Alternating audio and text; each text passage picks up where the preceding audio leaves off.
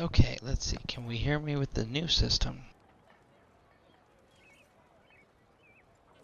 Yes, we can. Excellent, excellent, excellent.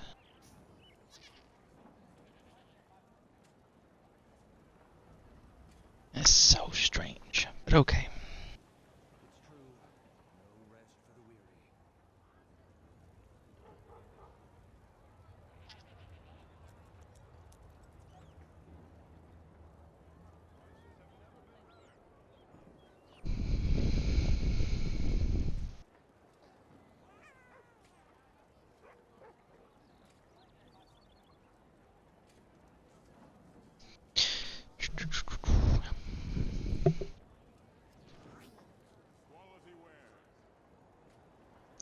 Alright, I don't know if you guys are there, but if you are, thank you for tuning in, and bear with me while I continue to set everything up. I was just testing new microphone.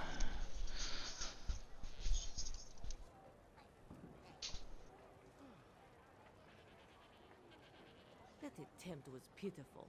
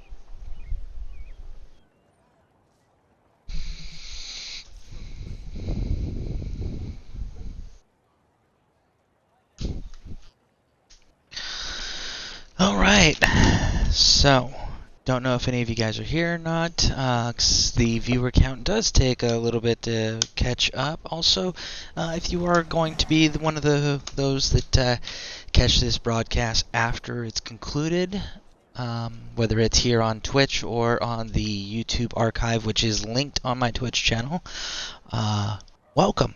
So today our goal is we're going to try to hit level 50 on this Necromancer Vampire experimental build.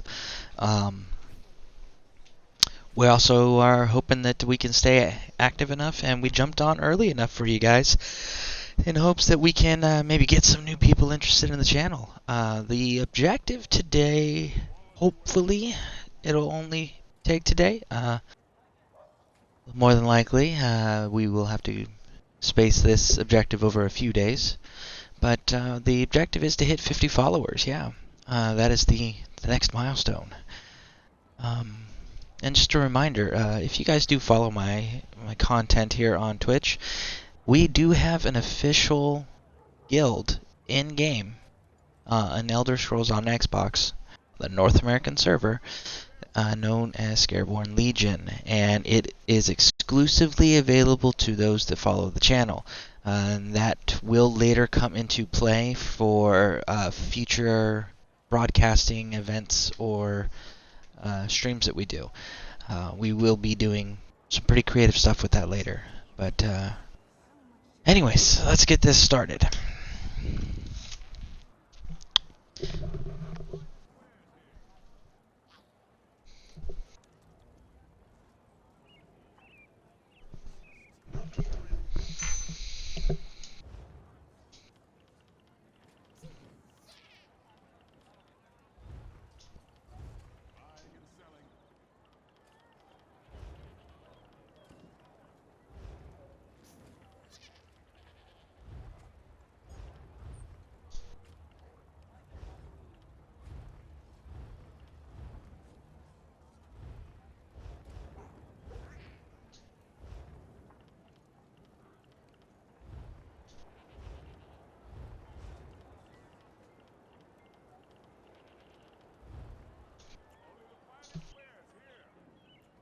Hey, welcome to the broadcast. Let me go ahead and post some information in the chat here for you.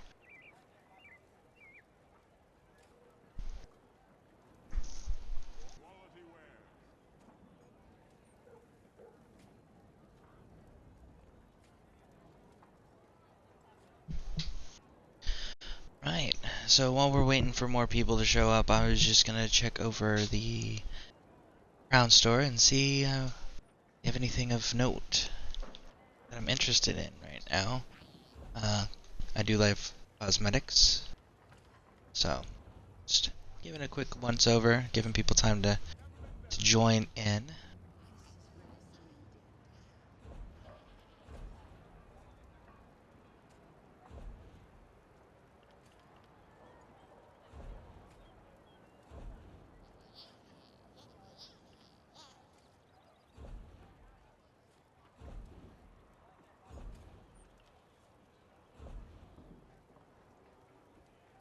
Looks like it's more of the same stuff. Still dealing with, so we got 13 more hours and then a reset. That'll be nice. Very nice, very nice. Definitely want to be looking into getting some of that later down the road. That is going to be one of those crown items that I do for my own personal enjoyment. But I definitely will be probably showcasing that in one of my future builds. Anyways, let's go deposit this item that we just picked up from our daily login. And we're going to go ahead and maybe queue up for some dungeons and see what other exciting things we can get involved with today. Your personal.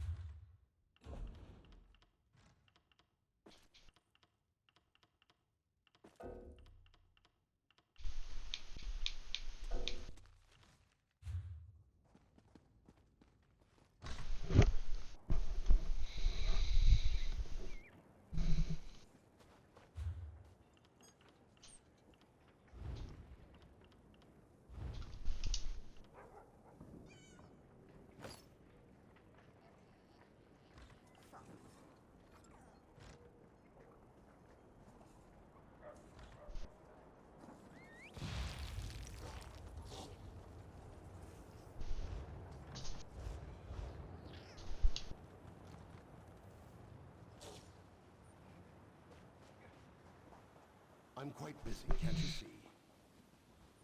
Did you just speak to me? Listen, dude. You shouldn't have done that.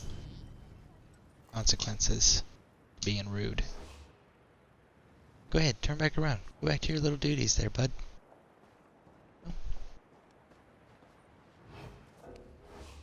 There.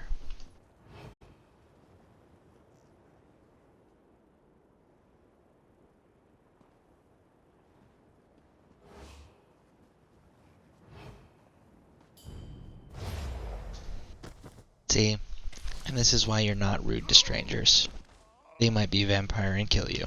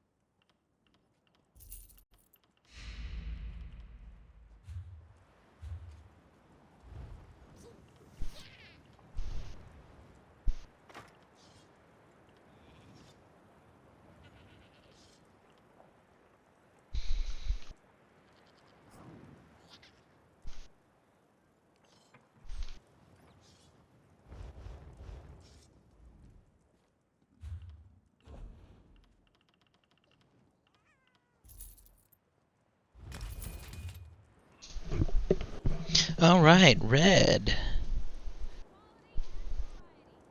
Avoiding strangers works too. Yes, absolutely. And thank you for joining the broadcast. So how are you doing today? Just so you're aware of what I'm doing, so you know what you've tuned in for, is I am going to be continuing If you do hear any noises in the background, it's my granddaughter.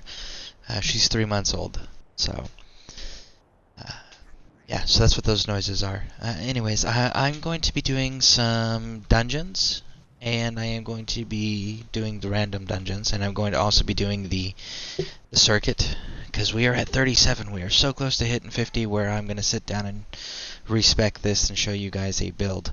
One of the other things that I am going to be doing real quick before we get all this underway is I am going to be jumping over to Imperial City. I think that's what it's called. I have to double check here. Anyways, it's a major city. I'm going to be jumping over there because I got some event tickets I got to get rid of. So I have room to collect more today when it resets at 1 a.m. Eastern Standard Time. Red, doing good. Finished my daily uni work and now doing my own gaming. Excellent, excellent, excellent. Let's see. There.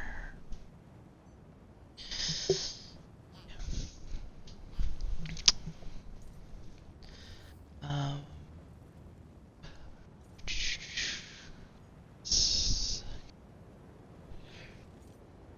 Daggerfall. That's where we're going. We are going to Daggerfall to go to this fun person, Impresario, or both pronunciation, to drop some of these tickets off. So I don't know if you guys have read or if anybody else is in the background lurking there that my viewer count just hasn't updated me on. But if you did catch me earlier here while I was doing short on and off broadcasts, I was testing out a new headset with the new Xbox interface. So for you guys that don't know, they brought back the interface on your dashboard for broadcasting Twitch without actually having to open up the Twitch application itself. So I was playing with that, and I know that sometimes, because usually when I'm broadcasting, I'm doing it in a room where my wife and my granddaughter are sleeping, so I try not to wake them up, so sometimes I sound quiet on the microphone. So I was testing different things out to see if we can adjust that without becoming a disturbance to the rest of the room. But anyways, let's get our little marker set. Let's see. Red Oblivion. That's convenient. Yeah, they used to have it incorporated in the system back in 2014, and they removed it, but they just brought it back. So I definitely wanted to try it out, see if it if it presented you guys the same quality as if I were just using the application itself, or if it presented a lower quality product. So we'll see. Also, we're checking to see, because the last couple nights I've done broadcasting with you guys. In the earlier parts of my broadcast, I usually have issues where I get disconnected from the broadcast, or the video just stops uploading and it just goes into a buffering loop. But you guys are still able to hear all the audio in real time, and I'm able to talk with you guys. So I'm hoping that maybe if I'm using the dashboard interface instead, now that they've reintroduced it, we won't have any of those problems this go around. So that is the goal. Let us spend some of these tickets on things that we don't need or want currently. Let's do these.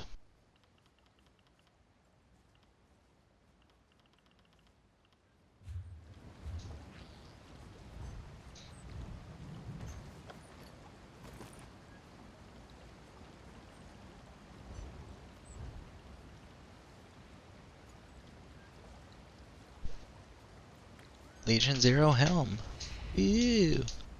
It's not exactly the most exciting thing, but hey, I got room in my my event ticket inventory now, right? Let's do one more, just to make sure, right? There we go. Let's see. I didn't even see what that one was. Pauldrons. So we got the pauldrons now. I think I got a few pieces of Legion Zero already as well for the Excuse me, the please. quote-unquote I have a sticker message book, for you. as it's being referred to as. Yeah. Look, a sky shard that I haven't claimed because, you know, haven't done any exploring whatsoever with this character. Let's see. The clothes are way better in this game compared to Skyrim. That I like. Absolutely. I do like how, and I am aware that it is because it's an MMO. They're constantly cleaning up the cosmetic stuff or the graphic stuff when they're also adding stuff constantly and giving you more freedom as far as appearances and transmography and things of that nature go. So that's always cool because I am a sucker for cosmetics when it comes to video games. I like doing all the endless collecting of things. Alright, so we got that done.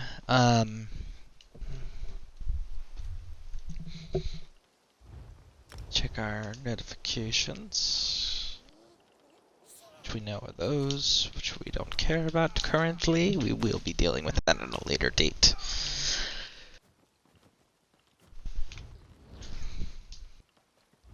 Okay. Let's do queued for the random dungeon. Alright, now, just as a reminder, everyone that is currently here, or that is lurking, or just showing up, because again, I have noticed quite a bit of a delay or a lack of counting increase on my viewer number that it shows me. So, probably going to be hearing me reiterate a lot of information now that I've noticed this counter issue. Anyways, so what we're doing is we're going to be doing all of this, leveling up, finishing this character build out. We were at 37 out of 50 before I stopped grinding all of this out. And we are going to be also incorporating random dungeons. Now, if anybody is interested in running around with me or joining the team, we do have a guild that is exclusive to the followers of this page. It is called Scareborn Legion. It was started a few days ago. The only requirement is that you click that fun follow button. Past that, that's it. We don't have any other requirements as far as like, oh, you have to have certain builds, or you have to be a certain level, or you have to donate X amount, or you have to participate in X amount of activities. We don't have any of that, nor will I ever implement any of that as requirements to be part of the guild. Now, all of that being said, something I have thought about, and I'll repeat it throughout the stream, especially as more people show up and talk and chat, and as well as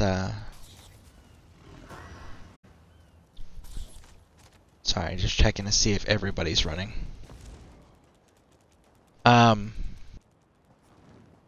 Anyways, so yeah, we'll be doing that. So I'll be repeating this information as people trickle in and trickle out throughout the broadcast, which is, I would like your guys' opinions and input. Obviously, if you're not on Xbox, it doesn't affect you. And obviously, if you're not in the guild or not interested in joining the guild, it also doesn't affect you. But those of you that are interested in joining the guild and are on Xbox on the North American server or are willing to come to the North American server, I would like some input on an idea that I had, something I've been kicking around. Obviously, we need to have more members in the guild for it to be relevant, to be implemented. But it is something that can usually hook me in games that I realize I hate. Specifically like Call of Duty games. I hate the online community in the Call of Duty games simply because it's my experience of interactions with them have been overly toxic. Meaning like they're extremely rude and mean to everybody without provocation. They're overly lewd. And it's just it's an unnecessary level of stress that's not required. And then, when you try to be respectful or civil towards people, they make fun of you further for doing that. At least that's been my personal experience. I'm sure everybody else has different experiences, or maybe you have similar experiences. But one of the things that always gets me in that series is the military ranks. They have a military rank structure where you can earn ranks and level up and da-da-da-da-da and get access to new things. And I'm just a sucker for going, hey, you gave me clear goals, clear requirements to earn ranks. That's always been a cool thing to me. And it's usually like halfway through getting all of the ranks that I realize, wait, I really hate this game. Why am I doing this myself? So I was thinking about taking the system that I enjoy heavily of the rank structure and implementing it in the guild. Now, obviously I'm not going to implement it without getting input from you guys, but it would be, hey, here's these different ranks, and these are the clear set requirements to earn said ranks, and we would discuss what those requirements would be if we decided to do it. It'd be things like join us for X amount of broadcasts, or join us for X amount of events, or be helpful to X amount of players, or we would set clear goals that people could work towards and achieve. Adding another level of player involvement. And with that rank structure, because we can have up to 500 members in the guild, and we can have 5 different guilds, so it's quite a few people here. I was thinking about doing all of that as a fun way for all of us to always have something to be working towards and improving on. But I'd definitely like input on that. Whether or not you guys that type of a thing even appeals to you guys. If not, then that's cool. Maybe I'm just weird that way. But I thought it would be fun. Now, what those requirements are, again, we would discuss those if everyone decides they even want to do it. But again, that's only if you're an if you're an Xbox player and you are actually interested in joining the guild, because then it would be affecting you. Let's see. I hate lobbies like that too. Yes, absolutely. Truly have no mercy. But yeah, so make sure you guys are posting those thoughts on whether or not creating a rank system would be fun or appealing to you guys, like with clear goals to advance in the ranks in the guild. And again, if you guys are interested in joining the guild, let me know. We literally just started it, so we don't even have the 10 members to create the heraldry yet. We're still working on that. But yeah, hoping to build up that community there in the Scareborn Legion, so we can do fun things together, and that we can continue to promote a healthy, fun, low stress gaming environment for everybody. And place where people don't feel like they have to have the best meta builds to be allowed to play with other people, or have certain activeness requirements, because real life happens. Some of you guys are in school, some of you guys have jobs, some of you guys have families, some of you guys just simply don't have the time to sit down and play every day like some of these other guilds will require. And I'm definitely sympathetic to that and understand it, and that's why I want to make sure that our guild does not do that. But it also be a place that everybody will always be able to find someone of similar mindsets to run with, talk with, hang out, or help them do content that you guys may be struggling with or getting stuck on. Or maybe even you just want to help new players or struggling players. That's what the goal is for the guild, as far as the type of environment I want to create. Oh, look at that, the dungeon popped. Ew.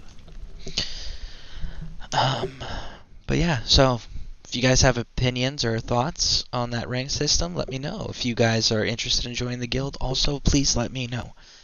Again, the only requirement for that is hitting that follow button.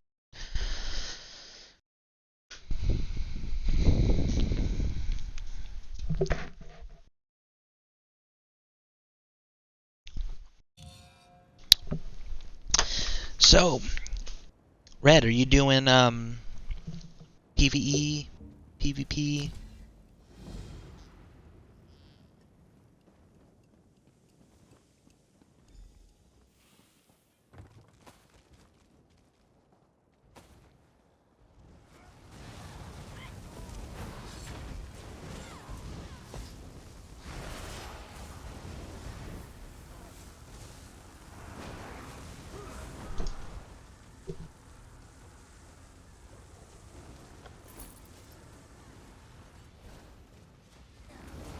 Oh, and just so you guys know, if you guys are watching, I'm relatively new to the dungeons in here.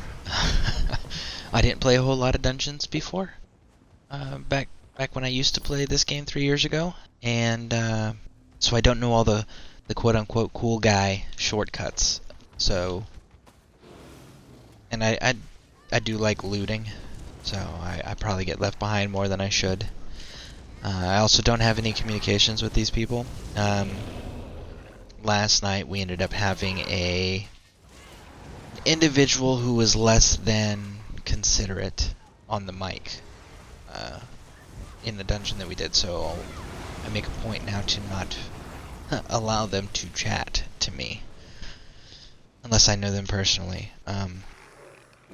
So if you guys see me getting lost, understand that that is why. And if you guys happen to know the cool guy exits or the cool guy shortcuts, because I got lost trying to follow a person yesterday using one of those, feel free to give me the input there. I'm trying my best to learn all of these. Tipping Fedora Chad. Fedora Tipping Chad, I believe is the screen name. Could be switching those two words. But anyways, Chad, as I refer to him as, was actually the one that pointed out using dungeons. I had totally forgotten to use dungeons when I was doing the leveling up. So, thank you, Chad, for that. Definitely appreciate it. But now, I am also trying to make a point to learn all of these dungeons, so that way if any of you guys need someone to run dungeons with, or if you guys got questions about dungeons, I can provide a source of information for you guys, or examples, or maybe even help you guys get through them. But again, still learning them. So if you do have input, let me know. Red, currently playing Heroes of Might and Magic 5. Man, I used to love the Heroes Might and Magic series. Of course, I was a big sucker for those RTS games, the real-time strategies. Yeah, like let's see, the Heroes Might and Magic games. There was the Command and Conquer series. All of them. The General 0 Hour, the Red Alert series, 1, 2, and 3.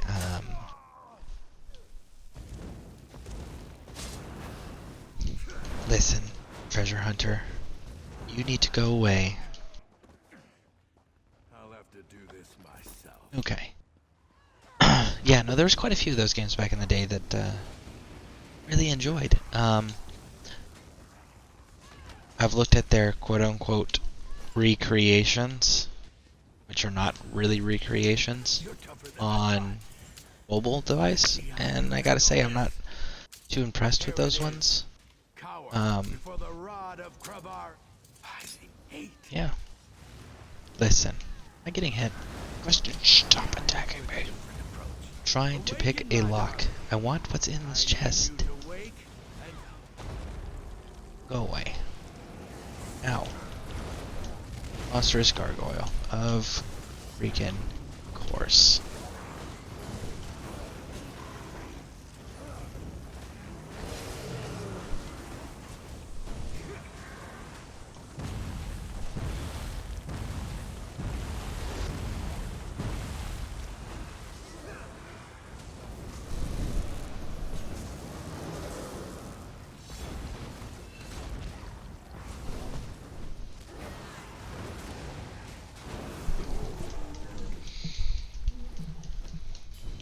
we go. Now, for the attempt on this. Apprentice, always a little clumsy in his research, in murdering people, in relationships.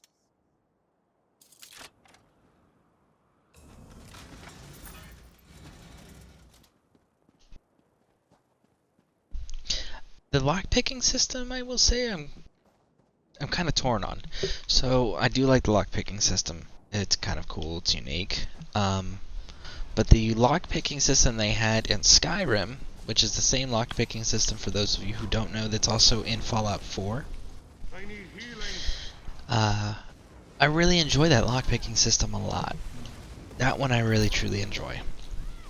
I don't like having timers. Timers irritate me. But there's another game I recently played that tried to do a mimic of Skyrim and Fallout's lockpicking system that Bethesda created, and it was Dying Light, the first one, not the second one. I haven't gone into that one yet 'cause I got distracted with Elder Scrolls. So we need to still finish the first campaign over there for you guys. But they tried implementing that system, right, where you turn the lockpick and then you turn the lock itself. You can try to see if you hit the sweet spot to unlock it. Man, Dying Light made it so unnecessarily difficult. You know, and it's not like it has a smooth system where you can just like slightly like micro inch it over. It's one of those like, no, you have to move it's like a noticeable move, you know. There isn't a smooth way to do it on console, which makes it even more difficult than it needs to be. Hate when games do that. Where did all the people go? Where'd all the good people? Yeah, I know. Jack Johnson. Like his music. At least his older stuff I did. Most of you guys probably don't even know who that is. He's a folk singer and does sing-alongs. Okay. Lockpicking looks harder in this game. Lockpicking, in my opinion, in this game is harder than Skyrim, simply because of the timer. If it wasn't for the timer, I would say that it's actually not difficult. It's just you always run out of time. Well, you can run out of time. Now, granted, in the other game, like there's a whole lockpicking skill line here. They kind of have one. It's right here, Ledgerman. Ledgermain. Ledger. D-main. Yeah. Horrible pronunciation. So my apologies. But you can go down here and see. We'll increase the chances of forcing the lock, but that's about the extent of improving your lockpicking that I've found so far since returning to the game. I know Skyrim actually used to have a full-on, hey, learn this skill line and it makes it easier. Yeah. Now I will say that they do give you an insane amount of lockpicks, so that's good. You know, you're definitely not gonna run out of those, and if you do, it's really easy to find more. And if you are playing this game, see, look at that, I lost everybody already. Ooh.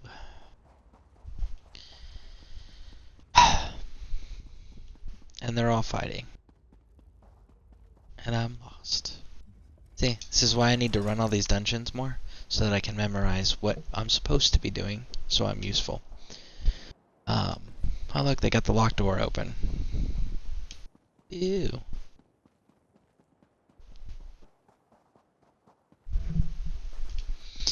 But really,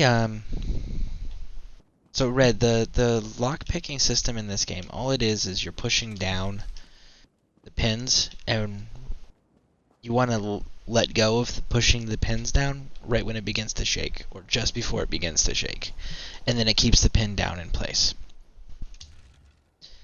And that's literally it. It's a one button press. Dude, see, like, I get in here and then you guys immediately leave. See, this is why I keep getting lost.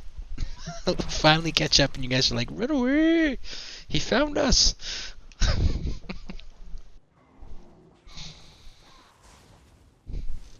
That's good then. Lockpicks are something hard to come by. Yeah, in this game they're super common. If you're thorough with your looting, you will absolutely... Hold on here. There we go. Get my skeleton mage out. Electrocute that dude. Alright. Yeah, no, the lockpicks, as long as you're thorough with your looting, like, you're looking in all the barrels, the crates, any pottery things that you find along your travels. Heck, you can get them off people, or creatures, I mean, that you kill sometimes. Super common. Yeah. So.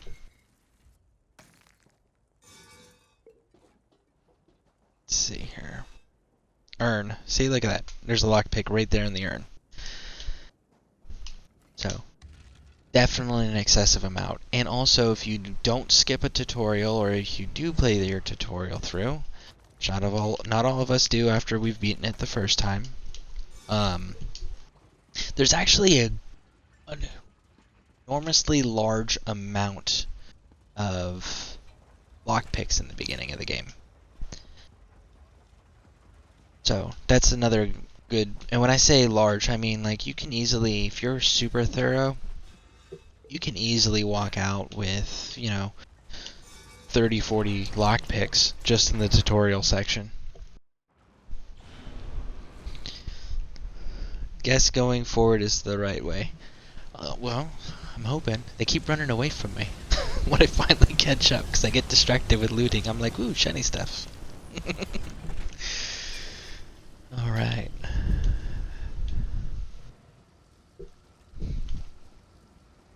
See, and I try to do as much looting as I can, just because I know that there's a lot of content that various viewers have asked about throughout my broadcast so far.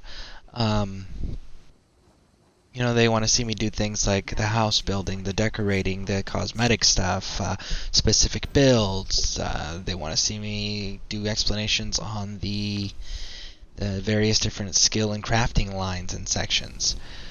So, I try to build up as much of those resources as possible, just because my big thing on this channel is I do want to make sure that if anybody wants to recreate what I'm doing, or they're stuck and can't figure out how to do something, that I'm demonstrating ways that they can do it without spending real-world currency.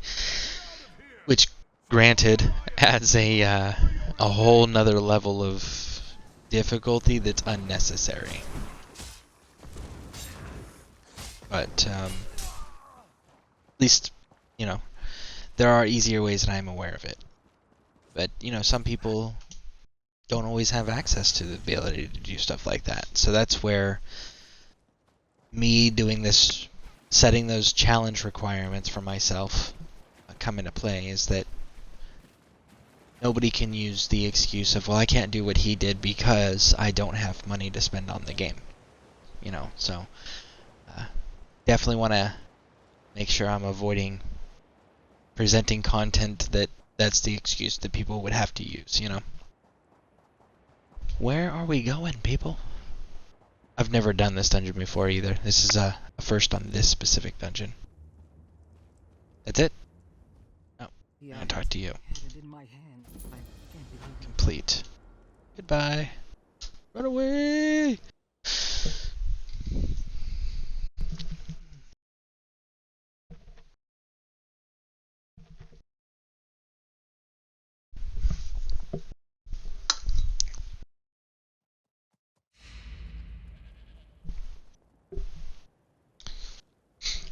Oh, Red, I noticed you were in Turg's broadcast yesterday.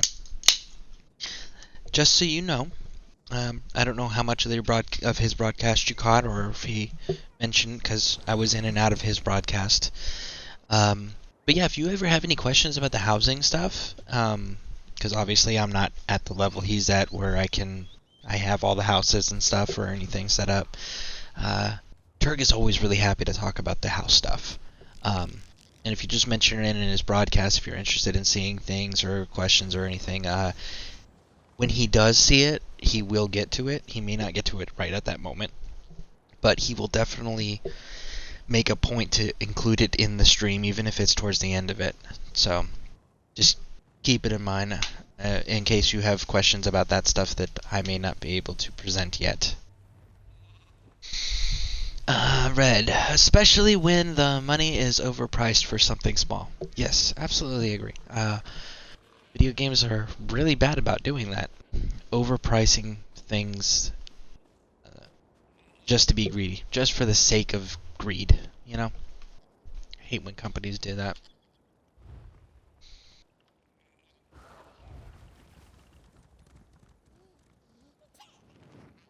While you are at stage 4. So I gotta go to stage 4 for this invisibility thing.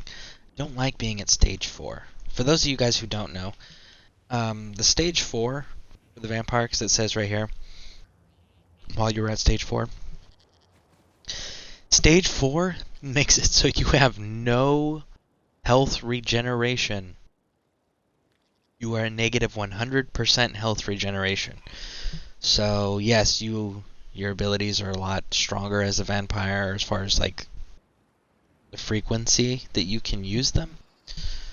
Makes you invisible, as you can see here. But you have to be super careful with your health and carry lots of health potions that are super powerful. Blood Scion's kind of cool. We'll get back to that later. Let's just dump some points some places.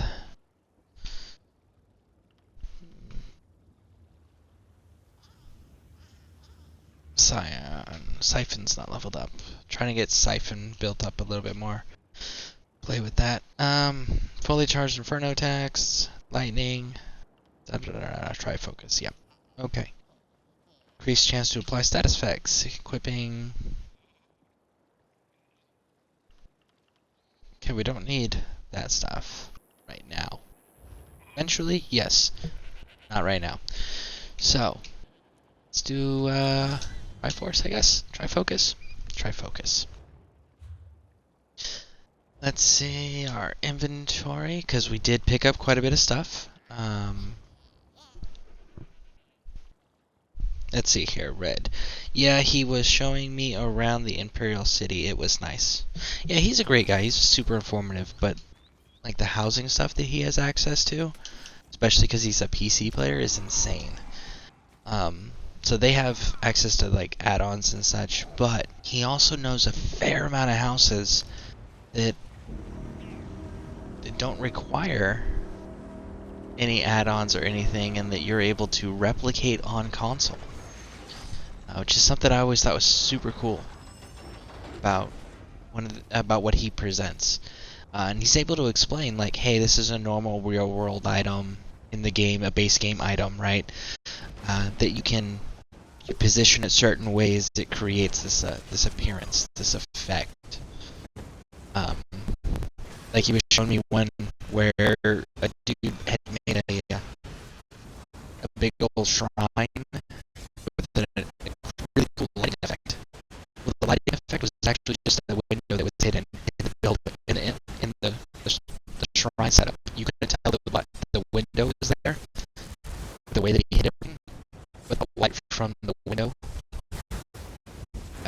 lit up the statue and brought it to life and gave it its eerie effect, which was really cool. Or a guy made a it was a big entryway, walked an entryway, and it was circular, and he used the back of bookshelves that you can build in the game. He used the back of the bookshelves to create that smooth, round entryway, which is really cool to see. So he's got quite a few of those, and he is a great source of information for that. Eventually, I would like to get to the point where we're doing that. I got so many great things that I want to do on here and show you guys, but I have to. If I keep doing a little bit of everything, then I'll never get any of it done. So, first things first is getting this character to 50, doing that build. Then we will move forward with that to other content, such as the houses, the decorating, possibly some skill work. And in case you guys missed, check our chat real quick. We are caught up. Okay, so the other thing, in case you guys missed it in chat earlier, I know I'm trying to get better at the random conversation and random talking that is all one-sided. Because I know that there's a few of you that said that you like to hear me talk. Real life, I'm not a big talker. Actually, I don't care for talking to people or hearing myself talk. So having to learn, which I'm all about growth. So if people want to, I think people should always challenge themselves to step outside their comfort zones within reason, of course, within reason. Especially if it makes them better people. But I don't think I hit anything in that one. So yeah, no chest. I missed that one.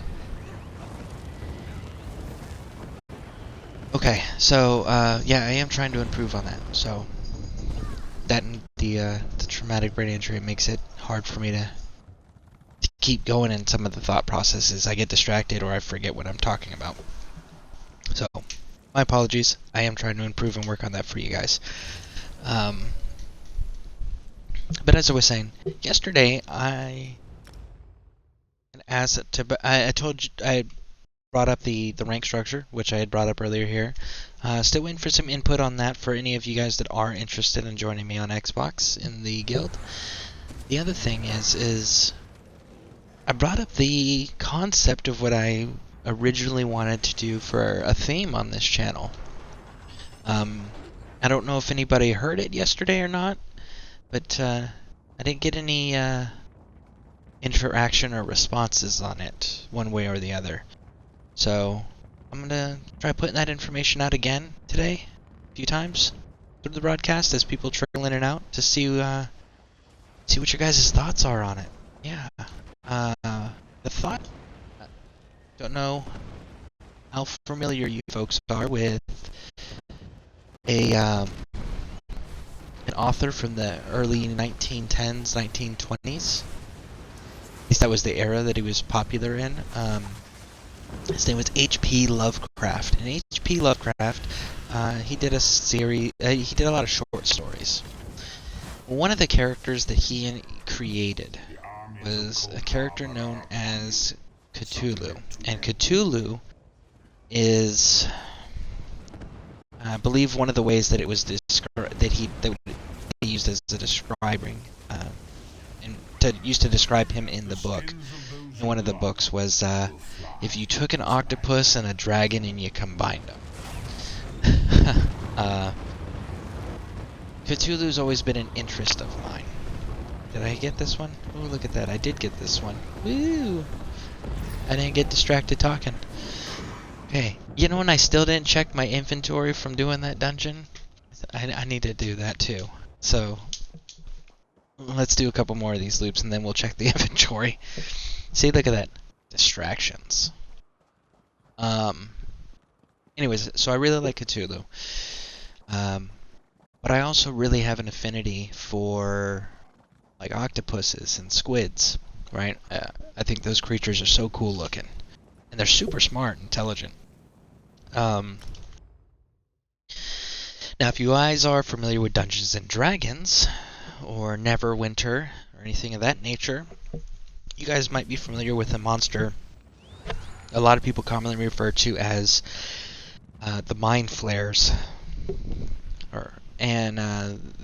They look like humans that have octopus heads, essentially. and it's very much a when you see them, they will very much remind you of, at least they'd remind me of, Cthulhu. So one of the themes here I was thinking about doing initially when I first started broadcasting, which, just so you guys are aware, I've only been broadcasting since January 27th. So, let's see, what is today's date? Today's date is February 23rd. So I haven't even been broadcasting a full month. But, yeah. So, can't even get in some of these. There we go. But one of the things that I thought about doing for the theme was doing like an avatar bust, you know, from like shoulders up, and using like an octopus style head, like the mind flares and such, and Cthulhu style, using black and purple as the skin colors, and then the beret, because I wanted to have a beret on it, and be the American military style beret, and it was going to be either gray or red. Now gray, the reason why I was looking at gray was because, in case you guys don't know, gray is actually my favorite color. But it's also one of the three colors that my channel's page color scheme is. So we would have black and purple on the skin, and then we'd do gray as the beret. And it would be a American military style beret that the Cthulhu head would be wearing, essentially.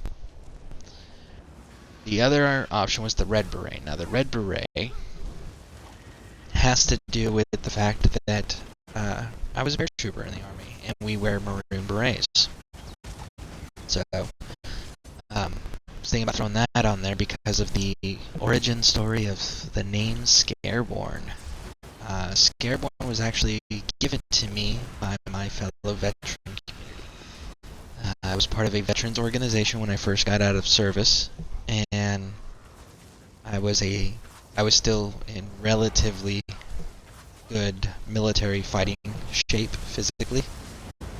So I looked scary to a lot of people, and they called me Scareborn because I was a scary airborne guy. So that became my name inside the group. I was First Sergeant Scareborn because I was the state first sergeant for the organization. So that was kind of cool. But that's the origin of it, and that's why I was considering the red beret, because that was something that I actually did earn while I was in service. So I'd be interested in your guys' thoughts on that, because that was definitely one of my original thoughts, and then I realized that two things. One, I'm not technologically savvy enough to create something like that, and two, I just didn't have the finances to go pay somebody or buy the equipment to do something like that. But eventually, if time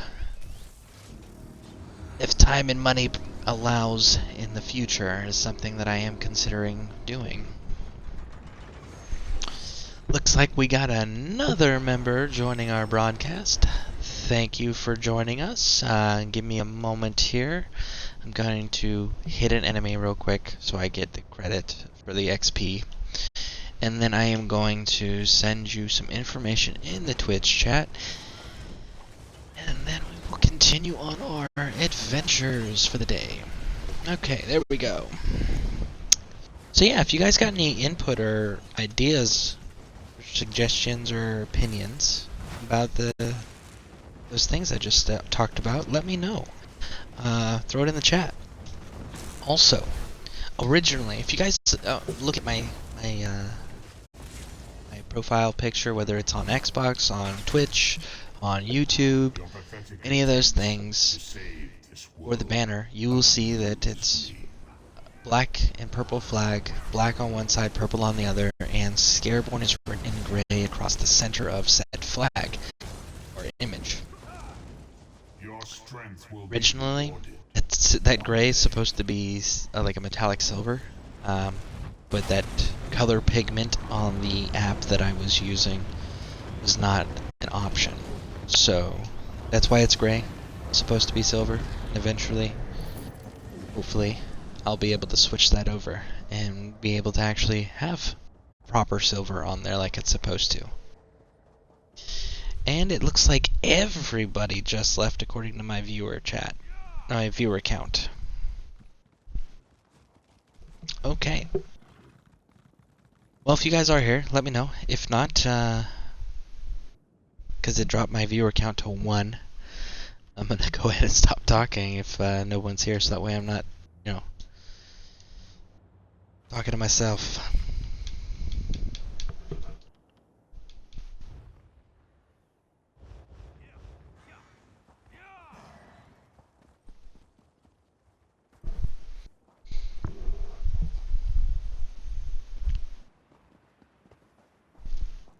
Okay, so yeah, looks like you guys left, so I'm going to mute my mic. And hopefully I'll catch you guys whenever you guys rejoin.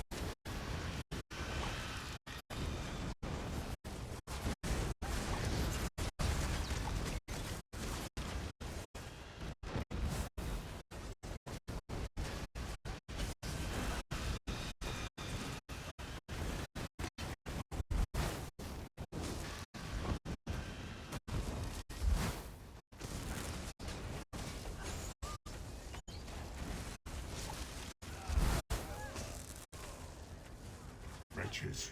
All my servants are wretches. Perhaps these will do the job.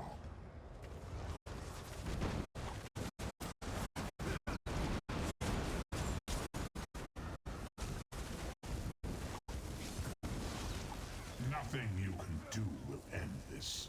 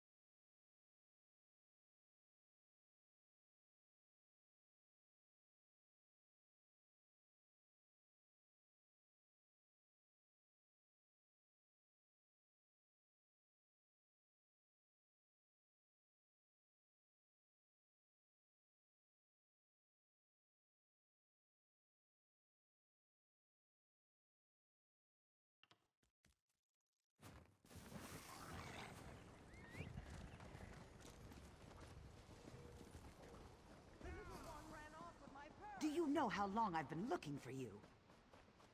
Have you no shame?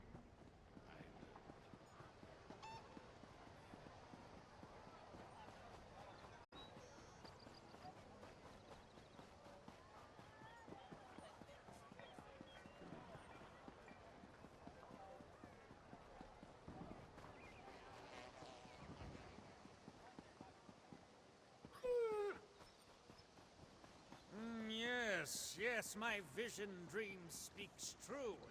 You are the one my mistress seeks.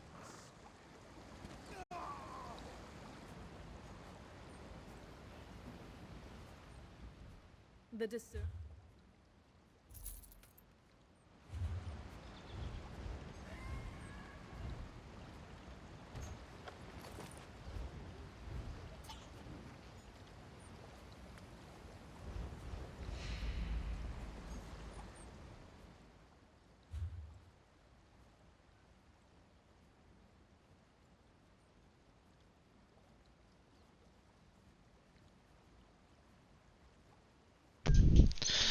Hey, welcome to the broadcast. Thank you for tuning in. Let me post some information here in the chat for you. And if you have any questions, feel free to ask. Yeah, currently I am just spending my event tickets.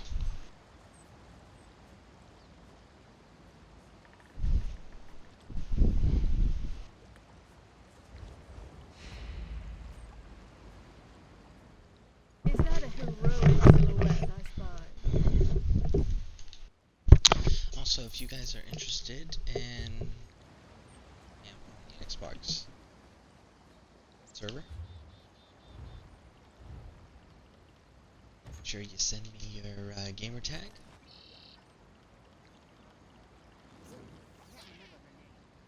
Whisper or in Twitch chat, so that way I know who to keep an eye out for. Send requests to.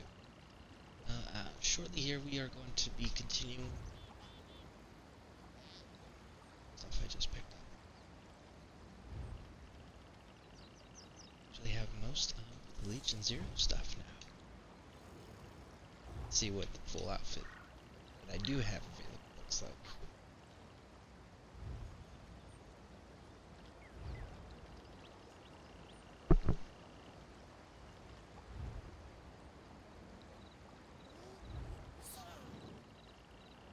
It's the question. I do not have those. Do I have the hands? Okay, so everything minus the hat. The hands and the feet. I think the waist as well is missing. So that's what Legion Zero looks like. So actually, doesn't matter. Fun fact for you guys, if you don't know already, you can actually preview items that you haven't yet. Totally forgot about that when I was jumping in.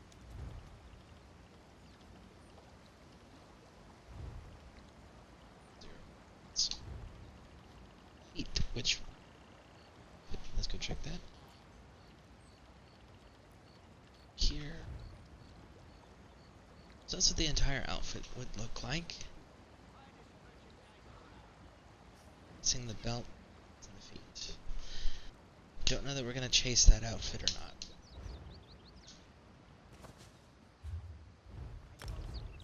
Locations, shield.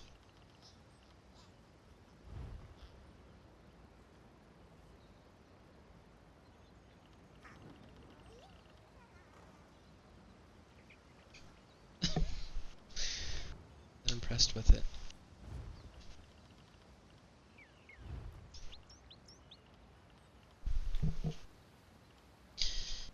If you guys do have any questions, or let's go ahead and throw it in there. Definitely always interested in input and having lively conversations with you guys.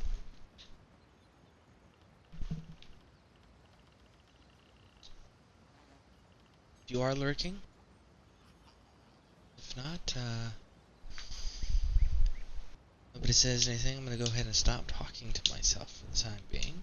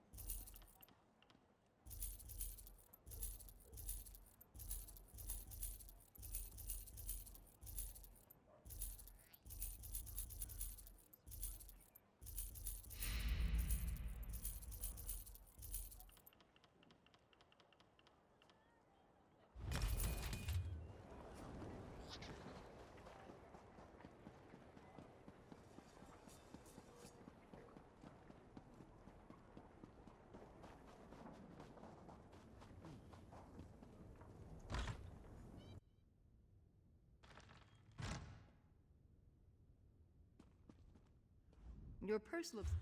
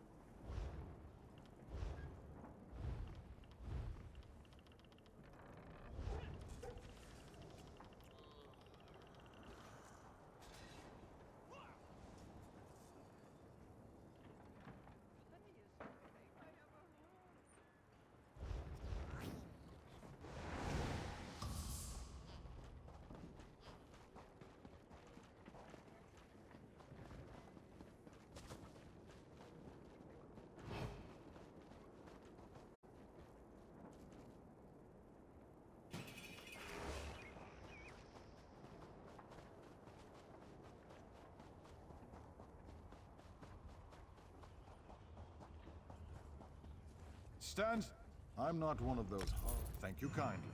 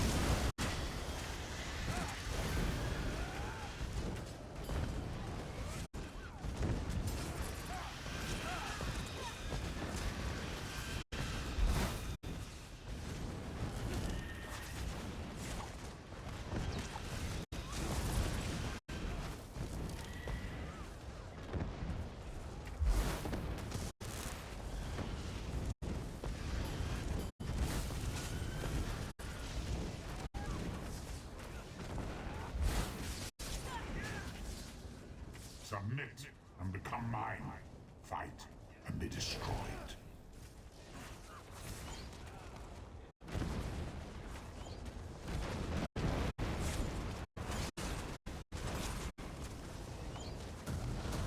I admire your tenacity, mortals.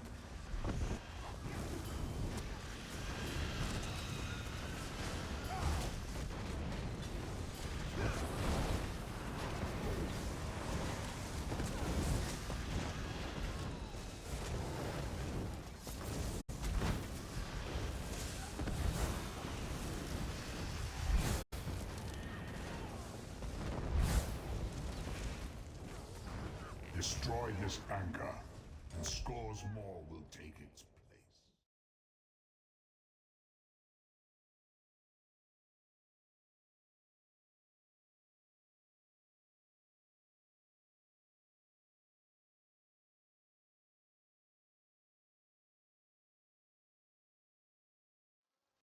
I understand your concerns, but think of the potential rewards.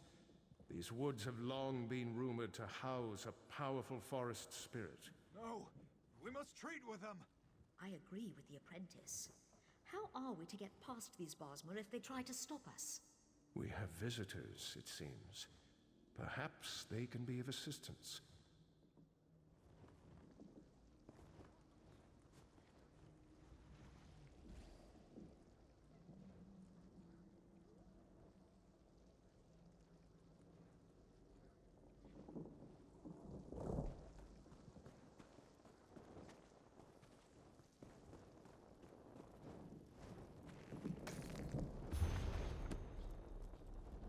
Be mindful of your...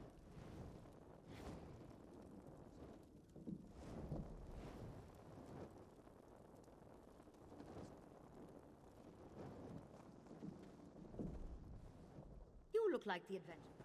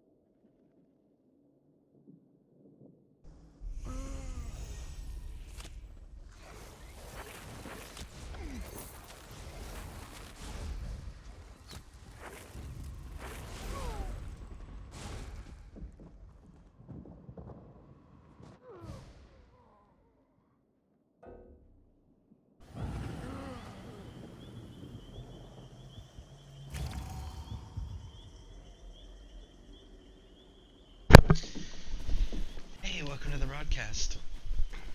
Post some information here in the chat for you.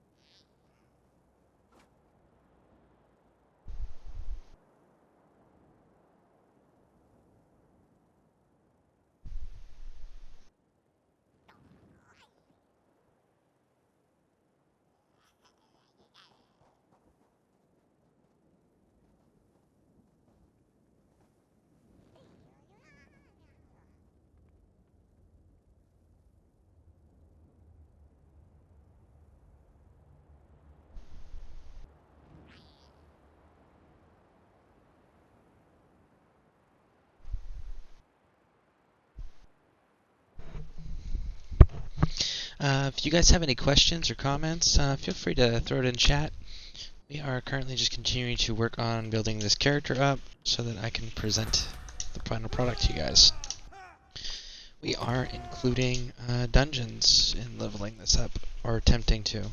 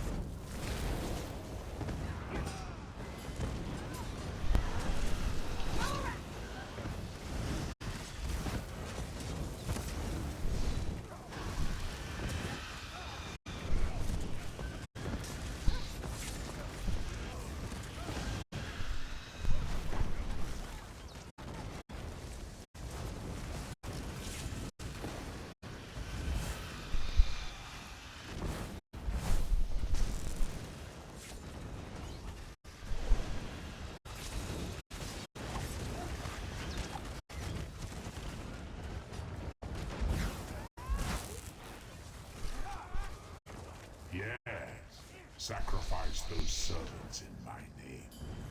Let's give you something worthy to sacrifice.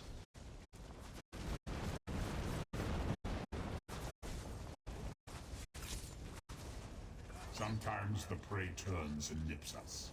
It is a small thing.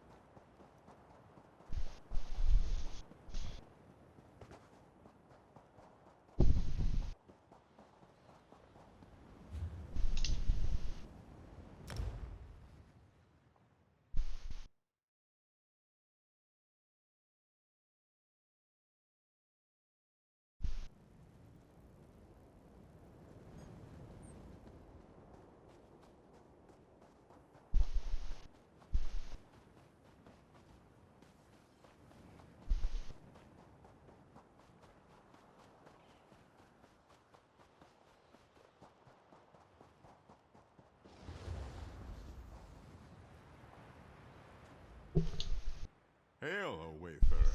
The swords of Alakir are the finest in all of Tamriel. Red, are you capturing the castle on your own? No, absolutely not.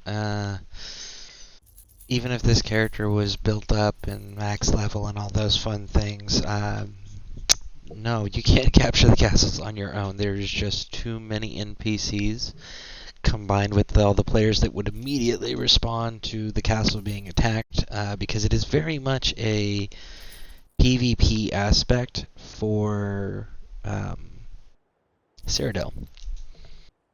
So that is what that quest is for. I just picked it up randomly yesterday. I do not plan on going and attempting it by myself, no. As it is, this character is not ready for PvP stuff yet. And even then, it's still a group effort to take down those big old castles and keeps. I mean, it's a fun aspect, but we've got to figure out how to kill Zergs first.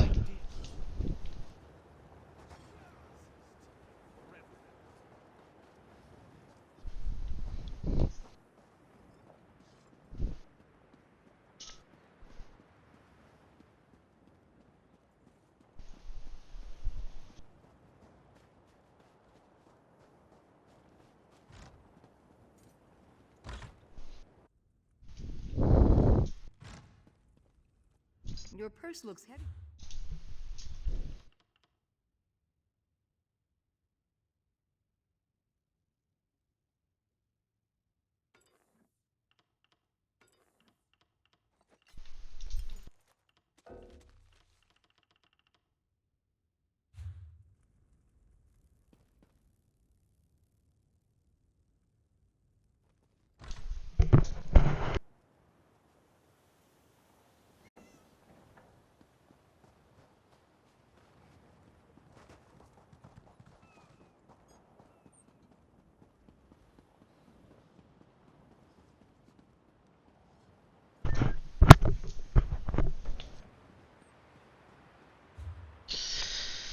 Okay, level 38, making Nobody progress. comes out of parts alive. Nobody. How'd you do it?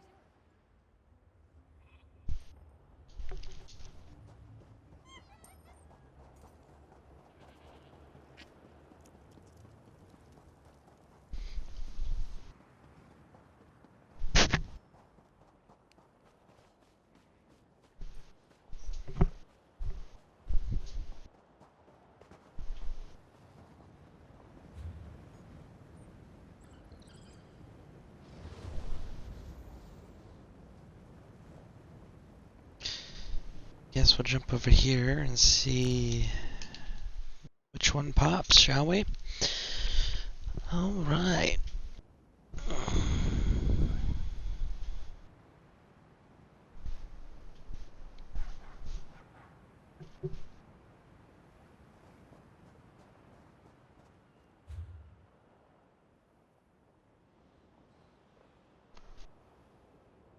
There it is. So this one's just popped, so that means this one is next where we are at. So we're going to go ahead and rush back up there and be waiting because there is a massive group of...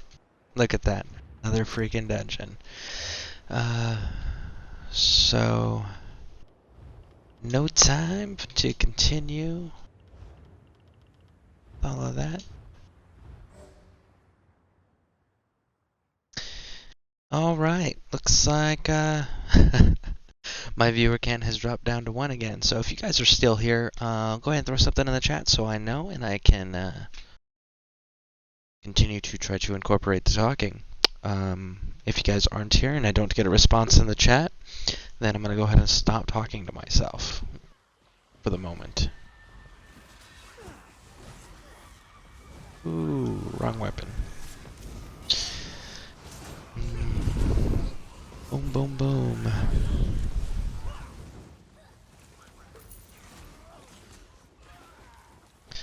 Is this really the beginning? Like, they drop you off right in the middle of the fight? That is crazy. Like, who does that? Or did I enter a dungeon that was already in progress?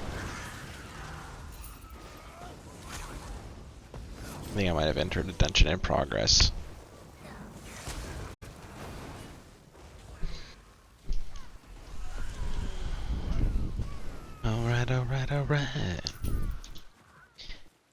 Here we go. Ooh, it's a lurker. Ah, lurker. And everyone's gonna run away, of course. Hey buds. Hey, you. Okay. Well, one person's stuck back. I don't know who this is. Let's see. You are... Looks like our tank. Our tank stayed in the rear, and everyone else abandoned the tank, of course. Okay. Super frustrating. Listen, if you guys do dungeons, like, I get it. You guys might be all built up and super high levels and, ooh, we're just gonna blow right through because none of the little stuff matters. But guess what, guys? You know, some of the people in your party, they may be lower level. They may be there for gear. They may be there to learn the dungeon properly.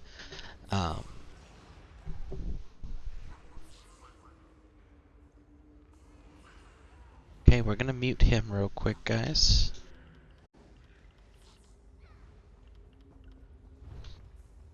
Oh, you can hear me. I'm sorry. I didn't realize you guys could hear me. I am doing a live broadcast.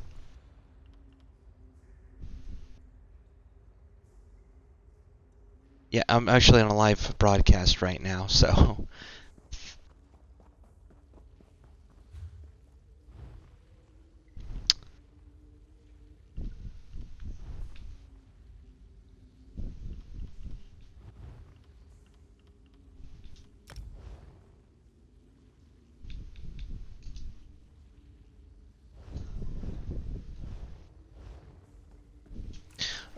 Okay, guys, so that is why we mute people.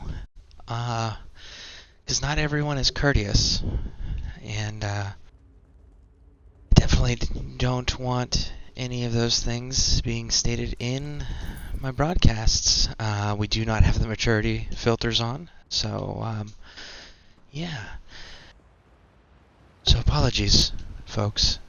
Alright, so, let's continue here. So, but I was saying, you know, I promote common courtesy on this channel a lot, so when you guys are in the random dungeons, if you're an experienced player, definitely teach your newer players or the weaker players in the dungeons or that you run around with the layouts of the dungeons, the ways to go, if you guys know shortcuts, because there's been quite a few where there are shortcuts to actually speed up the process to get to the bosses. So yeah, if you guys have that information, always make sure you're sharing that with your fellow players to teach them how to speed through. But also make sure that you're aware of what your party members, when you are doing dungeons, their needs are. You know, if someone is here just for their daily, cool. If someone's here because they want the quest or they want a trophy or they're gear farming, you know, just be aware of those things so that you can be mindful and respectful and accommodating, so that it's enjoyable for everybody, so that people continue to want to play the game in this community. For the most part, it's been wonderful experiences, but I do know from first-hand experience as well as other players, dungeons are the one weak point when it comes to the community. It's not always the most courteous environment. Which is funny, because PvP is actually more friendly on Elder Scrolls than Dungeons, as far as the players go, typically.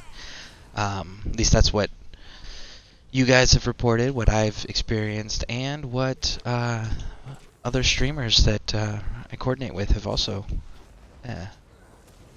brought to the community's attention. So,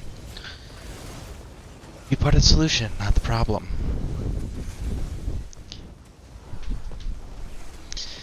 Red. The rain is really stuffing up my Wi-Fi. Sorry, cutting in and out.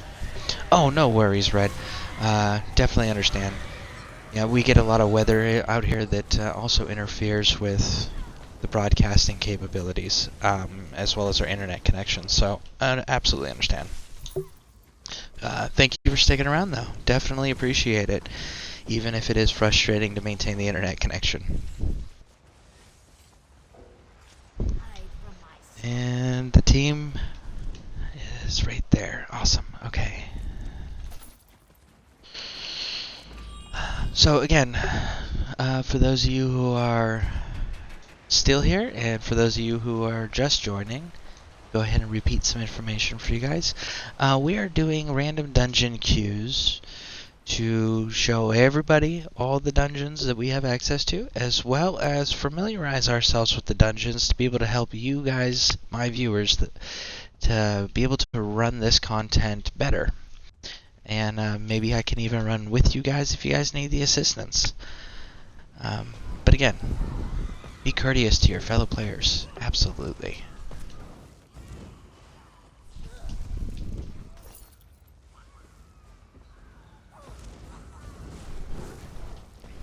Red. Living in Australia, it feels like those size snakes are the ones that are here. Yeah, what is with that? Like, the wildlife in Australia might as well be like another planet with it, how oversized and crazy looking some of the stuff is you guys have there. I've been to quite a few countries, but Australia's creatures that you see on, the internet, pictures, videos, documentaries, hear the horror stories of, it's like, wow. And you guys don't have to carry around giant guns and machetes and stuff to keep yourselves from getting eaten all the time? I know, it's a joke, but still, it's like, it's insane. I wonder how many of them have inspired horror creatures and alien creatures in movies.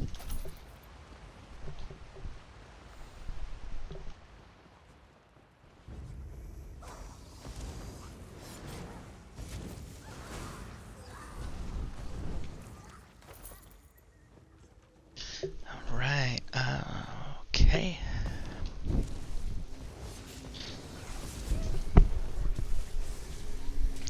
Reddit. Magic shovels help.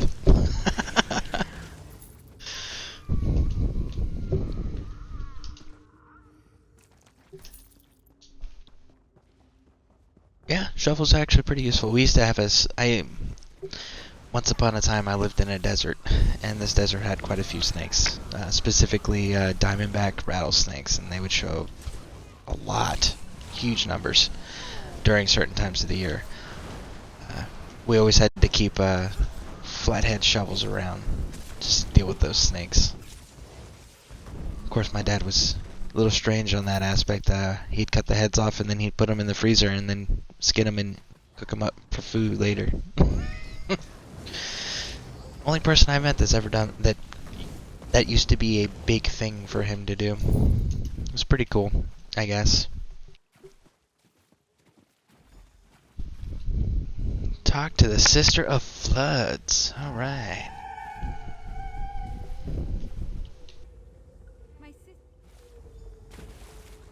Woo! Next boss. Your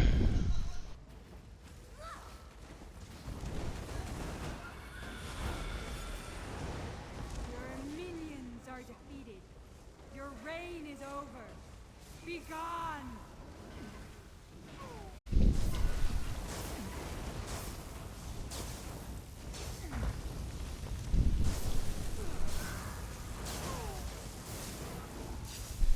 War trophies. Yeah, he did keep the heads for quote unquote war trophies, but I never understood the eating it part. I mean, I get the whole, I guess, eat what you kill, don't let the parts go to waste thing, but snake doesn't taste very good to me.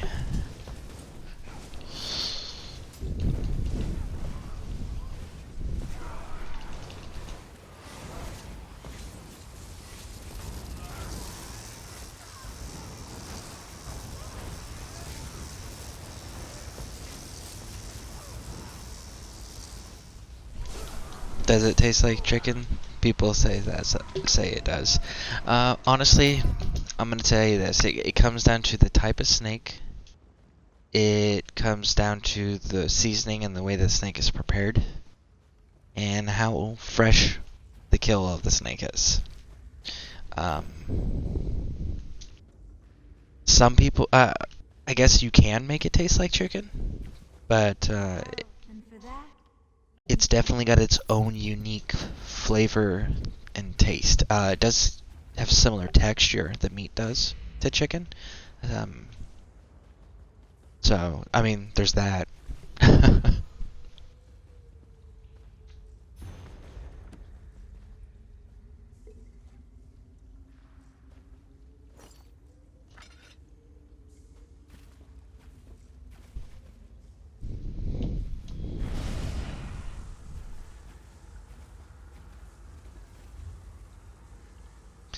Alright.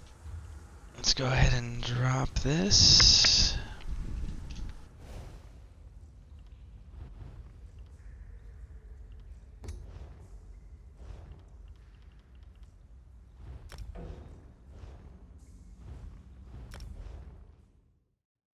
Alright.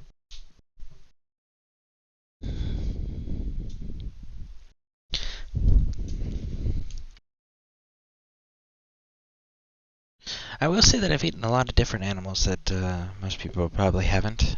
But I know in other countries it's common practice. Like, for example, I've eaten dog, I've eaten cat, I've eaten horse, camel, goat. Then you get your standards, the pig, cow, rabbit, various types of bird. I gotta say, out of everything, huge fan of goat. Goat is my favorite. I've eaten caribou. I've eaten antelope. Yeah. How is the memorizing dungeons going? How do you season goat? Okay, so memorizing the dungeons, just to give you an idea here of what we're looking at for the dungeons. So we go to Dungeon Finder, right? And I go specific dungeons. So we're going to list a specific dungeon. Now, I want you just to look at how long this list is, okay?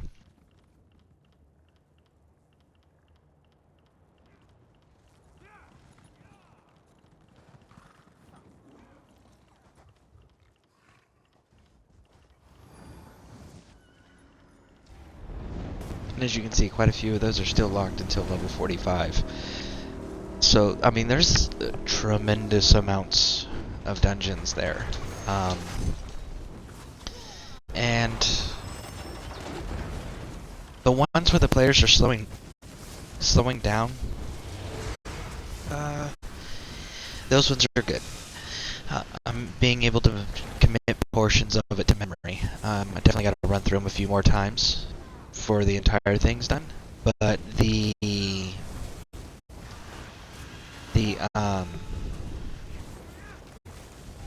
not the last one, but the one I did prior to that, the group literally just ran ahead and abandoned me.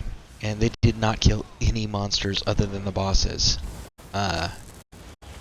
So that one I absolutely learned nothing from, other than people suck. Not everyone's courteous. I will dominate this. So, but that's the first time I've actually run into an issue with the community. And actually, no, I take that back. That's the first time I've run into an issue with the community running content with them. It is this, and then in the last dungeon, that was the second time that we've actually run into people being rude when they find out you have a microphone and you're broadcasting. So if you guys are going to get microphones and you guys are going to broadcast, be aware. Some people think it's funny to be rude and disrespectful and, just try to ruin your broadcasts by being inappropriate after you've informed them that you were broadcasting. So definitely keep that thing in mind. But I do have to push through these dungeons because there are the undaunted trophies that you get. There is some gear that you can pull out of them. It is a decent amount of experience that you can pull. So I do have to continue to push through that. Just just be aware, guys. If you hear people being rude, I haven't muted them yet. I'm just getting there. But if you're going to broadcast, always be aware others may not be courteous. And that goes again back to my belief of be part of the solution, not the problem. Oh my god, it's endless. When they ran off, at least you got XP. Yes, absolutely, I did. The first few dungeons I did yesterday, actually, all the dungeons except for one I did yesterday, the group was very thorough in cleaning everything out. The only issue that I ran into, other than I had a rude person in the microphone, was people started using shortcuts on one of the dungeons, and I got lost. They left me behind doing a shortcut that I was unfamiliar with. So, as far as goat goes, now goat can be seasoned many different ways. Honestly, when one of the best ways that I've ever had the goat season, goat prepared, I should say. And I'm not even going to attempt to try to describe the seasoning, simply because there's a major language barrier when I experienced this. And what it was is Afghanistan, the locals eat a lot of goat. It is a major portion of their meat for their diet. And they would boil it. They would cut it into chunks and boil it. A few of them would do things like cooking over a grill or something, but for the most part, it was boiling. And they would do like a seasoning the water that it's boiled in, or they would do like almost like a dry rub kind of on it and then boil. Yes, I'm aware that those aren't always the most effective cooking methods, especially when trying to season, but that is something they did do frequently. I do know one of the seasoning for sure that they did use was rosemary. I do know rosemary was a big part of it. But past the rosemary, I'm unsure, simply because they didn't speak English and I didn't speak, depending on which deployment we're talking about here. Because Afghanistan, in case you guys don't know, they do not have one language for their country. They have multiple languages. So they have Pashto, Farsi, Dari. Those are the big ones, and then you'll have the smaller ones, smaller pockets of other ones. You know, like some people will speak a little bit of Chinese, some people will speak a little bit of Russian, some people will speak Arabic or Aramaic. I mean, like, there is just a whole collection of languages, but there is not a universal language over there.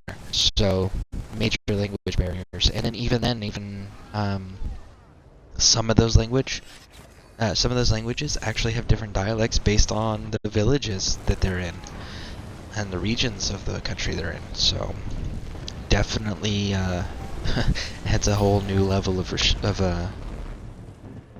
communication barriers and complications. But rosemary was definitely one of them, and it was boiled, always boiled. A few of them cooked on the grill, but the boiled ones were always the best. And then you would take that and you would do it was like a rice pilaf almost, and they would add peanuts and raisins to the rice pilaf mixture, and they would put the goat chunks, and it would be like square blocks of meat, and they would put that on top of the rice mixture, and then they would have a flatbread. They called it, the word that they used was dorda. That was the Pashto word for it, which meant bread. But the bread, they had various kinds. The two kinds that were most common were plain bread, and then they also had an herb bread, is what they called it, and it looked like it had like grass cooked onto it. But it had like almost like an Italian sage bread type feel and smell and taste to it. So, but you would take your rice and your goat and you would put it inside the bread. And then you would either fold it in half and eat it, or you'd roll it and eat it like a burrito almost. And they had a white sauce. It was very similar to the Greek tzatziki sauce. And again, if I'm mispronouncing that word, horrible time with pronunciations. But tzatziki sauce, their version of it, and we would put all that together and we called it hush puppies. But man, yeah, that was so amazing. And honestly, out of all the countries I've been to, Afghanistan had some of the best food I've ever eaten.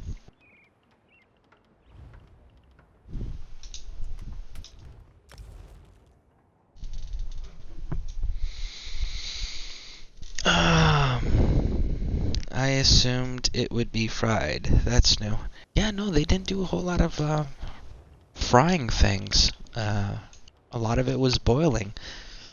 At least in my experience. And again, Afghanistan is, there's not a universal thing over there for anything at all. Like, everything is very much region dependent and influenced. So definitely something to always keep in mind when you hear people talk about a location like that. It is very much heavily influenced by where they are located at that time.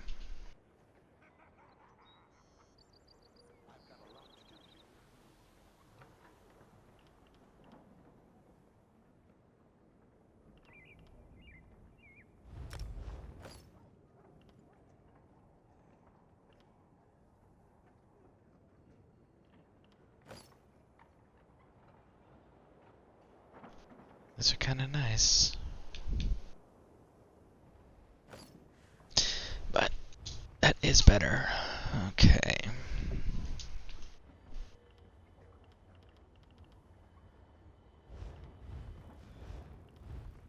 Second here, we're cleaning this up.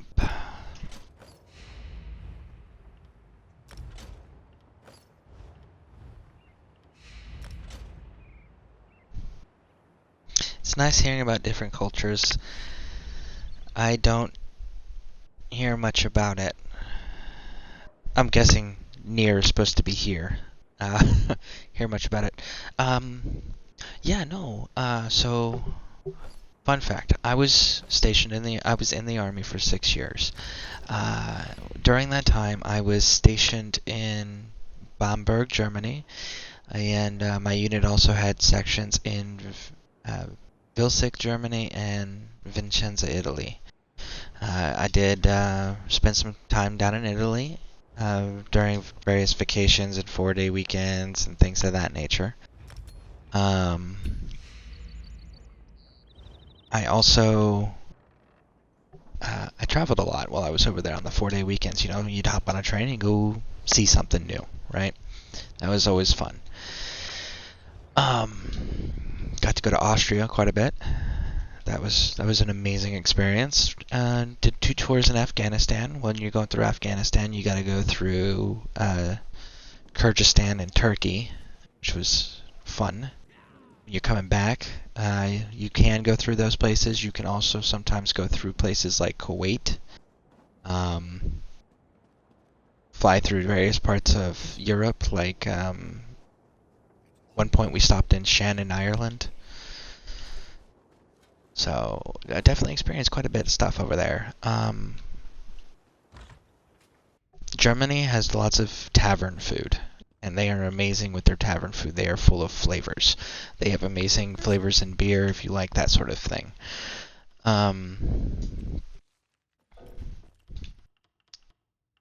I don't know what type of scenery you find most appealing, but I know that for me, Afghanistan, it was probably some of the most beautiful environments I have ever seen in my life, and of all the countries I've ever been in.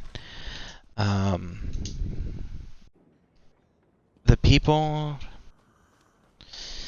it's hit and miss. They are very uneducated, so they believe a lot of things that first world nations would just think are ridiculous.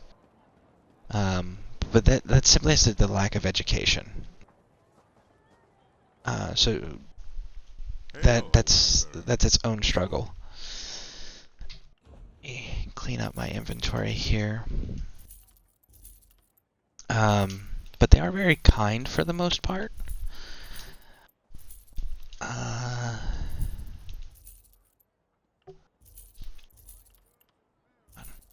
Sorry, I have trouble multitasking from time to time.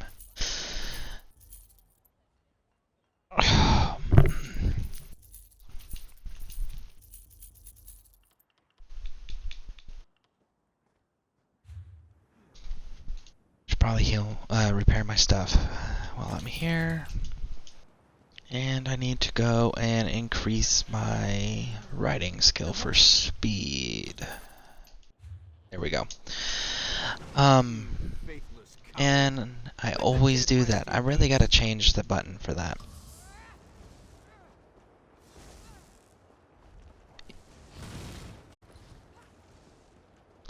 So in case you guys don't know what I just did, hold on. I unintentionally summoned my skeleton mage in town, of all places. If you play a necromancer, do not do that. It will piss the guard off and it will give you a bounty, and that little red sword in the corner means they will kill me. And the red sword turns gray, then we are good to go. Man, I gotta make sure that I'm not in the voice chat, right? Yeah, no, okay. So I'm not in any chat right now. Good. Okay. Let's change that button, because I keep doing that, and it keeps costing me gold every time I do that to get rid of this bounty.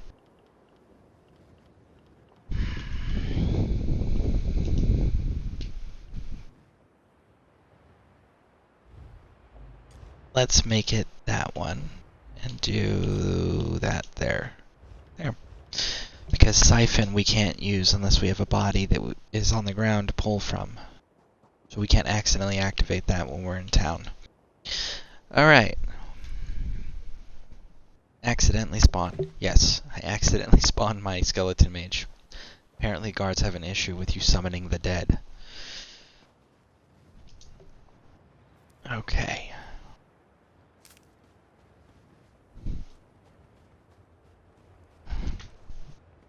So,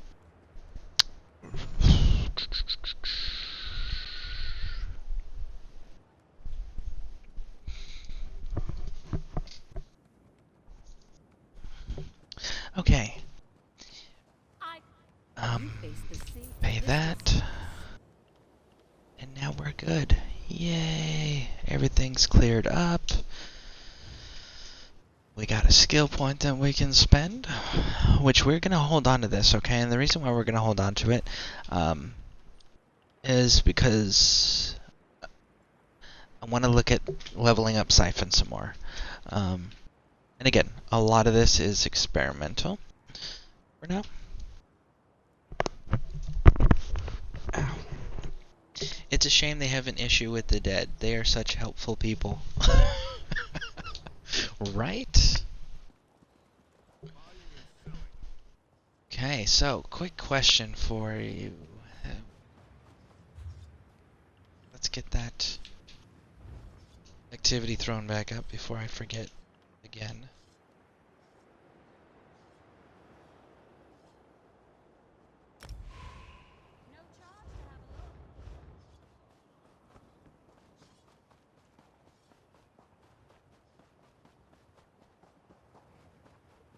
Okay, hold on. Gotta go figure out where this is at. Sorry, lots of things going on.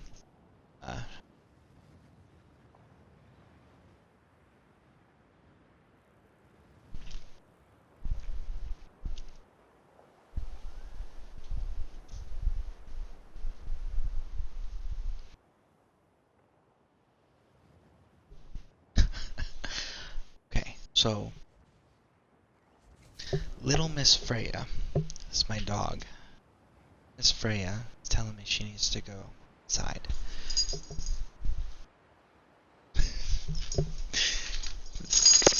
Come here, Freya. Come on. This is Freya.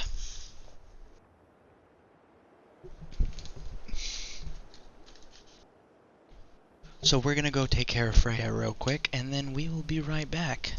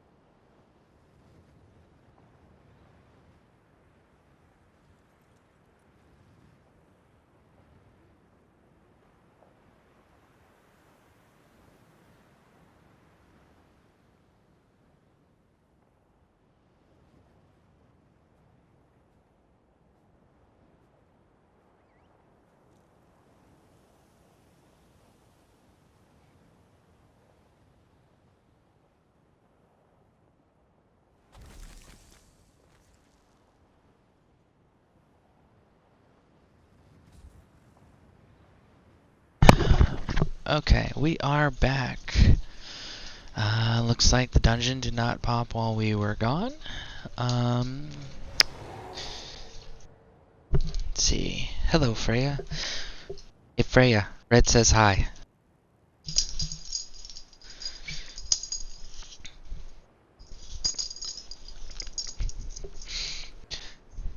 She's not a very talkative dog, which is kind of nice. It's very nice. Okay. So let's keep working on this leveling up. We're almost there. We're almost there. Looks like, okay, so it's there. So let's go to this one, because it'll get there in no time.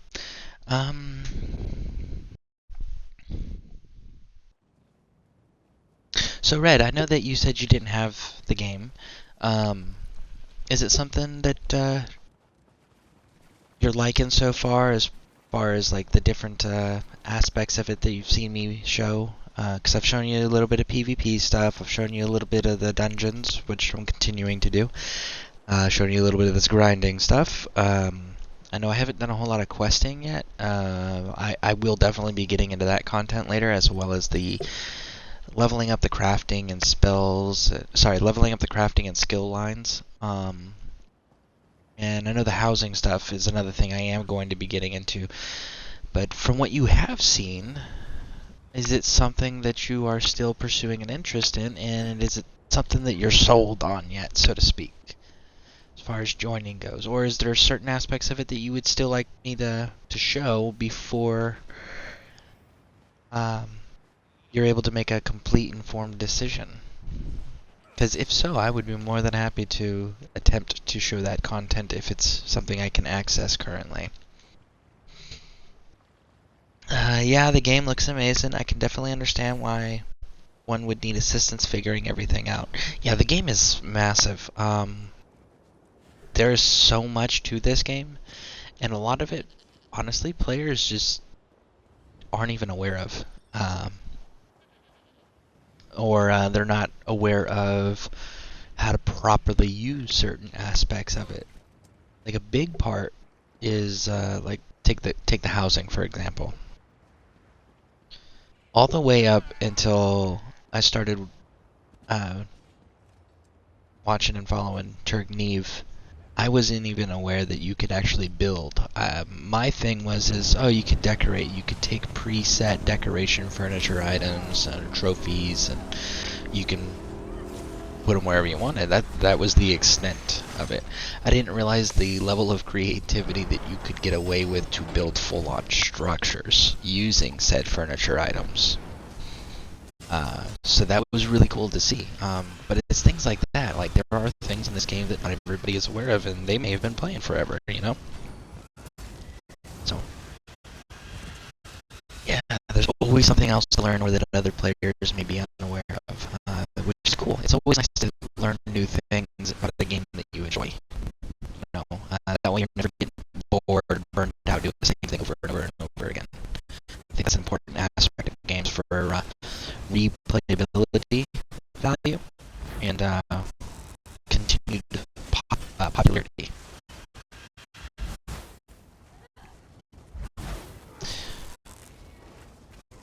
Wretched things, mortals. May a storm wash you into cold harbor.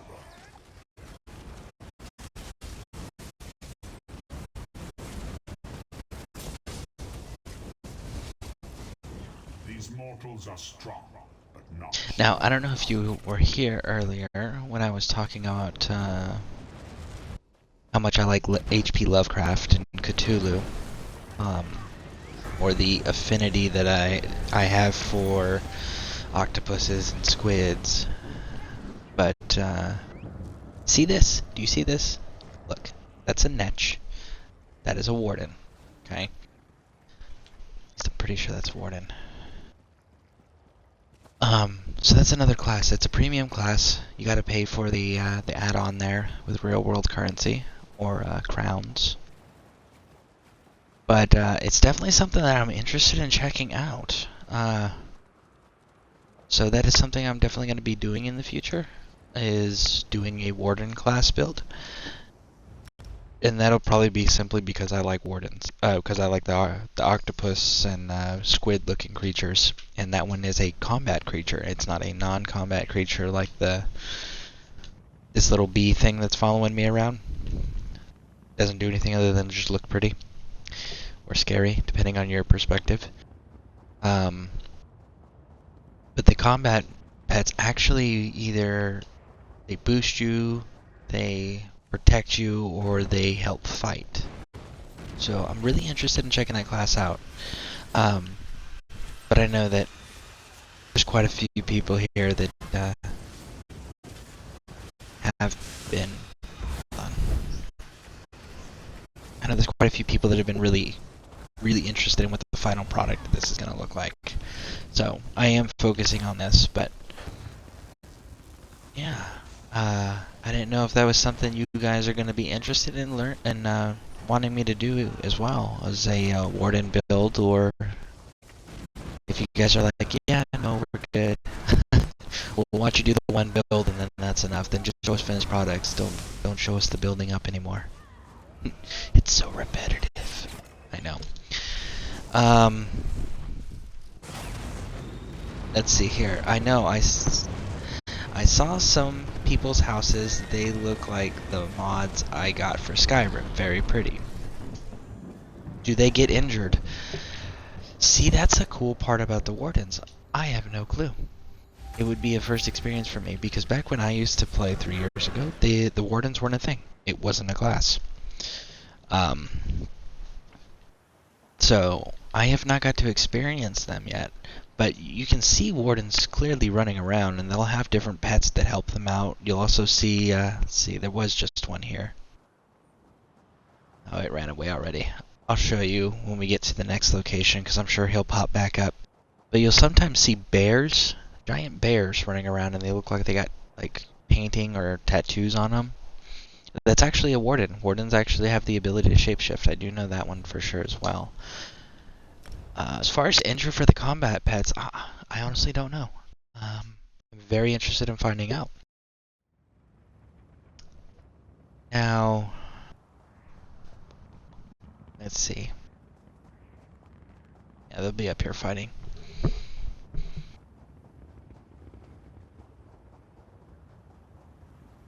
And also, so you guys are aware, the Necromancer class that I am playing currently is also a premium class. It's another one of those things that you gotta have to pay for the add-on for it. It is a cool class. It's a very versatile class. Yeah, this dude.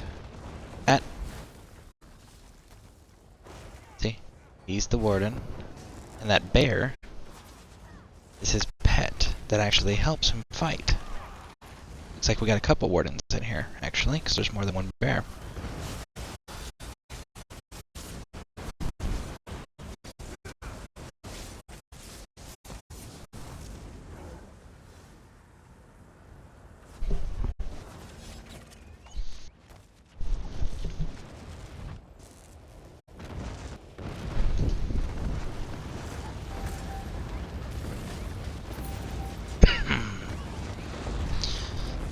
Wow, did I miss the dungeon? Like, or is just everybody jumping on right now? Is that the deal? Random dungeon. I am in the queue for 13. Okay, so no, we are still in the dungeon, just waiting and waiting. Okay. Let's continue focusing on this because we are getting close to our number. Anyways, imagine having an army of those bears. You know, I'm kind of curious. Like, that would be pretty amazing. And do the wardens, do like 10 wardens, 5-10 wardens. Everyone has a bear.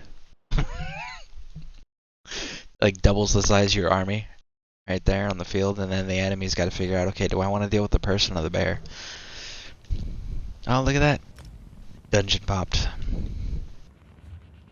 Why do I have... Shouldn't have notifications.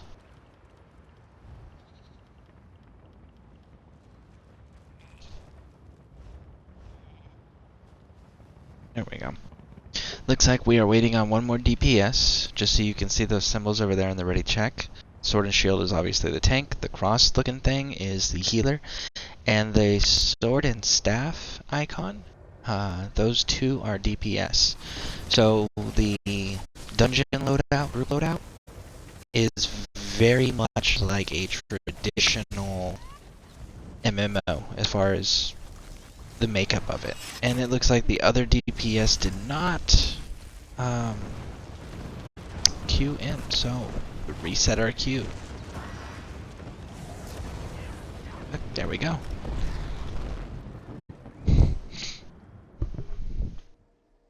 Okay, so yeah, we're still caught up. Okay.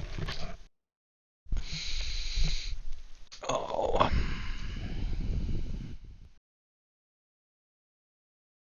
But whenever, I don't know if you're gonna go forward with getting the game or not, but hold on.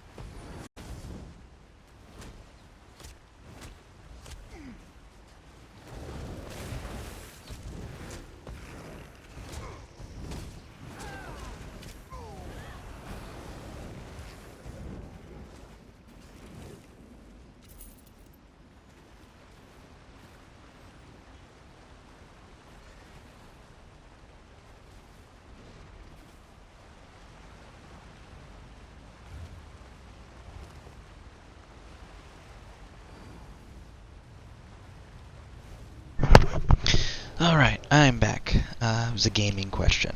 So, let's see. We are caught up in the chat. Alright, let's continue this fun adventure.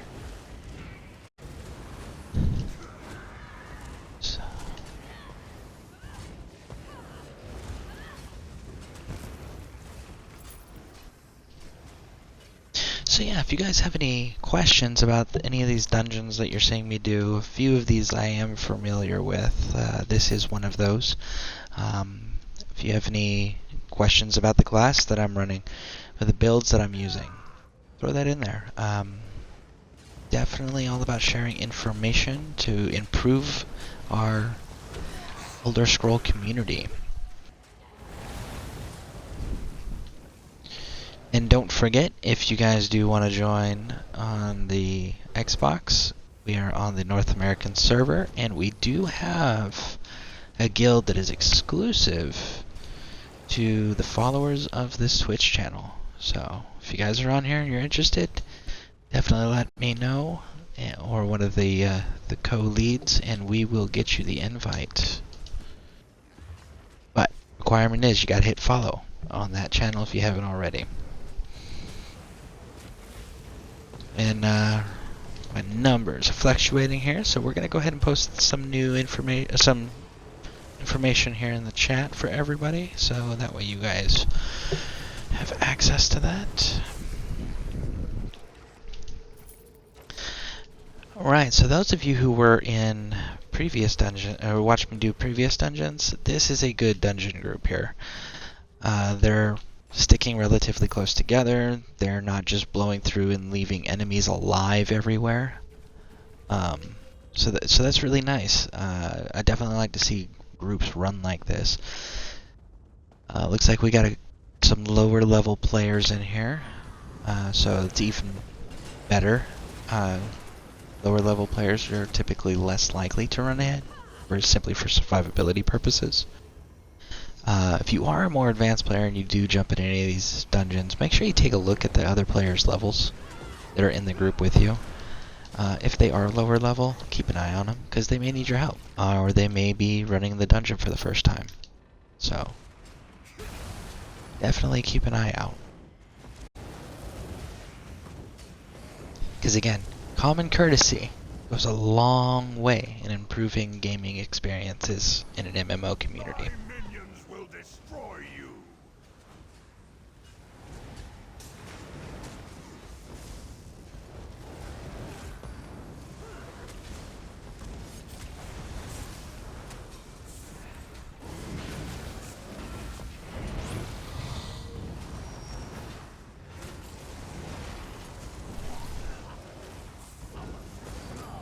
The dead will rise and consume you.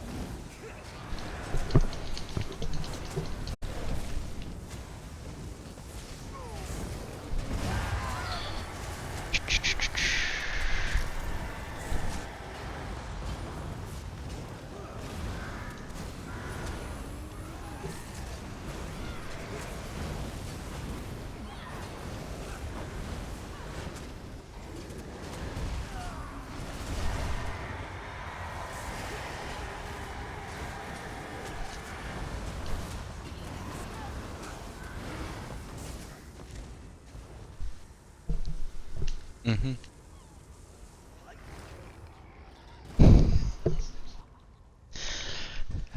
So my wife says that that's a disco squid, apparently, not an etch.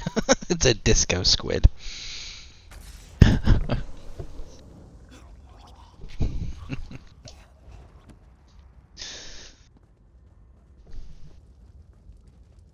I think it's pretty cool, and I definitely am interested in checking it out and showcasing it to you guys. I have no idea if I can name them or not. I haven't checked out the Warden class yet.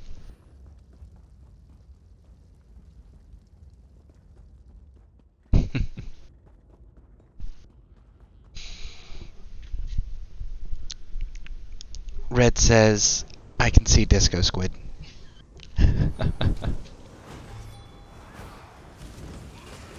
Yeah, I don't know if you guys could hear her earlier when she was just talking to me right now, but if you did, that's my wife. You'll see her periodically pop into the chats. She is hell vegan. She is a gamer herself. Her primary games of focus are Dragon Age Inquisition and Assassin's Creed Odyssey. Those are not her only games, but those are her favorite games. So she does those a lot. Currently she's doing a Dragon Age Inquisition run. Oh, and she just reminded me, Witcher 3 is her other big game.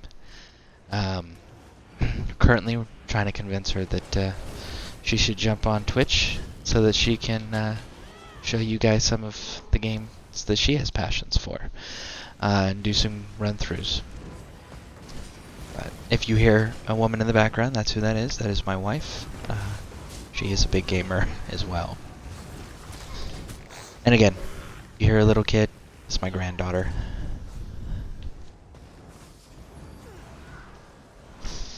Alright, I love Dragon Age Inquisition, literally my favorite game.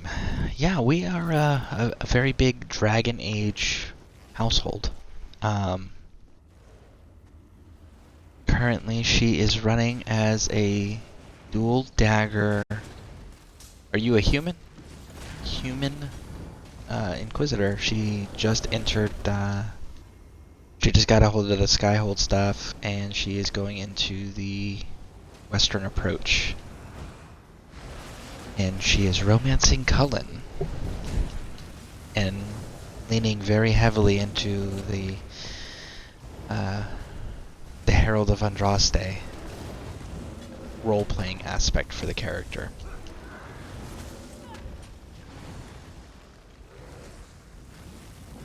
Alright, bud. Listen. You need to meet my golem. There you go.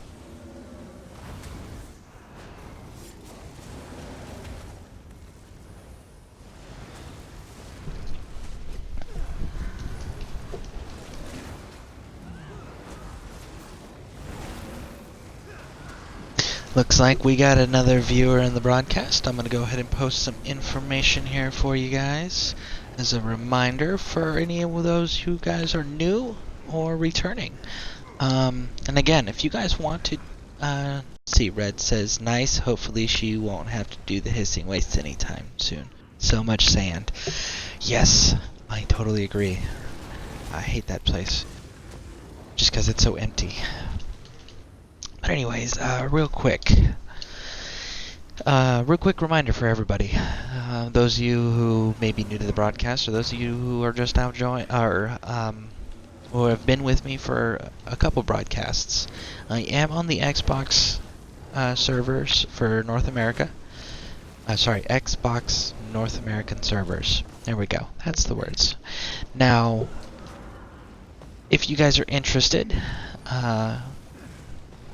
go ahead and hit that follow button on my Twitch channel if you haven't already, and that makes you eligible for a guild that we have that is exclusively for those that hit the follow button. We will at a later date be running guild content where everybody involved in the content or the events that we are running are going to be viewers. So you guys will all be able to see each other playing and be able to run together. And I think it would be a very exciting event. We would be doing dungeons, events, and PvP, as well as various different questing, storylines, and things of that nature. So if you guys are interested, make sure you hit that follow button and let me know, or let one of the other guild co-leads know, and we will get you that invite sent out. Again, the only requirement is you hit the follow button. Now, let's see here. What other information do you guys need? That is not Let's loot this guy. to love someone. He was my husband before we built the school. Sorry, I'm trying to figure out here what our dungeon group is doing. Following them. There we go. So yeah, if you guys are interested in doing that, let us know and we'll get you invited.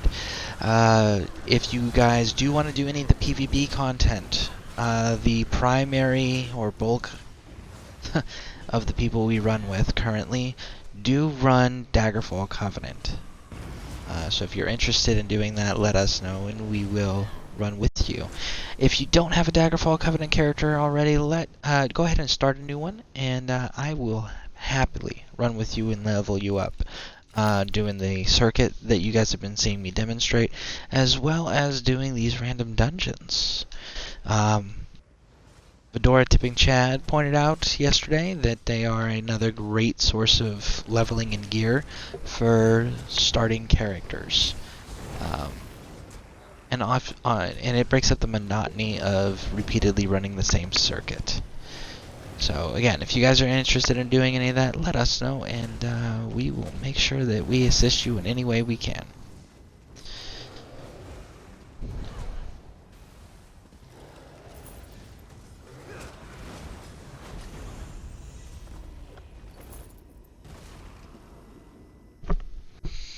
See, Red, I am not shopping now, but if you are on still later, I will watch. Absolutely, Red, I will be here.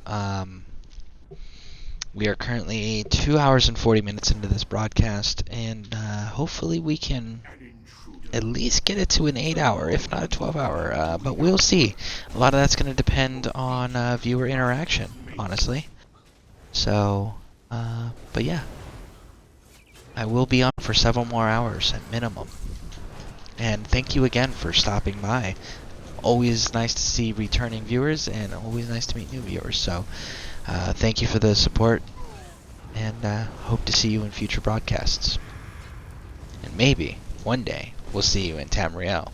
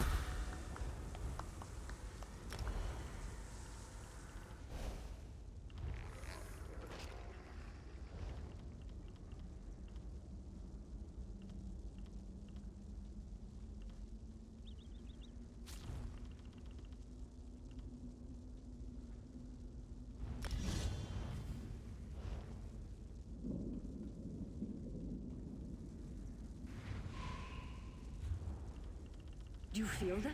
The others are returning!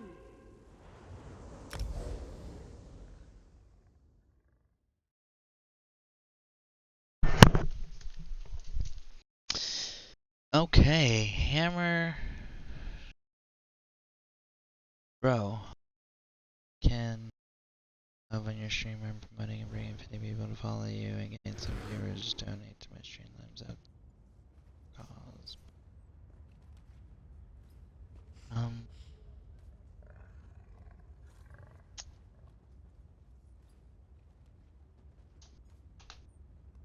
Okay. So we got hammer slashing. Okay. I don't. Let me check out something real quick here. I'm dealing with the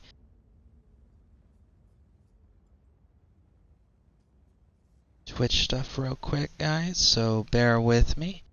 Hopefully this group doesn't get too upset that I am pausing.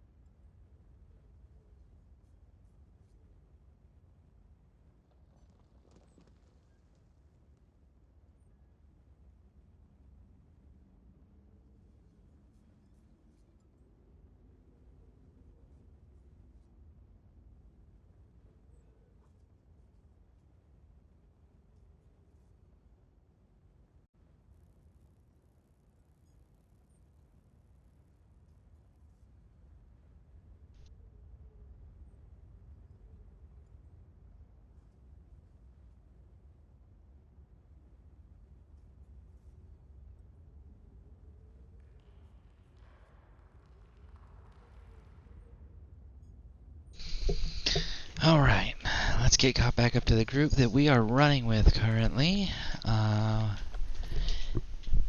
Hammer slashing.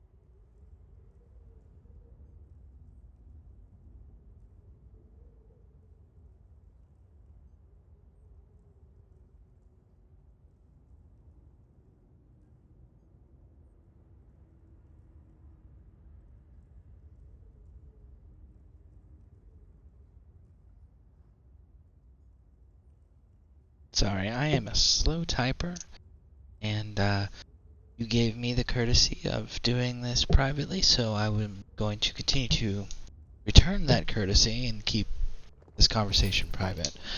So bear with me while I'm typing all of this out.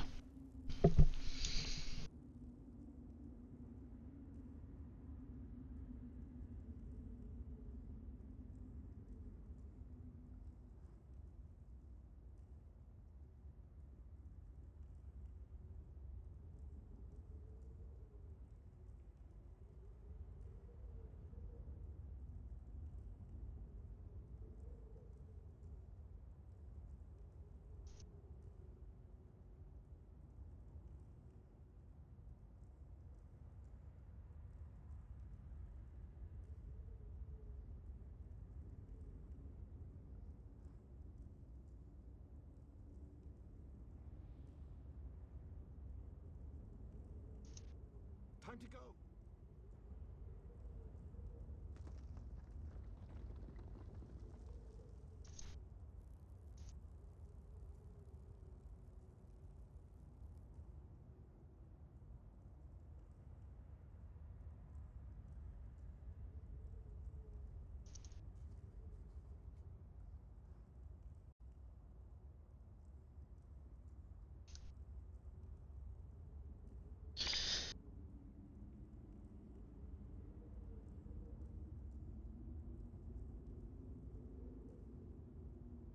Okay, my apologies, folks. Just dealing with a chat thing. We are back focused on the game now, and yeah. Anyways, if anybody has any other questions, comments, or anything like that, always post in the chat. We are here to promote improving our ESO community and any other gaming community that we may showcase here. Look at that, I got kicked. Yep, stood there too long. That was expected. So I don't know if any of you guys were part of that group, but if you guys were, my apologies.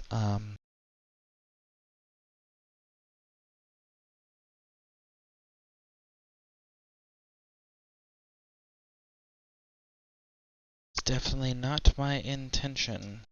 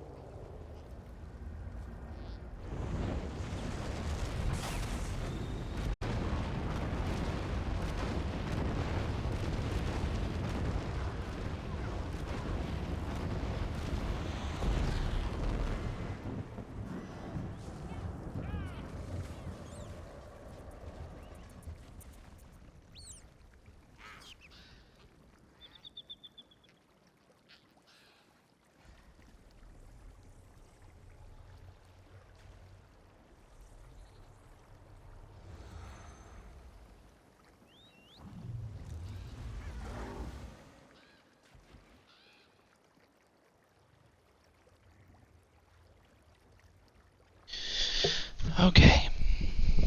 Now that we've got all of that information and stuff cleared up,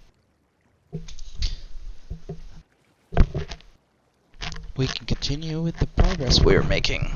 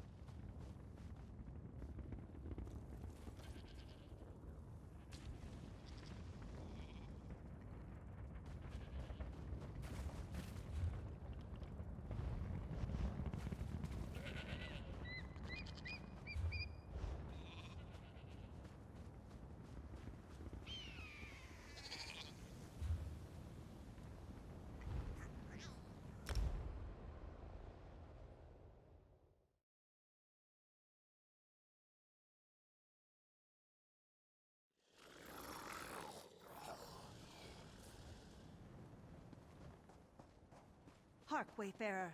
A moment of your time, please.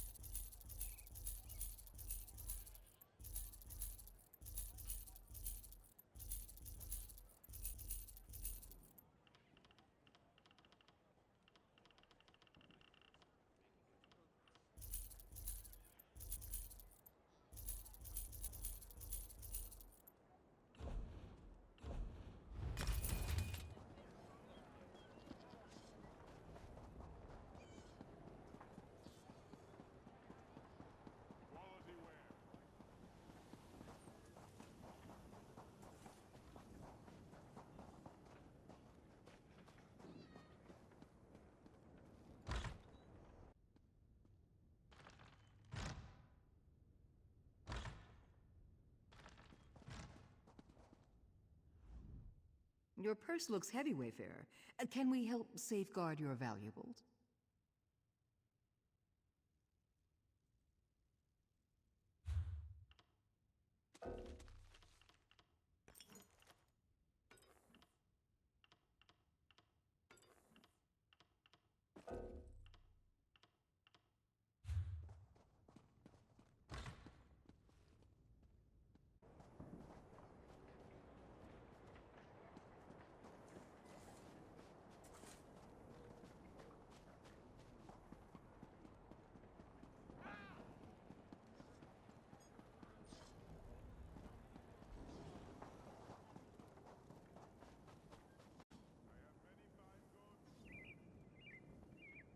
Open for business.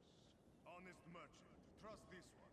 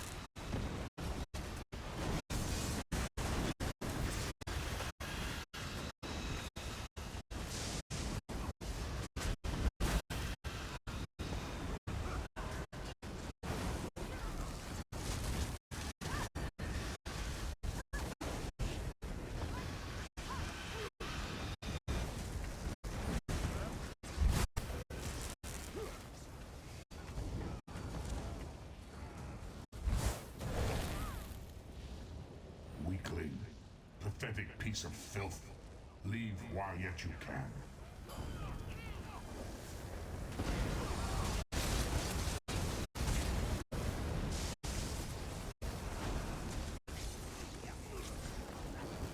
Pointless. 10 anchors drop for each that is destroyed.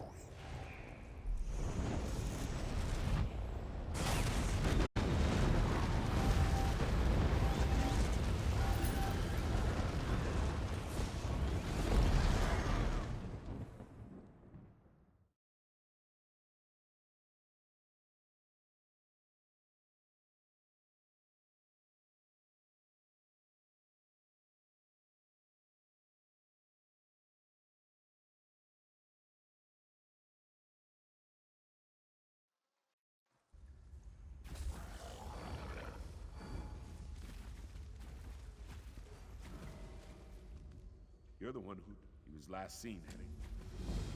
I have a good feeling about these tunnels. Perhaps we'll actually find Pellinger tonight. That was your opinion last night, too. Yes. And one day, some divine will reward me for my unwavering optimism. Wayrest will burn!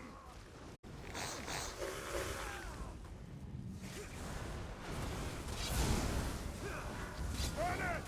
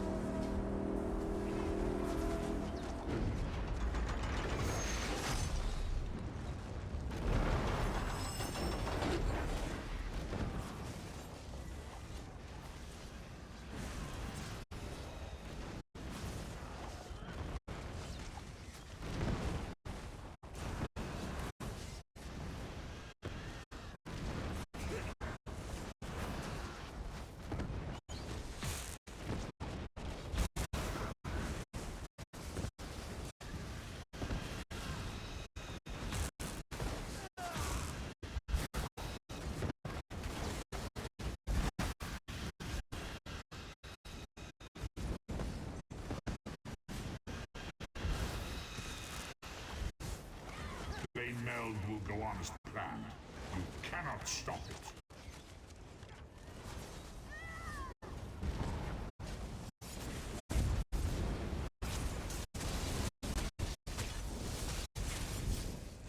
I am patient, but not that patient, fool.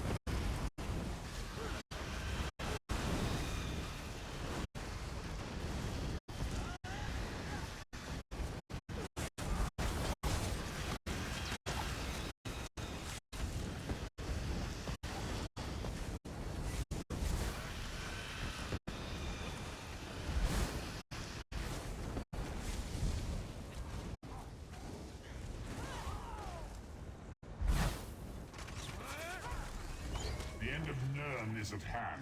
Come forth and destroy.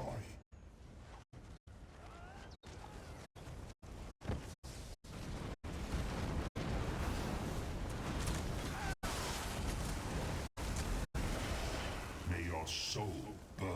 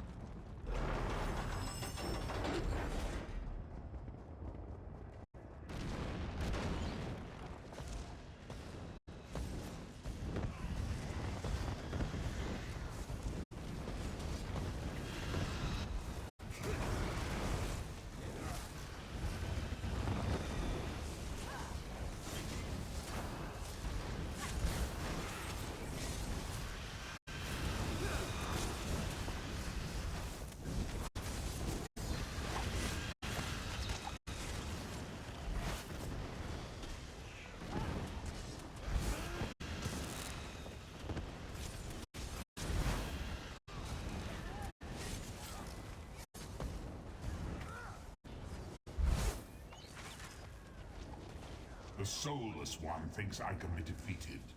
Not so, fool.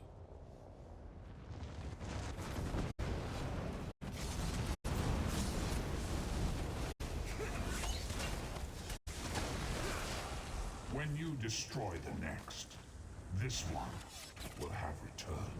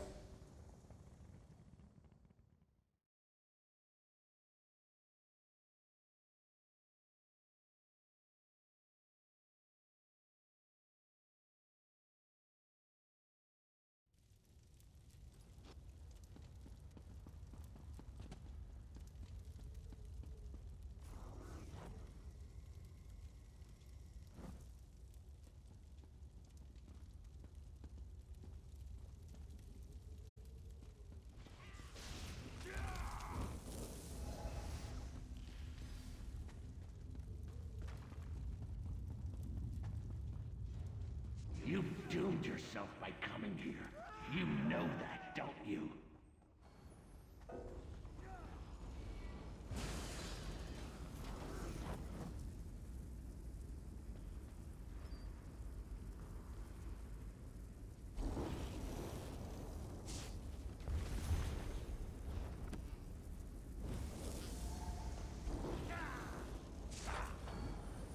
Bring out the prisoner.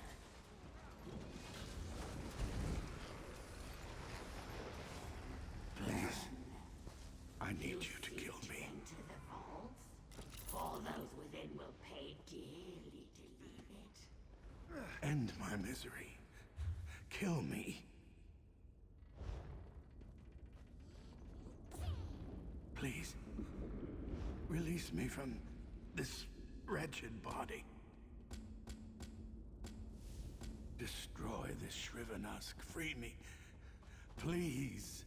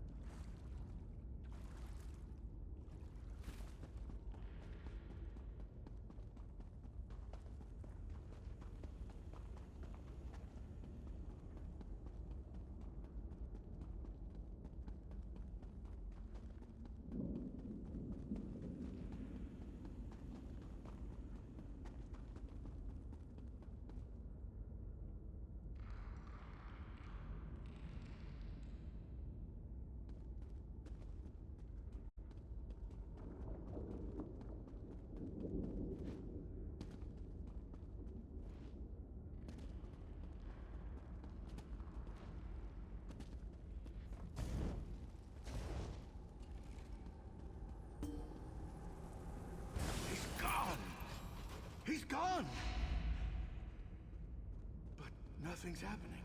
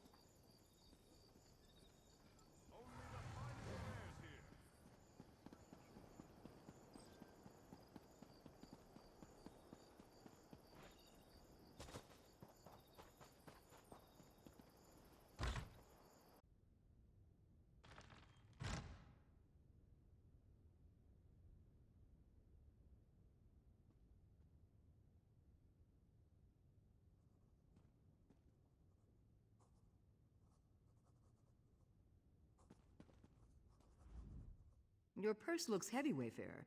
Can we...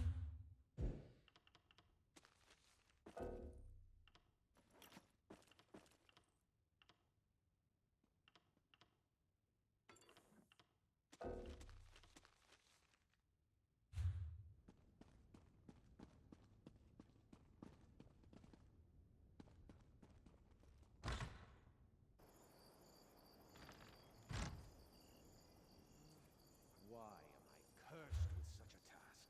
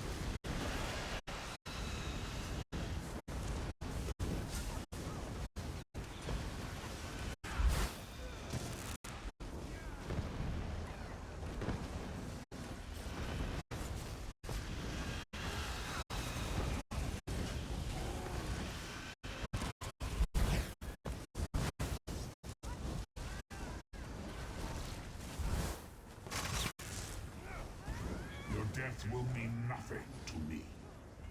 You are but a minor distraction.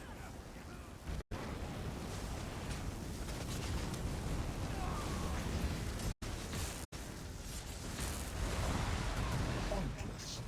10 anchors drop for each that is destroyed.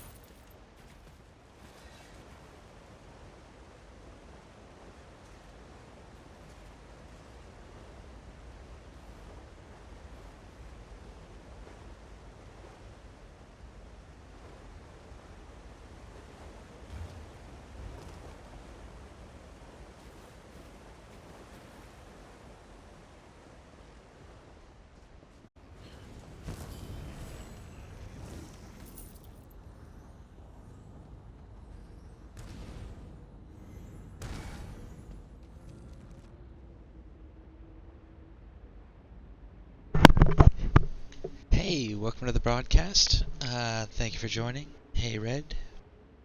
The rain is so heavy, it's flooding all over. Post some info for those who are just joining, and I'm sorry to hear that, Red. I hope the weather doesn't have too much more of a hindrance or effect on situation over there.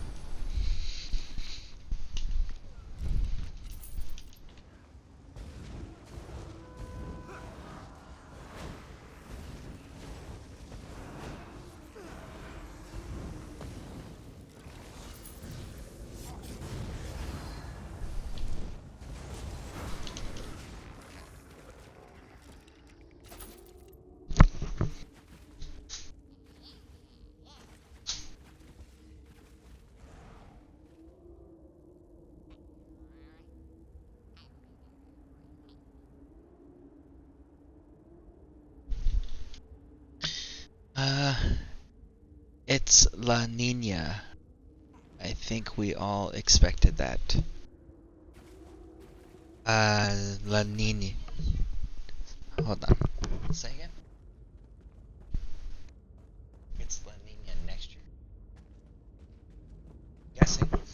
Red is saying that it's La Nina down in Australia right now. My minions will destroy you. Yeah. Flooding the roads.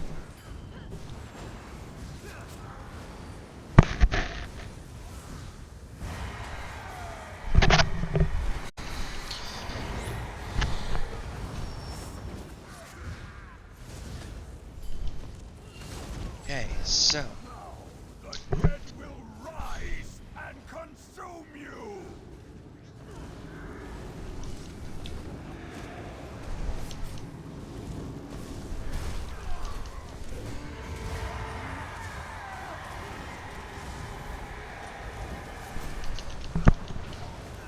how's the dungeons going?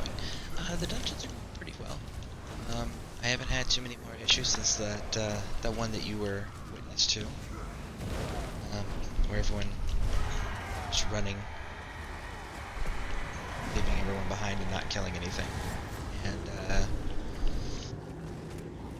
definitely don't have people being rude in the mics just because they know I'm streaming. So yeah, it's been going pretty smooth so far. So definitely appreciate that.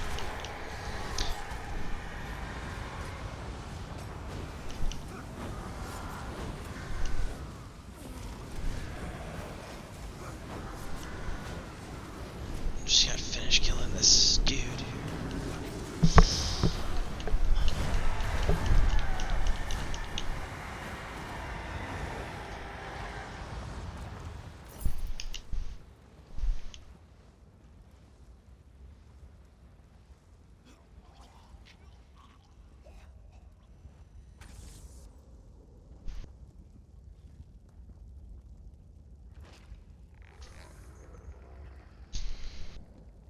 Okay. Let's see. Looks like the king went this way, so we're going to follow the king. No? King went back this way.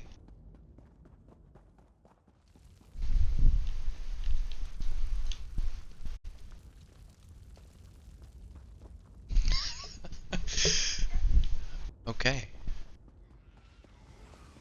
Just continue to follow the king. I wanted to speak to you as well. What's this I hear about teaching advanced destruction? I want the students able to defend themselves in the backwoods of Tamriel, but I don't want Now if you are going to do the collectible stuff, because I know that that does appeal to some of my viewers here and myself, definitely going through and doing the dungeons, making sure that you're collecting the gear. And, you know, it'll tell you if it's collected or not, if it's a specific set item. Make sure you're collecting for your quote-unquote sticker book, so that way you can do the transmorgs later on. Find a particular style you like or anything, you know? So, strongly encourage farming them. And, I mean, they are really good for XP growth as well. Provided you don't get a poor group that doesn't care for the well-being of its members, you know, and leave you behind.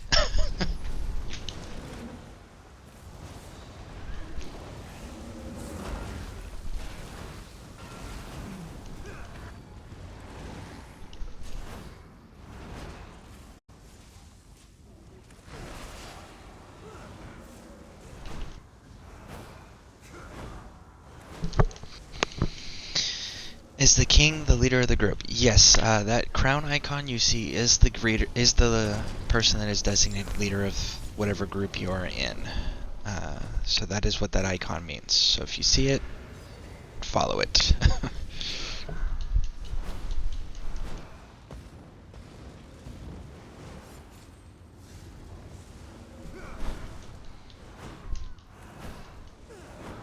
Did you raise those tombstones? Yeah, right there. Just like that. Once we get done with the dungeon here, I'll actually read that skill to you. Hold on.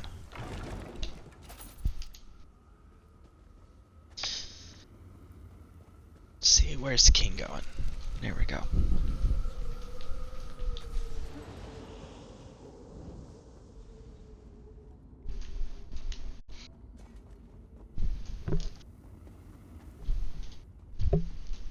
Yeah, Red, don't let me forget when we get done with the dungeon. I will pull that skill up and I'll show you what it does. I don't think your husband enjoys Again, I'm just playing around with these for now. It's not part of the final build yet. Professors and others' dislike for them, they really mean the opposite.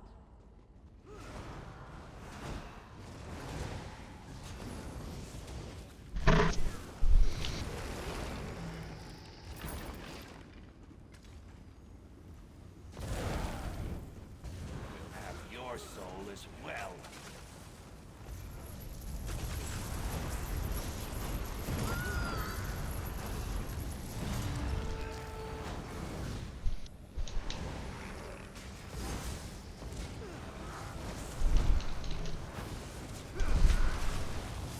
Do you like the skill? So far, I mean, again, definitely for the leveling up process, it's pretty entertaining. It's useful for what I do. I don't know if I'm going to include it in the final build for this or not.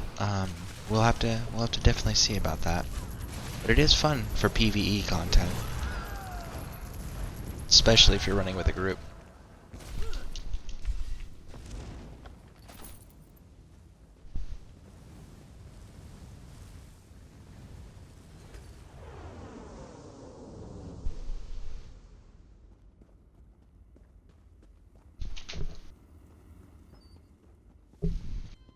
How many times do I have to tell you not to rewrite Orion's texts? It's incredibly irritating and insulting.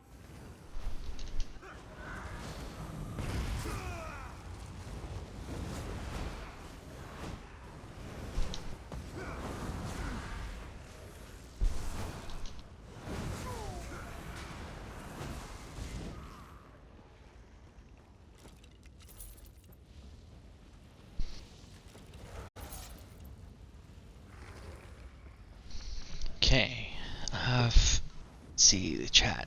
For dungeons, is the loot equally spread amongst everyone? The loot that you get is your loot. You can swap some of the loot, some of the more unique loot, with people that are in the dungeon with you. But yeah, no, everyone gets their own loot for the most part. Obviously, you know, if there's like a chest or something that someone's got to pick the lock of or whatnot, it's for that person. But as far as the gear and the loot from the creatures you guys are killing and the bosses, yes, that is absolutely what. That's yours. What you see is yours, and everyone gets their own.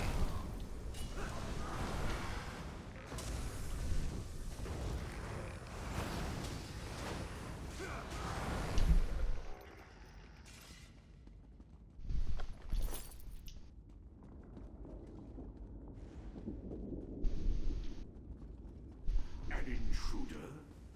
So you're the one who's been undoing our work. We will feed you to the master's mace. Here is my friend. Bam! Bam! I gotta get that leveled up more.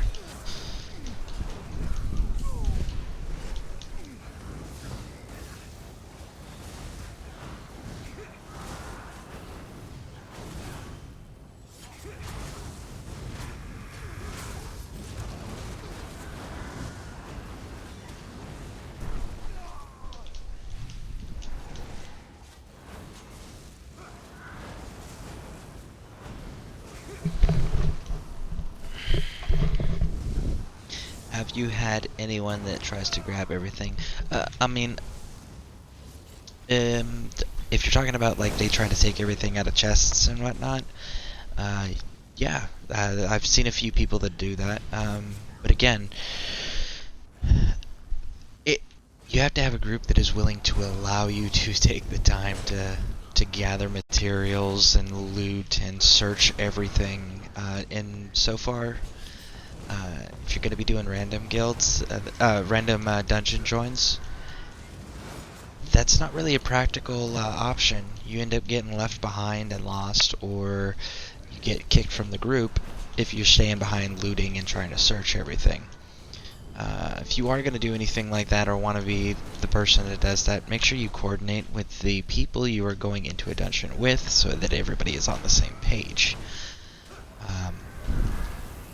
But as far as like taking loot from the others, the game doesn't allow that. Because again, like the bosses here, what's on the boss, that's yours. Nobody else can take that from you. And that's where the real good stuff is anyways.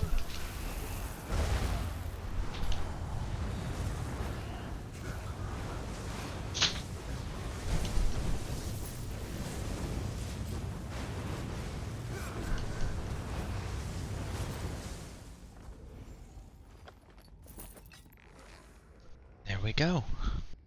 Complete. So that is that dungeon. Now, The others are returning. I don't know where you found your new friends, Alanway, but they don't there we seem go. to fear death. So now what we're going to do is we're going to go ahead and back out of this dungeon. But they've bested my husband's minions. We owe them everything. They finished talking, in case you were interested in what they were saying.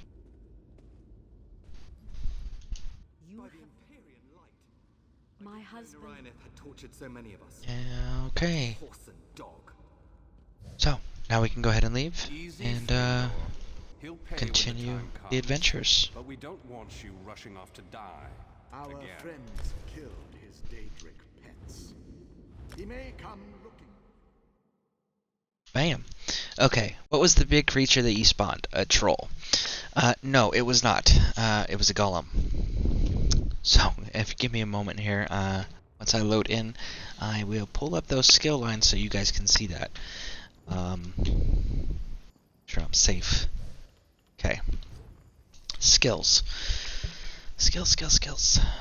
So it's under the Gravelord section for the Necromancer class. It's called a Pestilence Colossus. It's considered your ultimate because it requires both the left bumper, right bumper, right? So it unleashes a pestilent flesh colossus that pulverizes enemies in the area. The colossus smashes the ground over 3 seconds, dealing all of that damage you can see. And disease damage with the first, second, and third smash. Dealing damage applies major vulnerability to enemies hit for 12 seconds, increasing their damage taken by 10 seconds. So that's why I use that one on the bosses, so that way it's easier to melt away the boss health. Now the gravestones was this one, the Unnerving Boneyard, rank 4. This is a Boneyard morph skill. So as you can see here, we're desecrating the ground immediately. So if you're in the circle, we're desecrating it and you're receiving 9,050 frost damage over 10 seconds. And we're also applying Major Breach, which reduces physical and spell resistance by 5,948, which is decent. If there's a corpse in the area that I'm casting it can consume the corpse and increase all of that by 50% more damage. And an ally standing in the graveyard can activate Grave Robber synergy, and then you'll be able to do 7,420 frost damage to the enemies in area and healing for that same amount of damage. So basically when you're in an area where the people are fighting, right, I can pop that, and if they push Y, if you're playing on Xbox, it's the Y button and the B button. If you push those together, and what it'll do is, see, like here, Y and B, and then it creates a frost damage to anything around me and heals me. So that's why I like using it in groups. It's nice for PvE content. I gotta test it once we get to this to 50 to see its viability for the PvP content, which is what we're creating this build for. So, but yeah, no, the Pestilence Colossus, pretty cool looking dude, in my opinion. That, and, you know, you really can't trade in that weakening the enemies by 10%. That's a pretty valuable thing in my personal opinion.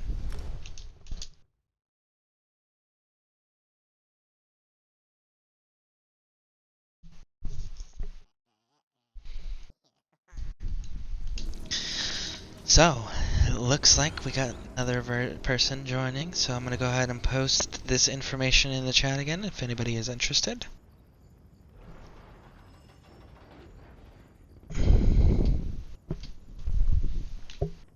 Looks like we hit 40 too, so we're going to level this up. Prisoner ranks, gold, bam.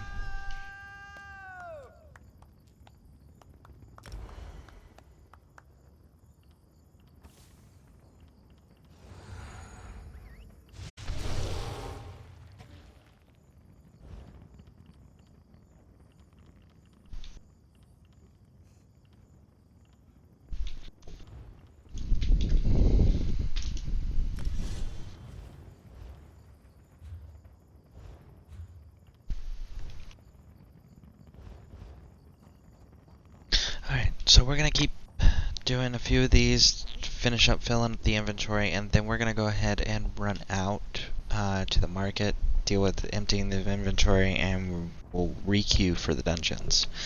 Also, I don't think I have seen you use gravestones in these grinds.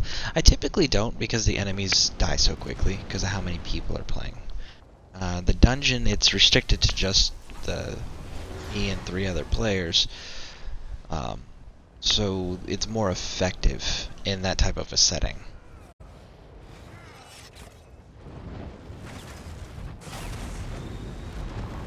And I missed that one. I was not fast enough.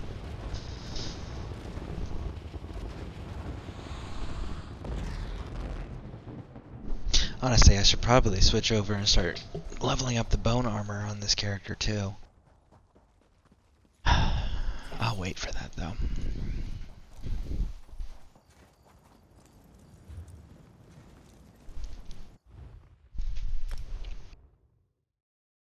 Can one respawn in the dungeon? Yes. If you have soul stones that are filled, yes. You can respawn there. Also, people can respawn you. They can resurrect you if they're in your group. And I believe I haven't had this happen yet because again, I carry plenty of soul gems, which are this. Where's it at?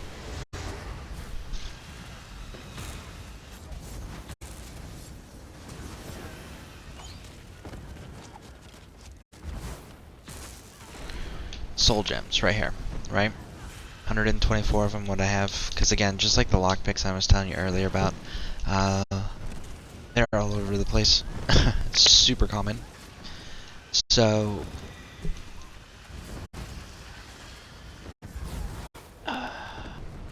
you're able to use them whenever you go down somewhere, for the most part.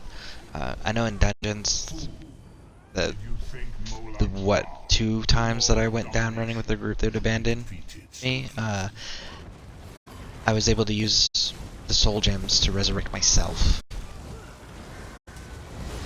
So, I don't know if you can resurrect without it in this, like if there's a certain, like, puts you back in the beginning or something like that. But you can definitely use your soul gems, which are crazy common, to resurrect yourself. And again, your teammates, if they're not jerks, they can absolutely go ahead and resurrect you as well. When people respawn you, does it cost the soul gem? Yes, it does cost the soul gem, but it's the person that's resurrecting you. They are spending a soul gem to resurrect you, which is a big reason why I say if somebody resurrects you, and if you're able to catch their gamer tag or their character name or anything, send them a tip. Because it is costing them a resource to do that.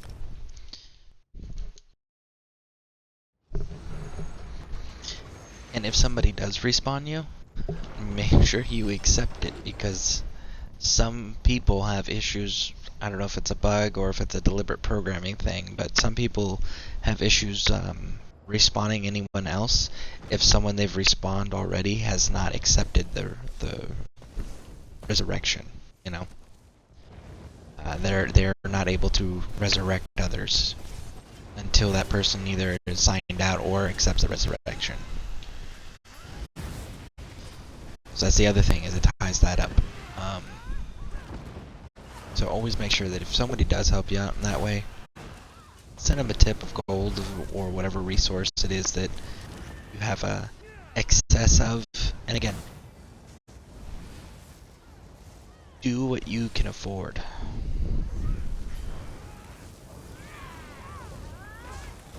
How would you be able to send a soul gem?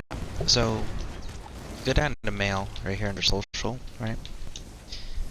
And I can't show you because I'm in combat. So let's deal with this combat thing, get this all resolved.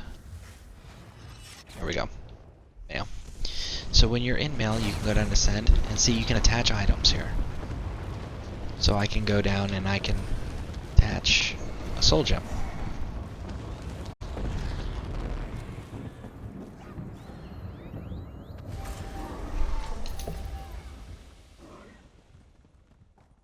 So, but soul gems are super common. So it is not that big of a deal for someone, for you to go through and resurrect someone you see go down, because you'll get those soul gems back. But it is a kindness, and it is a resource cost. So always make sure that you're acknowledging that when someone does it for you. Assume that's how you tip as well. Yes, the mail is how you tip, because you can also send gold. Gold is the main currency in the game. There's a premium currency called crowns, but you can't send those to people. So, but everything that people want to purchase in the game is done with gold, so make sure that gold is what you tip with, if available. No one will say no to gold.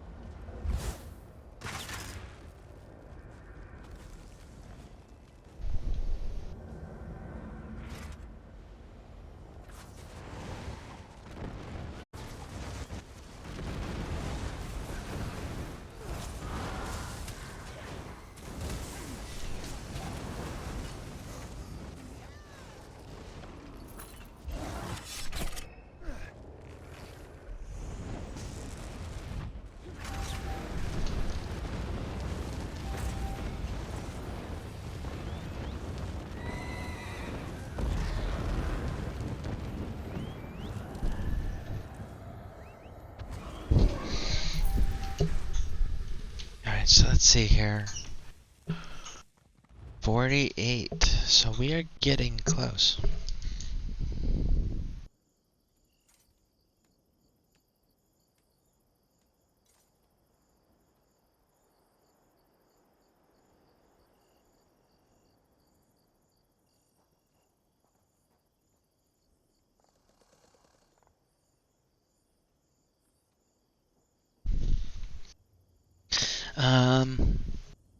Are the prices at shops decent? Okay, so as far as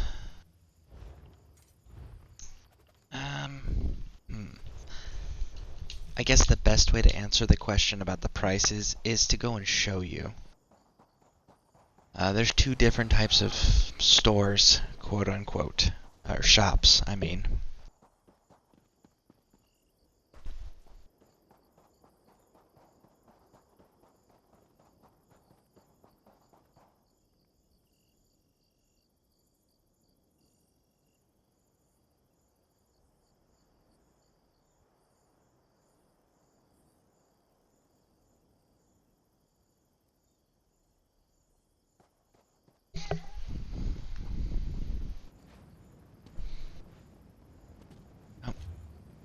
here we go.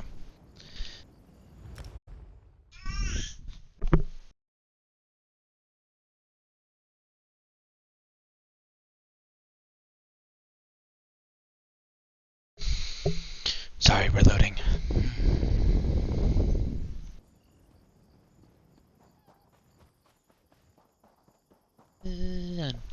Okay, so as far as shops go, you have... Obviously, there's always event and special currency shops and all of those things. We're not going to deal with that right now. But your basic shops, so like this guy is a weaponsmith. And then we got a leather worker here, right? Just as an example of what the prices were looking like. So like this is a level 35 leather jacket, right? And it's 1,035 gold. So you can see where you get into the higher prices, the gold prices, like even the weapons. It's not too outrageous. It's actually pretty affordable, right? Which is awesome. Now, here's where the gold thing and the shop prices start getting iffy. There's this fun symbol on your map here, right? These are guild traders.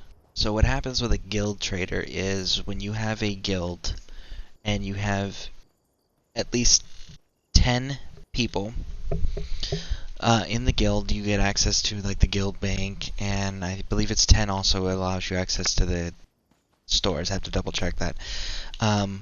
But you bid. So like this person, this guild here is Storm of the North. And you can see the tabard here, which is their heraldry that this person wears, right? So that's the guild symbol for the Storm of the North.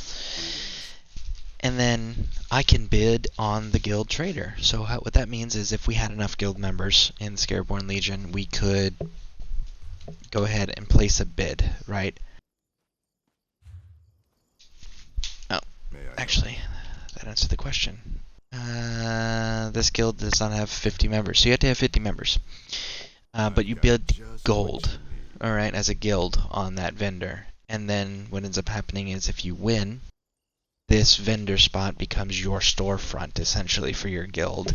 And then you guys, when you open it to browse, you'll see where we can enter a specific name of an item if you're looking for a specific item, or we can just simply browse all items, and we can set the min-max price and qualities. And anyway, so we hit submit, right? So we're just going to let it all come out.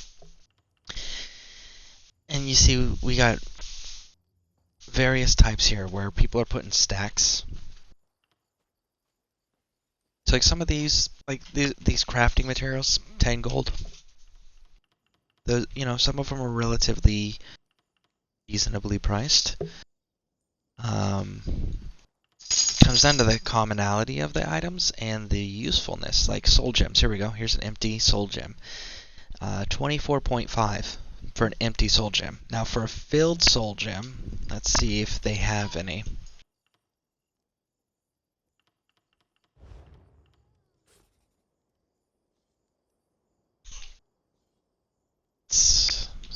Don't know if you can... Okay, yeah, so the keyboard doesn't pop up on the stream, so I am typing. Submit soul gem. So you see here, it says on the right side of the screen there, the seller is Peaceflower, right? XO Peaceflower OX. And they are selling each soul gem at 60 gold apiece. But if we scroll down here, we can see that other players that are in this guild are selling at a much higher prices. So as far as those prices concerned, it really comes down to the individual player and the guild on whether or not the guild has a rule or anything of that nature. Do they have good stats though? You're talking about the items that the NPCs sell over here in the standard shops? No, absolutely not. Those are purely 100% common items. Let's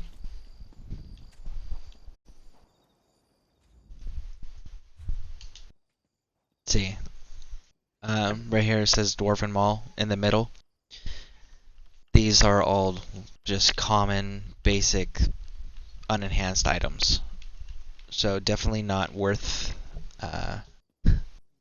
going crazy over or saving up for. That stuff you want to save up for like the guild stores, or you can buy houses in this game with gold. You can, like one of the things over here that I do, and I do this every day for the gold, The horses are is you increase by 1% one of the features of your riding skill here. Speed is super important to max out first, because in the PvP maps, everyone just kind of runs around. So you need to be able to keep up. And you can see on the top there, the training costs is 250 gold, and the training bowl in 17 hours, 41 minutes, and some odd seconds. It's a 20-hour cooldown. You do it once per day. So another thing the gold's needed for. That's super important.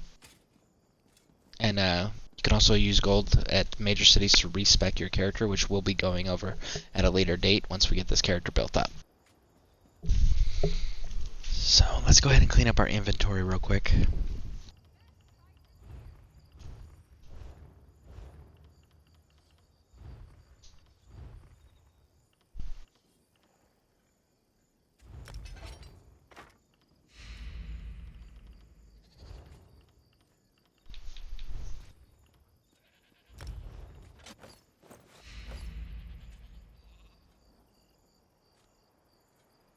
Fine goods at fair prices.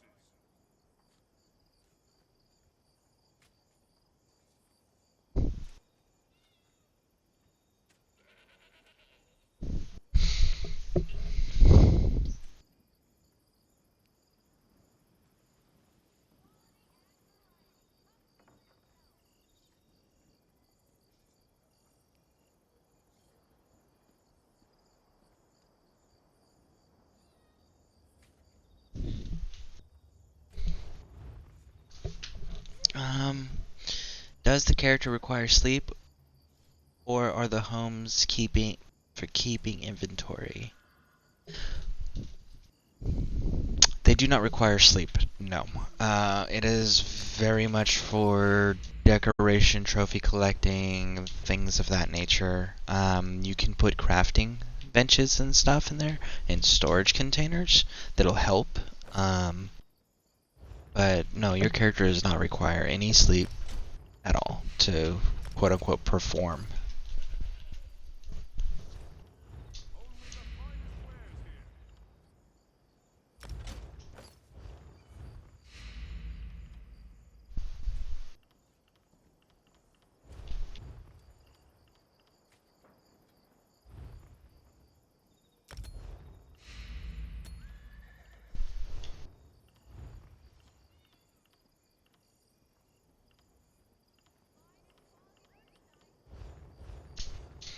Okay, let's clean this up now. Sell.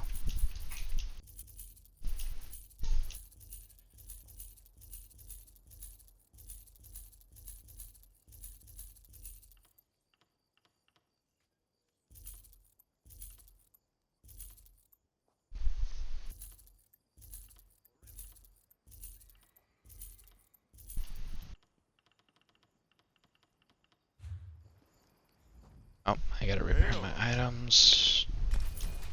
Repair. Go to the bank and deposit. Let's see, what do we got? Since the shops don't have good stat items, do you get these items from boss shops or from crafting? Or crafting? The items I'm currently running, yes, they are from boss drops or chests doing the Dark Anchor runs that I do. You can craft them, and crafting is actually, if you can invest in it, you can make some pretty amazing crafting items. It definitely takes time and materials to build up the skill level to max level, where you can really do impressive things.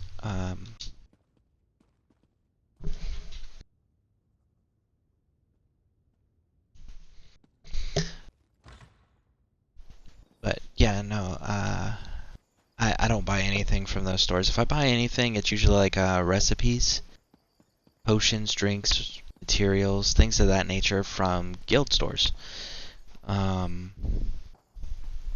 I am trying to save up money on this character to start buying those houses. I got 2 in mind that I'd like to buy to build on for you guys and future content.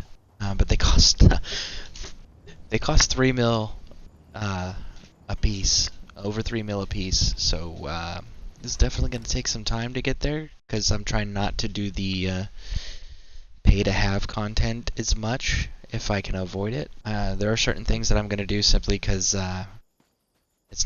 there's no other alternative, i.e. my necromancer class, for example. But when you get the ESO Plus, they give you crowns. So if you save up your crowns with your ESO Plus subscription, you can buy these things. So that's always another alternative if you can't individually pay for boost in crowns. Just get the membership and save them up and get the things you want.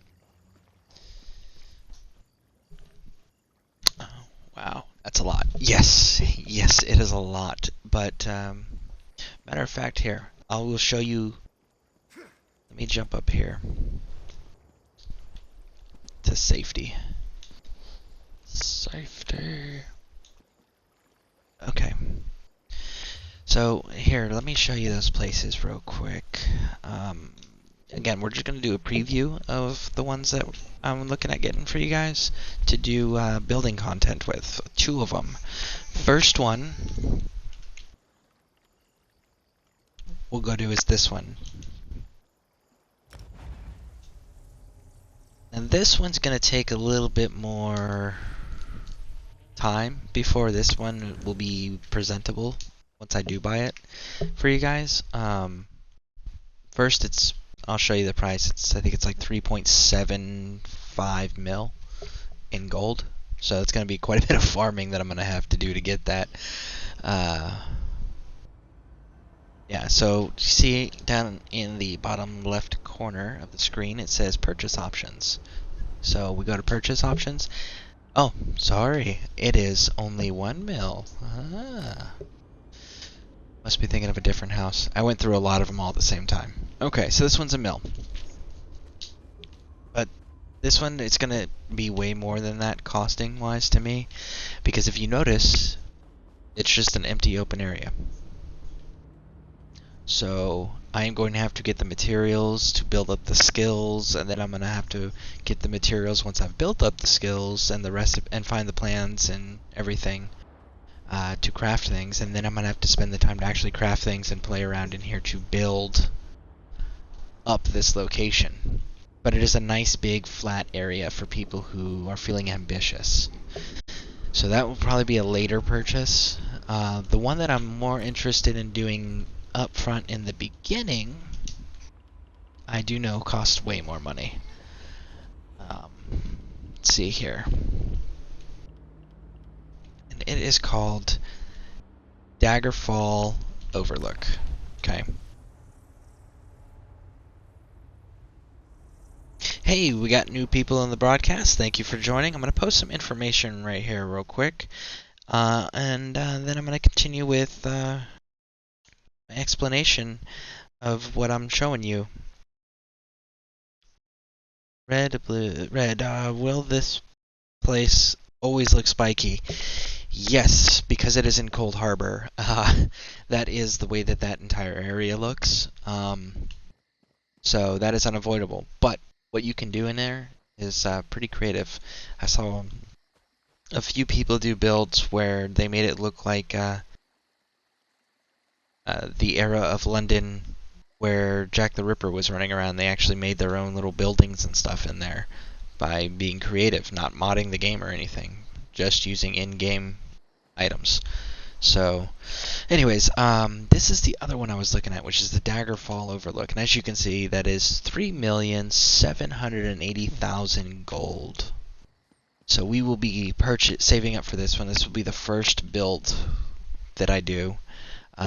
But again, we are going to save up and do it the long and hard way of getting the gold, so that way you guys can see the progress and process of doing it for those that can't spend real world money on these things. So we got an overlook tower. This place is very filled out, as you can tell. So this would be more of like a decoration sort of place. So this is the tower, right? You can see that that's the courtyard we came from, and that's the house, right? So you can decorate in any of these places that I'm showing you.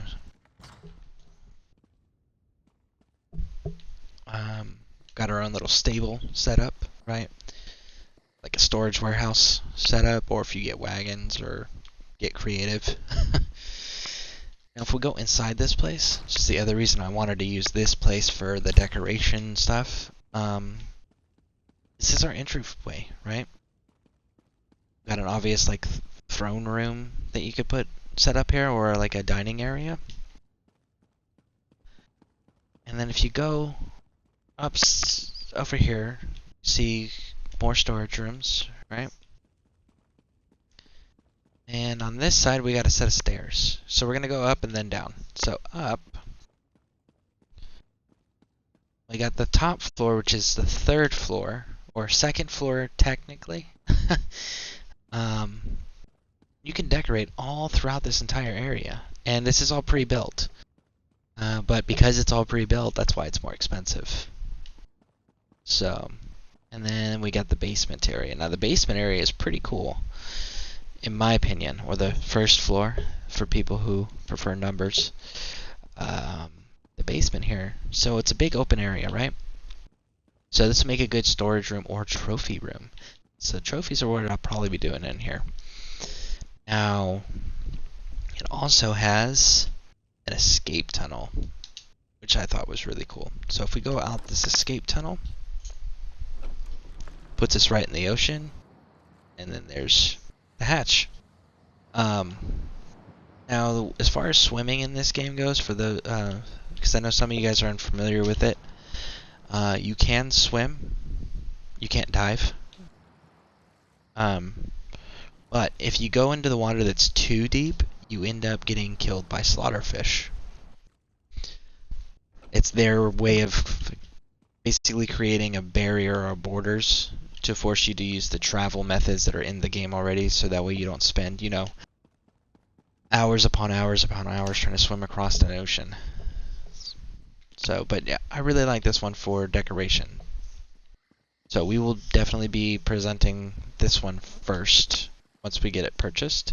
And again, with the restrictions and challenge in place of not using real world currency or premium currency.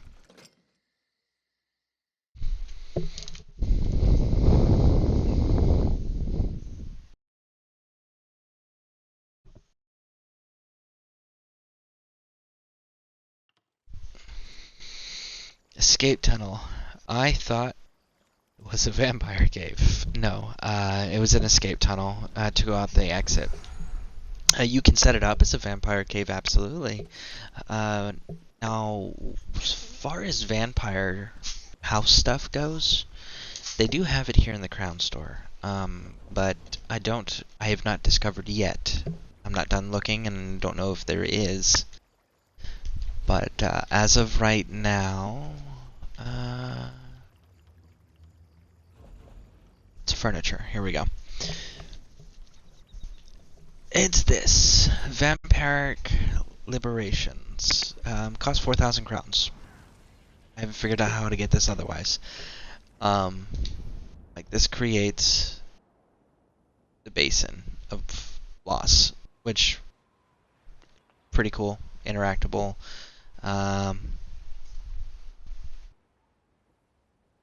Basically, for the vampires, as you can see there, it says it reduces the vampirism stage by 1. So when you get all vamped out in max level at 4 by feeding on this guy, which is a thrall, you increase your vampirism stage, and it goes up to 4. Well, when you're at 4, there's quite a few NPCs and vendors that will just simply not interact with you. And when you're maxed out, you also don't have health regeneration. So that's where the Basin of Loss comes in. It'll lower it for you rather than having to wait the 4 hours.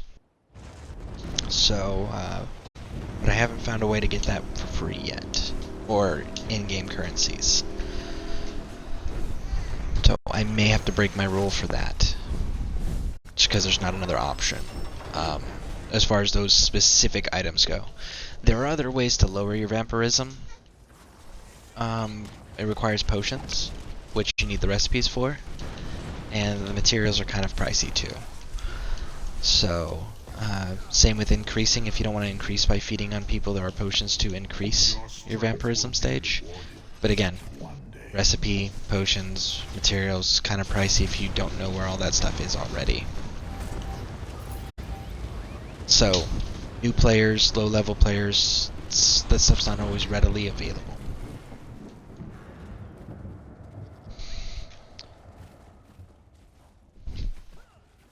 But, you know, if you're going to have a vampire character and you have the ability to purchase those items, I mean, why not? What kind of vampire wouldn't have a a blood thrall, so does a soul-sworn thrall, I think is what they're called, but a blood thrall to feed on, you know? It seems like an essential staple in any good vampire home.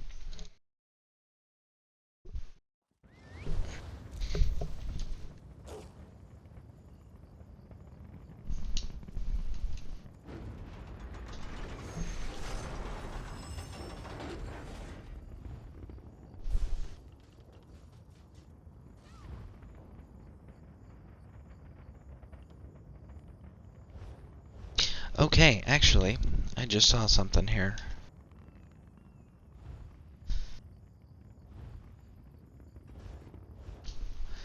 It's about to be 1 o'clock, so that means... Let's see where he's at first.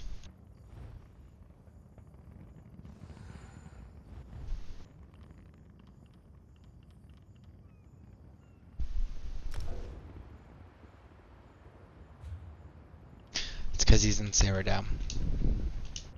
Cyrodiil.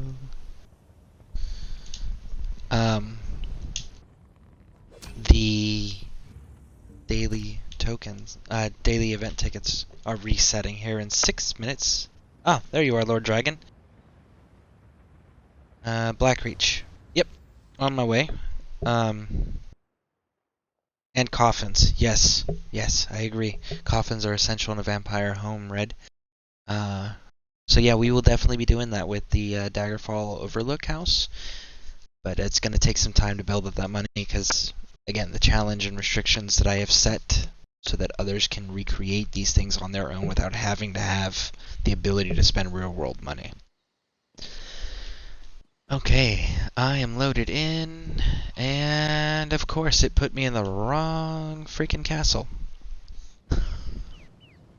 Fast travel. How's the fighting going, Dragon? Is it crazy like it was yesterday?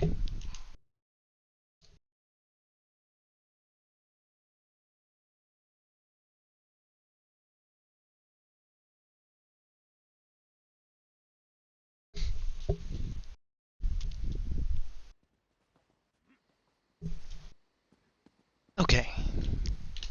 Go get our scouting mission. Lord Dragon. Lots of groups bouncing around today. Been more organized, though. Good! I like more organization. Organization means tactics and planning and strategy, which I am a huge fan of. Alright. I got that.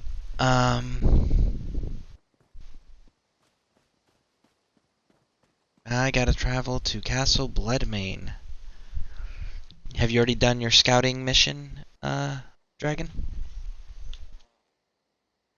Because I believe it's gonna reset here in 4 minutes. Jeez.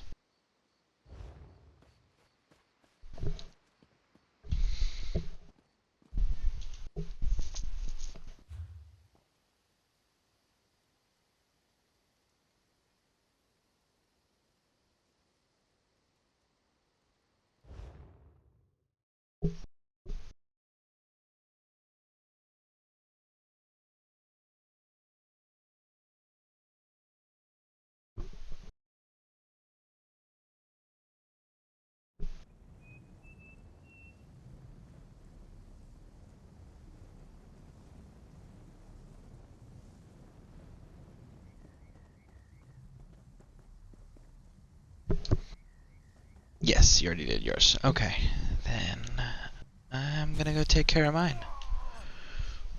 Run.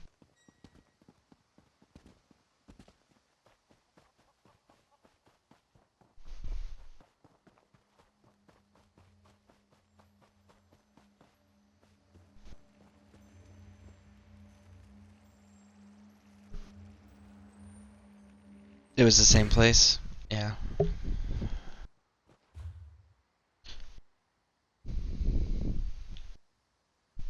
Luckily, it looks like they're busy fight. Well, no, that's Ebonheart. Huh. Looks like they're busy fighting either way, so I think I might be able to pull this off. If I can figure out. There it is. That's the direction.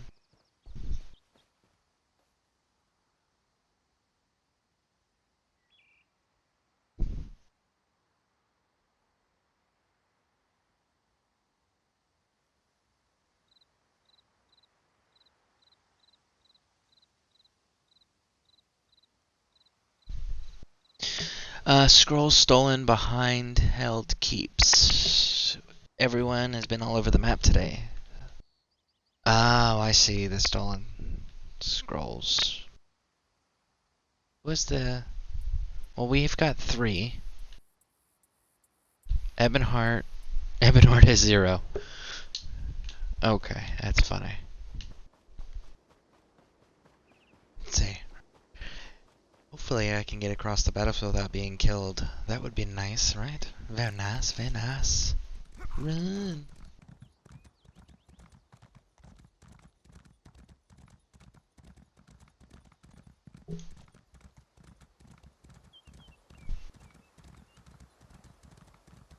Oh. That's an Ebonheart character. He's probably doing PvE stuff too. He's questing.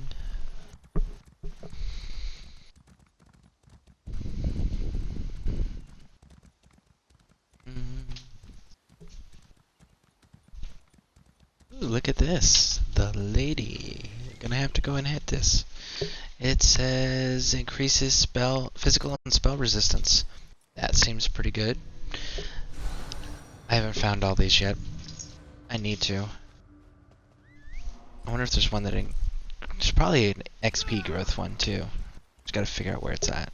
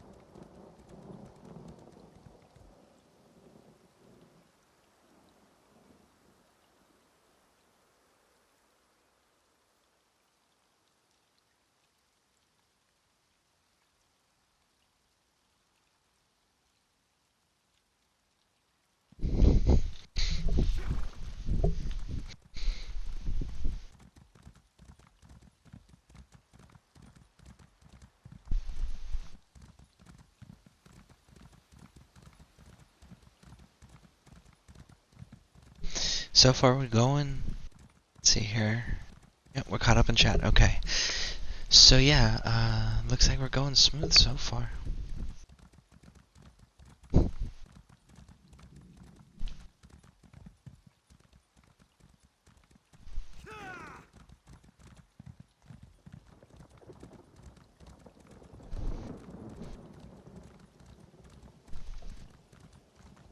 gonna try to avoid that place.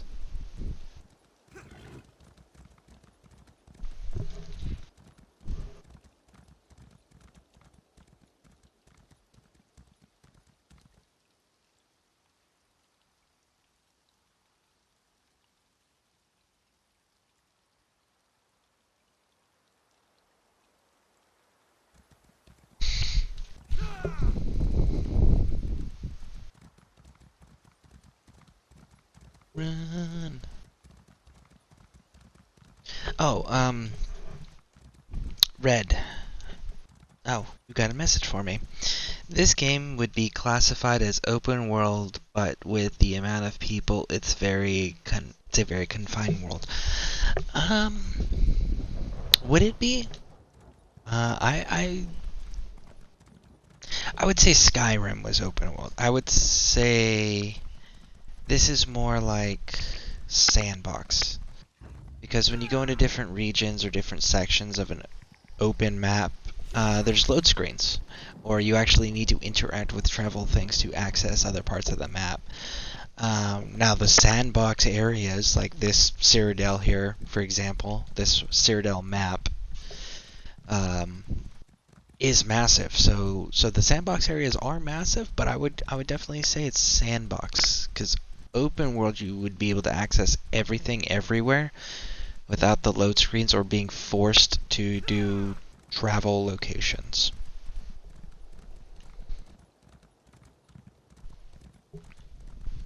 But they do a very good job of filling the world up, and because the ESO community is so active, it does feel a lot more full, even though it has a massive size.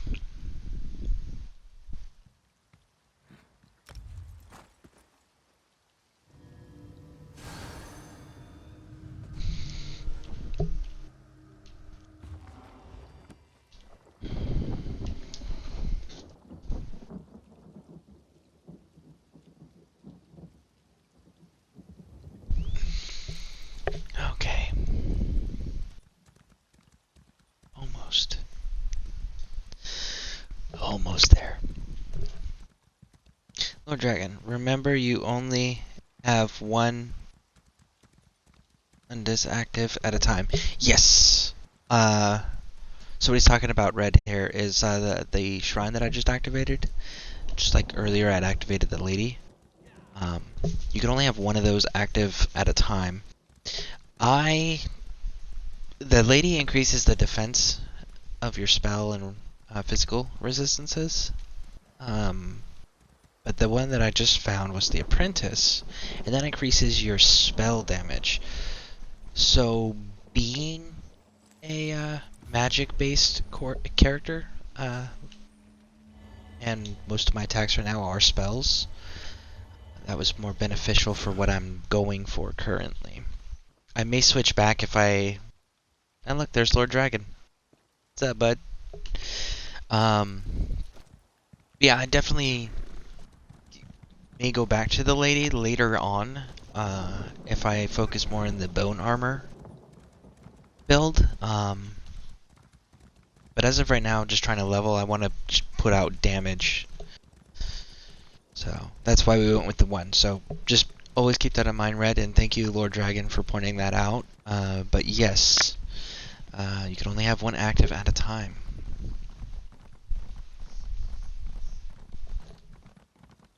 Like Skyrim. What's a Sky Shard? Okay, yes, just like Skyrim as far as the shrines go. Now, what a Sky Shard is, a Sky Shard, or what you just saw, a little stone thing that I interact with, and I got one part of it.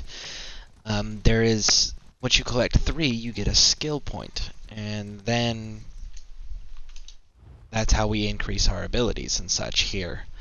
So as you can see, I have 3 points right now. But every time you get 3 Sky Shards, you get an ability point, and you can go ahead and spend those however you want in your skill lines. So that's an important aspect to... Okay. Gotta sneaky. Gotta sneaky. Because, as Lord Dragon pointed out, and Red, I don't know if you were here for that, but see these spikes here? This is the perimeter, right? And if you look underneath my skill, my quest there, it says stay within the castle's perimeter. It's an optional thing. So we gotta cross this. But while we're in here, these guards can see me. We don't want to be seen by them and be attacked because it'll interrupt it. And it's a long ride, as you guys noticed. So that's why we got sneaky. Alright. Now that I've gotten the report, I don't know where Lord Dragon went. He's probably up there somewhere. One of the things that Lord Dragon has also showed me is, because we don't want to run all the way back up here to turn that in, what we can do is go pick a fight. And let's see, let's go pick a fight, shall we? And I assume leveling up and sky shards are the only way to get these points. Yes, absolutely the only way to get these points. Hey, look, Dominion Guard.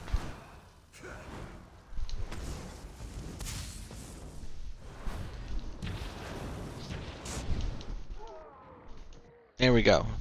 So, if you don't want to run back to your location, you die, just like this, right?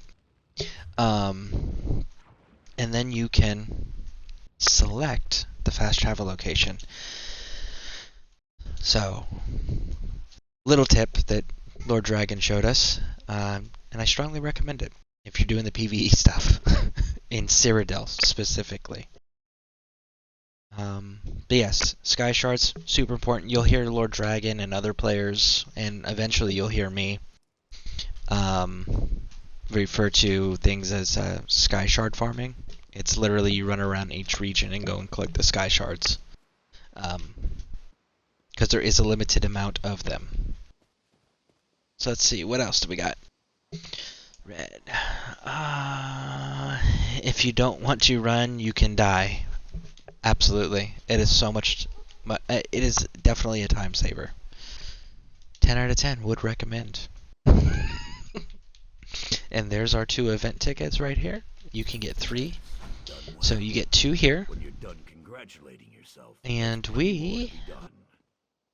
Ew. Okay, so once we've got those, so now what we're going to do... Lord Dragon, did you already get yours in Imperial City?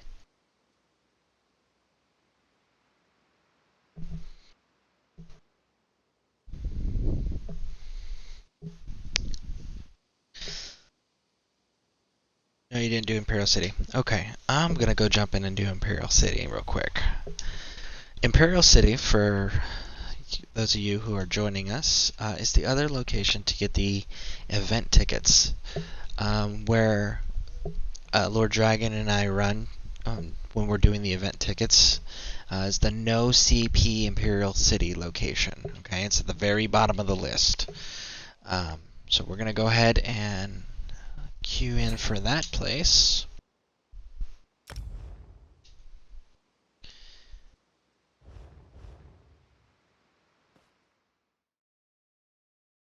There we go. And Imperial City, you can get 1 event ticket per day. So that makes your 3. 2 in Cyrodiil, 1 in Imperial City. Yeah. So that's what we're going to go take care of. Now, just a reminder, for anybody who has not done Imperial City before, or who is unfamiliar with some of the fun little exploits you can do to maximize your gain here. If you come to the bank, if you don't already have them on your person, you can see in the bottom left corner of my screen where it says times 1.0 and then has a blue 0 next to that, right? Well, what that is the Talvar stones, okay? Now, the Talvar stones are what it's a unique currency to this place, to Imperial City, okay?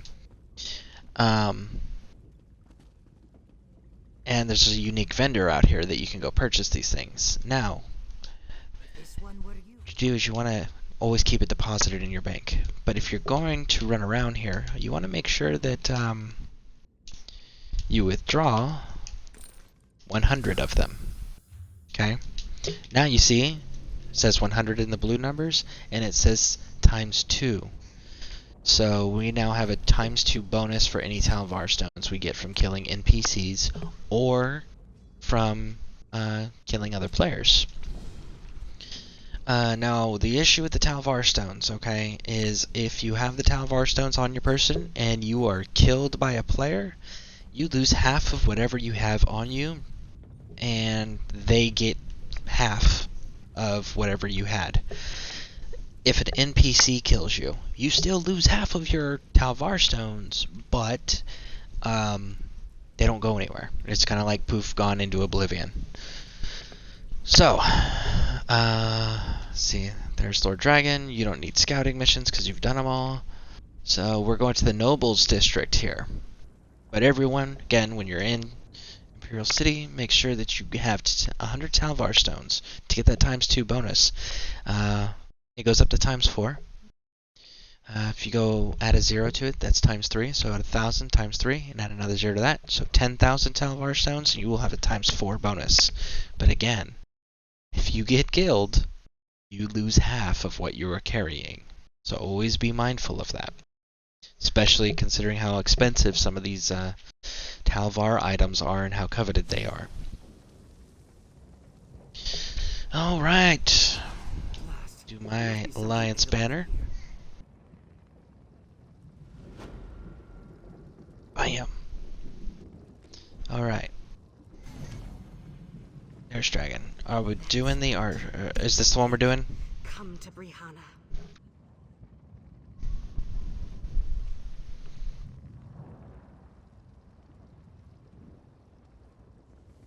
Yep. Okay. Hunt my ogre. Okay. Killing soldiers and setting traps. Okay. So. I'm going to send you a party invite, Dragon, because this area is always so much easier to coordinate with you when we can talk.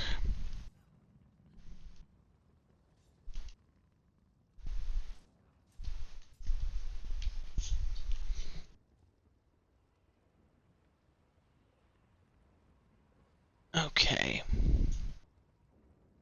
Hello. Hey, hold on 1 second. I am adjusting volumes.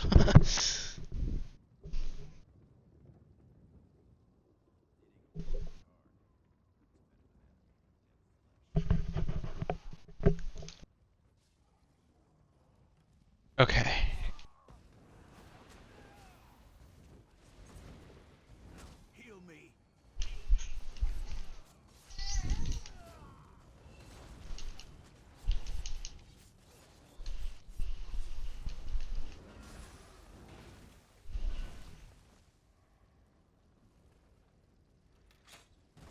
Alright, Dragon, can you hear me okay? Yeah. I'm testing the audio. Good, Loud and you're clear. coming... Yep, and you are coming in good on the broadcast as well. Excellent. Okay.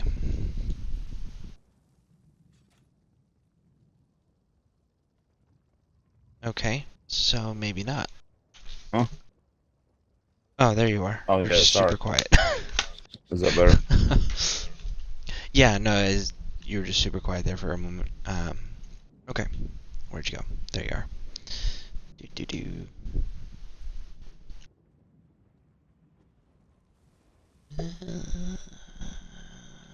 How'd you like the fact that I found you out in the middle of Cyrodiil? Yeah, that's pretty impressive, especially given the size of that map. I'd been following you for a while. Were you watching my my stream to find out where I was located? Sort of, but you never really showed your map, so I kind of had to figure it out as I went. But yeah, no, I'd been behind you for a while. It was kind of weird. I'd actually crossed in front of you 3 or 4 times, and it never showed me on your screen. Huh. That is weird. Ooh, who's assaulting this? Who's assaulting it? Not us. We're gonna die. We're gonna die. Is it a boss? Run. Run. No, they're gonna kill us. Because they're jerks. See? Jerks. Pretty much, yeah. So we're going to have to cross back over. So, revive or release? Just revive, and then we'll cross back over in that region. Because there's only one spot to revive at. Okay. So yeah, Red, as you can see, we were doing some PvE things there, and the PvP players didn't care. Matter of fact, they don't particularly care for it. Yeah. Yeah, Dragon was saying you can keep up with the forums, and you'll see the PvP players on there being very hostile about the idea of PvE players being in their way and taking up space. Well, it's not just in the forums. Like the Discord's full of it. The Twitter's been full of it. Yeah, they've been very vocal about not liking this PvP event. All right, so we got to kill Legion soldiers as well.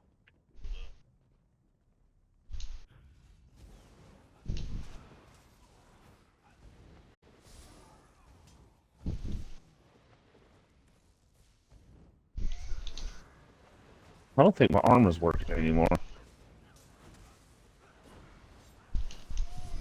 Matter of fact, I know my armor's not working. Hold on.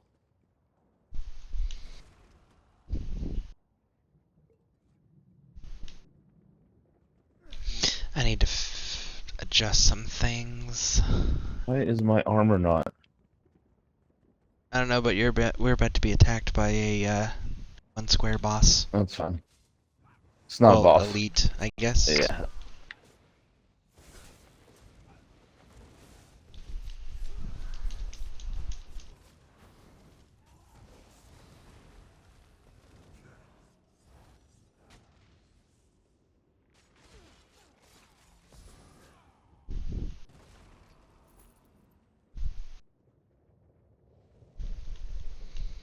Oh, we're gonna have to cross in front of.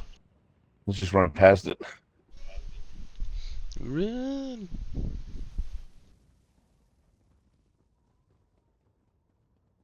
They busy knocking on the door. They ain't paying no attention to us. That's one of the vaults, by the way. Oh, it is? Yeah. Those are not Legion Zero soldiers. Those are.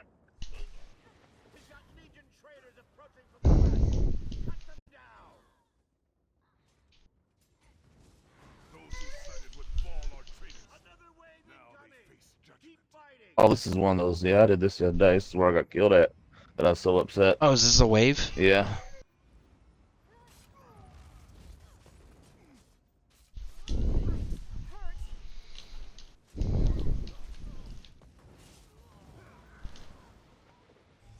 There's our legions. Well, this tombstones, when they're up, you should be getting a prompt.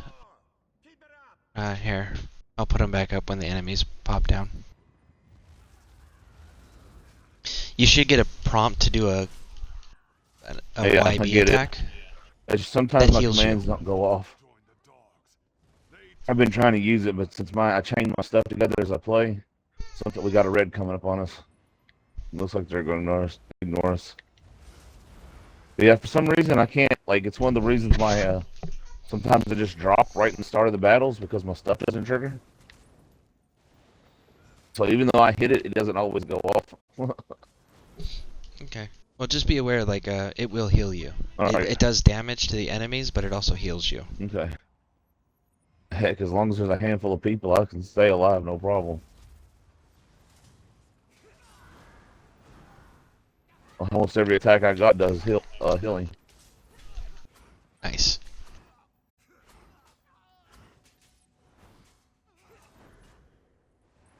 Ow, he stunned me. That's not good. I'm hurting there. Yep, I knew he got me. I'll just... Oh. He ain't dead yet, man. Okay, no, I thought you were released. I was like, no, I was going to be able to resurrect you. Nice. Okay, so this is what I'm seeing. You see what I see? Hold on. Okay. I got gold and Tarvon satchels, yeah. 79 though, Okay. It's different. Okay, so it is different. Okay, cool. Yeah, well, that was the reward. We got the boss coming. Yeah. That's the boss. This guy? Oh, yeah, right there, Baron Thrisk. I'm looking in the wrong direction. Yeah, look at the buildings. Oh. The big gargoyle, yeah. We have to follow him. We have to follow him? Because he is going where we're going. Well, Now, if you crouch, you can see a blue circle around him. So you just stay outside the blue circle. Hold on. Hey, Chad. Welcome to the broadcast. Thanks for joining us again. I know it's old news for you guys, but I'm going to go ahead and repost my standard messages for y'all. Now, for any of you guys that are joining us or that have been here that are unfamiliar with what this blue circle is, it's only on bosses that I've noticed so far. Yeah. Okay, so that may or may not change, or it may just be the area where it's only on bosses. But it is their site, essentially. Sentries. Sentry characters, when you're doing sneaking missions, will also have that same circle. So as long as you're crouched, you can see it, and if you stay out of it, they won't be able to detect you and target you. As long as you're crouching. So. Oh, he's right there. Piece of information for those being stealthy. I did not see him turn. We got one more. Like you realize you almost ran into him, don't you? Did I? Yeah. I wasn't paying attention. Yeah, I wasn't crouched. I'm surprised he didn't go off on us just now because we both just basically walked right into him. We have a boss bar. Oh, that's one of ours. Yeah. Yeah. Oh, look, I think he's after the boss. I'm getting in on that if he thinks he can take it. If that happens, let me know. Okay, yeah, Ooh, he's I gotta holding it. Run! I triggered one of those wave things. Hey, you.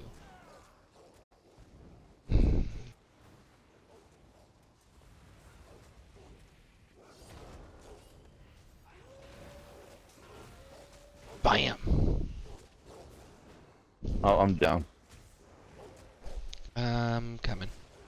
I can find you. Just keep fighting, I'll get up.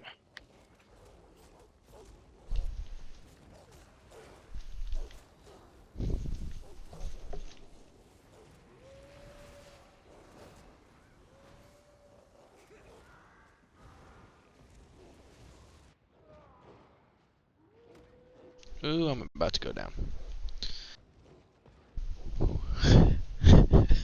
Look at that health bar. Oh yeah, what's up? So close.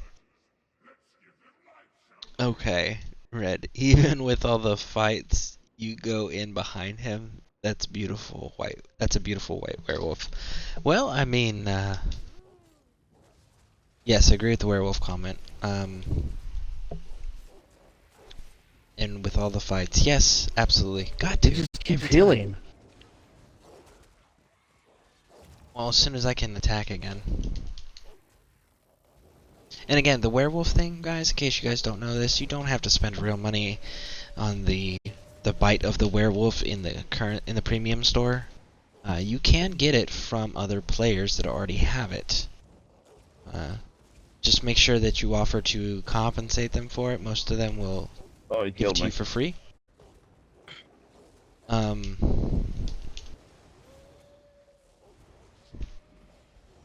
Man. He is no joke. Yeah, I'm seeing this. Yeah, so basically, if you guys want to become a werewolf like that teleport from character dude. there, Teleport. You guys go ahead and just say, want to buy werewolf bite. Someone will respond and then be willing to pay a price for it. Most of them are going to say it's free. But if they do say it's free, make sure you tip them by sending them a little bit of gold or whatever item or resource you have excess of that you feel you can afford. Gold is the most common form of tipping, and it is done through mailing them the gold. Yeah, so you can absolutely get it for free. You don't have to pay the premium store costs. You hurt me hard.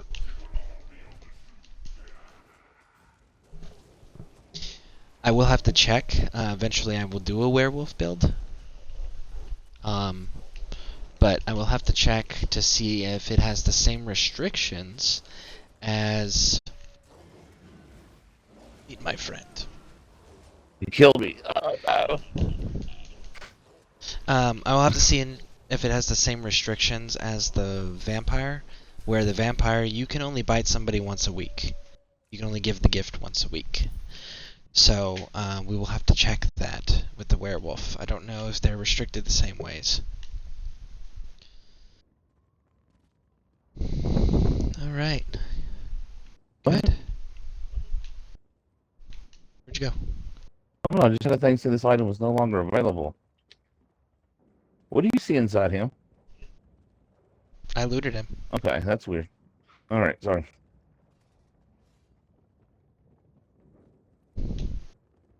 That was weird.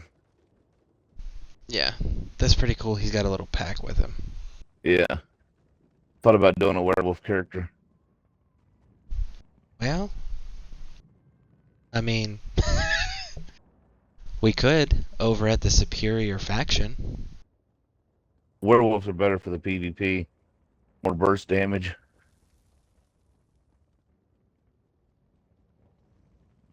Like I said, we could with the superior faction if you want. Yeah, it's okay. Most of the viewers here are most of the viewers that tune in to my broadcast are Dominion players. Oh. Like I keep saying, we can't all be a cool kid. We what? Then we can't all be a cool kid. Cool kid? Yeah. Well, I mean, you already have a dagger character. Why is it? There we go. For some reason, I'm having problems getting the flame burst to go off. Like I have to time it just right, or it will not go off, and it's causing all kinds of problems. Plus, I've noticed my armor is not going off here.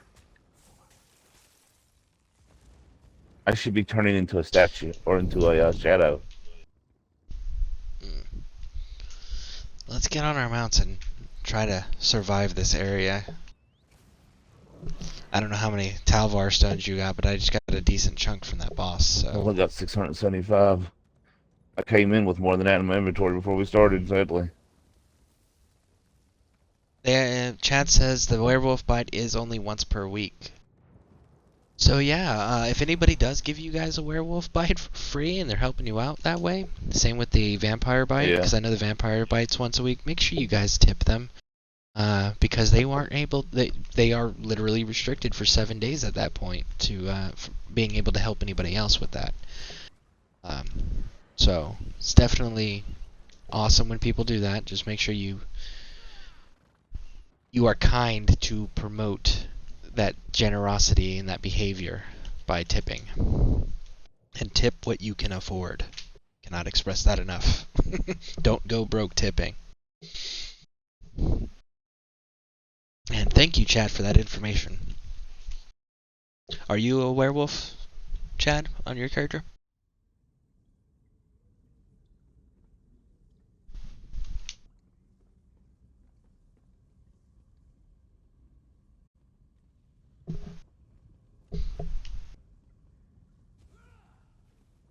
Yeah, the invisibility aspect of the vampire that I was looking at. Uh-oh. I think we might be screwed. Oh, nope. Yep, we're screwed.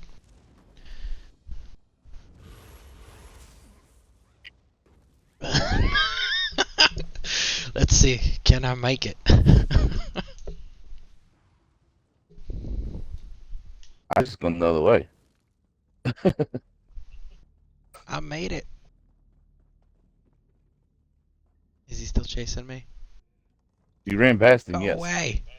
That's why I went the other way. Damn it. Might be a lot of bad guys. Leave me alone. We're not friends. I don't know you. Stranger danger. I need an adult. I need an adult. Alright, he stopped chasing me. And I survived. He just ran right past me. I've had werewolves in the past. That's cool. Right in the butt. Definitely thinking about doing one. Stop shooting me. Wait. Shoot.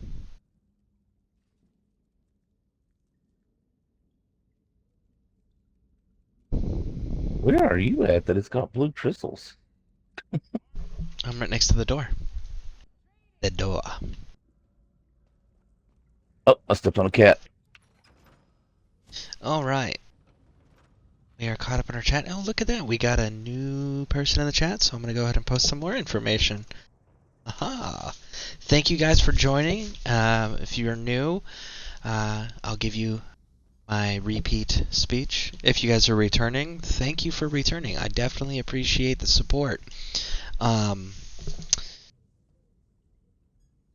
And we lost the viewer. So, hey, I guess I don't have to repeat anything for you guys. What was I doing? I was right. I need to turn this in. Rank numbers increased to rank 4. Daily endeavor completed. Woohoo! I like doing them endeavors. I get them endeavor thing involvers. Yeah, I gotta check and see if my dailies have reset. I think they should have. Wonder how much these things are worth. Daily endeavor. Seals of endeavor. And there is the third event ticket. Okay. Oh my goodness. Well, it takes a lot of endeavor things. Sorry, it takes a lot of endeavor points. Yeah, it takes a lot of these things. These things do. Okay, so if for every endeavor you do, you get what is it? Seals of endeavor, I think they're called. Yeah, Seals of Endeavor. Yeah, no, it takes a lot of money to spend them in the crown store. Oh, yes, absolutely it does. Yeah. 16,000. So 7,000. Just so you guys can see here what he's talking about. If we go to the ESO crown store up here, Seals of Endeavor. Like that one's 16,000 there. These are the things that he was talking about. You can buy these with currency you can earn in the game. They are kind of pricey. So it will take you a hot minute to grind all this stuff out. But how you earn Endeavor points... See if I can remember how to get that window open. Is it quests? It's not quests. Oh, it was just here yesterday. Endeavors. Here we go. So the endeavors. You have a daily section here. So like we've done 2 quests. I got to kill a player in Cyrodiil, place 5 furnishings. Valstrus? That must be a person. Complete a quest for him and collect 8 cloth producing plants. And then there's a weekly one. And as you can see, those ones I've got 0 progress on. But at the end there, like the weekly ones, for example, here, they're giving me 230 endeavor points when I complete them. The daily ones give me 10 apiece, and there is 5, so you can earn 50 a day just doing dailies. So it is possible to earn that currency to be able to purchase those items without having to spend real world currency. It's just takes dedication and a grind.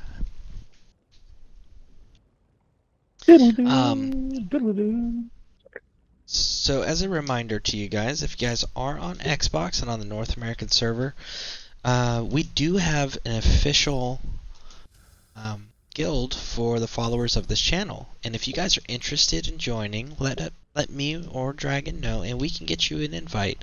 It is a new guild, and the only requirement is that you have to have hit the follow button on this Twitch channel that you guys are streamed in on. And the bacon. And the what? And bacon. And bacon, apparently. But, so yeah, if you guys are interested, definitely let us know. We will get you invited and sent in. The other thing to keep in mind is if you guys want to run around and do content with us, we always love the company. But if you're going to do PvP content, we are currently running Daggerfall Covenant characters. So you would need a Daggerfall Covenant character if you don't want to play against us in PvP. PvE content, it is irrelevant. So we can just go ahead and all run around together on that side. So yeah. Notification. Let's see here. So what's your plans, Dragon? Late night for you or early night? I might end up calling it early night. I thought about going back and doing some more PvP until 2 o'clock, but I have had a long day today. Matter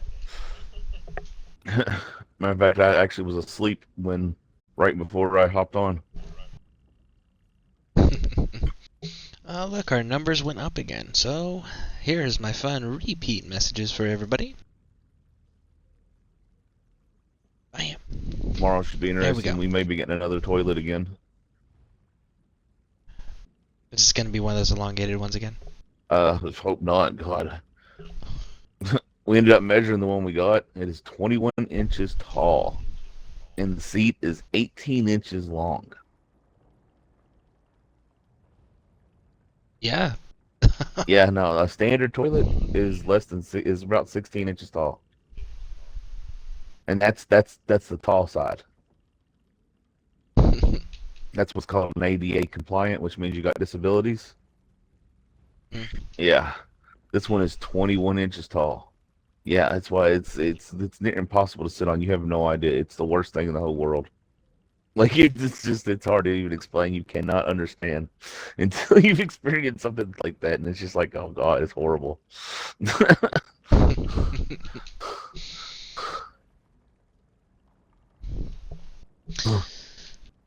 But yeah, we've had a bit of a long one, so I thought about trying to go to bed early. I don't know. I was trying to get more not Tarvon, but Alliance points, because I still need that ton. I went and actually did some research today and tracked down some places that sell the skins that I want, but they only have parts of them. And I think the cheapest one I found was 20,000 gold for the chest. So I could afford it, but it would break me. But I want the helmet's the big one I want. I want the helmet and I want all of it, but yeah. A little sad. It's so expensive.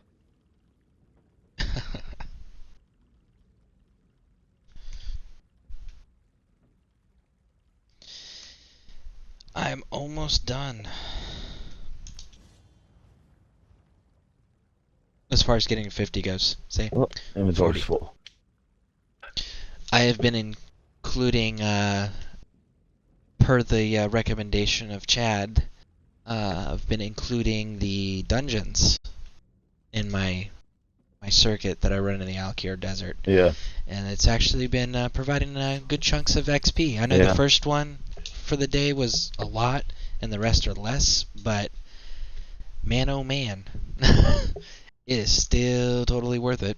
Still makes a big difference, and it breaks up the monotony of repeatedly doing the same thing over and over and over again. The proper way to level up is to do the dungeons.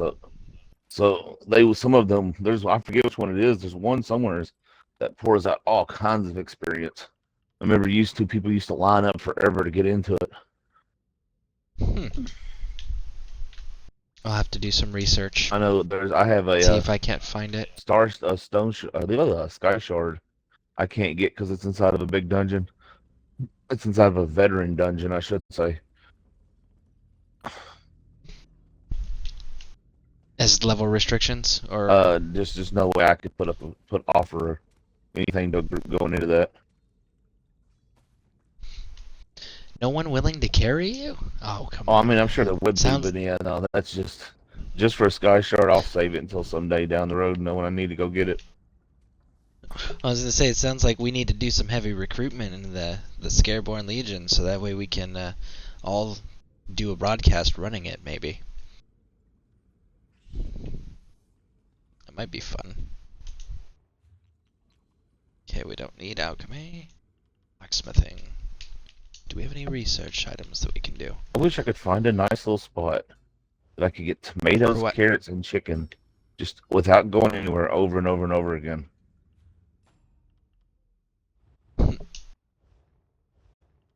I can get the tomato and I can get the chicken, but finding the carrot is never easy.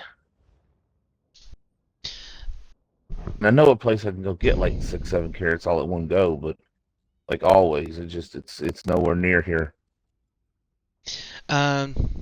Chad says you can do Sky Reach, but it would be a carry. It's a catacomb. Is that the one that Dragon was talking about with the pouring out XP, or is that a where the Sky Shard is?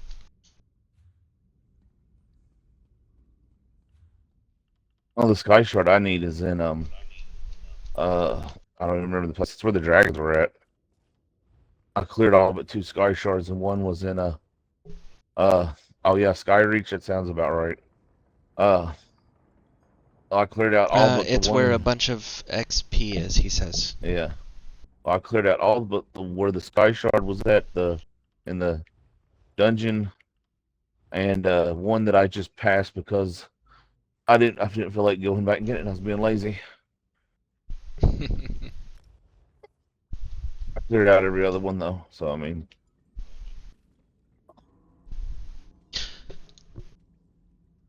There you guys go. If you guys want to level up a character and you know some high level players that are willing to carry you, sounds like Sky Reach is a good place for that. I have 600 baked apples in my inventory. How close are you to maxing out your provisions, guy? I am close. I think I'm at 48 or 49 now. Nice. Yeah. That's one of the reasons why I'm looking for a place to craft certain things. I have a couple level 35 recipes that I can craft that level me fairly fast. But they're the highest level I have, or at least the highest level I've checked at. Plus, I have a purple I'm making that I've been using for my PvP food. It's just the problem with the purple is I need the frost mirror, and I just today got my hireling up to a max level, so he'll start delivering it. So I haven't gotten a delivery Very with it nice. yet. Unless you're one. Yeah. Oh, hold on. What he's Chad's talking about. got some more information. Yeah, I remember that one right there. The one he's talking about right now with the Black Rose prison. The overway best method to level up is doing normal Black Rose prison, going to round 2, then leaving the arena and resetting and rinsing and repeating. Another really good. I have no idea where that's at or how to do that. One that you actually have access to. A good spot that I forgot about you actually have good access to right now is in Glenumbra. There is a mission where you fight werewolves, and you can go through it, and instead of finishing it, you abandon the mission and then go back and reset it and do it again. And you can just rinse and repeat, and it literally just gives you werewolves on demands and waves. So you run it, and then go back, reset it, and run it, and reset it, and run it again. It's a really good, easy repeat. Oh, it's in Glenumbra. It's dead smack in the middle of the map. And what it is you talk to a soldier, and he asks you to help with I think, I don't know if he asks with werewolves or not, but you go through a gate, and it shuts behind you. And it's a type of wave situation, so they spawns wave after wave. And you basically just sit there and grind it out, and you never complete the mission. That way it's always open. The place that I do in the jungle that I was telling about is another one of those. You accept the mission and then you never finish it, and that way you can just go back and grind the spawns over and over and over again. Well, definitely have to take a look at some of these.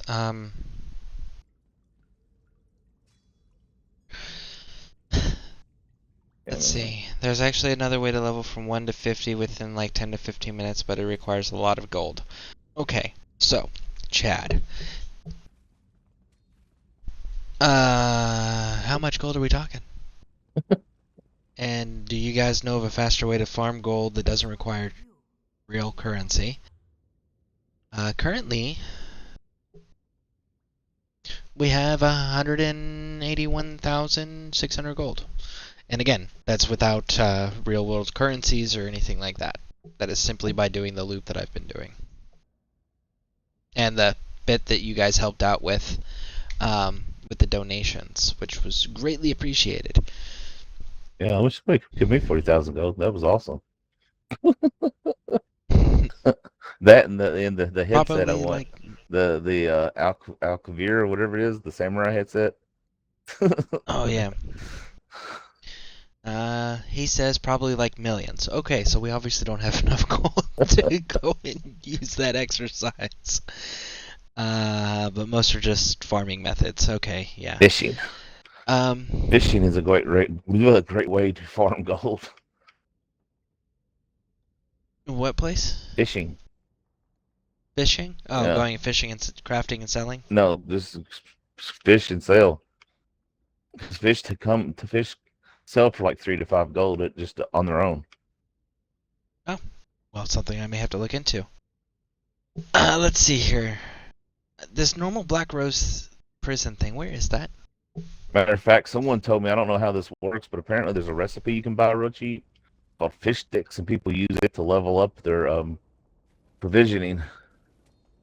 And they just literally craft hundreds of fish sticks.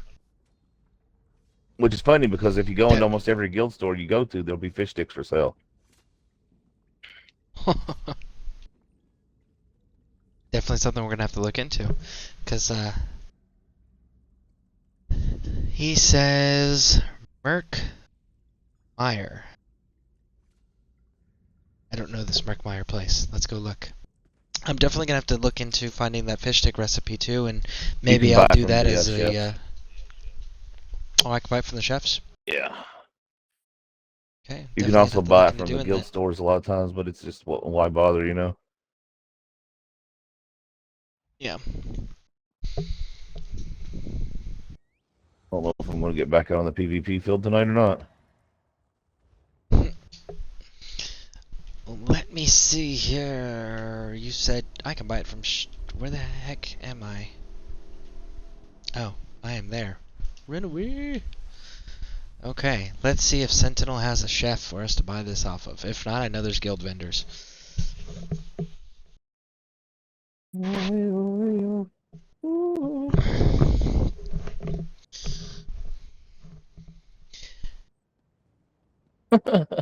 You know, Dragon, I've been trying real hard to be supportive of this Daggerfall Covenant, but I'm finding, other than the fact that they're good guys lore-wise, like, I'm finding it so hard to continue to support the Daggerfall Covenant. Why? They're never dominating the PvP field. It's they because don't you play have at night when everybody's offline. During the day, we own the PvP field all way, like literally all day long. That's why they don't do it at night. Yeah. Today we had Elder Scrolls plus Emperor for most of the day. Yeah, we'll see. And then the other issue that I'm having is the fact that none of the races are actually the best at any class at all.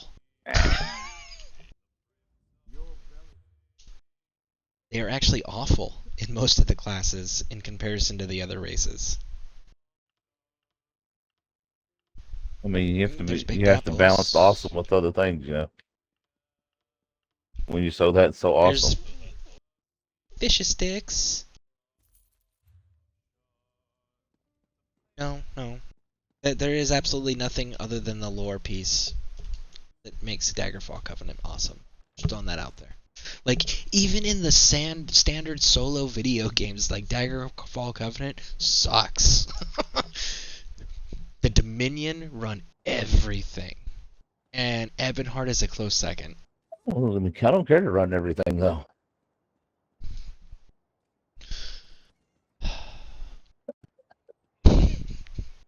I want to work for the man. What are you talking about?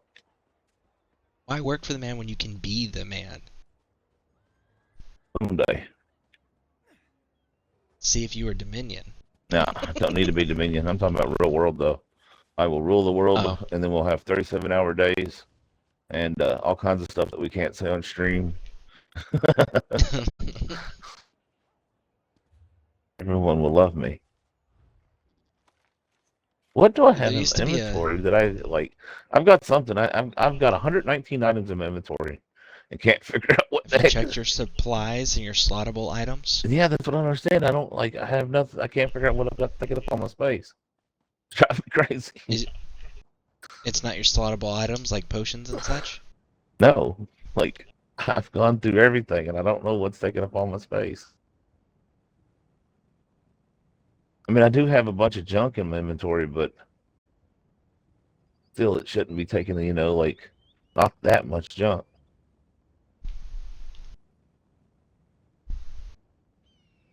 Ah, there's Murkmire. And there's Black Rose Prison.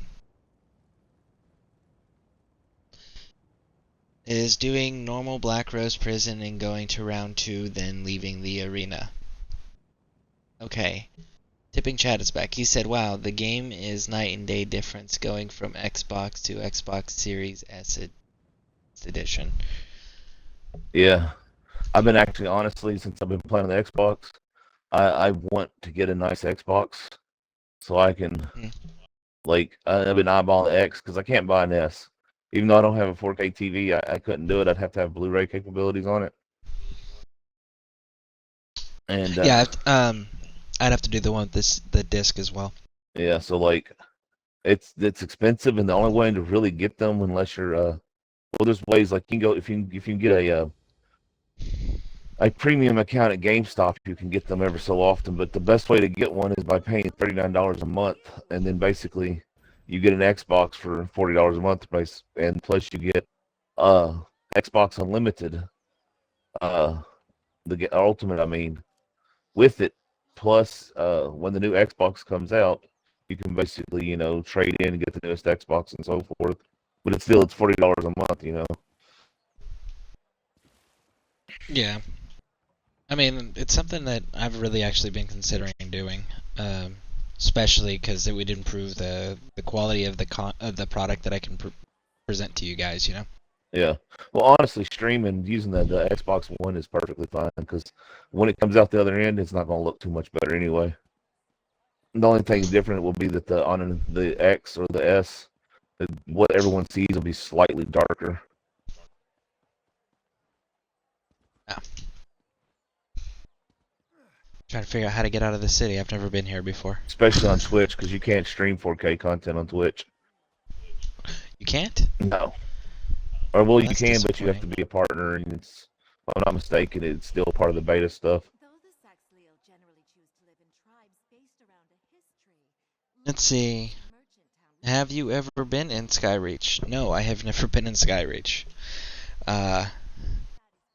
So here's fun fact, everyone. I used to play 3 years ago. I have a traumatic brain injury which prevents me from remembering a lot of things.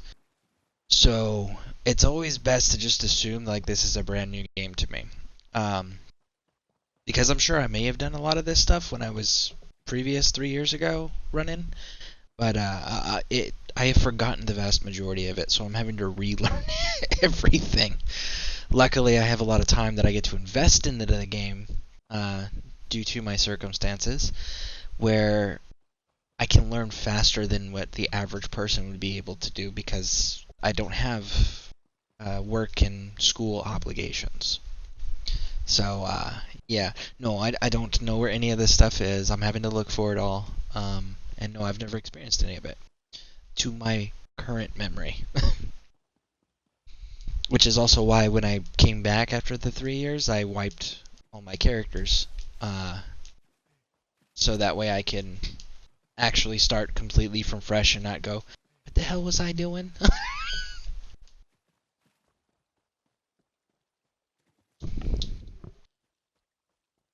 I can show you the rotation if you like. Yeah, absolutely. Definitely. So I got 10 more levels with this character, and then it's 50. And then I gotta go toy with it, experiment with it, and all that stuff with the PvP, which I'll probably be doing off camera. Off stream, I mean. Until I get a proper build worked out. Once I've got that, then I'll present that build in its own standalone video. But in the later part of this build, I'm already realizing there's some dramatic issues and flaws. So, very happy about that. But again, trial and error, learning how to play your own characters.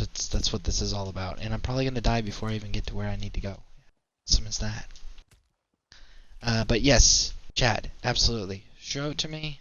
Run it. We've only got 10 levels. Go away, crocodile. And then we're done. And what the hell is killing me? Bugs. Oh yeah, you're in Murkmire. Yeah, no, there's bugs everywhere. Little mosquito type things, yeah, everywhere.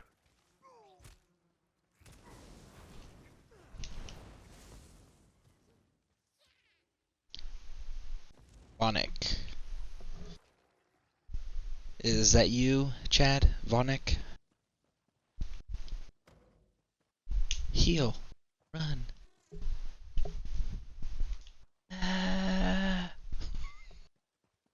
That's me. Okay. Awesome. Give me a moment here. Just trying to at least get the marker for the prison. How's my inventory empty? Do what? I was just talking to myself, sorry. Oh. I've been still in my inventory trying to clean out my junk. I have a bunch of food I could probably sell, honestly. I'm gonna have every one of these songs of Perilm or whatever the heck it's called. I'm gonna have all kinds of books for my home. Black Rose is a dungeon. Man. Yeah, it's a big dungeon. Okay, let's get down here. Do this. Add. Submit. Okay. Give me all the Tarzans. What's this? What is this new pet? You got a pet? What'd you get a pet for? Turtle. I have no idea, but I got a turtle. I want the turtle. No. What? What did you just turn into that? I don't know. Well. Acquired by traveling to Lil Moth in Murkmire for the first time. Well, I'm gonna be doing that here in a minute then. Okay. Wow, that's easy to get. Alright, so Chad says, I am running in a really outdated build, so my apologies if this goes bad. No worries. I have no idea where you're located. Do you want a party invite to the mic? To the mic. And are we doing the Sky Reach rotation that you wanted to show me, or are we doing this arena thing? Either way is fine. You will just stay in chat. Okay, sounds good.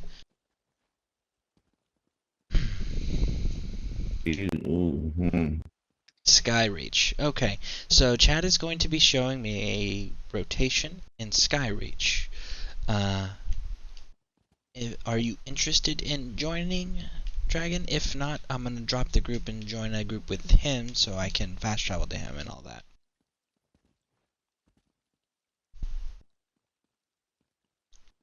Dragon. Huh? What? Sorry. Chad's going to be showing me a rotation for XP growth in Sky Reach. So if you're interested in going, I'll just send him the group invite. If you're gonna do your own thing, then I'm gonna finish up what I'm doing to get myself sorted. Then I'm probably gonna head out here in just a little bit. Okay, sounds good. So then let me go ahead and leave the group. Leave group. Yes. I have a. Am I out? Nope. I have a sapling, a burnt tall sapling that I can put in my house. So I have a burnt tree. That's different. Yeah. And I now have all of the songs of Lineal. Oh, that's cool. Yeah, I was looking at for the first house build that I do on the channel, I'm gonna do the Daggerfall Overlook house. I like the layout. I haven't even really looked at them yet, so. It cost 3.8 mil in gold to buy it. The other thing I will be purchasing eventually. I have no idea where I'm supposed to be going. Look, there you are. You're a skeleton. Okay. The other one is the Black Reach place. I am going to be getting that one afterwards to play with the building from scratch because that place is just open. There is no buildings. So those are definitely two things that we'll be doing later, much later down the road for building content. Do I need? Okay.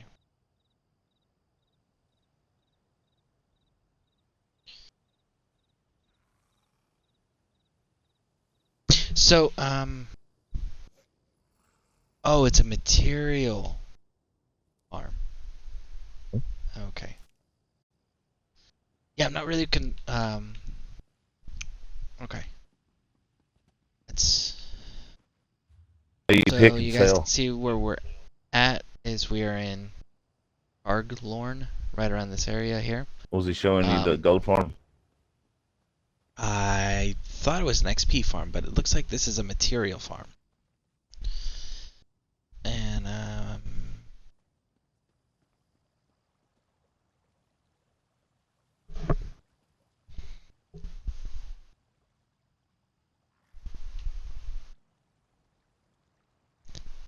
it is an XP farm.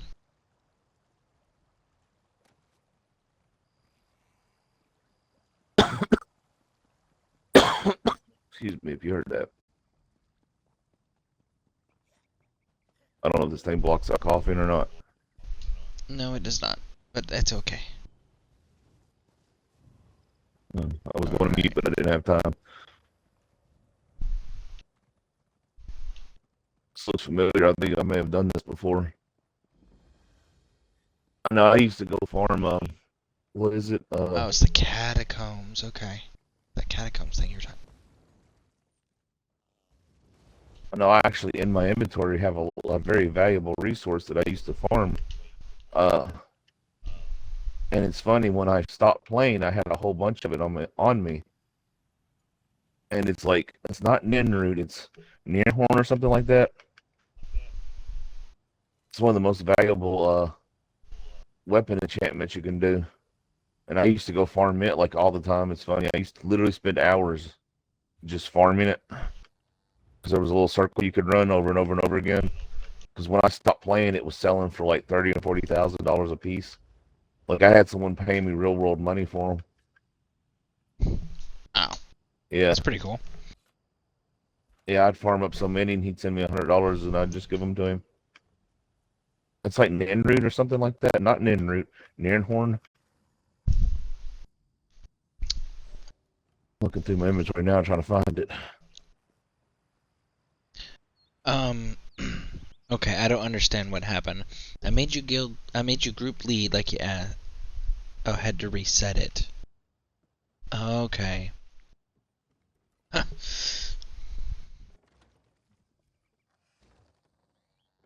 Yeah, I was confused there. I was like, you asked for group lead, I gave you group lead, and then you give it back. Okay. I want some Twizzler sticks. I hate nighttime. I always want like so much crap and I don't have it. And so. Oh, looks like we got some more viewers, so I'm gonna go ahead and post this chat in the chat. We are running a demonstration of the Skyreach XP farm in the Soul Shriven. Oh, this isn't it. In the catacombs that is called Skyreach Catacombs. So there are three big poles. Fedora Tipping Chad is going to be leading us through this. He is the skeleton you're seeing on my screen. We will be following him and learning about this XP farm. Again, this is in Skyreach if you guys are interested. Oh, shit. Yeah. And don't forget, guys, if you are interested, we do have a guild that is exclusive to those that follow this page. And we would like to eventually build it up enough where we can get some guild action going. So we are just aggroing the entire room. Yeah, so what you do is you basically, when you do these, you pull aggro on everything. You just keep going, right? And then the bigger the group you get, then when you hit that point, you stop and you just take on everything and you just nerf it with AoEs. And then you rinse and repeat over and over and over and over and over again. And if you pull it off right, it basically turns into a massive generation of XP. Oh. Ah. Almost got me. And now you see why I have such a aggressive AoE attack when I roll in. I blow up and then I spin, and I blow up and I spin, and so forth. Because this is what I was actually originally doing when I stopped playing. 13.2k. Yeah. For everyone that just witnessed that there, off of one poll, we got 13.2k. Are you running any scrolls? I am not running scrolls. I don't have scrolls because it's part of my challenge, remember? Yeah. I was just checking. And I used all my potions. So, yeah, this is unenhanced. 13.2k off of that. And that was pretty impressive. That is almost as much as you get off of doing a dungeon, and significantly shorter period of time. Okay, he says sneak past the blue guys. It must be these guys. Which appear purple to me.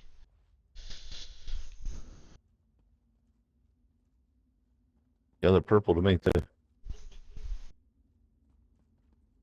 You know, the most common color for color blindness for men is blue and green. I knew about the green thing because to be a paratrooper, you can't be colorblind because you can't see the light turn from red to green. Yeah. To know that you have to jump out of the plane. So I did know about the green. I did not know about the blue, though. That's interesting. No man sees the colors blue and green exactly the same. Pull the chest. Okay, so he says pull the chest. So now he pulled the chest, and I have waves. Okay. Woo! Don't get stuck. Don't get stuck like that. Run. Refilled. Good thing that soul gems are so cheap. And at 4.75 and still increasing, right? Okay.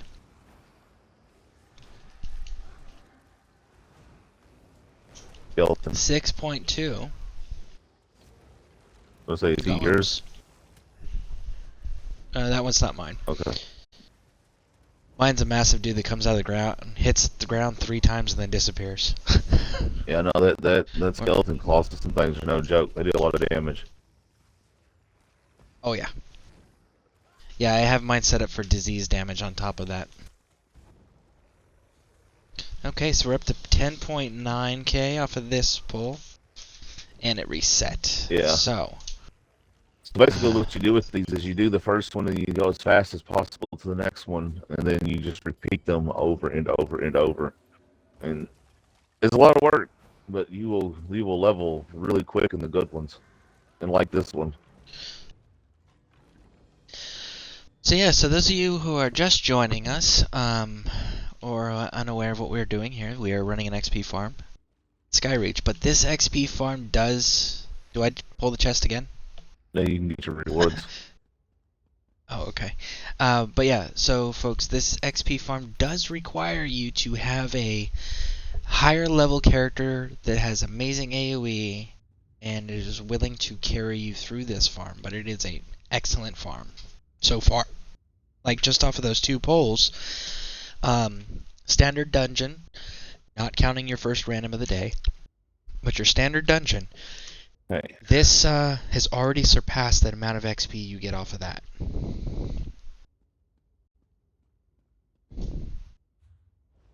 Let's check our inventory here.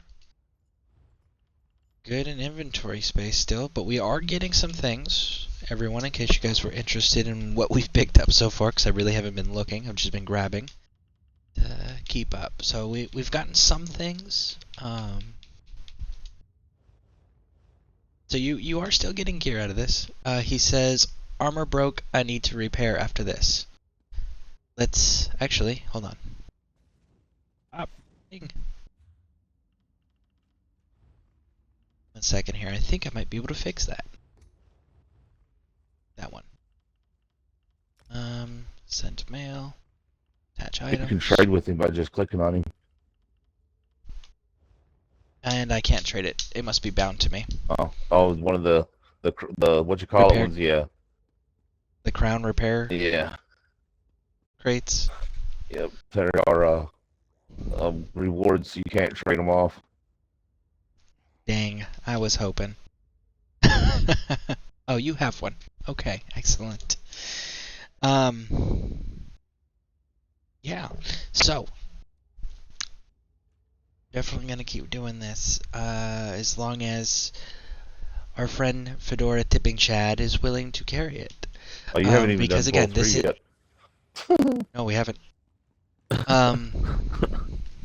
So just to reiterate, this has been super helpful. It has been far more XP growth in a very short period of time than a standard dungeon, everyone, in case you guys were interested. Oh.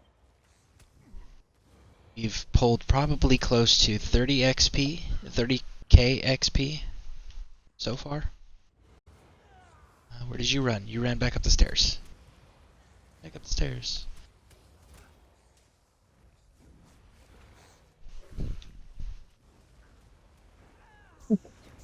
Woo! Ah!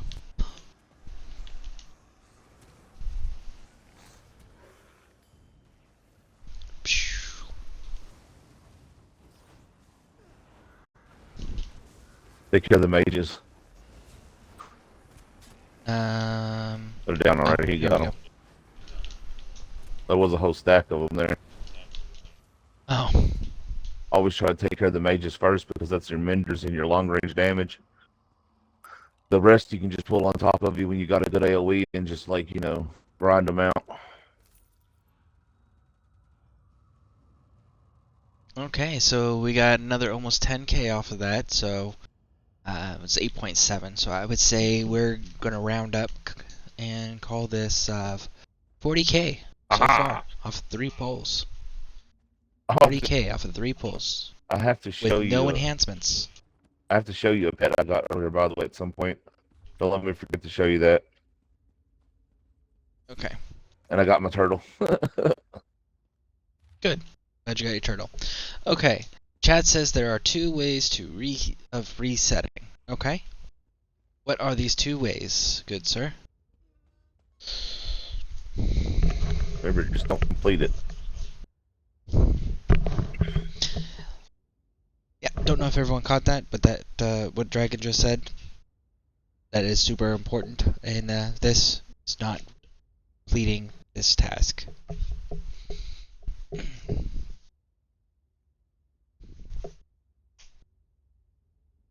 Yeah, that was way more XP than you're gonna get out of dungeons or doing the Alcure. See, I get a lot more out of the Alcure done. The Alcure, I'll get like 30 and 40 per run, each one. Yeah, no, I'm getting 1.7 without boosts. With boosts, I can get it as high as 5.9. I see when the chest drops, I get 36 or around 37,000. Alright, so he says the first way is to just leave the group, then instance, or we can walk outside and swap it to vet, then back to normal. Okay, I'll follow your lead on this. We're gonna go ahead and just make... Because I don't know if you want to No, you said you needed to go back and repair your armor, didn't you? So, however you want to do it. If you want to leave the instances and then do it, or run back, that's fine.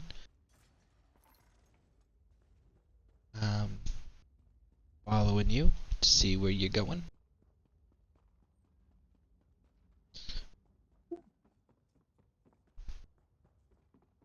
Oh, we were right back at the entrance. Wow. Isn't that convenient? You just most of these things you literally just run a loop. That's what makes them so nice. Is the whole point is that you can just run it over and over and over and over again. A lot of these things. See, this one you have to reset. The one I do in the jungle or the werewolf. The werewolf one you have to reset. The one I do in the jungle though, you accept the mission and then basically the person follows you along and fights with you the whole time. And as long as you don't finish the mission, he'll just stand there and wait for you to come back every time. And you just run in one big circle continuously. And the way it works out is if you do your timing right, you literally never stop fighting ever. Like it's as long as you can sustain doing it from stop to finish. It's constant XP grinding.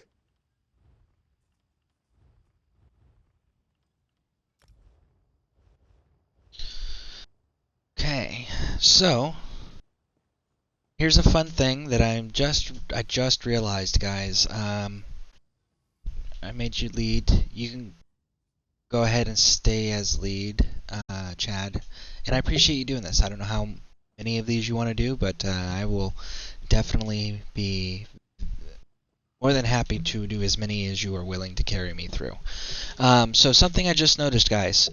My broadcast information that is on my Xbox window that I can see when I'm playing the game has 3 viewers. However, when I look over here to my left at the stream manager, it shows I have 6 viewers, and the Xbox for whatever reason is not updating anymore. It shows 7 for me. See? So go ahead and say the welcomes and everything real quick. Chad, I will just be following your character while I am talking. If you want to continue to do these. It is absolutely your call, and thank you for helping out with this. So, everyone that is in the broadcast, what we are doing is we are in Raglorn at the Skyreach Catacombs. Okay? And Fedora Tipping Chad, who is in the Twitch chat right now with us, is the skeleton that you see that I'm following you around. He has been kind enough to show us this XP farm. This XP farm is a loop inside the Skyreach Catacombs that requires a higher level player to help you with. Okay, we are currently not using any scrolls or potions because of a challenge that I have set in place of not using real world currency. So the XP growth that you will see in the bottom left corner whenever we go and do these loops, that is unenhanced. That is base level, okay? And currently we are at a level 40. So what we are doing here is he is going to aggro this entire room. If you guys are unfamiliar with it, this is the technique. He is going to pull everybody, right? And we're just going to run and try not to die in the process. And again, this does require a higher level player willing to spend the time to help you. So once he's pulled this entire room, we've reached this set of stairs here, we are going to stop. And he is going to do his AoE kills and just start cleaning house, essentially. We can assist. Do your best not to die in the process. If you die, you can resurrect, provided you have soul gems. As you can see, I died, because it's really easy to get stuck when you pull that many. And you can see that even though I died, my XP growth is still going up. So that is a pretty cool piece of information to keep in mind. Again, if you can get anybody to do this for you, strongly recommend. You're going to get way more XP doing this than you are off of doing the dungeons. At least that's been my experience so far. Maybe not the first one of the day, but definitely this one. If you guys are interested in running with us, we are on Xbox and we are on the North American server. We do other content as well. So once we get to this set of stairs and he's killed everybody, we got to do this crouch thing. Okay? And we got to hide. The reason why is because right at the top of these stairs, I'll show you guys, you see these purple dudes? To pull this XP farm off, we got to avoid being detected by those guys. So the way to do it is you crouch and you stay around these tombs, right? And once once you get to the other side, again, without aggravating these people, then we crouch and we stay crouched until we get to this chest. Okay? Now this chest, he's going to activate it. Okay? And when he activates it, it's going to create a massive wave of skeletons combined with Bone Colossus. And we have one important job. Stay alive. That is literally it. Which is a lot harder than it sounds. You can see just the massive amounts of enemies that are constantly spawning. Again, you have to have a super high level character that is willing to carry you through this if you are starting out fresh. Can absolutely contribute the best way possible, though we're probably not going to be doing very much.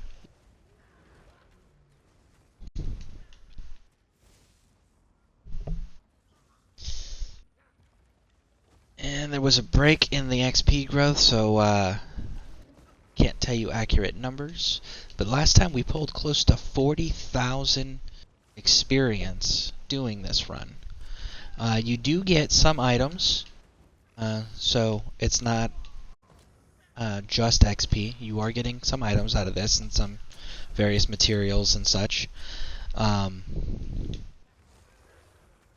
if you do have someone nice enough to do this, make sure you tip them at the end, or even in the beginning, because what they're doing here is they're giving you their time, their attention, and they are also using their own resources. Like, their armor and weapons are going to break down, so they're going to need to repair them. They may use potions or food or drinks, so you definitely want to make sure that you are compensating them by tipping them, because this is an amazing service that some players do provide. Currently, again, Fedora Tipping Chat is the one that is leading us through this farm.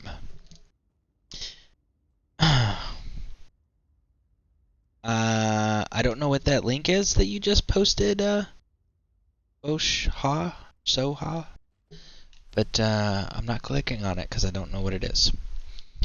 But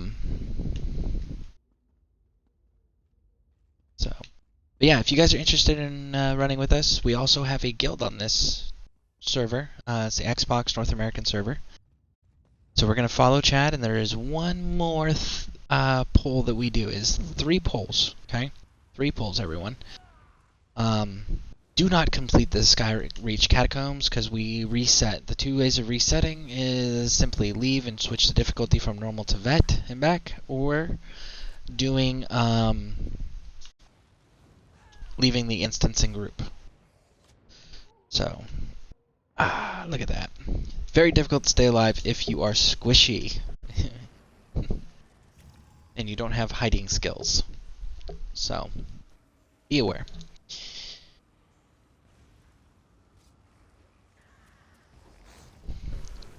Alright. But yeah, if any of you guys are interested in running with us, like I said, we do have a guild that's exclusively for the followers of this Twitch page. We are on the North American server. It is on Xbox. We do all sorts of content, and we do have plans for using the guild in big content for broadcasts at a future date. Once we built up some more of these numbers. It is a new guild. We are looking for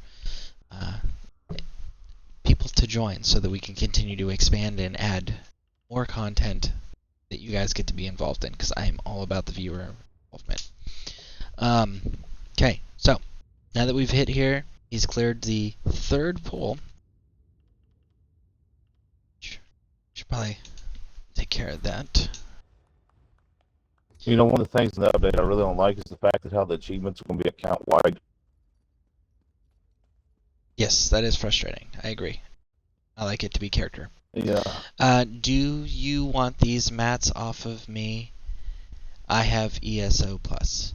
I have ESO Plus as well. That is the one premium service that I do strongly recommend every player get. I'm okay with not getting the mats right now, simply because I'm just focusing on getting the character leveled up. That is really my only intent right now. But thank you for offering. Oh. That's expensive. I can't hold any mats. Okay. I mean, if you want me to hold mats, I can definitely do that. I can't put them in the guild bank because I don't have. We just started the guild, so we'll need 10. You just want loot. Okay. Sure. So I'm sitting here. I was looking at the price of crowns and stuff, just because I was looking at something, and I wasn't signed into Xbox Live on my browser, and I was like, wow, that's not bad for $10. And I was like, wait a minute, why does it say $99.99 without Game Pass? And it was saved $10 with Game Pass. So 14,000 crowns is $100. Ow. That's not expensive, not at all. Good Lord. Could you imagine actually buying 14,000? Like, that's $100. Yeah. Chad, I went ahead and I hit ready. You're gonna have to re-hit ready. $150? Gosh. The reason why I was looking is that there is apparently a manor for sale right now. Like, it is massive. Which one? I have no idea. Like, hold on, what's it say? Store. Which is weird is I don't see any even remotely like it in the houses. But the Linchell Grand Manor is for sale for 14,000 crown. Okay. Wow. It looks like none of the others cost that much. Hold on. What is it called? The Linchell Grand Manor. Oh, is that the big one? Yeah, it's the home limited time offer. It's the one where the Imperial nobleman lived. I was looking at it because I play an Imperial. I was like, well, I could buy that, and have my home. But not for $100. So you appreciate the offer. Awesome. Thank you, Chad. I definitely appreciate you guys doing that, and I will get back to that conversation with you, Dragon, in a second. Chad, thank you for the materials. Thank you for wanting to help out. And so that everybody is aware, always make sure that you're offering tips, gifts. You can do it through mail or through trade. When people are taking the time to help you do things, okay? That's super, super important. It makes people want to continue to be nice to other players. So I cannot express that enough, how important that is. So definitely thank you, Chad, for doing this. And again, if any of you guys are on Xbox and you do want to join the guild for the channel, let me know, and we will get you that guild invite. Once we can get 10 of you guys into the guild, then we will be able to open up the guild bank for everybody to start accessing and using, and we can grow from there. So yeah, if you guys are interested in joining it, we are on the Xbox server, Xbox North American server. But until we get the 10 members, we do not have access to the bank, so we need your guys' support to be able to make the guild more useful to everyone.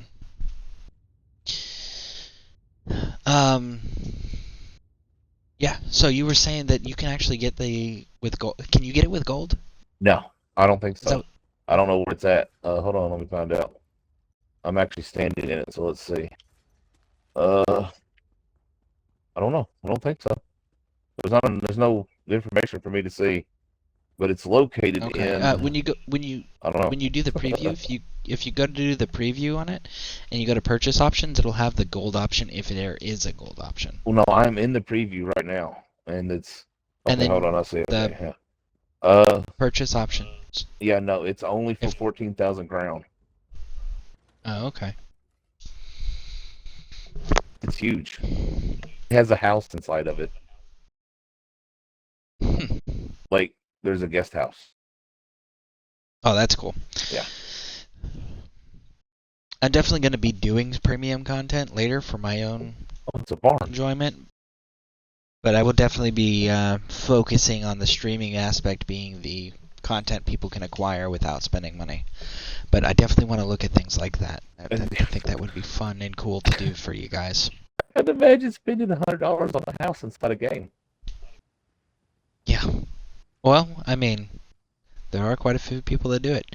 So, those of you guys who are sticking with us, we are doing this rinse and repeat process to level up this character so that I could go ahead and do start messing with it. The experimental build is an anti-Zerg build for PvP content. Currently, Tipping Fedora Chad is the one helping us with that. And we are at level 41. We need 9 more levels. And then we will be complete. So this place is to awesome, go and experiment. but I do not think it's worth $100. The house? Yeah, it's huge. Don't get me wrong. The when you go into the main entryway, there's 2 little rooms on the side of them that are about as big as the hotel room you get. But like it's just a great big courthouse with a house and a barn and like some statues. There's a bigger one I've looked at once before. Unless I'm missing something. Oh, there's a tower. Okay.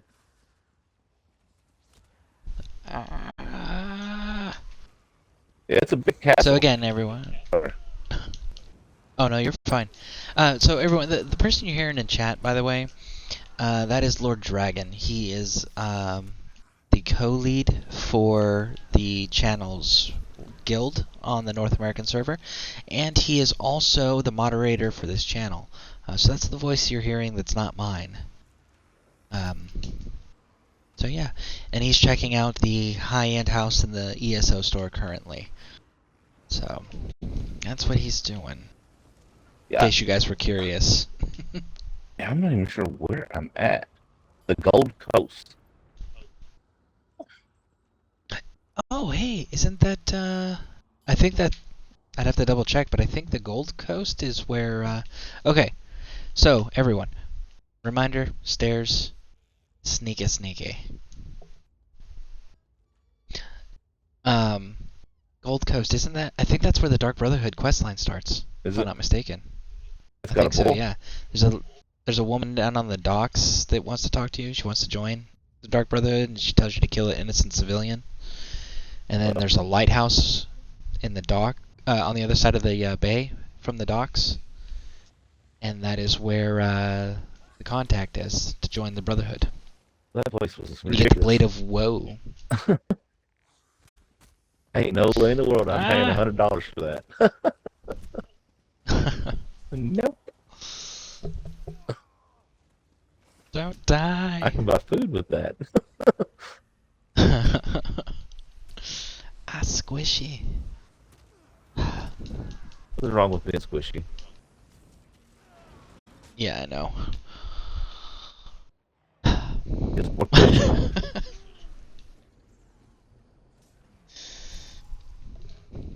Oh.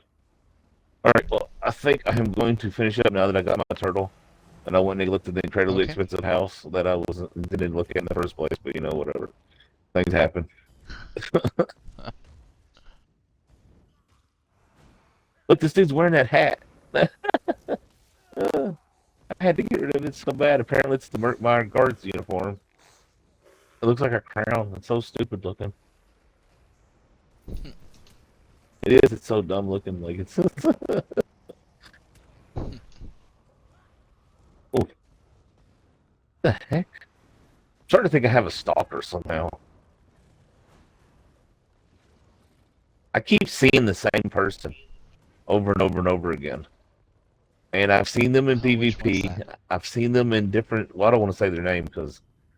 Oh, okay. Yeah, but no, I've seen... Is it someone that has run with us before? No, I've never talked to this person, but I've seen them many times in PvP. I've seen them in different regions of the map, in different zones. And it's like every time I turn around, it's like, there's that person again. And it's really kind of creeping me out.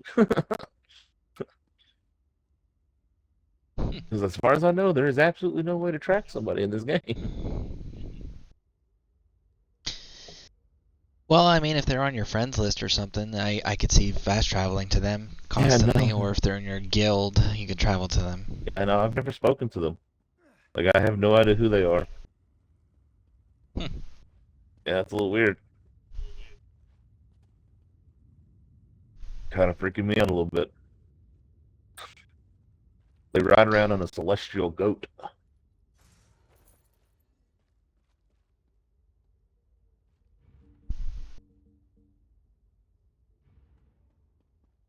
Okay. Right. You have a good night. I am off to bed. All right. See you later, dragon. Ah. Run. Oh, look. I actually have the button to leave the thing tonight. Yeah, if I need to drop you from the party, let me know. No, I got it. Alright, you have fun. Good leveling. Alright. Run, run, run, heal. Dead.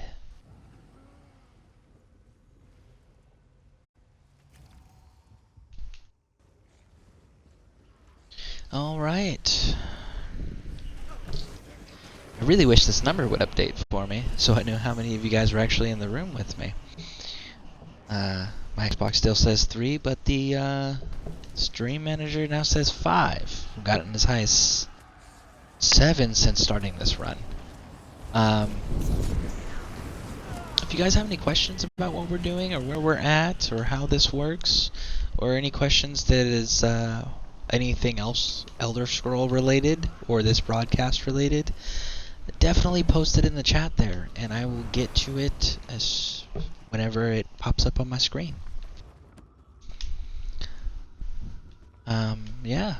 So in the meantime, the player you see me following around, that is Fedora Tipping Chad, and we are definitely very grateful for his ability to assist us with teaching us about this run for this XP farm and carrying us through it, because again, this is not something that you can do if you are little and squishy and trying to create a brand new character, but certainly something that a more experienced, built up person is absolutely able to do for you.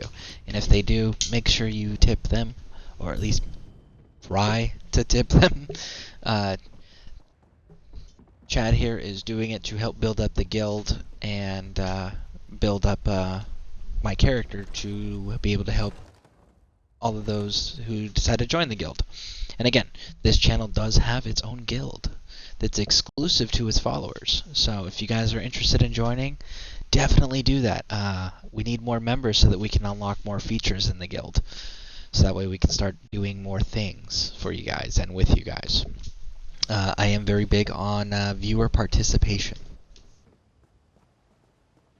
So, yep. Let's see, can I eat this person? No, because they're a quest giver.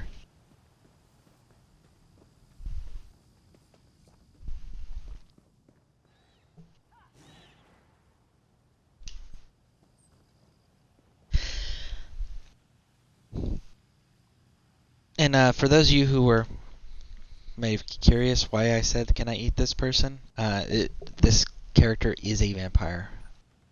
I will join, but I'm not on here a lot. Okay, I will send you a... Let's see here. Okay, maybe I gotta do it this way. Let's see. Group. Current group. Invite to Scareborn Legion. Yes. And just so you guys are aware, those of you guys that are maybe unfamiliar with my channel or the way that I do things, I am not one of those people that I'm going to make requirements of guild members outside of the clicking the follow button on the Twitch channel. If you guys want to follow, there is no requirements or obligations to maintain. We do not require you guys to be on daily, weekly, monthly, anything like that. We don't require you to contribute or donate X amount of whatever resource, material, items to the guild bank. We don't require you to be on at certain times to participate in events or PvP runs or... Hold on. Okay, there we go. Yeah, we don't have any of those requirements. This is very much a casual guild where if you guys want to join, you guys can, and you don't have to worry about getting dropped from the guild because you're not participating in the way that the guild leader feels you need to. This is definitely one of those things where everybody on here in the guild will be a viewer here, so there'll be people that you have seen in chat before or possibly even talked to in chat.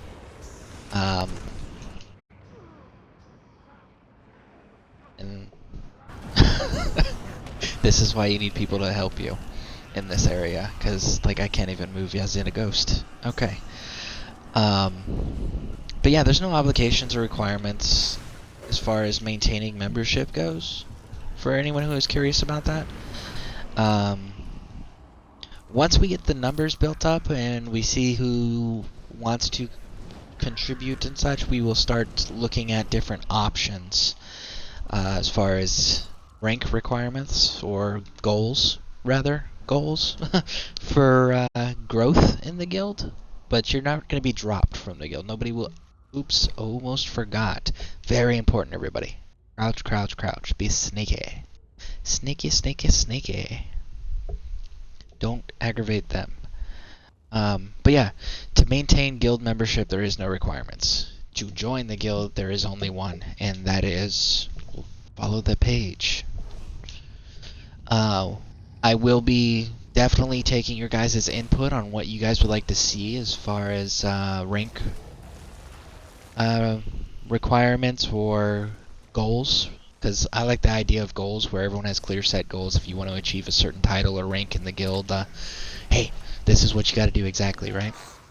And it'd be optional, 100% optional, to be a member of the guild if you want to grow or not, or just stay at the entry level. But the guild will be to help everybody grow, help everybody learn the content, run farms, build new characters, refine builds, doing PvP, PvE, dungeons. And I would eventually like to do a big broadcast where we can do like a full siege in Cyrodiil, or we can do some major dungeon runs, and everybody involved that you guys are watching involved in the event would be exclusively you viewers running around doing this with me. I think that would be fun and fantastic and exciting. Let me know what you guys think. I'm definitely looking for some input and opinions on if that sort of thing even appeals to you. I know the whole creating rank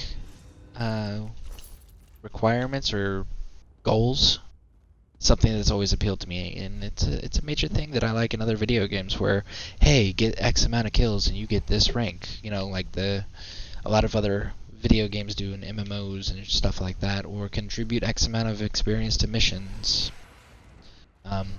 Obviously, this game, with the way that I like to run things, it would very much be influenced by your guys' input and what you guys would like to do, and whether or not these things appeal to you. So yeah, that's for everybody that is a follower on this channel. So if you guys have input, ideas, or you don't like what I'm proposing, let me know. Because if you don't like it, then I need to know that too, so I can make the necessary adjustments. But if you do think it's a cool idea, or you want to refine it or contribute to it, also, you know, make sure you're throwing that in the chat. Let's get a discussion going about it. And what is there things that we can do to make the guild concept for the channel more appealing? And yes, I know you guys are just watching me rinse and repeat, die and revive. So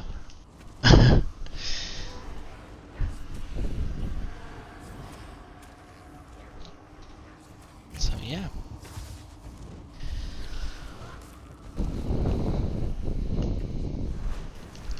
This dude has killed me repeatedly.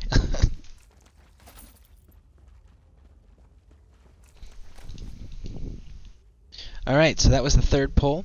For those of you guys who missed the beginning explanation of how this run works, that was the third poll. So now we are going to go back and reset this. And we are going to do this as much as Chad is willing to do it, because he is doing this amazing service as a kindness. So definitely want to make sure that whenever people are doing things for you, you're always taking that into consideration and tipping them when they're willing or will allow it. Chad here wants us to maintain what we got for growth reasons for the guild and characters. But absolutely make sure that you are being appreciative of kindness that other players extend to you guys. I cannot express that enough.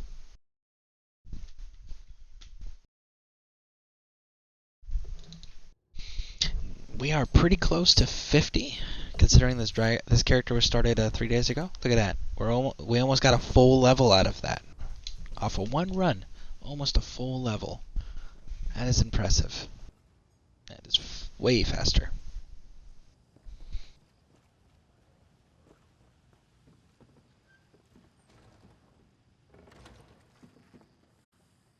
And thank you again for doing another run. Definitely appreciate it. By the way, I'm talking a lot to fill the background space because I don't have one of them fancy computer setups that I can play music for you guys. So if I'm talking too much, definitely let me know and I will tone it down.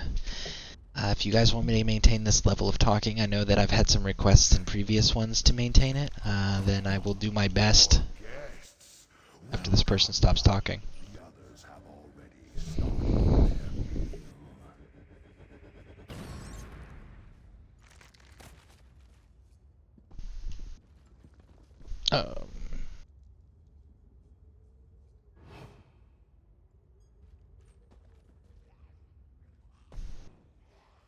Let's see if I can stay hidden and he can pull everybody without me getting in his way. But yeah, if you guys want me to keep talking, let me know. I just know that without viewer participation in the conversations, I will run out of things to talk about. I am not a big talker in real life. That's why, if you actually notice a lot of the things that I do say in the broadcast, I'm repeating. I'm just rewording. Yeah. So if you guys want me to keep talking, let me know. The more viewer participation I have, the more topics I would have to discuss. Let's see, Red. I think your talking is good. Well, thank you, Red. I will certainly continue to try to continue maintaining the level of talking. But again, for everybody that's in the chat,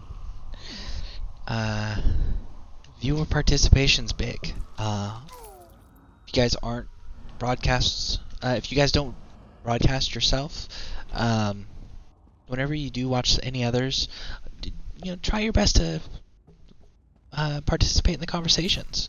If you are a broadcaster, you are a streamer, go ahead and throw your self-promotion stuff in here as long as it's Elder Scroll related. And yeah, so, and if you are a broadcaster, you definitely understand the struggle of sitting there in a quiet chat room with not much to say. No? So, yeah. But I will do my best to continue telling stories. So I've talked about the rank thing a few times with various numbers of people in the the broadcast. I have yet to receive any of your guys' opinions on it. I've yet to receive any of your guys' input. Definitely always interested in hearing what you guys have to say on some of these ideas I have.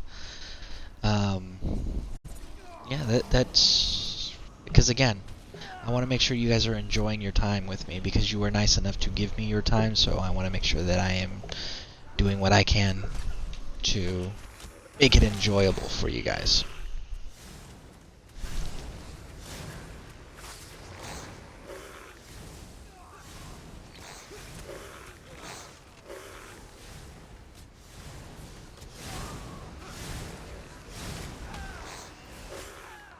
Red. I'm not a broadcaster, but I'm antisocial, so I know the struggle of trying to talk with no ideas to bounce back from. Yes, absolutely. I need to heal, and I should put that. Alright.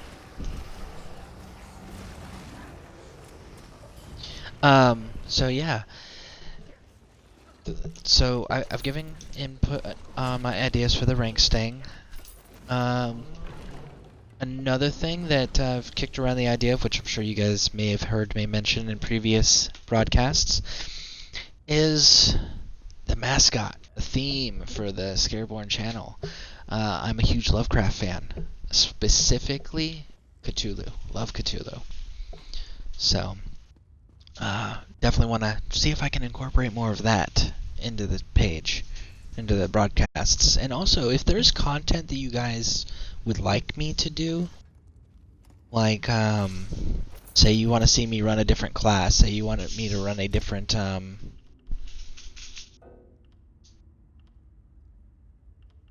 guess we'll go with that one, shall we? Woohoo! Yeah, if you guys want to see me run more content, it's a different type maybe, or do, you know, when I say different type, I mean like, hey, let's do some housing stuff. Hey, let's do some dungeon stuff. Oh, okay. He says here for when you make crafter. Thank you. So yeah, doing broadcasts of the streaming, of the skill stuff for the crafting, whether it's the building stuff or making stuff for food, drinks, potions, jewelry, armor, weapons, furniture. If you guys want to see me do stuff like that, let me know. If you guys want to see me do house decorations, we can definitely look at doing that. If you want to see different character builds, like this is a necromancer vampire that we're working on. If you want to see, I was thinking about doing a warden werewolf build. I think that might be fun too. And if you guys want to see PvP content, like running some Cyrodiil stuff or running some Imperial City stuff, also throw that in there. I'm interested, or if you want to see me do quests, I can do quest lines. But yeah, definitely let me know. And if you guys ever want to make new characters and run around with me, or take your seasoned characters and run around with me, I'm always happy to have company. Let's see, where'd you go?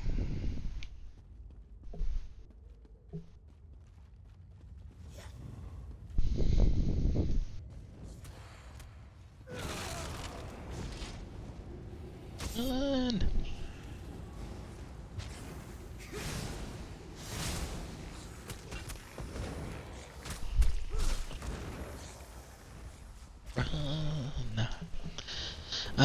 Also, if you guys have any questions of what we're doing right now, and look at that, my numbers went up again. Man. So, the reason I'm pointing the numbers out to myself here is because I am actually doing a different type of broadcasting tonight than what I normally do for you guys. Normally, my broadcasts are done through the actual Twitch app on the Xbox.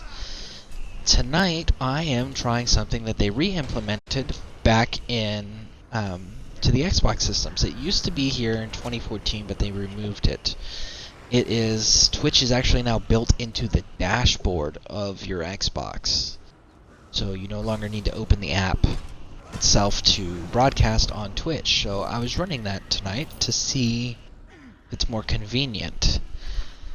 And because the last couple nights we've been having issues where the video will start buffering, and you guys can still hear me in real time. Tonight, it looks like we haven't experienced any of those issues yet. We are at 6 hours and 45 minutes into this broadcast. But my numbers don't update. So I'm having to keep an eye on this stuff. So if I miss you coming in, I apologize. If you guys do have any questions, again, feel free to throw it in the chat. I'll do my best to answer them. Again, if you guys want to join, Xbox, North American server. PvP. If you want to run PvP, Lord Dragon and I have characters that are Daggerfall Covenant. If you guys run other characters from other factions, that's cool too. Hold on, let's see, we got something in the chat. Do you still have to discover places on foot in this game? Okay, kind of. Kind of. Yes. Yes, you have to discover certain places on foot. Some places allow you to fast travel to them, like if they're dungeon locations or major cities where it has the way shrines. Some of those places are already available to you automatically. It requires gold to fast travel to those places, but some of them are available. The other way to do it, where you don't have to travel on foot or use any of the the travel means on the docks or anything like that, or caravans, is if you have a player that you run around with, or if you guys do join the guild and you see one of us on, if you see us there, we can absolutely, if we have the place discovered already, go there for you when we're available, obviously, and allow you to travel to us, so that way you don't have to run there or figure out how to make it there, which I think is super awesome and useful.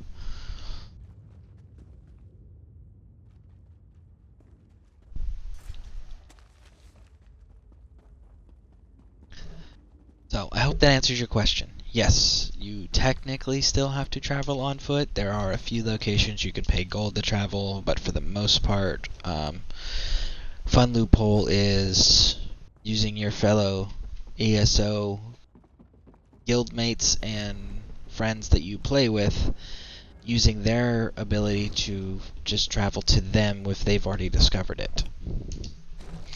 Once you discover the way shrines in the area, you can go to a way shrine and travel from a way shrine to any other way shrine that you have unlocked for free, which is awesome. Also, the traveling on foot thing, you do have a mount, so you can always do it that way too.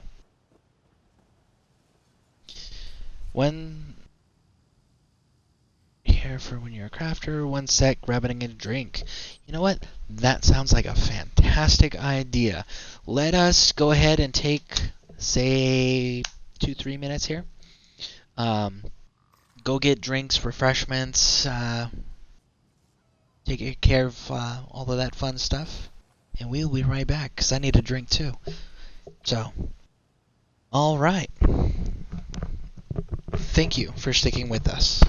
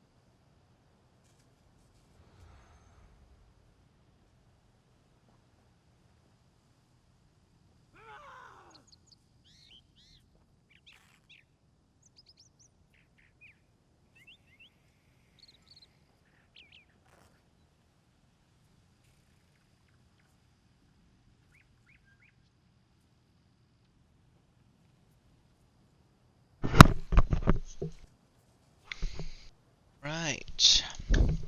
I am back. Thank you for sticking with us through the break.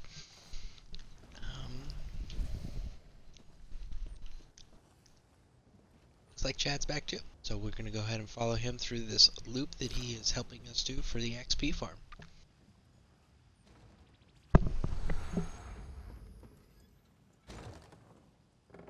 Again, folks, if you weren't with us at the beginning of this loop, just know that this loop is something that you do have to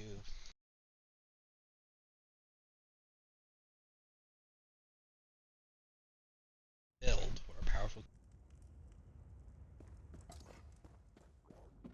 time. So, aware of that. And if someone does do it for you, it's him.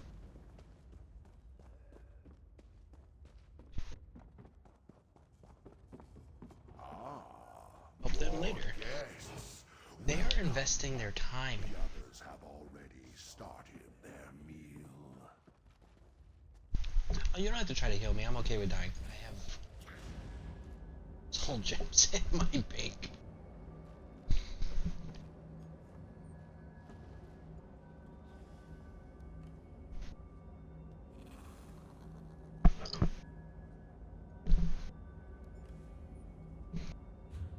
I have on my person right now.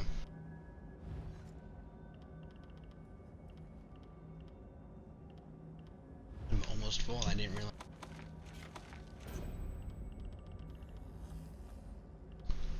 $121, 100 and... Yeah. I've got 264 soul gems in my inventory right now. If I keep dying, that's cool.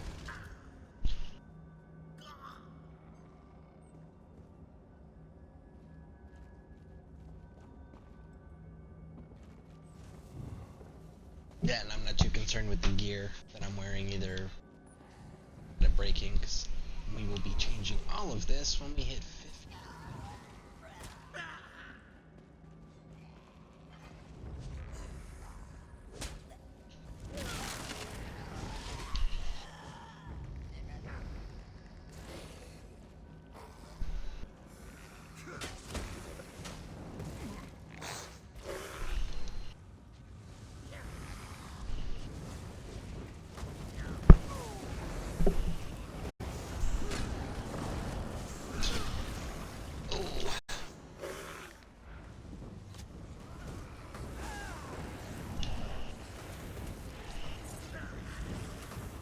Waves.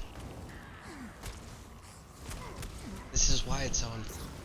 Somebody that is a powerful character willing to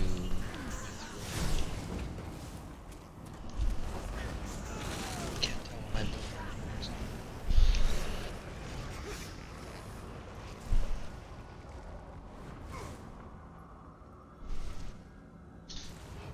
Right, and so for those of you guys who weren't here earlier when we did these, gotta be super sneaky.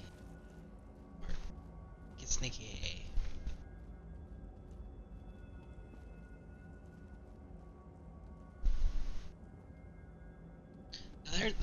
Oh, it's because it's a 2-square elite. Okay.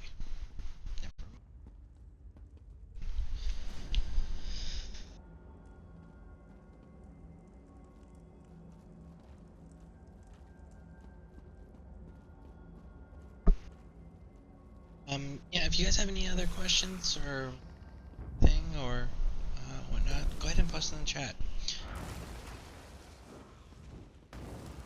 Sort of comments or thoughts.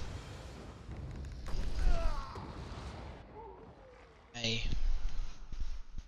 think ideas, the guild. Throw that in there too. And if you do have content that you would like to request to see, try to incorporate that stuff into broadcasts. And again, thank you so much for sticking through this grind of me repeatedly dying.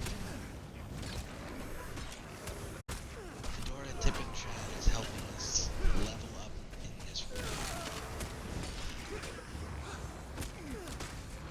Should probably put it it in third person, so that way it's a little bit more entertaining for you guys. I hate playing in third person. It's very difficult for me. Target boxes. With the target boxes, the targeting. It's definitely not something I'm used to.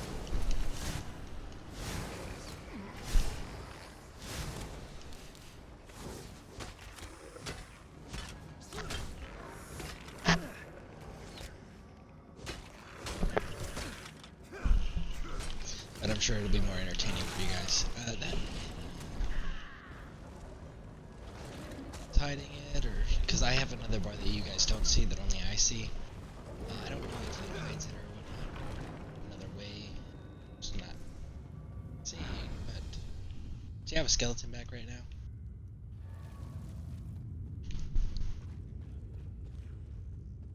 What's her ability? Seeing a way for me to see wears off.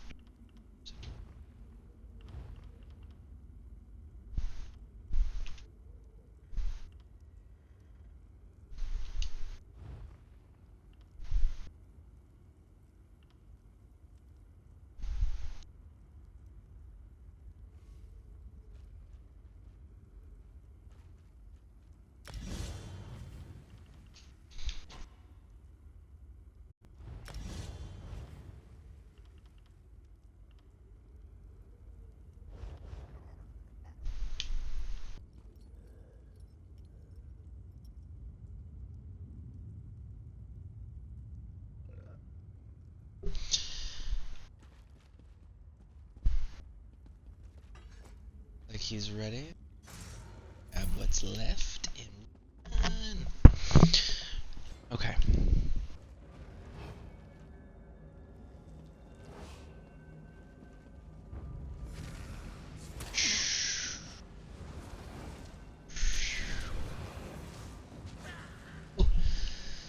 No. Okay.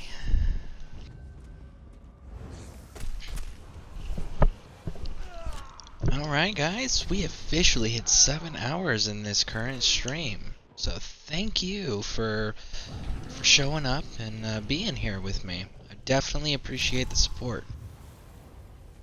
You guys are awesome. So we're going to continue doing this, and as long as we can, as long as we have Chad willing to help us out here. We're at level 42. So, run! 8 more levels.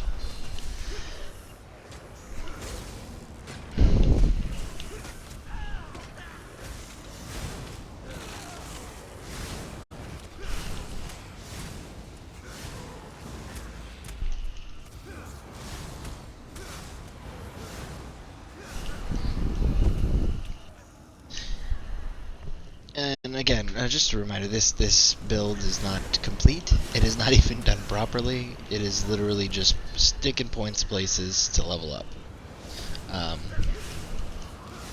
We will be respecing this build and showcasing it in its own separate video once I have had an opportunity to test it out in Cyrodiil. The intent is to make an anti-Zerg build. So, okay, so use your merchant. My gosh, I'm able to use your merchant. That is so cool. So let's go ahead and do that.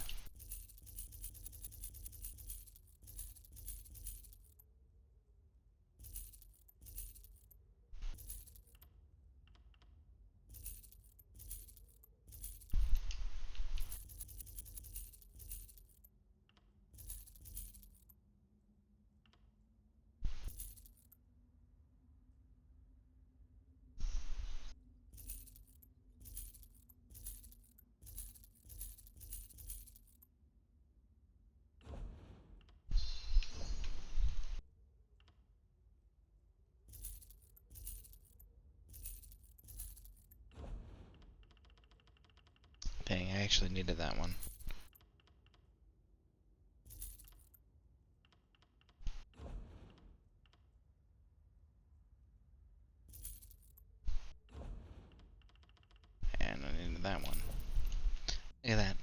these mistakes because I'm not actually doing my inventory.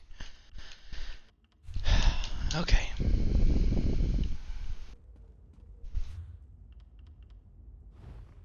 Oh, we're waiting. Some stuff over. Nope, nope, he is ready, so we will continue on.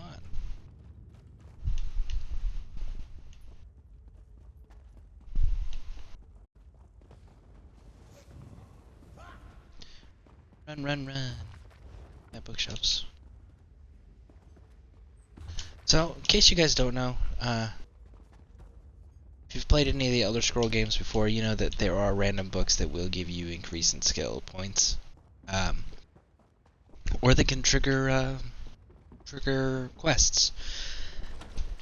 So in this game, you definitely want to also make sure that you're reading books whenever you get the opportunity, just to see if it triggers anything for you. And for you seasoned players that are sticking with me in the broadcast, I apologize if I sound repetitive and I'm saying things that I may have said 30 minutes, an hour ago, or even less time than that. Simply, the reason why I am doing that is because I have a lot of viewers that will view this content after casts. So I definitely try to make sure that the information is there for them to review, as well as making sure that they are having trouble multitasking right now.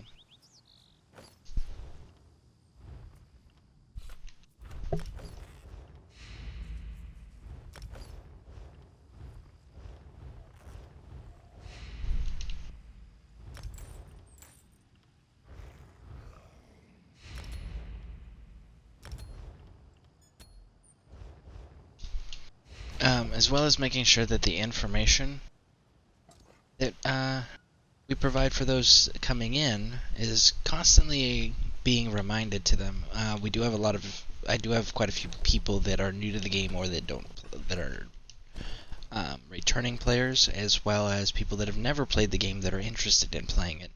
They do stop in to get information about the game or how to do something in the game. The more information I can provide and the simpler I can make it the game for them to understand, the better. So that is why I do repeat a lot of information. So yeah, thank you guys for sticking with me through that. Looks like our numbers went up again, so there you folks go. There's that information there again. And for those of you that just joined, because the numbers just went up on the computer over here again, if you have any questions, feel free to throw it in the chat. If you have any comments, throw it in the chat. If you want to join us running around in Elder Scrolls, we are on Xbox, and we are on the North American server. So, and yeah, just viewer participation is always welcomed and encouraged in this channel. I also allow self-promotion if you are a broadcaster yourself or you have content on another streaming service. All I ask is that it is... Oh wow, like we died. Like that was a first. Was that my fault? That was probably my fault.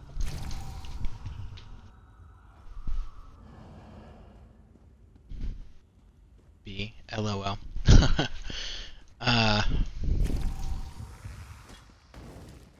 So that was a first. Anyways,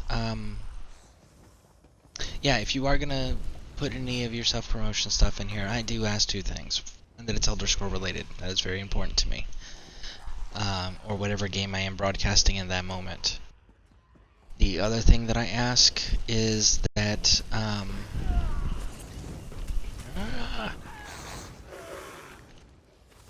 that the message or advertisement you place in my chat is family appropriate. because I do not have the maturity content restrictions set on my channel, and I would like to not have to put that on there. Now, whatever content you put on your own channel that the link leads us to, that's your business. But just, know that it is I do allow that stuff. Those are my two requirements. It has to be Elder Scroll related or whatever game I'm doing. The advertisement itself has to be family friendly. Because, you know, you guys come in here and you guys watch me, and you guys maybe learn some stuff, or you guys just like hearing me talk, or you like seeing me die repeatedly, or you have questions. Maybe you're learning something from somebody that's in the chat, or from me. And I feel like that it's important for us to continue to share sources of knowledge as well as teach others on how to do this game so that it is more enjoyable and we continue to build the MMO community in a healthy environment rather than a toxic environment where everyone is just bullies and holding out on each other so that they're better, you know. Definitely don't like those types of environments, and I do not promote those environments. So, you know, very important. Part of the solution, not the problem. And for those of you who have also just joined who are unfamiliar with me, I also am a big promoter of tipping. If somebody is going to be kind enough to offer you assistance with something, make sure you tip them, or at least offer to tip them. Because you may have someone like Fedora Tipping Chad here who is helping us. And he is going to sleep in his crypt. He is helping us, and he's doing so for the intention of helping us level up this character and grow this character, and that way we can also level up and grow the guild further too, and help people that want to come here and learn or build new characters or are returning to the game, and help build the guild up so that way we can create an awesome gaming community that revolves around you, the viewers, you know.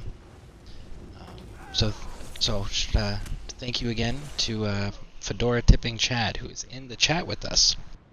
In case you guys have anything to say, he is there and he is watching that chat as well. Whenever you know, he's not killing everything as I die around him on a constant basis.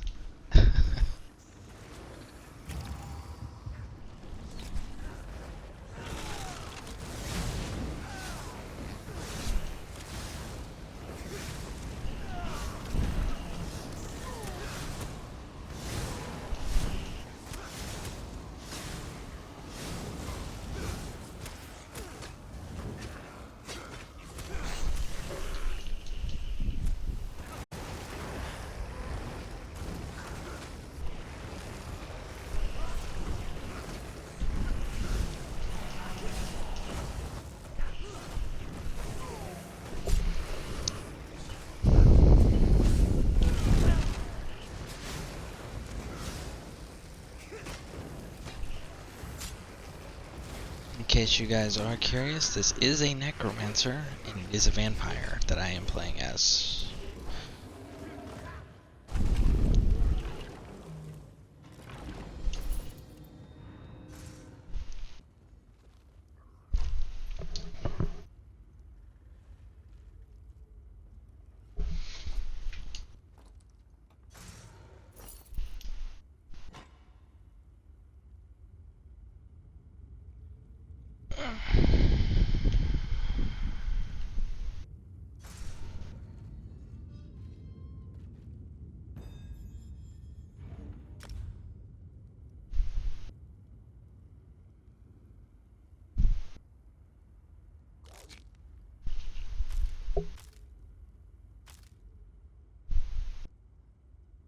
Looks like we have received some mail or notification, so I'm gonna have to take a look at that when we exit this run.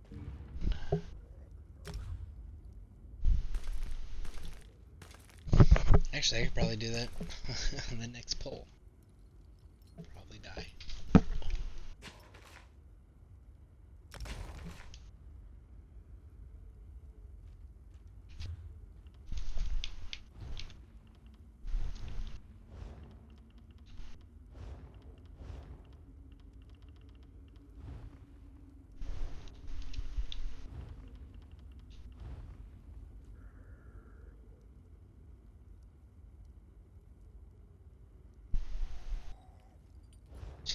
so it's a message of some kind that's just not loading right now.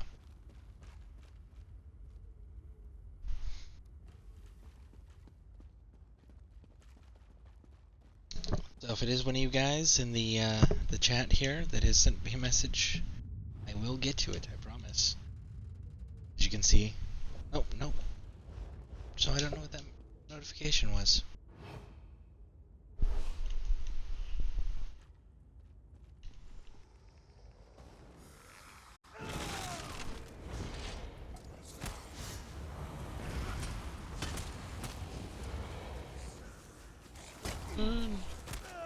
Jump.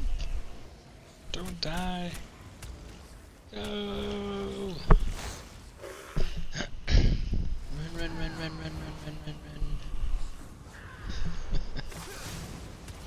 Listen, bud.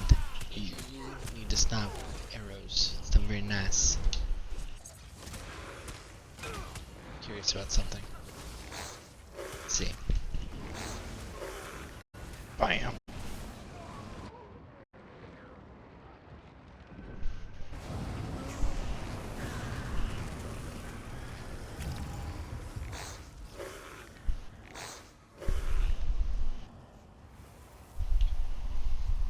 I am Ghost Man.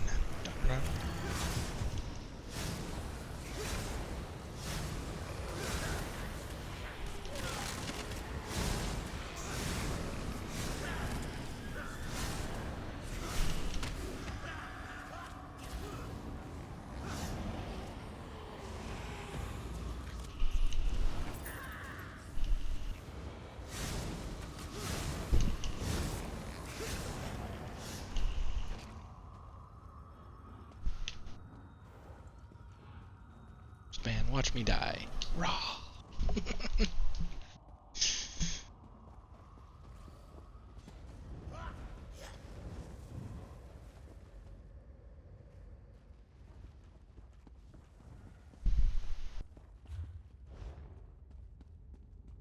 Almost hit 43 off of this. Look at that, destruction staff. See, this is why we read books.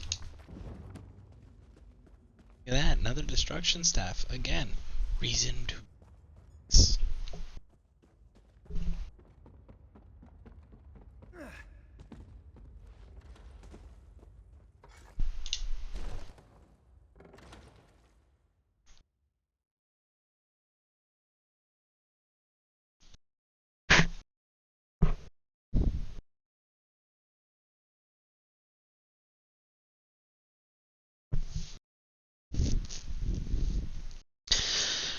So yeah.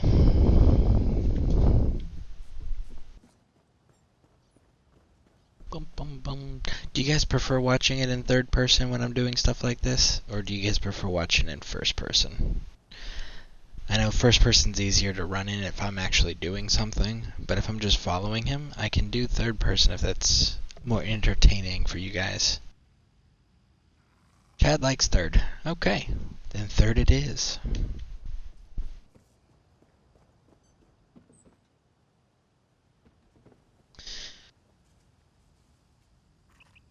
I think you're outside. At least your health bar is.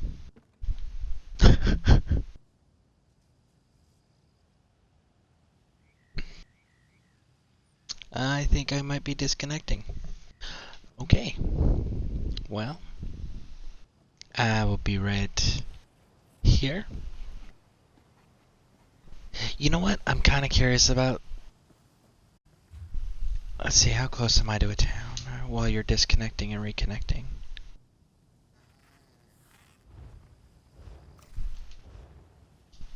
Looks like I'm a ways away. And yeah, you're not loading in there, bud.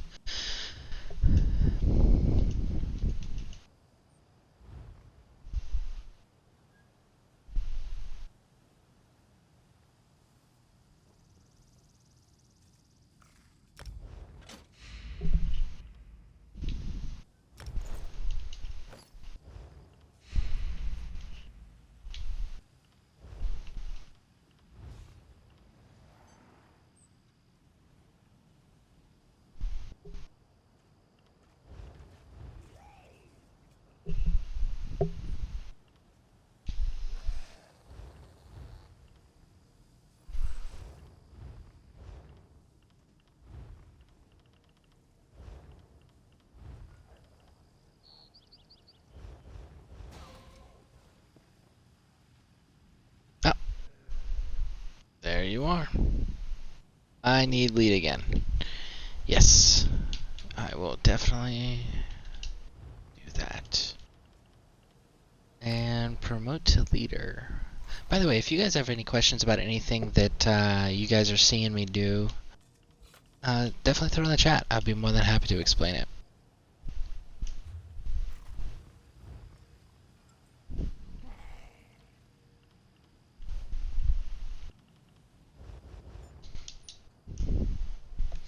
Alright, what do we got?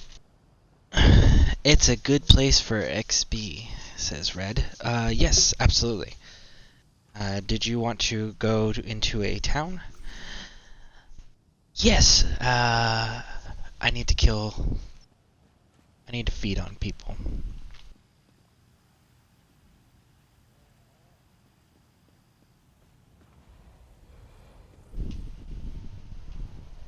Okay, so you're traveling to a town.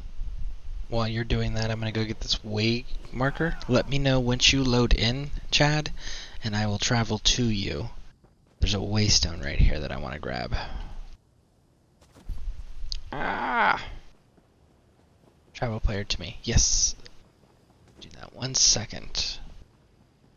Run to get this.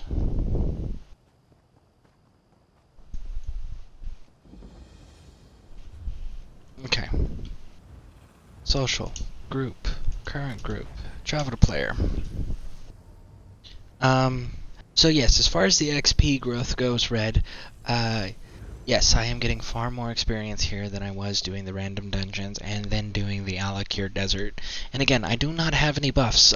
We used the Sigic Ambrosias that was donated to us. The XP scrolls that we've gotten from leveling up naturally, or that we've gotten from daily sign-ins, we've already used those. So all this XP that you guys are seeing in the bottom left corner of the screen, that's all unboosted.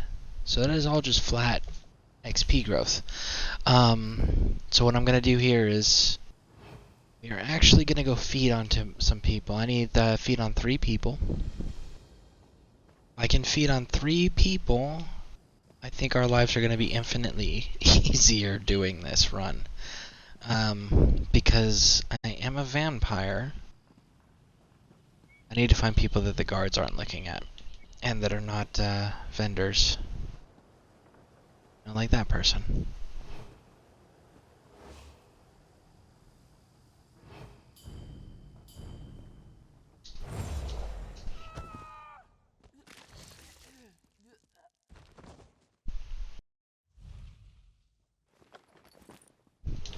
So that's 1. I need 2 more. Let's take a look here. That's a player. Go. Maybe I can do this person. Let's see. No, they're sitting. So I need 2 more. So here's the thing. If you guys have never run a vampire before,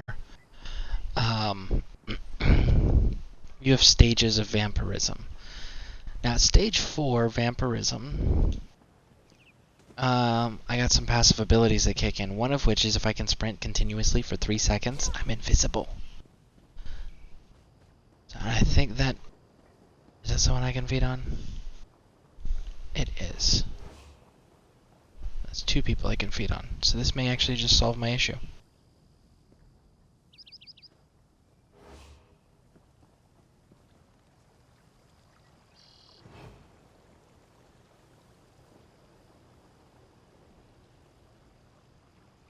Okay, so these must be story-related people. You can't feed on people that I've noticed you can't feed on people that are quest-related. Vendors or guards or players. It has to be just a NPC that fills the space, so to speak. This town doesn't seem to have a whole lot.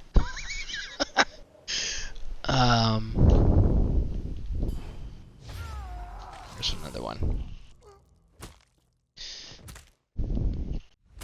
What are scrolls for? Can you eat a guard? Oh. Listen, bud. That was murder. I know.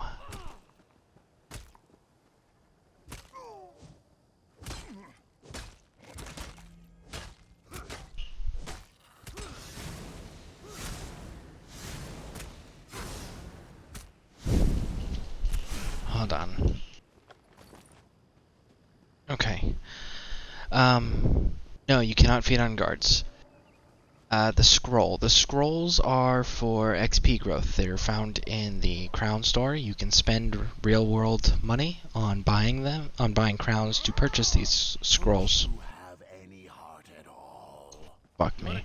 Sorry. Go ahead. Maybe you can float out of Craglorn. That guy's funny. I apologize for this. I definitely did not mean to get caught. Now I gotta let this cool down.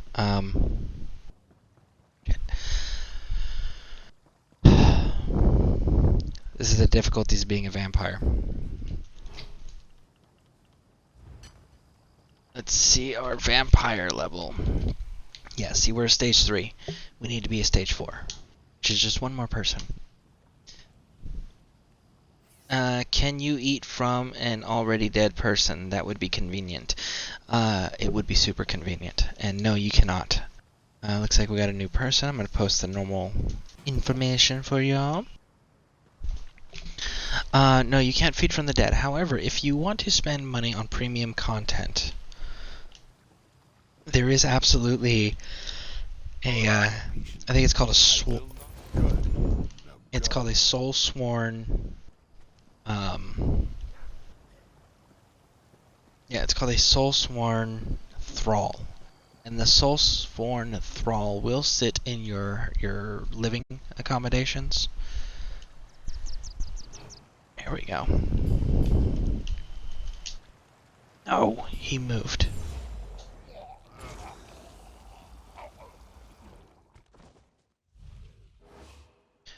Okay, Chief. I am ready if you want to continue to run.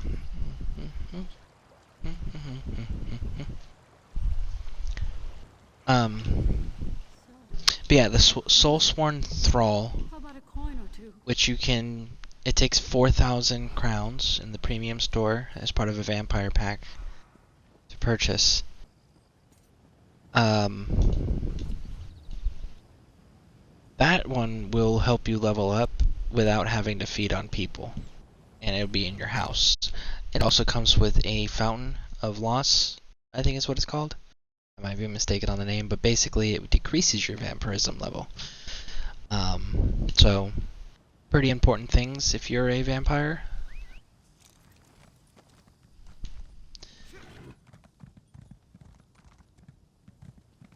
But it is premium content, so just bear that in mind, folks.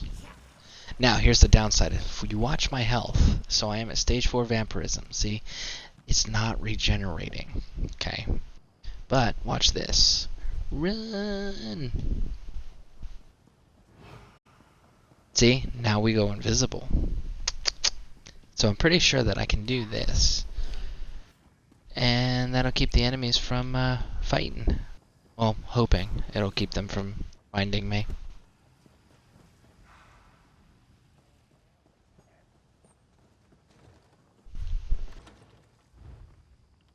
Let's see here.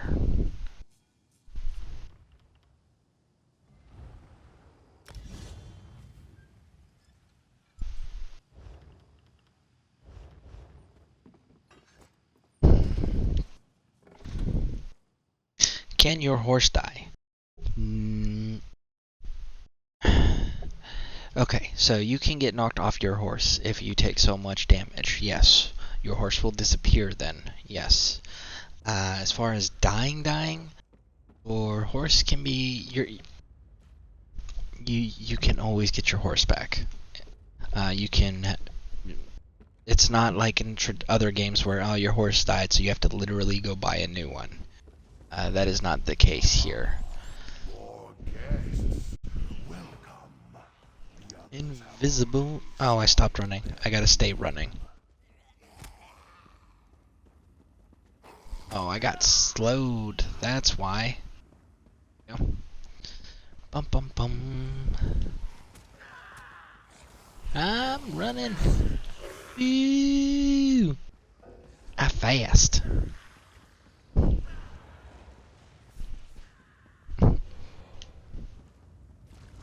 So, yeah, no, if you get knocked off your horse or anything, it doesn't die as in some of the other games where you have to go buy a new one or you have to wait X amount of time for it to respawn.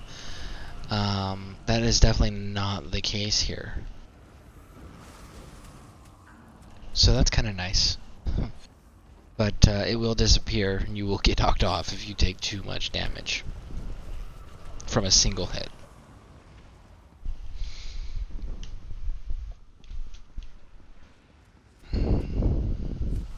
I've seen some situations where people say that the DPS build up if you take enough repeated damage in a short enough time that it'll happen. I can say I haven't experienced that just yet. So it's possible that that might be a thing. I just haven't firsthand experienced it. The only thing I've experienced is the get knocked off your horse from a single powerful hit.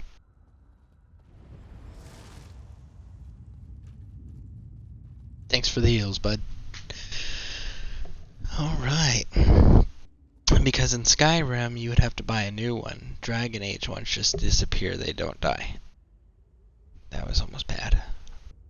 Yes, I do remember those features. And then you could loot your horse for the horse hide in Skyrim. That was pretty cool. But yeah, no, not in this game. They just disappear. It's very much like a Dragon Age effect, actually.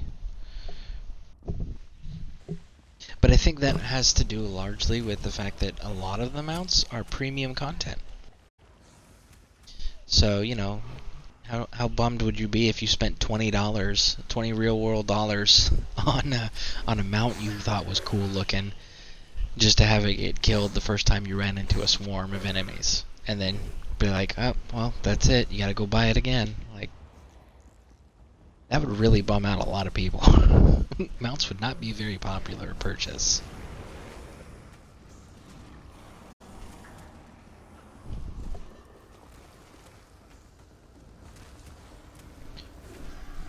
But yeah, so this invisibility thing that you're seeing, like, cause you see, like, I'm running. As long as I don't stop running, like getting rooted like I just did there, I stay invisible. And the enemies are not targeting me. So this is actually part of the experimental build that I'm going to be doing for my PvP setup after we get this character to 50. This invisibility aspect is going to be a huge part of it. But again, in order to access it, you you have to give up 100% of your passive healing. Not everybody is cool with that. And honestly, it's not the easiest thing to manage. So be aware of that. It is a very serious trade-off.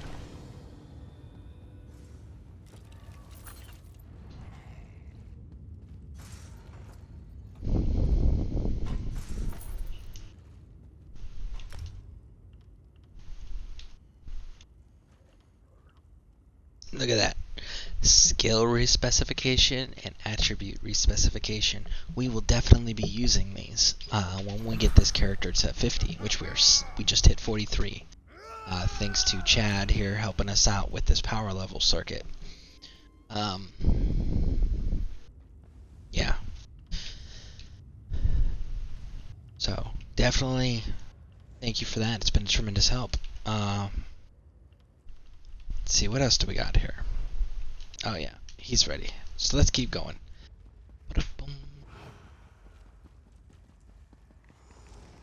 Has a fast. I think it's kind of cool that the vampire invisibility, when you're doing the sprinting, has like a blood mist effect. Like visually, it looks like a blood mist. I'll be interested to see in PvP areas if other opposing sides can see it. Because if they can't, then my build is viable that I'm wanting to experiment with. If they can see it though, then I don't think the idea I had is gonna work, and I'm gonna have to readjust the experimental build that I was going to run. Oh, stay out of the AoEs. Dang.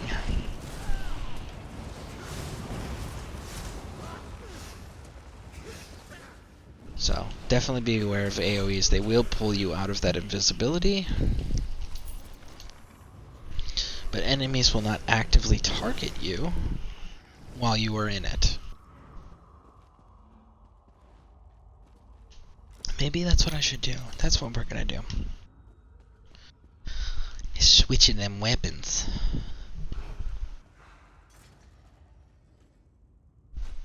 Here, I'll let you get that. It's obsidian.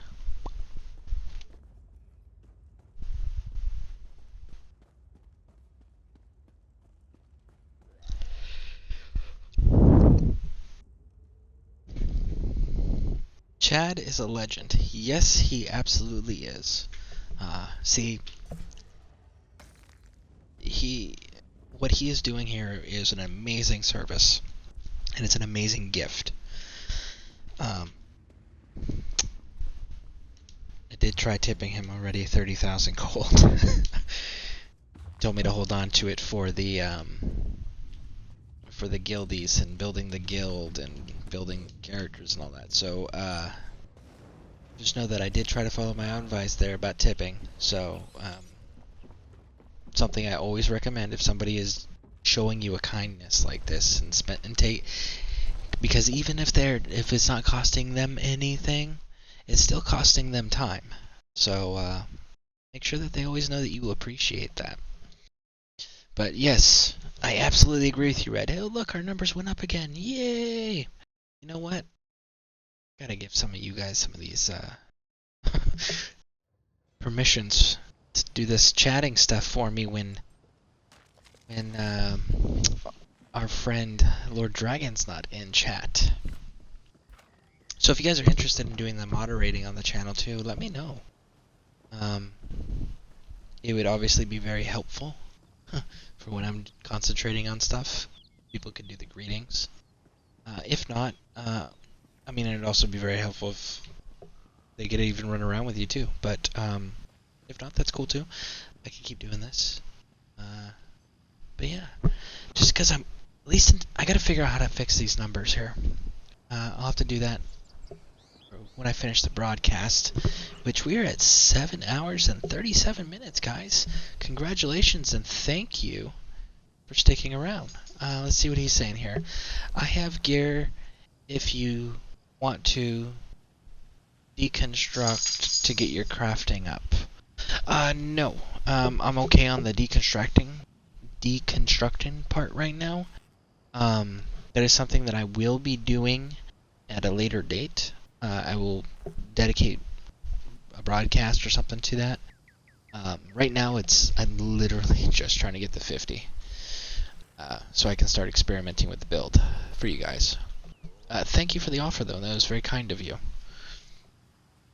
Let's see, Red, who is the person doing some sacrifice here?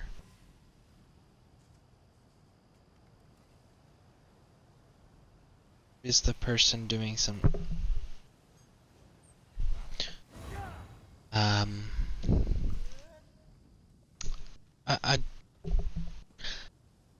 I'm not really sure I understand the question. Gonna have to give me a little bit more clarification there so I can answer it accordingly. You know, your map points to him. Who is the person doing some sacrifice here? Your map points to him.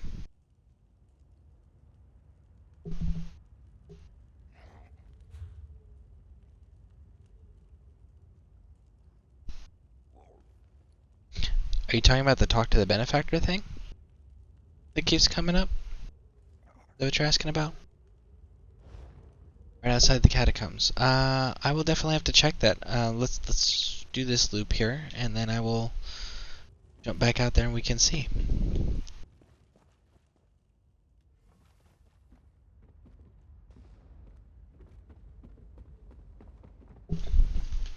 Oh, are you talking about the person with the blue marker above their head that's standing out there on next to the sorry, when the NPCs talk, it's distracting to me. Talking about the NPC standing out front that's in blue, that has the blue marker on them. If that's the person, yes, okay. So blue markers are repeat quests. So that is a quest giver, and it is for a repeat quest. It's a quest you can farm.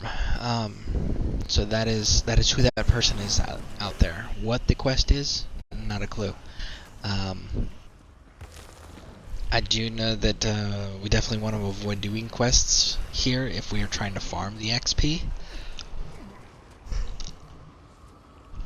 Oh, simply because of the fact that listen, guys.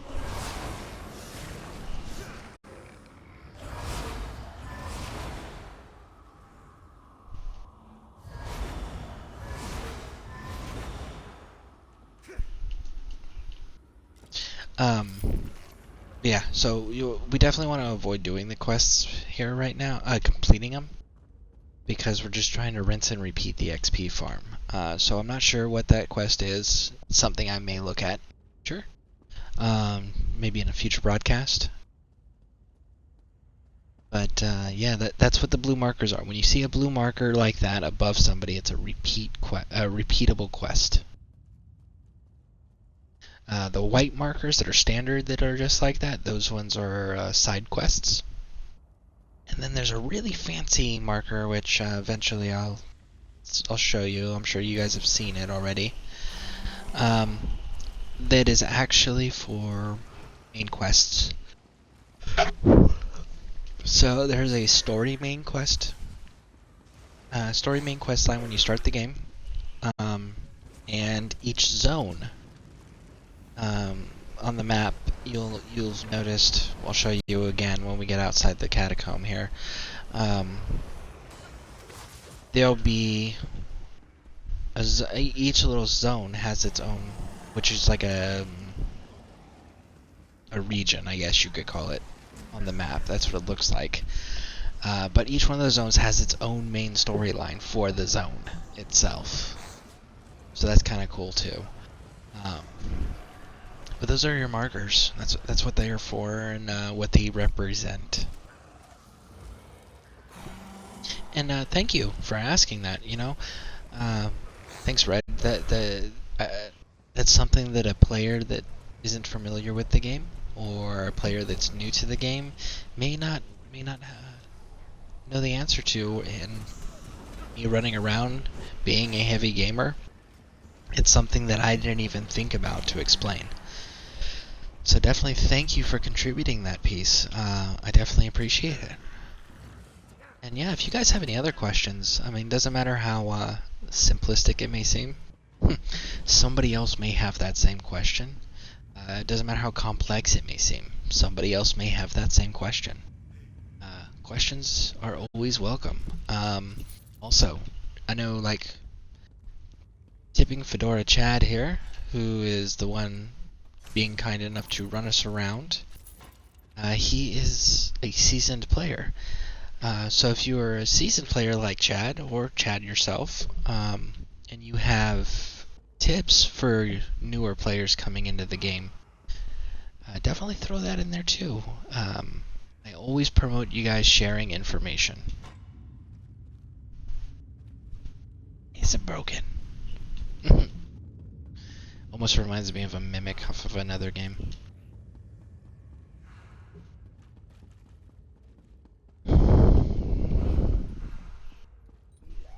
I shouldn't go in places that we haven't been in before. Alright, run. Because I know that I ask questions sometimes that some of the more senior players look at me and they're like, what the hell's wrong with you? How do you not know this? It's like basic 101 for this community. Like, well, I've been gone, man. I didn't know. I forgot. So yeah, and I've also asked questions where I've had other senior players or seasoned players go, wow, you know what? That's a great question. I don't know. I want to know the answer to that too, So, all degrees of questions are encouraged.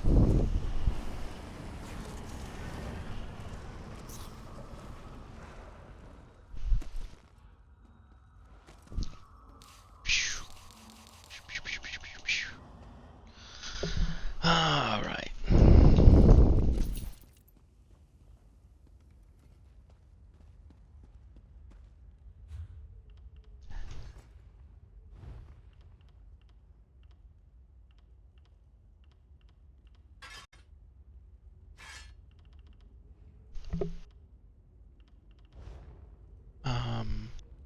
Okay, there we go.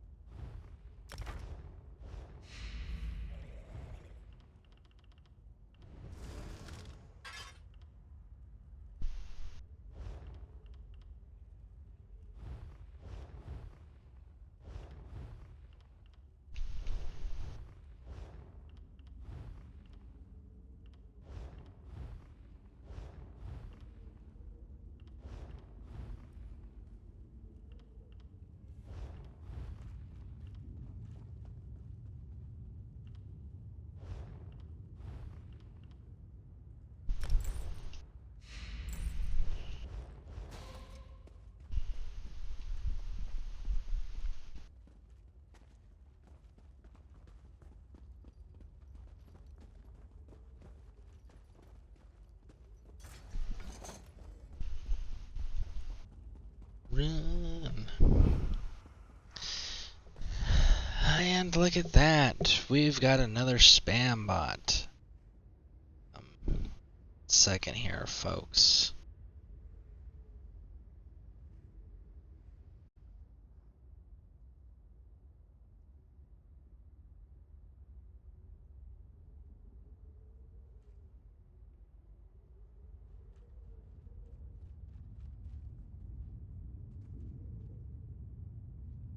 I apologize for that spam bot. It has been dealt with.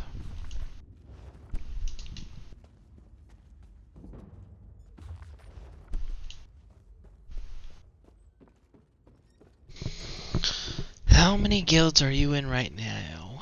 Turg Neve showed that there are multiple. Okay, so you can have 5. You can be in 5 guilds. Okay, simultaneously, 5 guilds. I am currently in the Scareborn Legion, which is the official guild for this Twitch channel.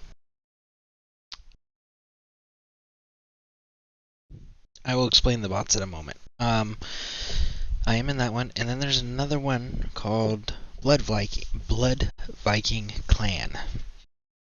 Now, 3 years ago, my wife and I used to run around in here with some real-world friends of ours, and we started that clan. And that clan, the guild bank in that guild, sorry, that blah blah blah blah blah blah blah, tongue-tied. Okay, so guilds, the Blood Viking clan. This is a old guild. It is a dead guild. It is not a guild that we are resurrecting. But the bank is filled with crafting resources. That's the only reason I haven't removed that guild entirely. And literally, it's not it's not a guild that I plan on using anymore in the future, because of the fact that you can't change names in this game easily. If you want, you're disconnecting again. Okay, Chad. That's cool. I will be right here with my my turtle thing. Spiky turtle. Anyways, the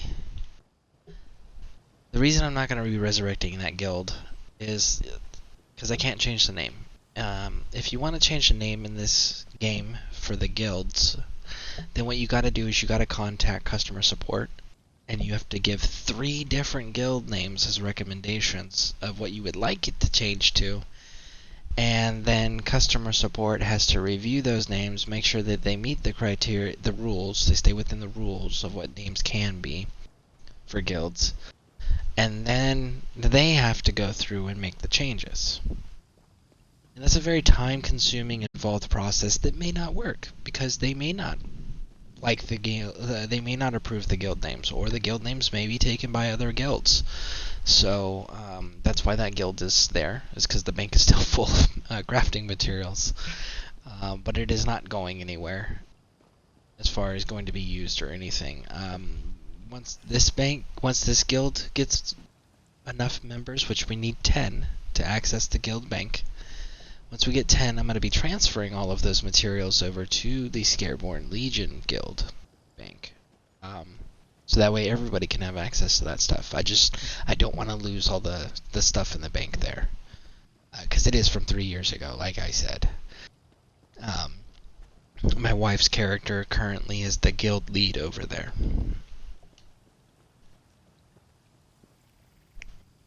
Now, let's see. I don't know why that's happening a lot right now. I have never had that issue. Chad says, I have a tip. Okay, what is your tip, Chad? And Red says, it was that one guy. It was that guy I thought was making sacrifices. This guy. Yeah, no, Crusader Domain. Dalamar. But yeah, no, the blue thing indicates he's a repeat quest giver. Repeatable quest giver. So that's what that blue icon means. I'm sure we can talk to him and see. Let's see. Beware. A great darkness infests the catacombs below, and its dead no longer slumber. I hoped to consecrate the tombs, but the danger is greater than I imagined. Something calls to the dead. It drives them into a frenzy. Yeah, you are absolutely right, Red. He gives the quest to clear out the catacombs. Okay, so Fedora Tipping Chat says, on Xbox or PS4, you can make a guild and have 10 of your own accounts join it to get the guild bank. That is what I have to do because of having no ESO+. I have an extra 500 slots I can use. Yes, I have heard of that. And it is something that I may end up having to do if we can't get enough support from the Twitch channel here. Now, part of the reason why we're struggling with getting the support numbers from the Twitch channel is for the simple fact that a lot of the people that are following me aren't Xbox players. They play Elder Scrolls, they're just on PC or they're on PlayStation. So they're not able to jump in here with me. Or, they're coming, like Red came over. Red followed me from a different game before I even picked up Elder Scrolls again. She followed me from Dragon Age Inquisition. So that's why we're having a little bit of an issue right now, getting off the ground with the guild. But eventually, I would like it to only be the viewers. I am considering doing that. We'll see. I was going to give it a little bit more time before I created new accounts to boost those numbers to open the bank. Just because I'm not big on doing things the easy way, I want to do things the painful, hard, difficult, correct way of doing things. That harder, not smarter thing. Army mentality. Harder, not smarter. So, yes, no, your tip is absolutely the smarter way to do things. And it is something I am considering doing. But I did want to see if we could pull it off first without having to do it, just based on viewer participation. But yes, I am getting to the point where, because like Sally the Devil, and you contributing this stuff, and Bones contributing this stuff he contributed, we are getting to the point where I'm running out of space, and I'm going to have to create the accounts to open the bank. And then we're going to have to build up from there to get the 50 for the the store. So that'll be fun. I never ran a store in here before. That was always other people's responsibilities. Oh, I apologize. I totally forgot to give you a lead back. So it'd be fun to learn that and make that a thing too for the guild and for you viewers. Okay, Red. Will the bank close if you leave? Because if you don't like it, you can make them leave after the job is done. Okay, so how it works is you have to maintain 10 members in order to deposit into the bank. You can withdraw from the bank if you have less than 10 members and the items are already there. Okay? So you would have to keep the 10 members to be able to to be able to continue to add to it at minimum. Because I tried adding things to the other guild bank and it wouldn't let me for that same reason. Now, as far as the guild itself, honestly, once I can get everything transferred from that guild, I am going to shut down that guild entirely. I am going to disband it. But I need to get everything out of the guild bank first. And I need to have our guild bank set up and operational to do that.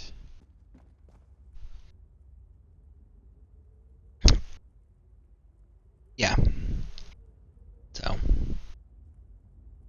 By the way, I don't know if any of my fun little quotes or sayings that I throw out there every now and then are entertaining to you guys, but... And I think you're disconnecting again there, Chad. Your character's not loading in.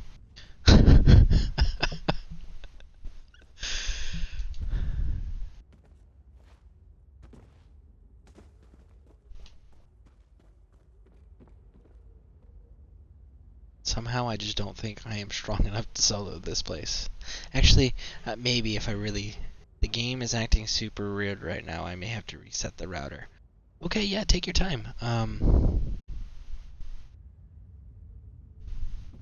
Yeah, go ahead and do that. I am going to definitely back out of here. Because I cannot take this place by myself. The barrel is empty.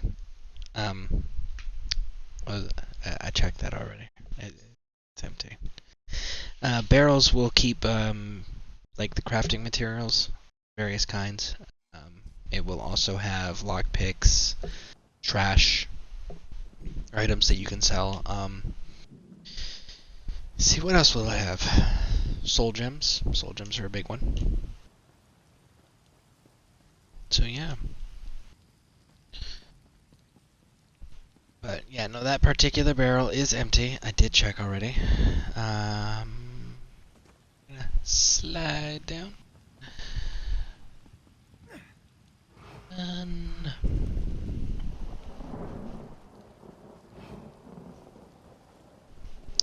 I wonder. Whoa.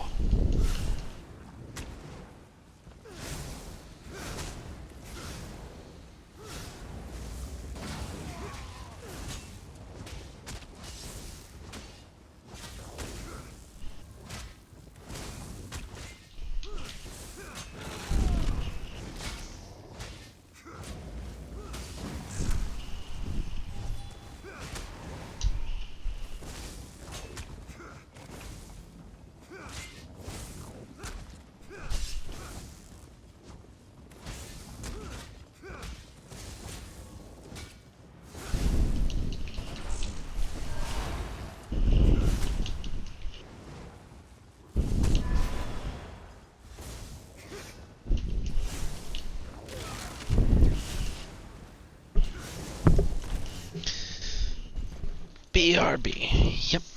Sorry, I missed it. Can't you put the stuff that you would put in the bank in a barrel? Can't you put the stuff that you would put in the bank in a barrel? I don't know. Let's go find out. I don't think so. I don't believe you can drop things that way. I think it's either you have to destroy it or sell it. I don't think you can put things in containers that are not... like you can put stuff in your storage box in your house if you have a house.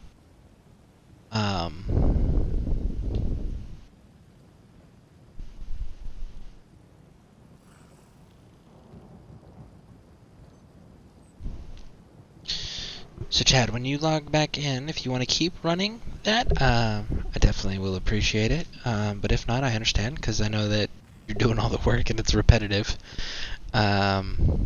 But if you do want to, when you log back in, let me know, and I will fast travel back to you. In the meantime, I'm gonna go back to my circuits here, just so that you guys have something to see and have content you're viewing. I don't even know if you're in here if you reset your router. And kicked you, so we will see. But to answer the question about the barrel, we're gonna go find out, because the circuit that we run here in the desert does have barrels next to it. It's the freaking Reapers from Mass Effect. I swear that's the sound that makes every time. Mass Effect 3, Reapers. Every time they would show up, that sound would play.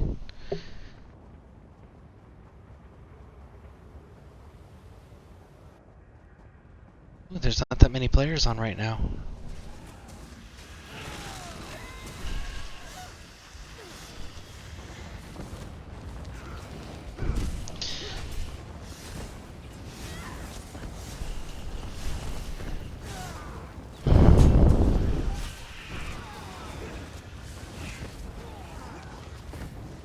Oh yeah, I have the wrong gear for this. What the heck am I doing?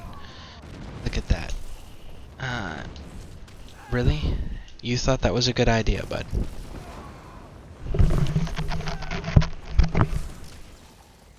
Here, let me introduce you to my friend.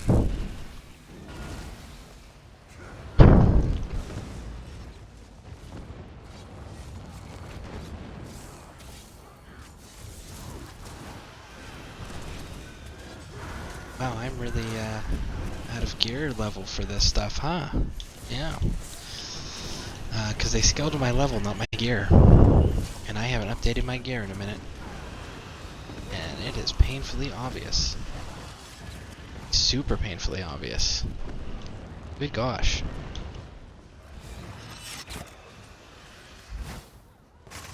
Oh yeah, that's right. And I'm not having any of my passive healing. And that's frustrating.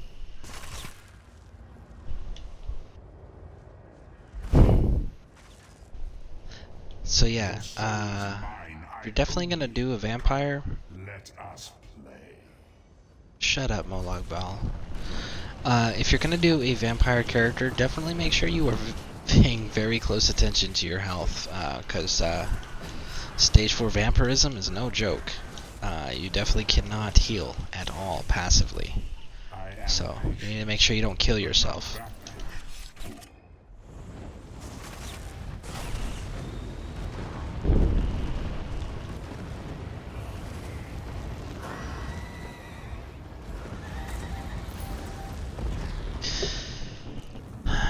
Okay, so we have backpack. I can't even open the backpack because it's empty. Let's see the sack. So we got a sack, and no, there is no option to give or place anything. So no, we absolutely cannot do anything like that. Okay, so what is it saying? What is it saying? We've got... Okay, logging in now. Do you get more XP if there are less people? You get more XP with 2 people, but starts to cut off the more people that are added. Thank you. Okay, so you are back, Chad. Excellent. Let me clean up my inventory. Because I just realized how full I was. And then I will fast travel back to you. Are you inside the cave or are you outside? And I need to give you group lead again, don't I? Group lead. And do you want to continue doing this? Because I definitely don't want to burn you out, and I do appreciate the courtesy and the gift that you are giving. of helping power level this. But I do know it's repetitive and you're doing all the work, so. I'm next to the ray shine. Yeah, I'm down. I got nothing better to do right now. Excellent. Thank you. I greatly appreciate that. Yeah, let me clean up my inventory because it's almost full.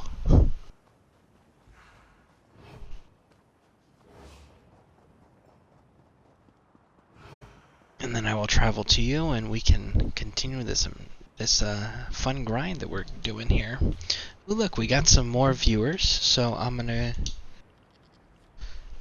go ahead and do the chat real quick.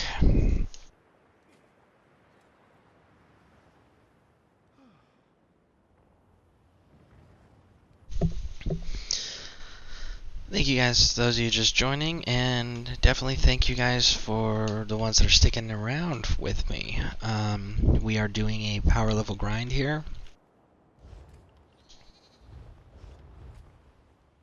I'm just cleaning up my inventory, and then we are going to be on our way. The power level grind I will explain once we get back over there.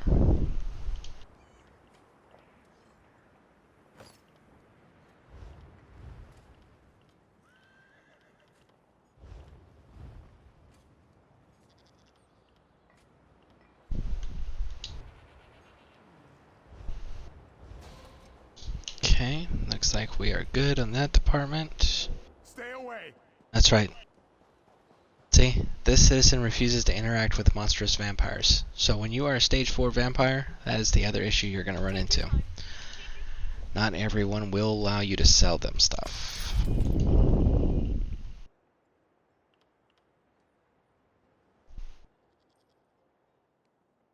Even after its body was destroyed, the skeleton's jaw that's a collectible. We're totally keeping that.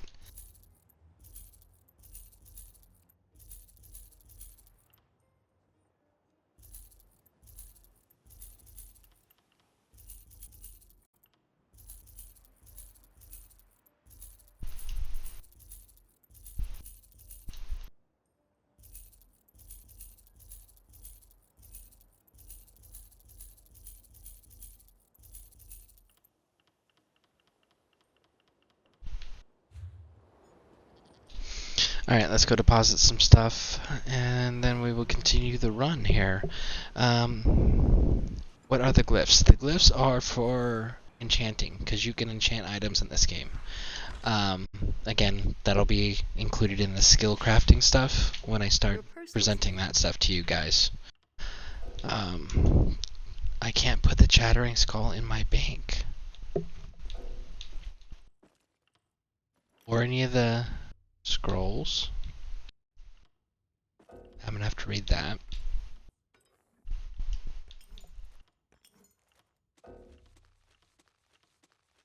See, look, I got all sorts of stuff that I can't put in the bank.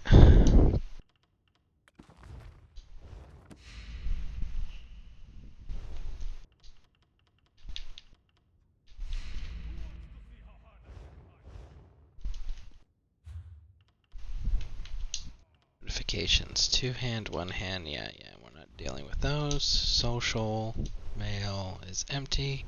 Friends. And travel to player. On my way, Chad. Okay. It would be so sad if the bank wouldn't want to talk to you as you are level 4 vamp. Yes, that would be awful. I would be very upset. I haven't actually tried any of the other bankers, so I don't know if any of the other bankers do have that issue. I do know the weaponsmith and the stable person, the stable master in that town of Sentinel, the Alakir Desert. Neither one of them will talk to you.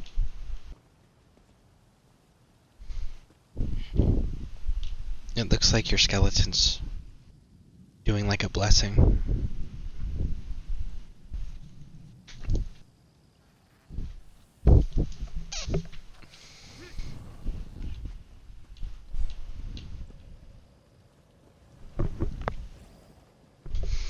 But yeah, so the glyphs are definitely for enchantment stuff. However, they're moderates right now, so that's why I'm not too concerned about holding on to them. Or any of the lessers or anything. Like, I'm waiting for I don't know why I keep doing that. I am faster on foot. Vampire perks.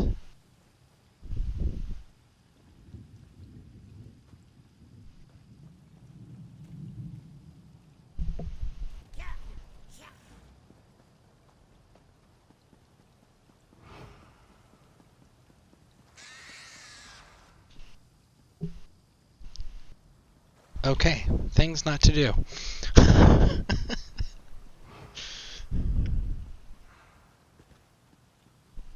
Especially when I don't passively heal.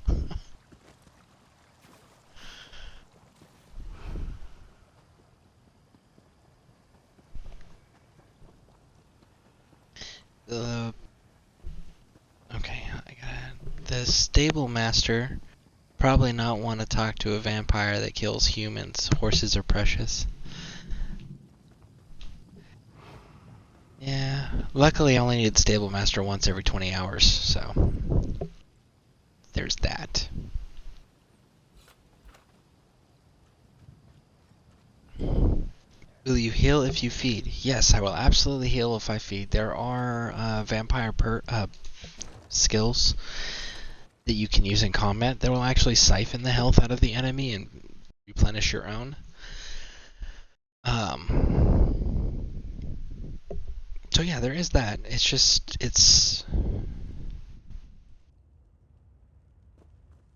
not part of my reason for being a vampire with this build. I may have to incorporate that. But the others have already started their meal. I'll show you something here. There's an attack that I have. Oh, he healed me. Never mind. Run, invisible. So if you look down on my bottom center of my screen there, red, you'll see a weird little icon that's grayed out under my left bumper, the LB section. What that does is it actually heals me. It uses the bodies of slain monsters or creatures to heal me. It pulls the life essence essentially out of them.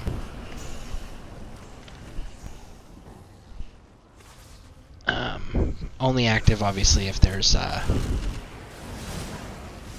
bodies to draw from.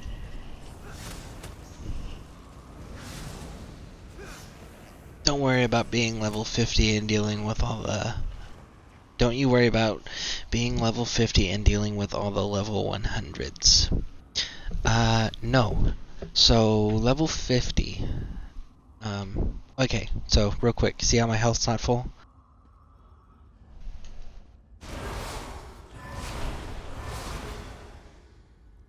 And now I'm full on health. Bam.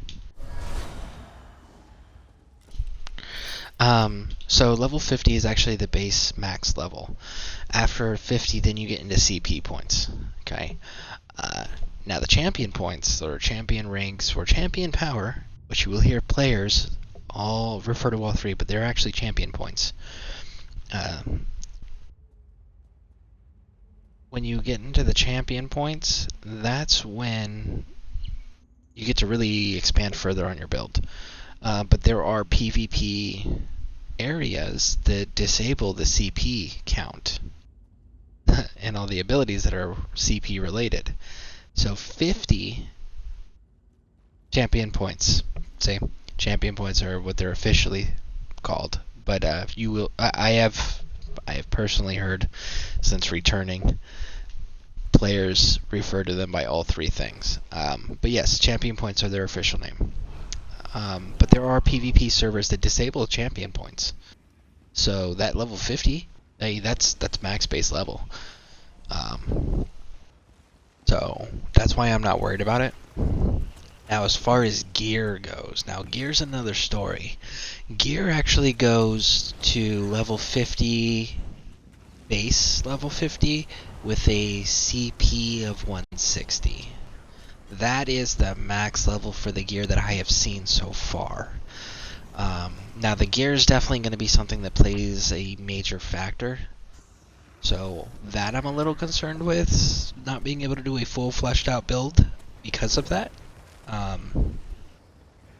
But as far as like the base stats, your attributes, things like that, I can definitely run in the non-CP regions of the PvP realm to test my build out. Because if the base concept works, then I can use gear to enhance. At least that's the way I've always done these types of video games. If your base build is solid, the gear will just make it better. How do you fill soul gems? I thought your skill of healing yourself was filling those.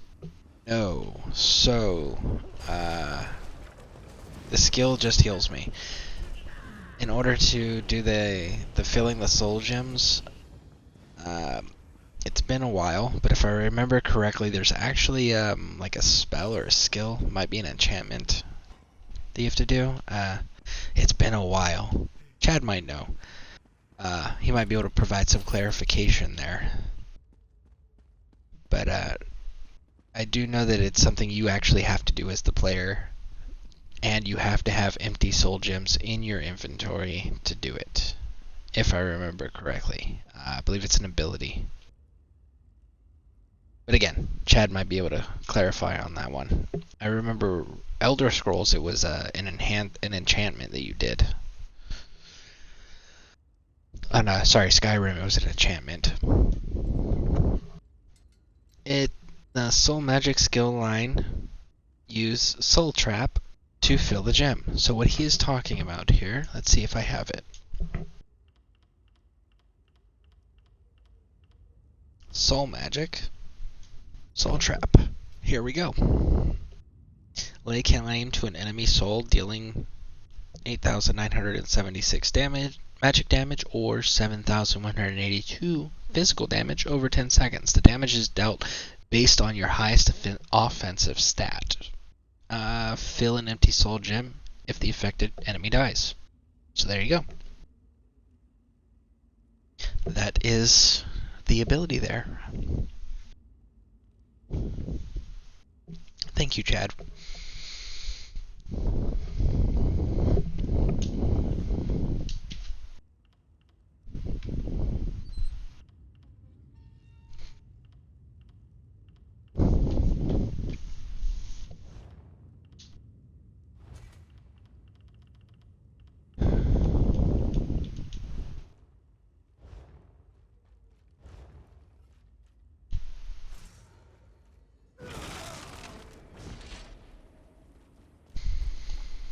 I am so out of date on some of this stuff. I definitely appreciate veterans like yourself, Chad, coming in helping refresh me so that I'm able to continue to provide answers on my channel. And I'm grateful for you providing answers on my channel as well. I definitely appreciate it. So thank you again for that. And thank you, Red, for sticking around for my my learning experiences as well. Is a Templar... sorry, okay. I guess see what you're saying.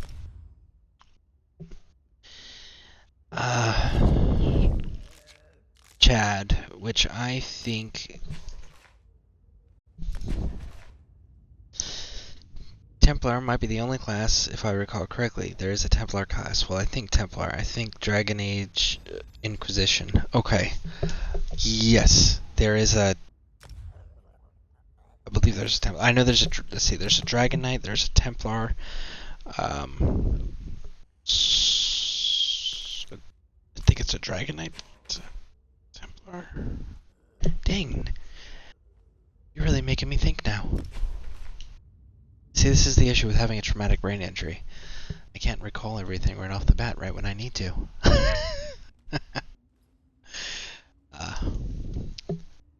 Good thing we have a beautiful thing called the internet, right?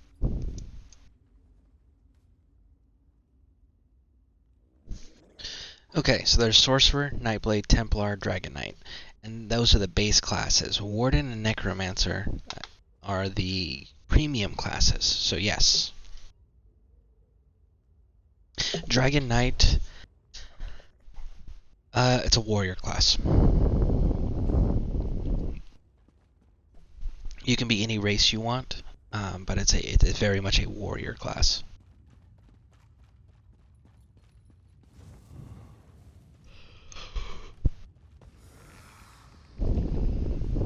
And it's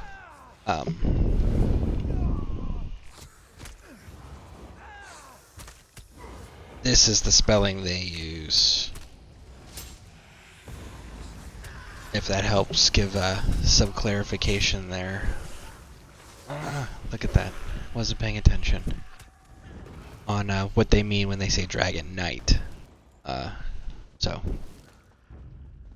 listen, bud, with the fireballs, it totally unnecessary. Stop doing that. The hell? You guys can't even see me. How are you hitting me?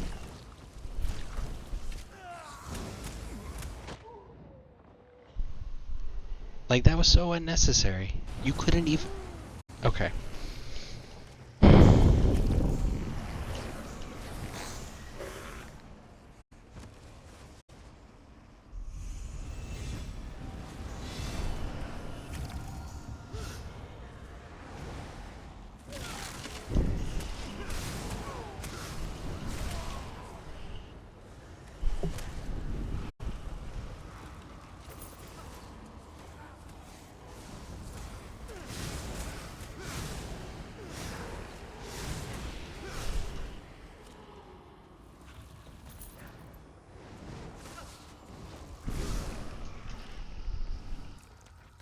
And look at that, we've hit 44.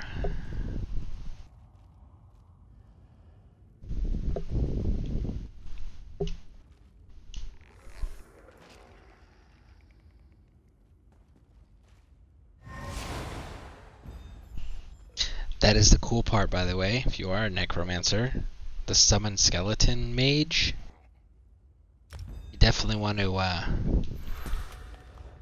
keep that around because you can use him as he counts as a body for healing. Oh, you want to trade? Okay. Yeah, he counts as a body for any of the stuff that says, oh, explode a corpse or anything, or if it says that you can draw the essence from bodies or anything. Your skeleton mage, when he dies, he actually acts as a corpse for those things. So it's always kind of useful. Yes, so werewolf is like vampire. It's not actually a class. It's a skill, essentially. So you can be a vampire or a werewolf regardless of what class you pick. So you can be a dragon knight, a templar, a sorcerer or sorceress, a night blade, a warden, a necromancer. You can be any of those things and still be either a werewolf or a vampire.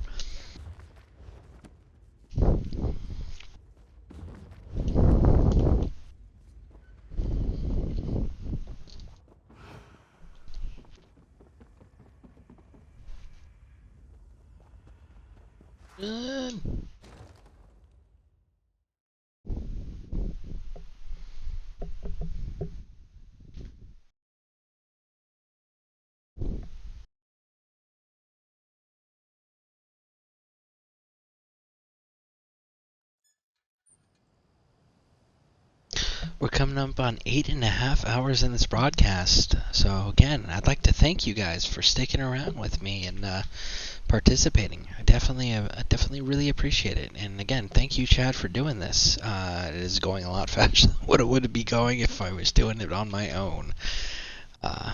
So definitely appreciate it. Thank you. We are dramatically going to hurt ourselves on purpose by changing my setup here. Because I have an idea of a build with gear that I think could be entertaining with this bone armor stuff. Because I got my offensive, my DPS stuff already set up the way that I am okay with what's currently available. But the bone armor stuff I think might be more beneficial if I actually wear a freaking shield.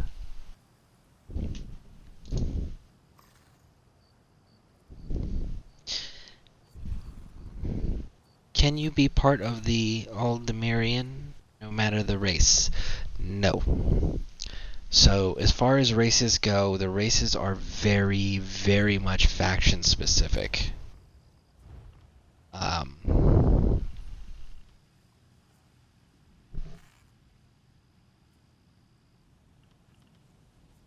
Let's see, Aldemirian.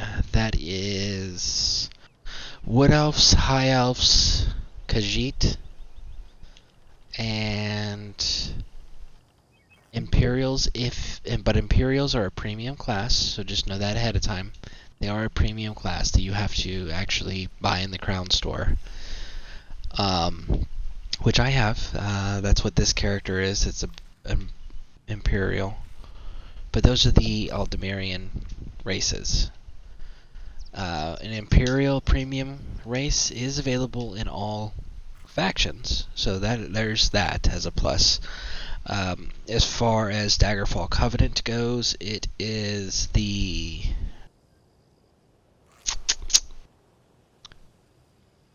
gonna make me pull this up here.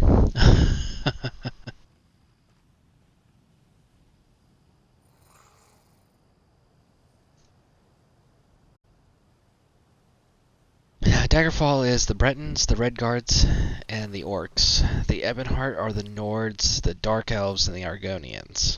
And Imperials are with everybody.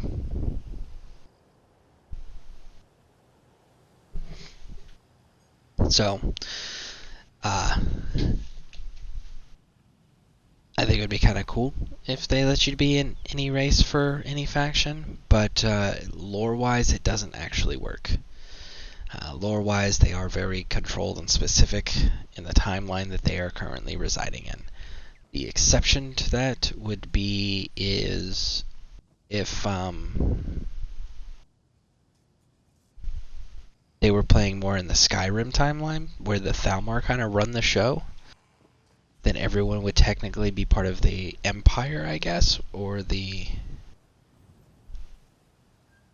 Aldemirian Dominion. Again, horrible pronunciation. Because technically the Thalmor actually runs everything, and they're the High Elves, and they do so through puppets and manipulation. So if they were in that time frame, they could definitely get away with it. But in the timeline that they are currently presenting, no, not possible. And it does not fit lore-wise. You will need to purchase an upgrade for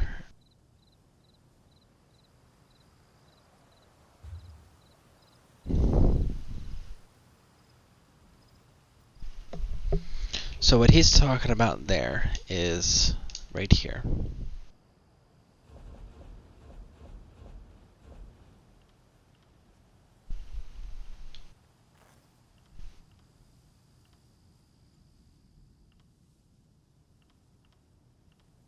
If I can find it.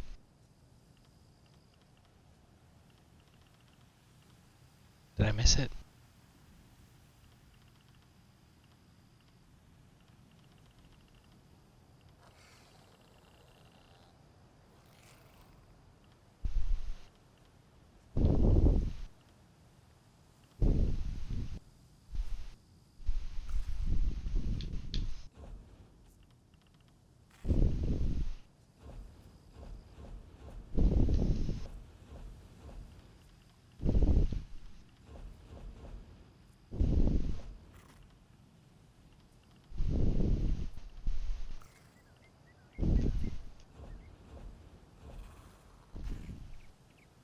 Right here.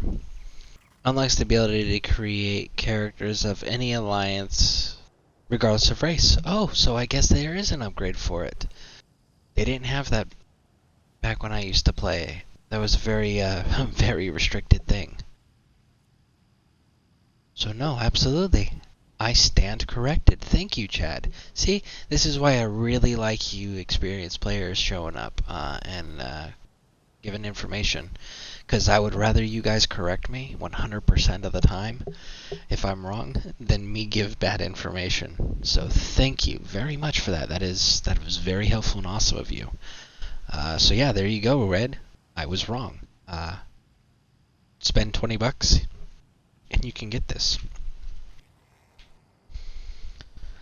It's regardless of race. That is so cool. I may actually... Yeah, that's awesome. You know what? While I'm thinking about it, while we're waiting and Chad's doing his thing here, let's make an adjustment real quick. Just because I think we can agree that this man is amazing. Well, this person, because I don't know if you're a man or not. But we are going to set your rank to...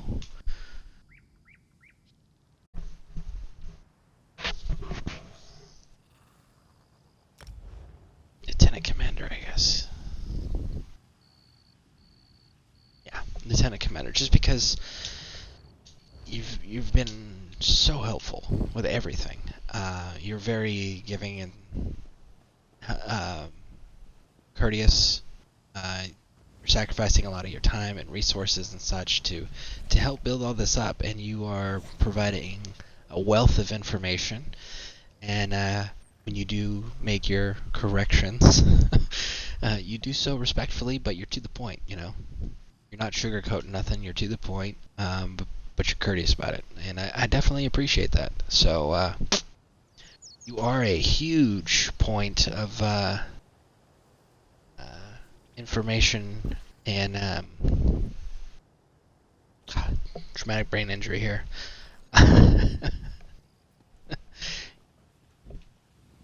And look at that, he's dancing. Woo! But yeah, no, you have been tremendously helpful. Thank you so much. I really hope more people get to see how awesome you are and how much we can learn from you. So, thank you. You keep doing you, man. Like, you are awesome.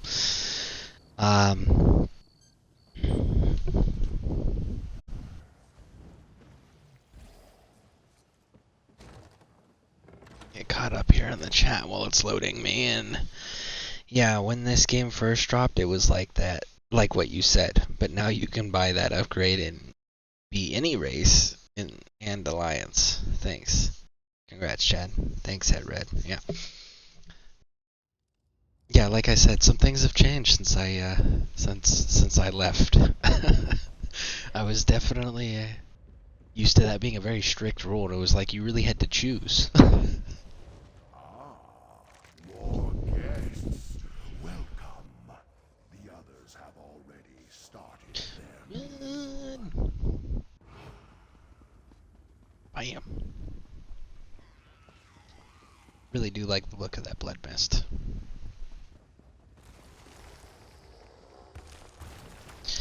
Just so you're aware, Chad, that Lieutenant Commander rank that I just gave you makes you a co-lead. So, be aware of the the permissions, authority, and power you wield in that guild right now. And again, you earned every bit of that, so thank you. Definitely thank you. Ooh, look, bookshelves. Seeing as they're occupied. Nope. Never mind. One followed me. Run!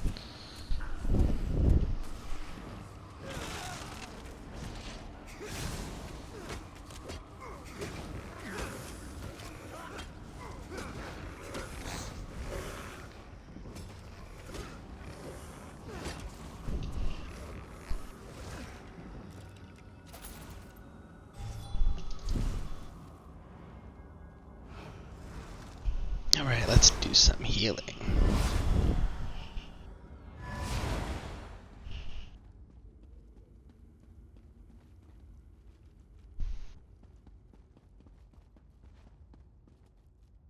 Yeah. Snakey, snakey.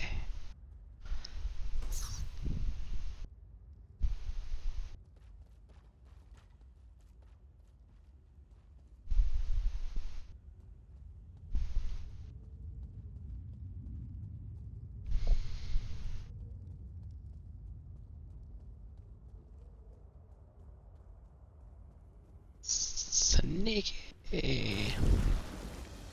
Run! You. Stop coming out of the ground. Bad. Antark. Antranok. I know how to say that word, I promise.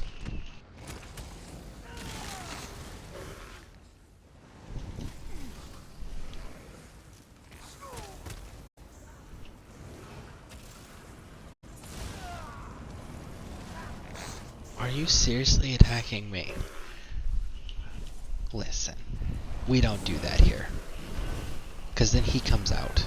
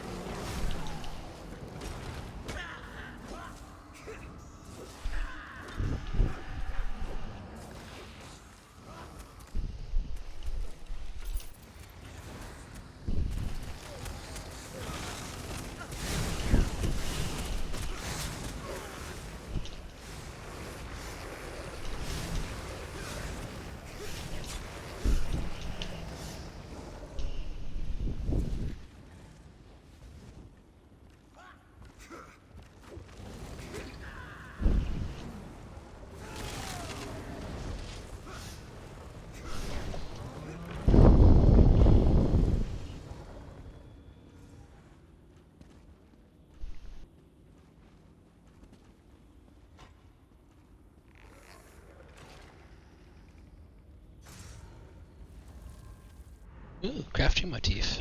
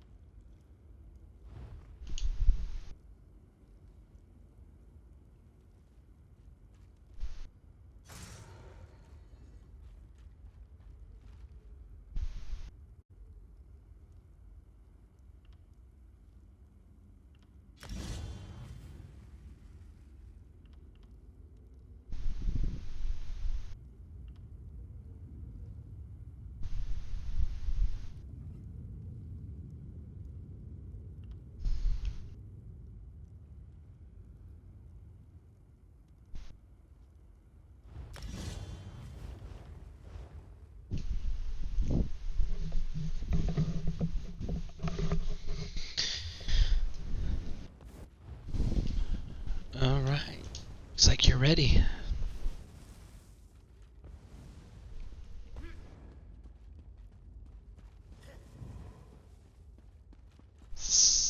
Run, invisible.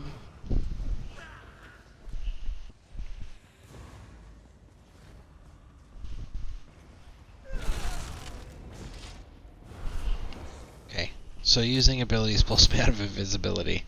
Note to self, don't do that again.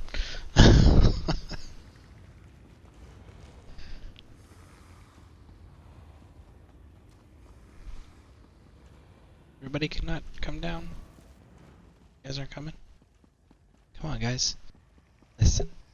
He needs you downstairs. Go downstairs.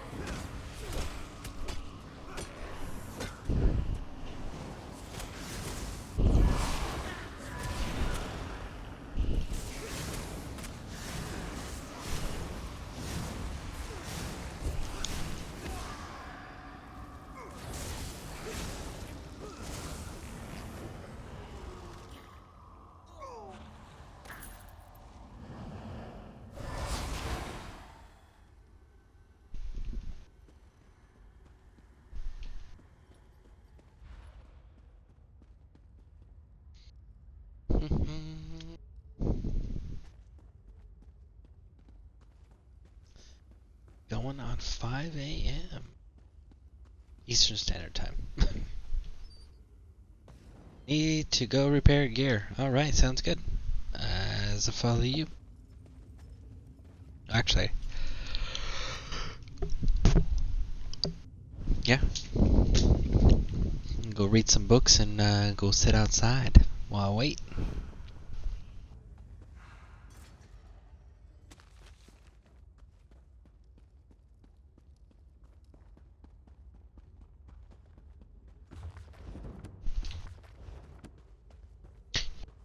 Curious.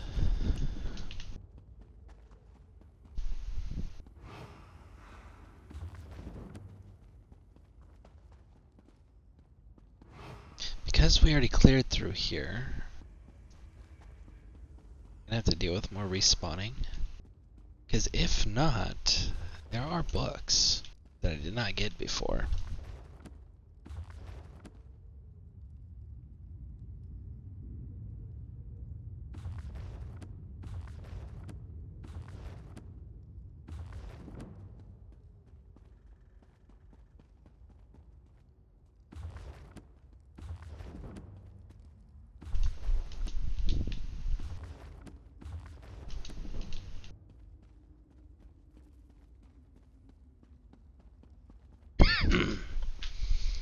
Okay.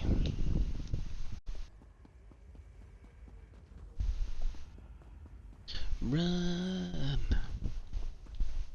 You already exit to go repair.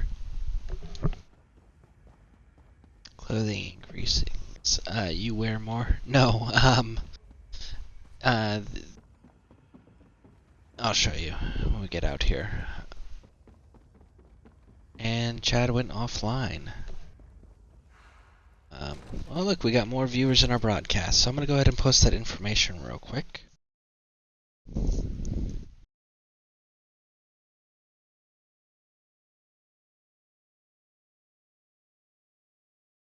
Skyreach is just your kryptonite. I keep disconnecting from here. I mean, that sucks that you keep disconnecting. It definitely got to be frustrating on your end. Yeah. To answer your question, I will be waiting outside, Chad, if you do want to continue. Answer your question about the clothing.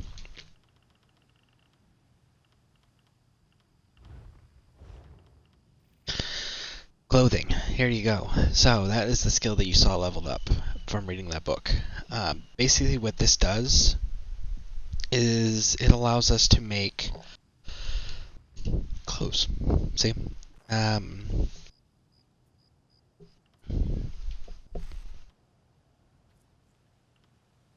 So anything that's cloth related or anything that's leather related is tied into the clothing skill.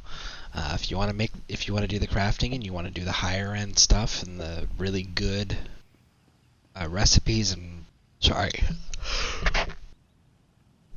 the really good plans for high end game crafting, or if you wanted to do it simply to fill up a store for the guild and sell stuff so you can make profit. The clothing skills to how you would take care of that, and that would cover light and medium armor.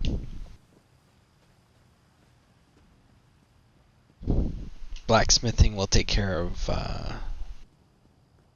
melee weapons and heavy armor. And I can't remember if it takes care of shields or if that's under woodworking, but woodworking will cover bows and staffs for sure. I can't remember if I think. Oh, my apologies, guys. Yeah, I can't remember if which one the shields fall under off the top of my head right now. But yeah, so that's what that skill line was. What's this guy? Iron Slaughterer.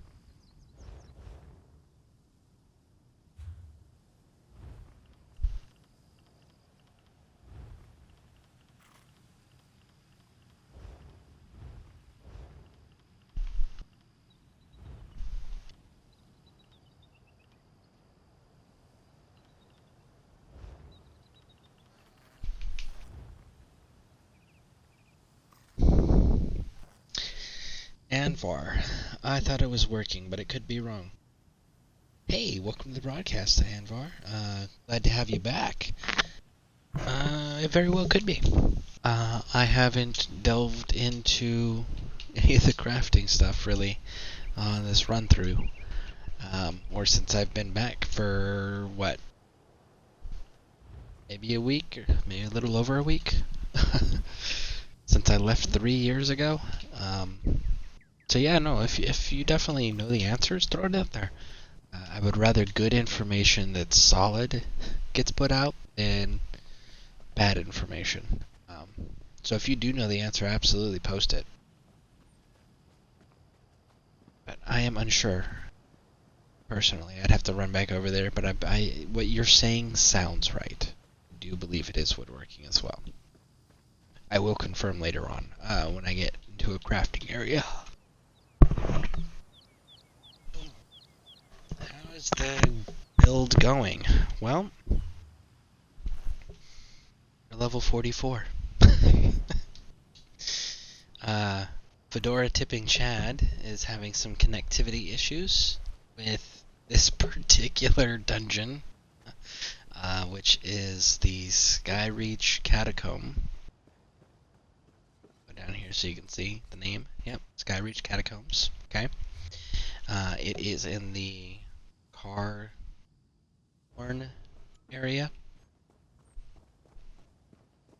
And he is helping me power level this character by carrying this character through the first 3 poles.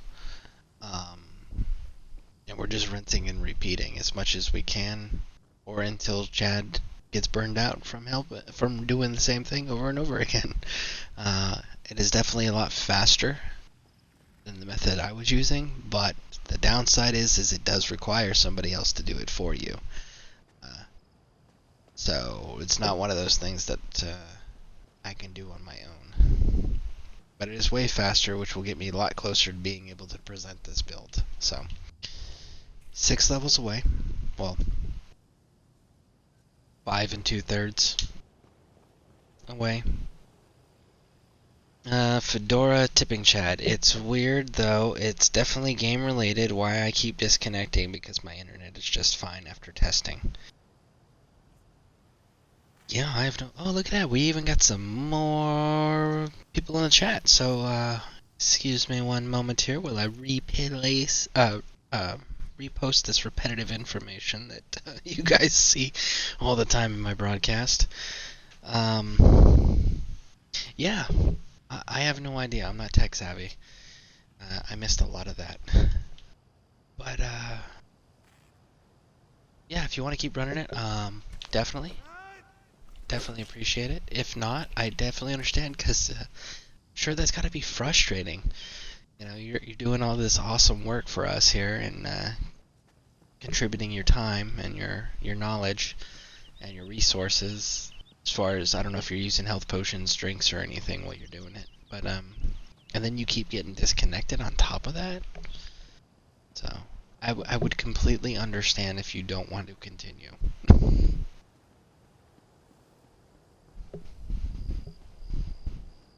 But if you do, I will be right here until you tell me otherwise. And then I will proceed accordingly. Fedora Tipping Chad. Let's try to run normal Black Rose Prison. Maybe it's just Skyreach.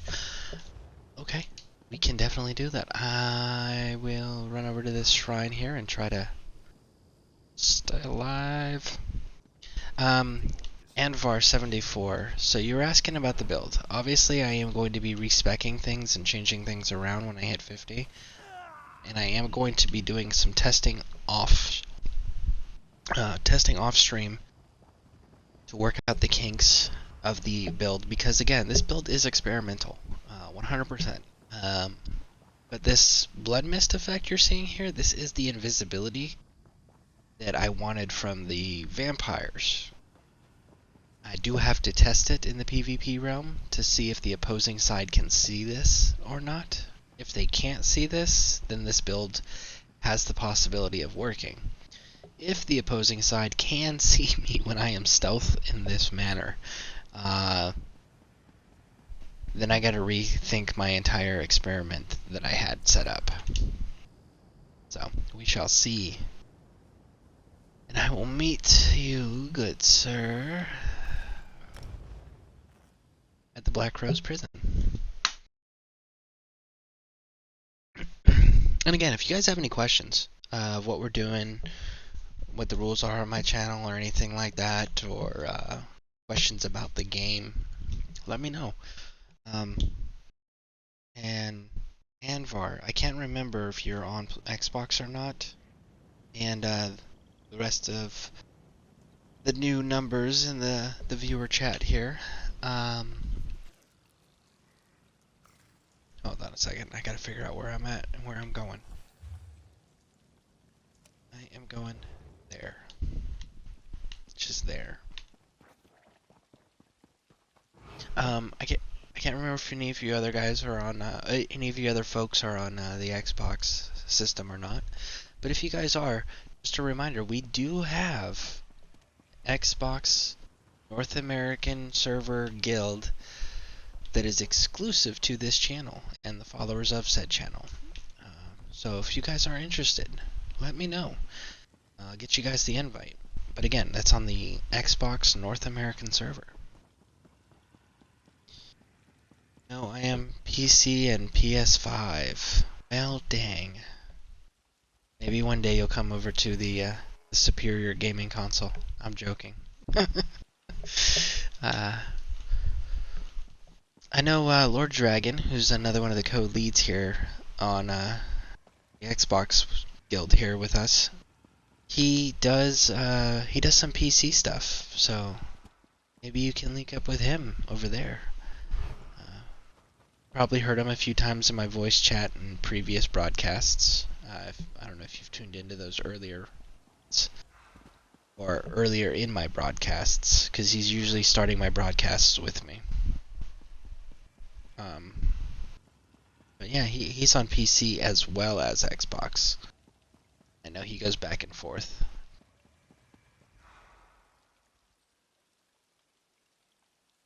You can kill torch bugs? Oh, these things? I don't know about killing them. I know you can collect them for that.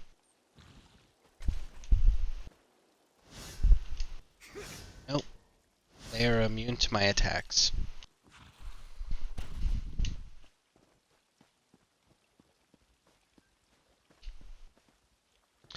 So, Chad, whenever you do log back in, I'm outside the prison. So in the meantime, look, runes, I can harvest these. I may check out this fishing thing. See if it's like I remember it while I'm waiting. But, you can just travel to me whenever you get back in here.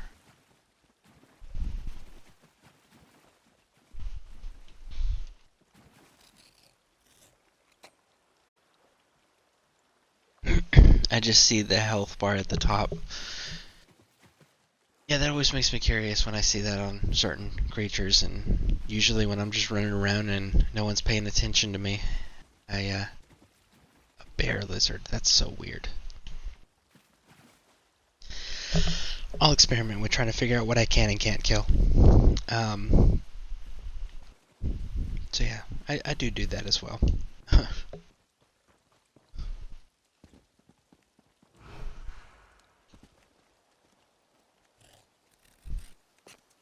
Just don't collect torch bugs with Dark Elf Companion. She gets upset when you do. Oh wow, that's a thing. It's interesting and good information about the Dark Elf Companion. Didn't know about that. And oh wow, what's a thing? Are you talking about the fishing, or are you talking about the running around killing things that are at random?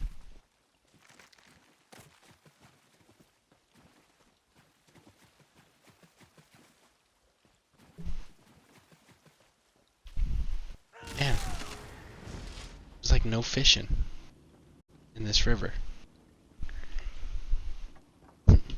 Thought you wanted to fish. Invite. Invite. It shows me still in a group with you.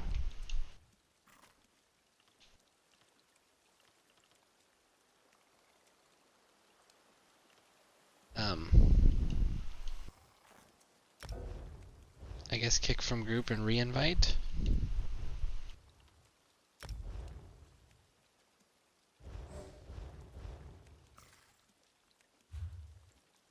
Oh, different character, that's why, okay. And let's go ahead and just give you group lead, because I have no idea what we're doing on this run. I don't know if this is one of those like reset things or not.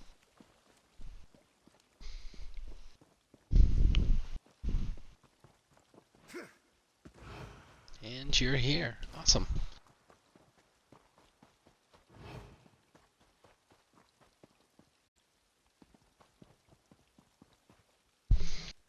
Now, the torch bugs with the dark elves. They not like catching the butterflies too? Okay, so I will tell you once we get in. Okay, sounds good, Chad. I will follow your lead, per usual.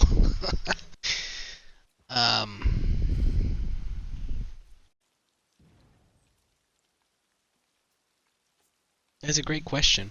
Anvar, got any input on that one? I don't know. I don't run around with companions, as you can see. I only use my non-combat pets. Did you already go inside, Chad? I'm gonna assume you did. I don't see you out here.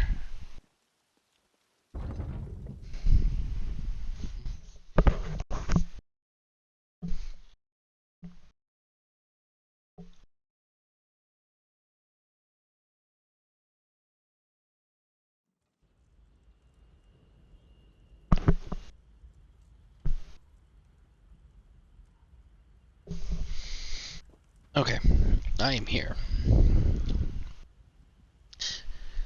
So, those of you guys just tune. Oh, look at that! Our numbers went up again. Excellent.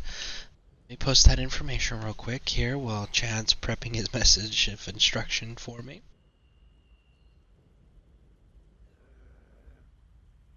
Okay, guys. So, what we're doing here is we have. Hold on. Anvar. Yes, she doesn't like it. Like you collecting insects, to my knowledge. That's pretty cool. They added that little feature. Real quick. So, Fedora Tipping Chat is running us through a couple XP farms here. Just doing Skyreach Catacombs. We are about to start. This is called the Black Rose Prison on normal. Okay. It says, and here are our set of instructions. So, okay, so do the second stage, you will need to leave the instance. So on the second stage, you will need to leave. Let me figure out where that is. Okay, so,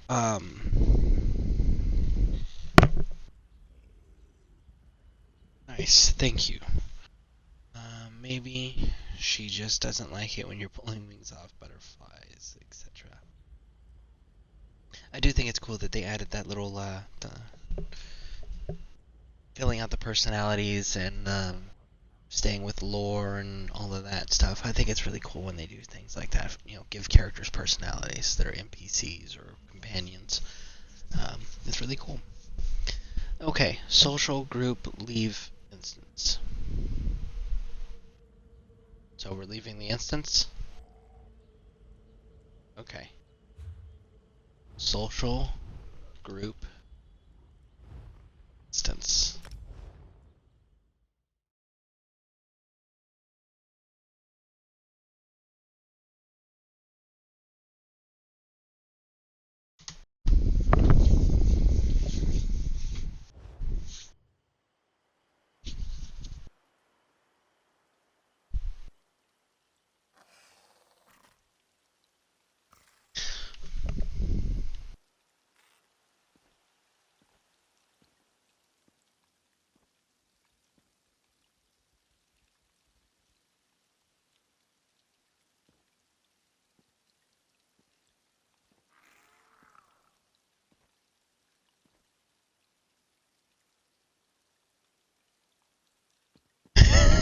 little premature, but he did it. Yeah, my bad. I was following instructions. Yes, so that's what we will do after we hit the second stage. Got it. Alright, I'm back. Sorry about that. Hey, congratulations everyone. We just hit 9 hours in this broadcast. Thank you for joining me, and thank you for those of you who have been here for a while for sticking it out with me. Definitely appreciate it. And again, in case you guys are unfamiliar with my broadcasts or my policies on things, I am a Whatever am I going to do? Arethyl. You're going to stop talking and interrupting. That's what you're going to do, because it's very rude. People are talking. Gosh. Sorry. Anyways, as I was saying, I strongly promote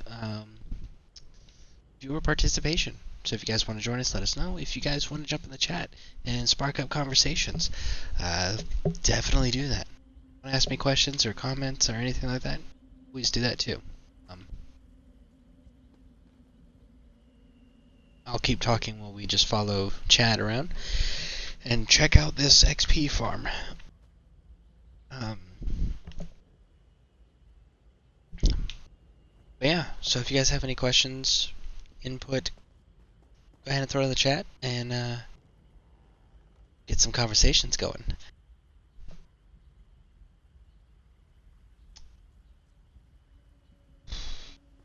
Okay.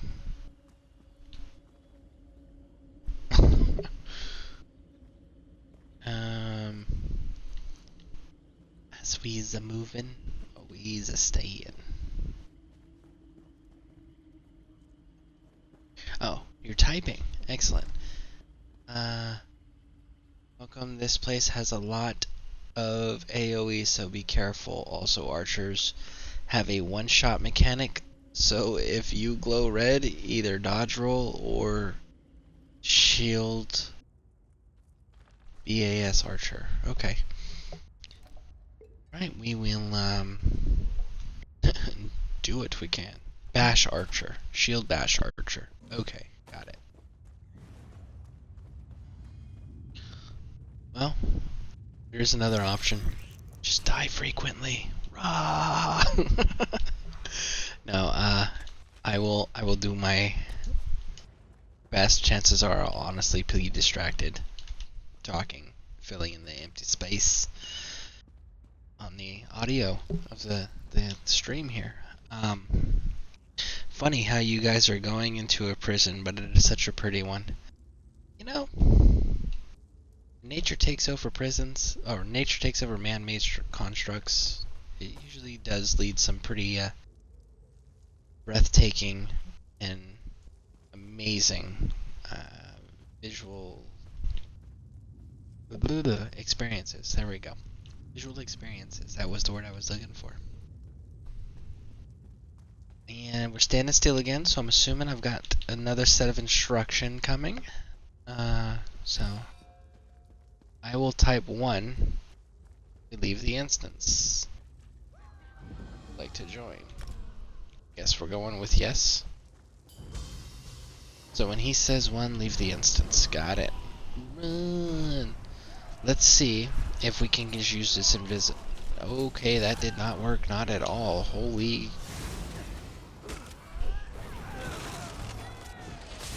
We actually have to participate in this. I cannot run around.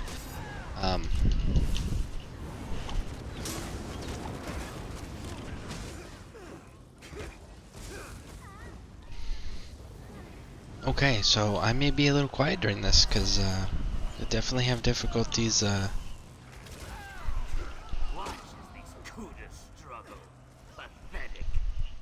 and I'm gonna have to go in first person. I'm having trouble with this. Okay.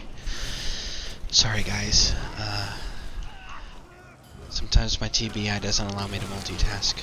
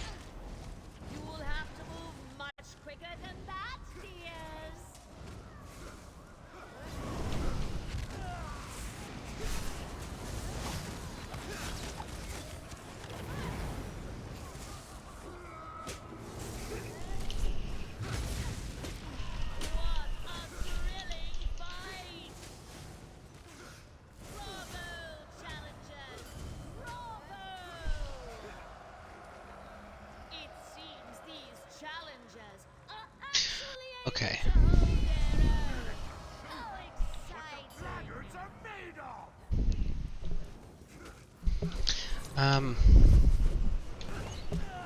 Looks like I got... And... Okay. And I died. Okay, so no, I actually have to stay alive. I can't resurrect during this.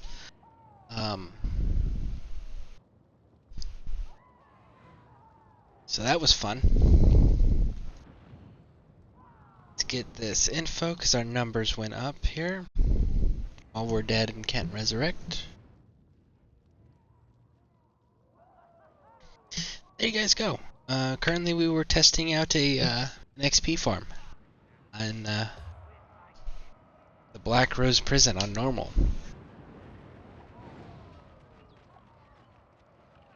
You definitely have to pay attention. This is not a place where you spawn, where you die and you can respawn.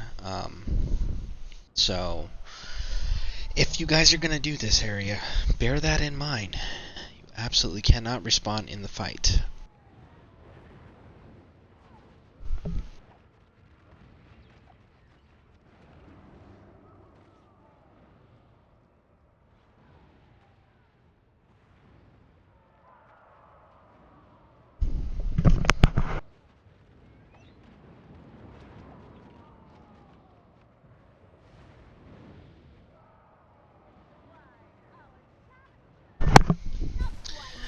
It's normal because of the difficulty setting. It's a veteran setting for the more advanced players. They're leveled up, and it increases the difficulty, but as a result, it should also increase reward gain. But again, it's very those are the two settings on a lot of these places.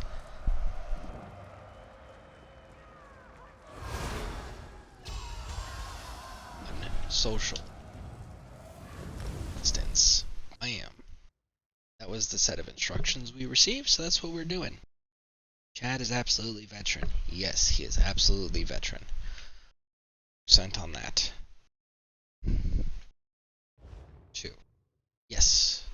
So round 2 is what we were supposed to go to, and we were supposed to leave because we don't want to complete them because we want to keep it open to farm that activity over and over and over again. Let's go. It's definitely not like the other one, Sky Reach. This one, if you guys are going to do it, make sure you are paying attention to your health bars. Make sure you are staying on top of those the dodges and the shield bashes and the blocking. It's,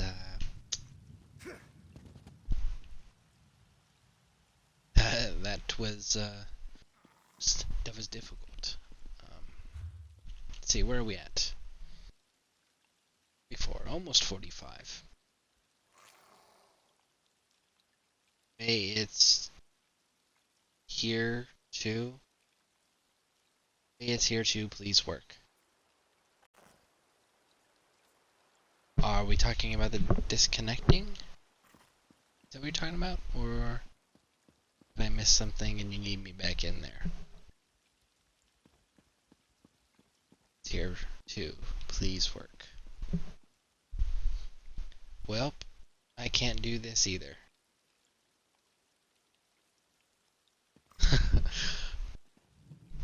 Does it keep disconnecting you even here as well? Is it just dungeons that it just keep kicking you out of?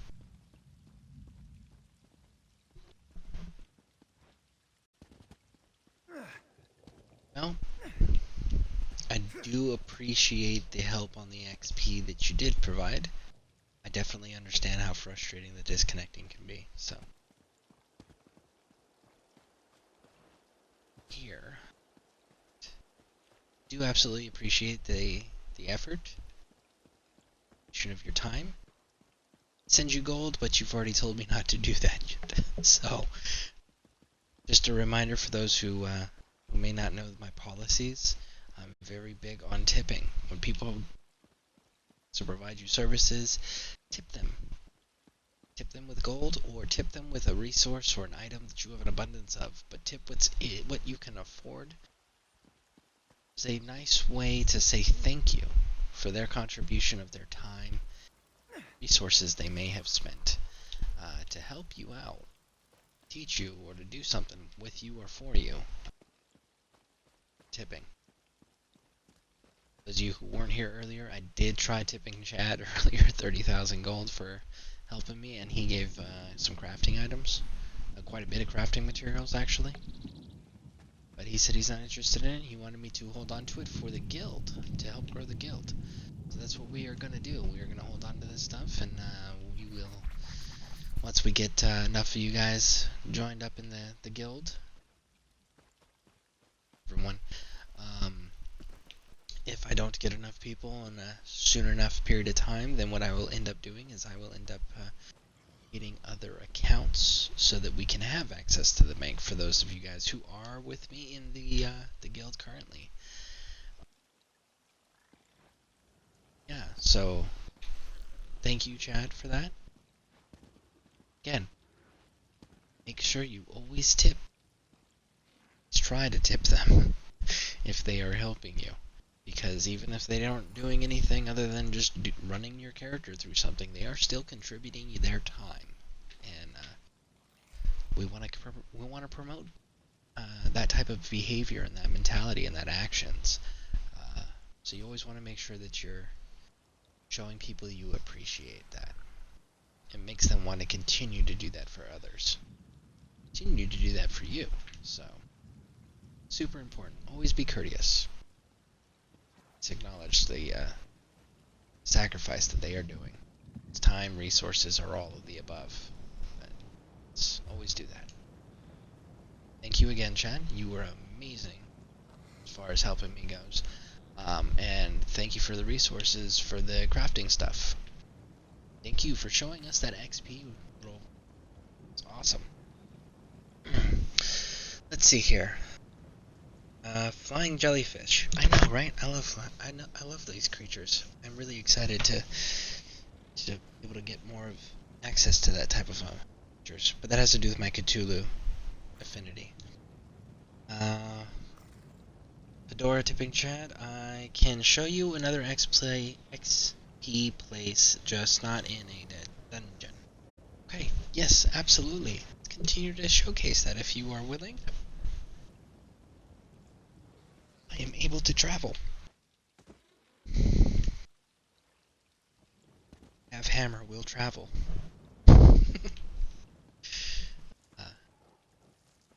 Yeah, just let me know when you log back in, because it's showing me that you are offline. So when you get logged back in, let me know, and I will travel to you when you are ready. In the meantime, let's go over our gear for a little bit. See if there's anything we can clean up here.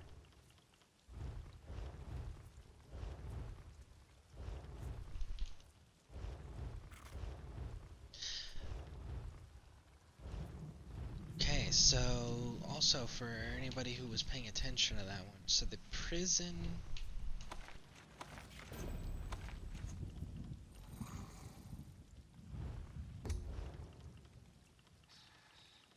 chat, I mean the go with my brain injury kicking in. That place. Black Rose Prison.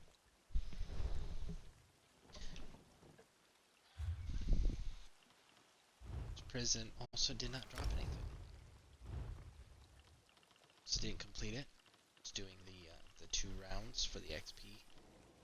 So also keep that in mind. So if you're looking to grow and get gear or anything like that, this prison and that trying to multiple birds with one stone, so to speak.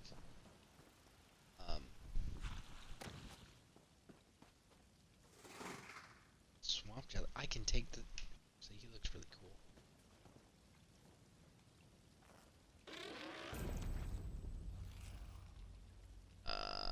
Just the guts. Well, I mean fish and bait, but still. So cool. I want one of them.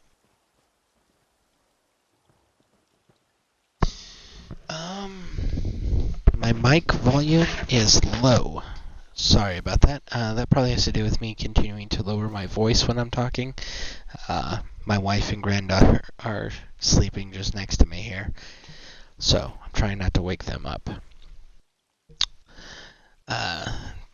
This is a place I will be showing you. I recommend to go for lower level characters. Excellent. We will absolutely be checking that out. Also, I did try altering the mic stuff earlier. I got 2 other headsets that I was trying out, but those ones are wired headsets. And for whatever reason, you couldn't hear my voice at all in the broadcast when I was using the wired headsets, no matter what adjustments I was making on the Xbox or on the controllers, or if I was using the Xbox dashboard or the Twitch app itself. So I'll have to continue to see what else I can do to maybe improve your guys' experience as far as being able to hear my voice chat goes. But I did attempt to change some equipment around earlier. I didn't have any luck though. So, but thank you for letting me know again that it's still an issue. And I will continue to try to look at options of correcting that for you guys so it's a more enjoyable experience. I might just have to reinstall the game later. I always hate when you have to do that, uninstall and reinstall, especially with the Xbox systems. I mean, sometimes that takes forever. Especially if the games are bigger. So, but yeah, Chad, as soon as you get back in, let me know, and let me know when you want me to fast travel to you, and I will do that. In the meantime, let's get our I'd rather face all the hags of Hag Fen than deal with a beast like you. Inventory cleaned up if we can. Got to find somebody who will actually talk to us. For those of you who missed it earlier, luckily, I have really good internet. Well, that's good. Yeah, that'll definitely help with the reinstalling process. Speeding it up anyways. Okay, so for those of you guys who may have missed it earlier, I am stage 4 vampirism right now, which is why the merchant wouldn't talk to me. So maybe we can find somebody that will. Let's see. No, we're going the right way. I'm not familiar with this this settlement, so we're having to use our map for reference. That merchant was mean. I know, right? I just wanted to sell some things.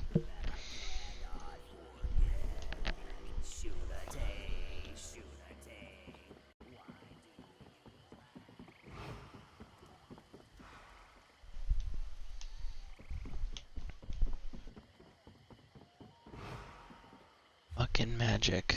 Where did I end up? I ended up in the right spot.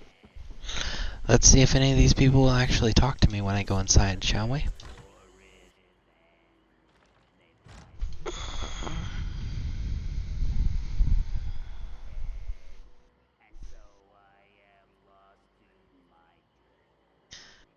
Alright. Let's see. Enchanter. Well, that wasn't very nice of you. Big jerk face.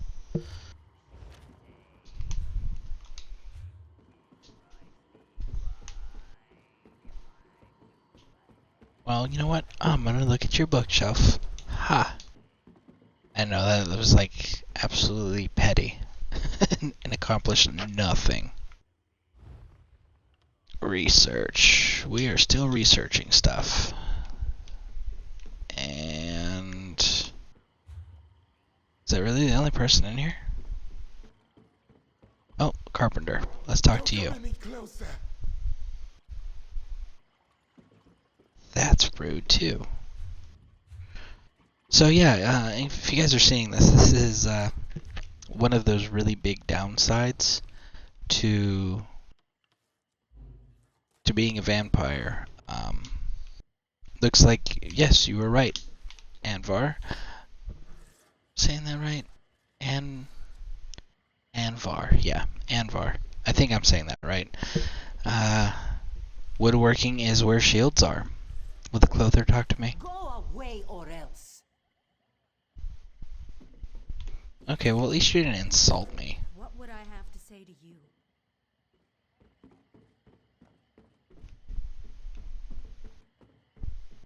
So I don't think anybody in this settlement's going to talk to me. Well, that was fun.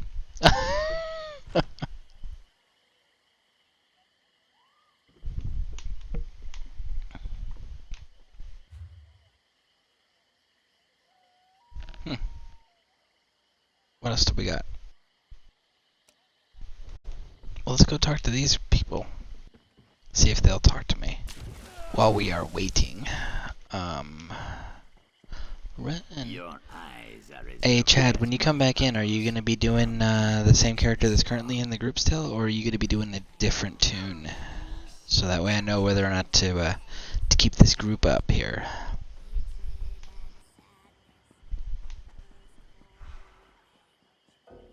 Weaponsmith. I'll leave you alone. See, I like that. Leave me alone, I'll leave you alone. Yeah, that's cool. Beast, or by Orky, I'll let you have it. That was unnecessary. Same character. Awesome. At least the other town, one person talked to you. This town is a bit of fun. Yeah, try to figure out who will talk to me. Leave me in peace. See, the last time the leather worker talked to me, this leather worker won't talk to me at all. I have no desire to speak with you right now. Though the Saxley Taylor. generally choose to live in tribes based around a history, Get Lilmont away is a from merchant me. town with no true leadership. So yeah, I think we might be SOL in this town. I don't think anybody is going to talk to me. That sucks. Can you tell us what an Uzip Eco is? Oh, his merchant. Thank you, Chad. Chad has a personal merchant that follows him around somehow. I'm pretty sure it's something... let me guess, did you get it in the crown store? Is it one of those ones that are the 5,000 crowns or something like that? Either way, his merchant will talk to me, so that's nice. I definitely really appreciate it.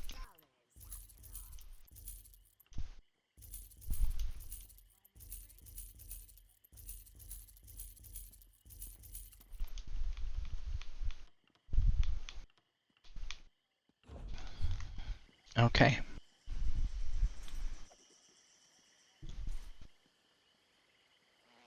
See, look at that. Chad to the rescue again. So yeah, for those of you who are unfamiliar with the vampires, huge issue. When you are, 5,000 crowns and got it gifted to me. That's pretty cool that you got it gifted to you. So yeah, if you guys want that merchant, 5,000 crowns, which is roughly $50 in the guild bank. Sorry, in the ESO store. Anyways, as I was saying, the vampires, for you guys that are unfamiliar with it, once you hit stage 4 vampirism, which is the max one, most people won't talk to you. Also, when you're at stage 4 vampirism, you are negative 100% passive healing regeneration. So definitely keep all that stuff in mind. Oh, and it dramatically increases non-vampiric abilities costs. There is some good sides, like, you know. Fancy a life of treasure hunting? Sorry guys, it's 5:38 in the morning here. 9.5 hours into this broadcast.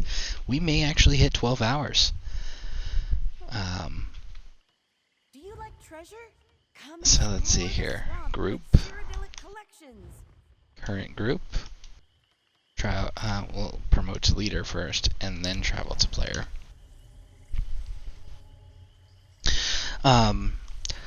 So yeah, the vampire, the plus sides of the vampire. If you use any of the vampire abilities, it dramatically decreases the cost of those abilities, so it allows you to spam them more frequently and for longer. You do have the increased speed, which is awesome, and you have the fun blood misting thing of going invisible after sprinting for 3 seconds, which also reduces the cost of your sprinting as well. So there's a mob rotation over at the docks. So we're going to follow Chad and check this out. But look, we are back in our old stomping grounds, the Alakir Desert.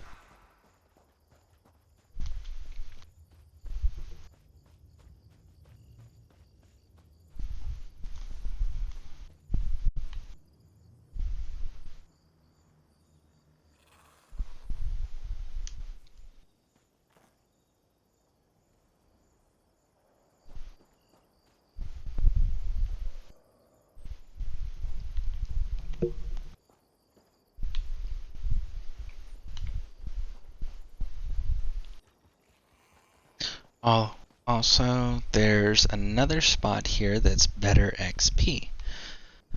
Okay, I just gotta re-find where you went down there. Okay, we are following him. And we are checking out these recommended XP growth locations. Because again, we are 44, almost 45, so we are getting really close to hitting that 50 mark.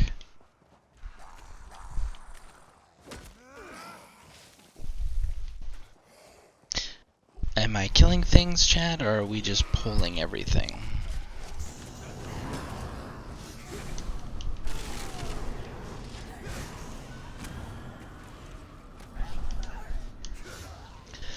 Let's see, I remember you guys saying you like viewing me better in third person, so we will try to maintain third person. I just have a very difficult time running the game and fighting in third person.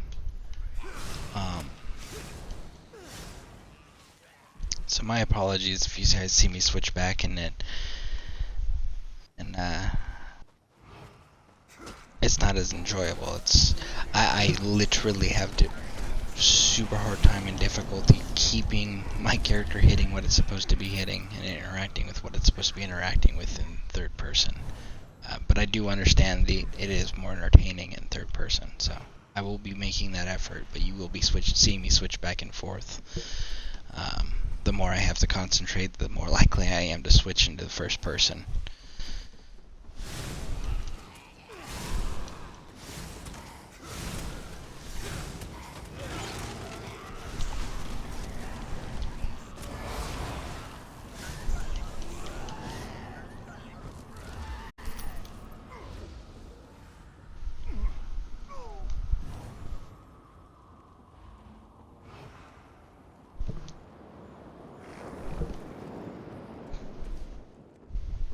So we're getting some good XP growth. If you guys are unfamiliar with where the XP is, it is displayed in the bottom left corner there. So you see we just got 395. That is where the XP is displayed. So if you guys want to keep track of which areas produce the most experience, get the most bang for your buck, so to speak, that is definitely the place to do it.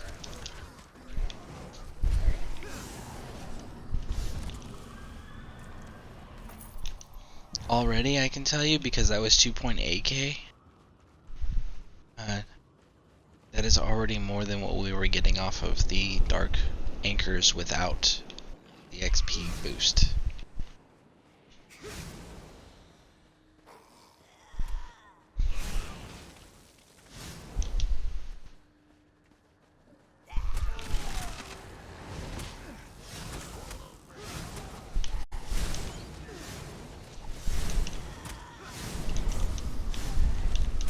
And as you guys can see very clearly here, my character, as squishy as it was in the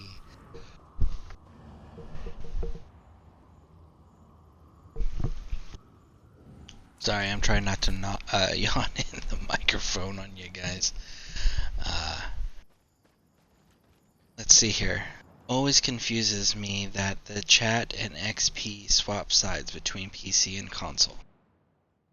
Well, I didn't know that, honestly. I've never played this game on PC. I've only ever played it on console, but that's good to know.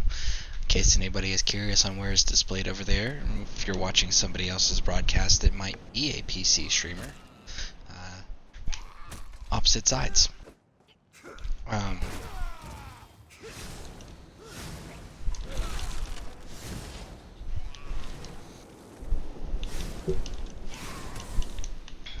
lost Chad. Should probably go catch up to him instead of screwing around and trying to collect mushrooms, right? But yeah, so as Anvar was pointing out there, my experience is displayed on the bottom left, and that is the standard location for the Xbox. PC apparently is on the standard right. Bottom right. Oh, man. So if you watch somebody else that's on PC, that's where you're looking. But anyways, as I was saying, you guys can see here, the Dark Anchors were putting out less experience, but it definitely feels like we were getting more gear from doing the Dark Anchors. We're getting some gear here, we're getting a lot of material. A lot more material than what we were getting on the Anchors. But it's also something you guys can clearly see that even with me being squishy, unlike the Black Rose area and the Skyreach Catacombs, here I'm actually able to fight, contribute in a meaningful manner, and stay alive. So, as Chad was pointing out, this is a lower level area that he would recommend for players to gain XP at. So, rotation seems pretty easy here. Seems like we are literally just making circles on the dock. And again, it is staying pretty manageable. I mean, the few times, like, you've seen the few times where I'll get separated from Chad because I get distracted with, ooh, let's loot something, you know? You will see that I'm not dying instantly. I'm able to kind of stay alive and I'm able to actually fight.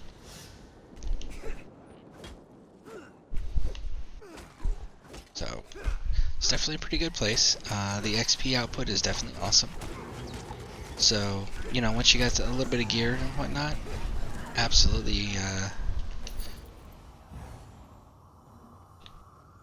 jump on over here. But if you're looking for gear, it's not the place for you. Look at that, 45, 45. I should probably look at bone armor. And again, I am respeccing these skills afterwards, so don't focus too much on what I'm investing in. It is definitely not something that is going to stay the way that it is. It is definitely going to be adjusted. And I will present its final product later, once I have the final product that's been thoroughly tested. Because I'm already seeing a couple problems with the build experiment that I wanted to run. For example, the the lack of health regeneration. That kind of sucks. So it means I got to adjust now the skills that I originally wanted to use.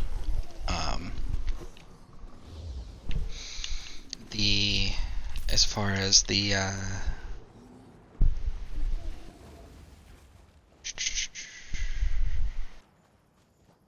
hold on here. Traumatic brain injury.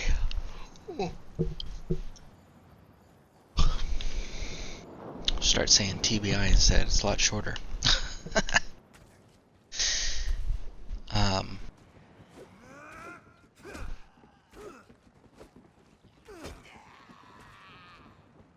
The invisibility thing.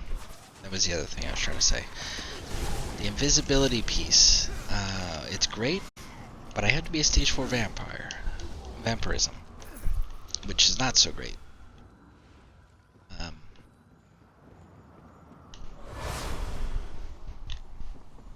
Because stage 4 vampirism, there's a lot of other issues that presents that I was not prepared for, affecting me as heavily as they are. So we're going to have to compensate for that and adjust. But if the invisibility piece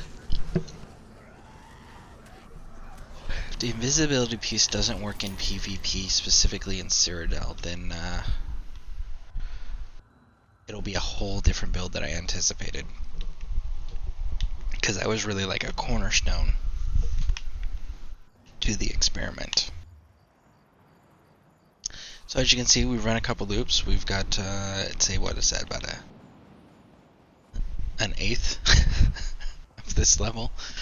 We did finish out the previous level, so there's that. Okay, so you see what he says there? He says, so that's the spot. Yes, so that's the spot, and it actually is a pretty good spot for XP growth. Something low-level players can handle on their own. So thank you for pointing that out to us and letting us run on that and carrying us. Teleport to player. Okay, I will teleport to player. Let's see what else he's got in store for everybody today. Travel to player. By the way, again, if you guys have any questions, comments, or anything, throw it in the chat. A huge part of me being able to continue to talk to you guys so you can hear my voice and not be a dull, just an empty, quiet stream is viewer participation. I am huge on that. Because as much as I am here to entertain you guys are only as entertained as you guys get. Blah, blah, blah, blah, blah. See? Traumatic brain injury. Sorry about that. As you can see, I'm struggling here with the talking thing. Okay, so we are in the Alakir's Desert still. We are north of this location. Not sure where we're going, but that's where we're located.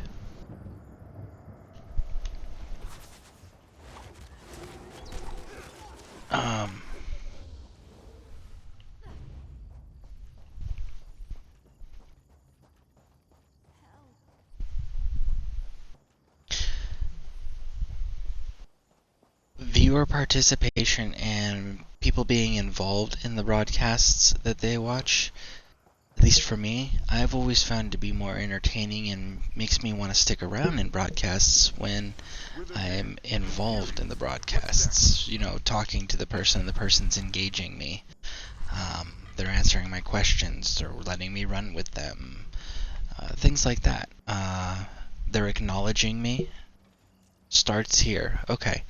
This is a better spot, starts here. So we're going to follow this route. We're going to follow him and see what the XP numbers here are.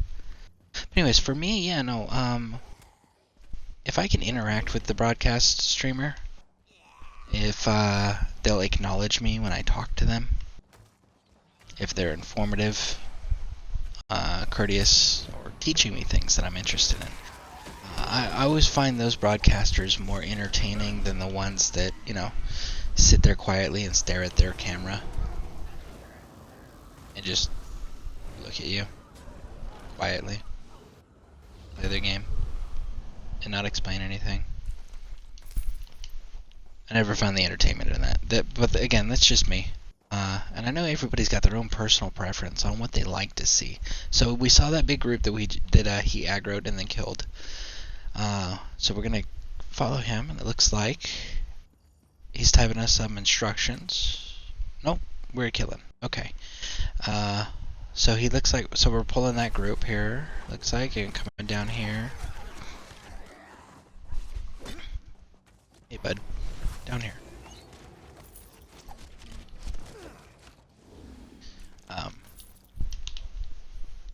Following the route. So we're going to keep following him, and I'm going to keep talking. Hey, look, more numbers. So, but yeah, to me, that's always a more entertaining broadcast. That's something that I want to come back to. So, I definitely want to make sure that you guys are aware that that's something that I strongly, strongly encourage. If you guys want to participate in my broadcasts, talking to me in chat, which, you guys been pretty good about, which I greatly appreciate. But if you guys want to do that, always feel comfortable to do that and safe to do that. I'm not one of those broadcasters that I'm going to get irritated because you're talking so much. I'm not that guy. I'm not going to... it looks like somebody else is running this route here. They just killed everybody upstairs. So this is definitely not like the previous locations where those two poles are the biggest, most XP. Okay. That's good to know. This does not look like it's an exclusive area to just you or your group. So you guys also want to keep that in mind. This is why I normally run docks, and I completely and totally understand. So yeah, if you guys come in here and this area is dead, it's because somebody else is pulling the groups.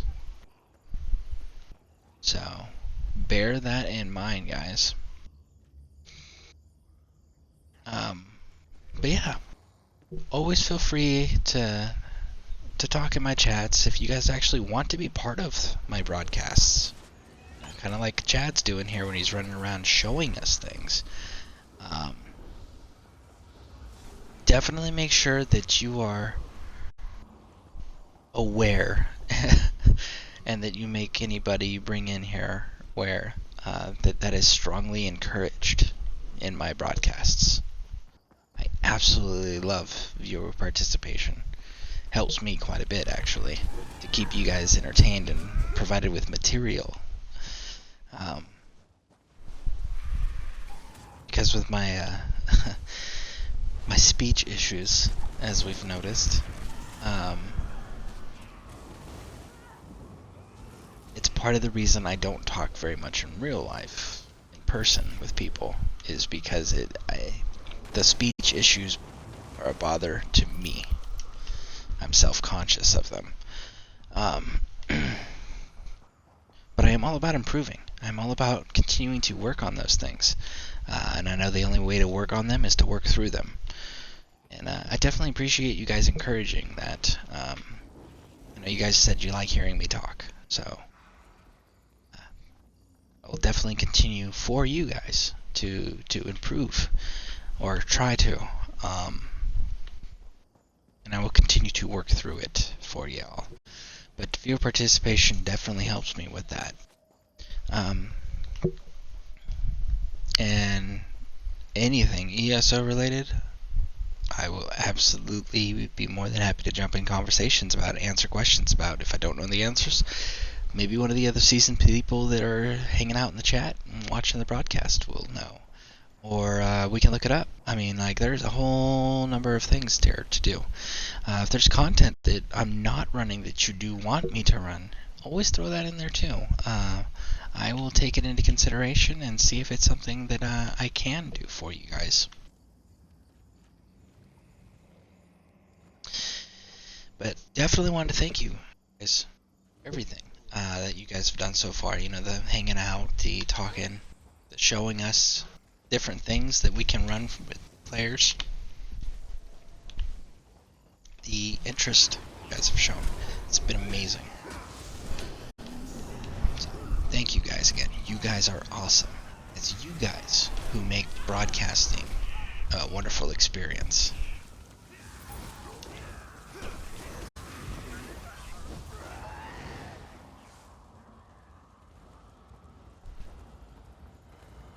Oh, did you want to see if the bots are out in Stores McKay. I mean, I like bot hunting. I wish there was a more effective way to stop the bots. I think that would be awesome.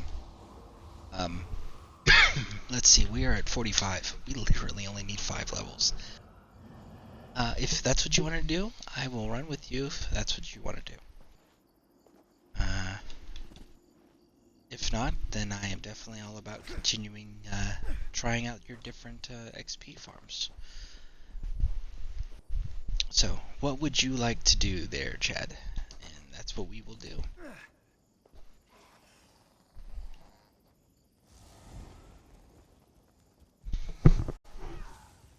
In case you guys don't know, I have an issue with bots. When people create bots to be lazy in a game that's supposed to be fun and immersive, and you deliberately create a bot program to cheat, to make yourself rich, because you are too lazy to do it the way that everybody else does it, and it's a game that is super player economy driven, it really irritates me. So, anything I can do to sabotage cheating robot programs, about.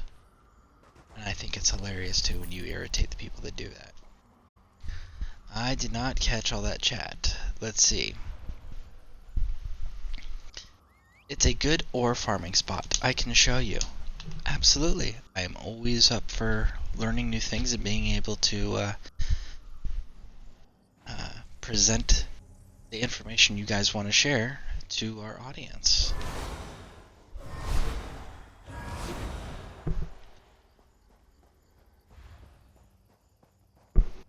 Alright guys, we are 9 hours and 48 minutes. Getting there. Definitely getting there. We will wait on the message from Chad to travel to him that when he is loaded in.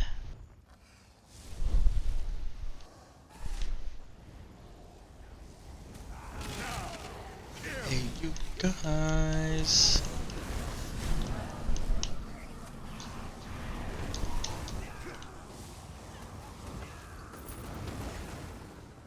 I don't know if you guys actually get the reference when I say that. Hey you guys. But it's a Goonies reference.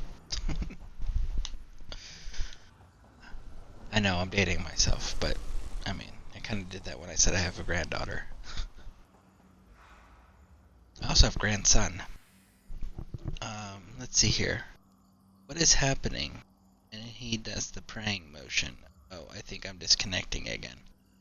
Okay, so the praying motion that we're talking about there, what he's doing, I'll come over here where it's safer, is so I can go on, like for example, let's check our actual inventory first. 57. So yeah, we're going to go and clean up our inventory. So, see how I'm not at Away Shrine, but if I come over here, top right corner, it says recall here, 137 gold. So if I push that, you will see my character do that same motion. Now in first person, it looks like this. So what that is that is a fast travel without using the Way Shrine. So that's what the motion is you're seeing.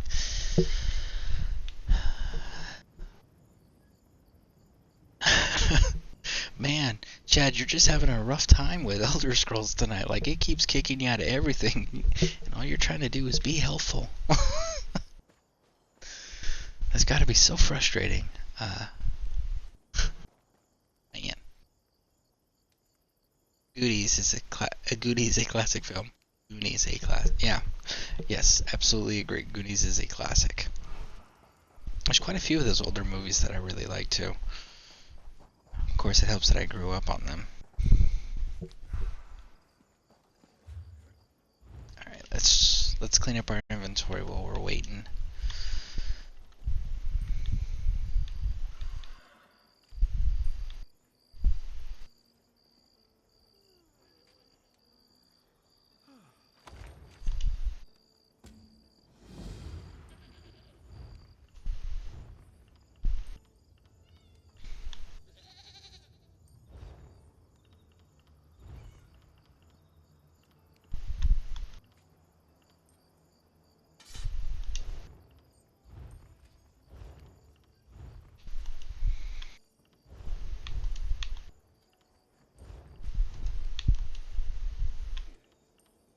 They should totally make that an emote dance, right?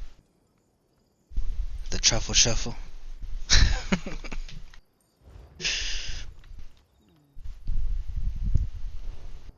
By the way, if you guys haven't seen The Goonies, you should. It is so funny. It's definitely an older movie, but so funny.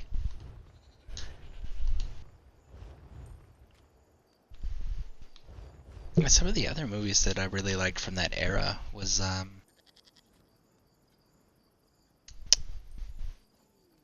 that I want to tell you guys something about it, I'm gonna blank on it.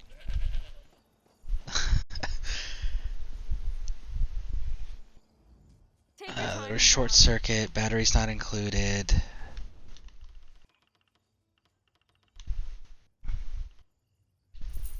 I think it was Short Circuit that I'm thinking of right now, where it was a robot, became self-aware.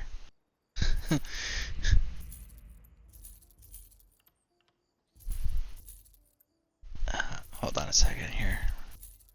Multitasking. Not a strong suit of someone like me anymore. Used to be. Used to be I couldn't do one thing at a time. It was too slow, too boring. Now my brain's like, ha, you thought you were special.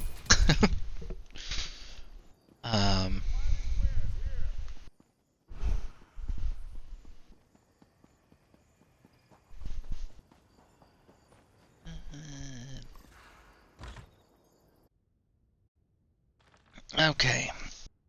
I'm not as frustrated about it. I just don't like that it feels like I'm wasting your time by getting disconnected. Oh, I am perfectly fine with it. I'm just grateful that you're willing to continue to assist even with the disconnections. Red Oblivion, you look very young to be a grandfather. You look 28 to me. Fun fact, I'm not 28. I am 32. Your purse looks... So, my wife has children from previous marriage. And those children have children of their own now. They are younger than me. But, no, my previous job didn't exactly agree with that type of... Look at that. I screwed up again.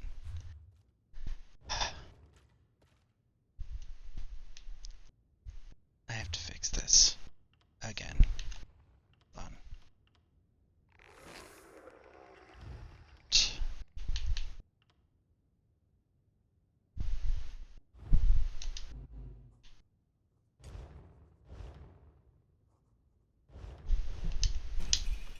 Okay. But yeah, so my previous in forms of employment did not agree with settling down long enough to do that on my own, as far as having a family and kids and all of that stuff goes. Bounty, now. Now my granddaughter, she's 3 months old. My grandson, he is just over a year. Still babies.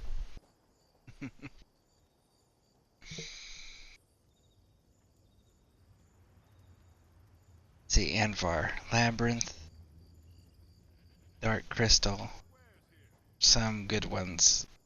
Screwing up. Yes! Totally love Labyrinth. Dark Crystal was pretty good, but Labyrinth? Yeah, that was amazing.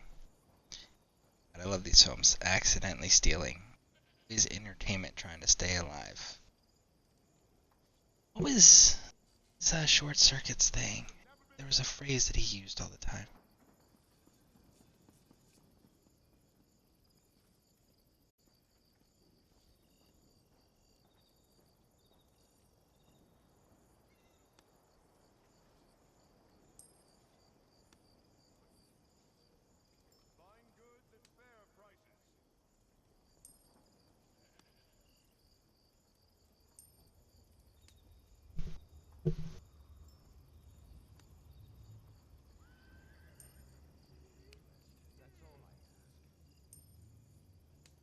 5 is alive.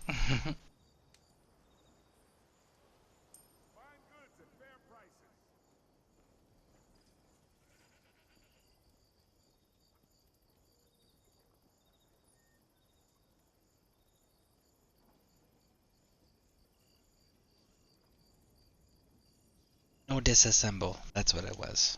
Disassemble. And then Johnny is alive. Yeah, number 5 is alive. Oh. Granddaughter's getting up. Wife's up too. Right. My wife wanted me to point out that she is also 10 years older than me. So.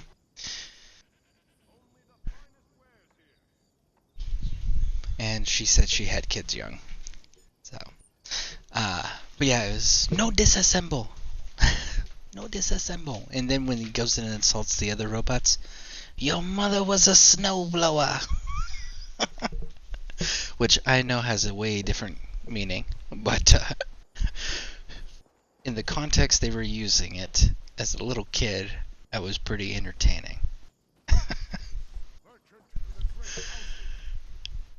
course, I was also back before I was old enough to understand what that meant, the other meaning.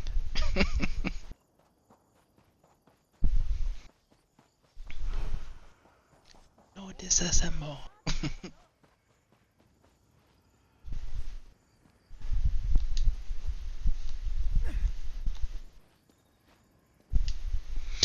Did I clean up my inventory? I think I did. Yes, I did. Okay. Almost. I forgot to do that. Did I do the bank thing? I did the bank thing, right? TBI. Dun dun dun.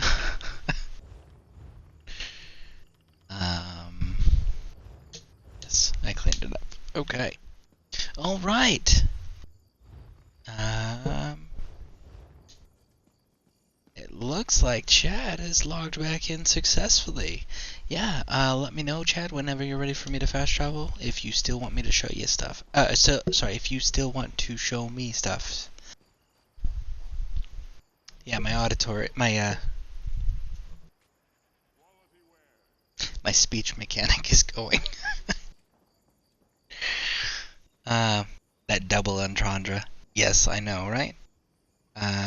Tipping Chad, I honestly fascinated in what's going on, and I have never experienced this issue.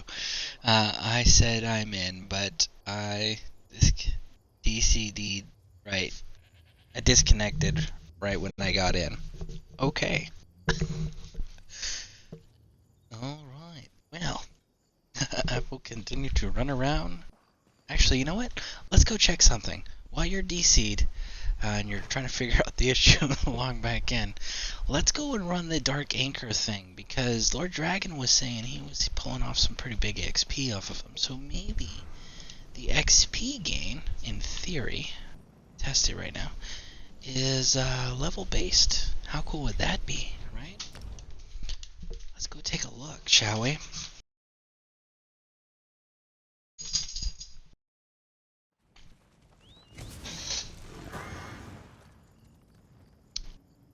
Oh, it is. Chad says it is level-based.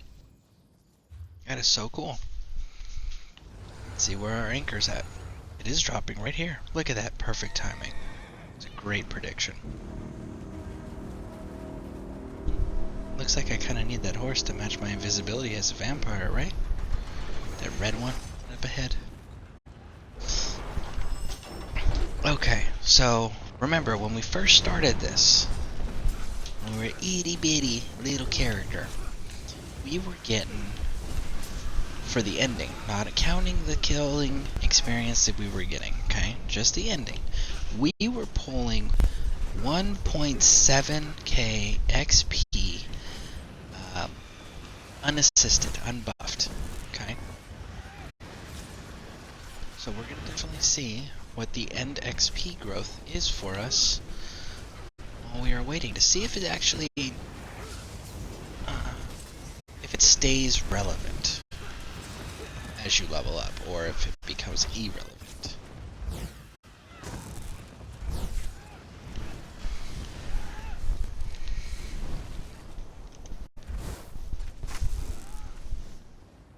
your sanctuary on Vardenfell, I summon you, Lord Dragas Volar.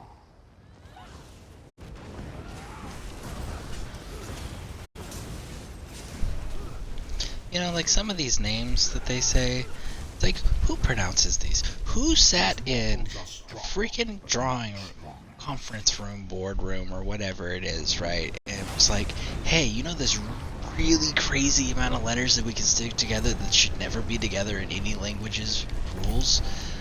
Dang, I missed the XP on that. That's what I get for talking and not paying attention, right? But yeah, who sits there and goes, hey, let's make up our own grammar rules to name these characters, and then act like and pretend like our fan base is actually going to be able to pronounce them. Like, who does that? Funny story, well, I don't know how funny it would be to you guys, but when I was a kid, I jumped into a type of pilot program. They taught you about the aerodynamics of aircraft and the wings and the pressures and how they navigate and all that. And rockets were involved.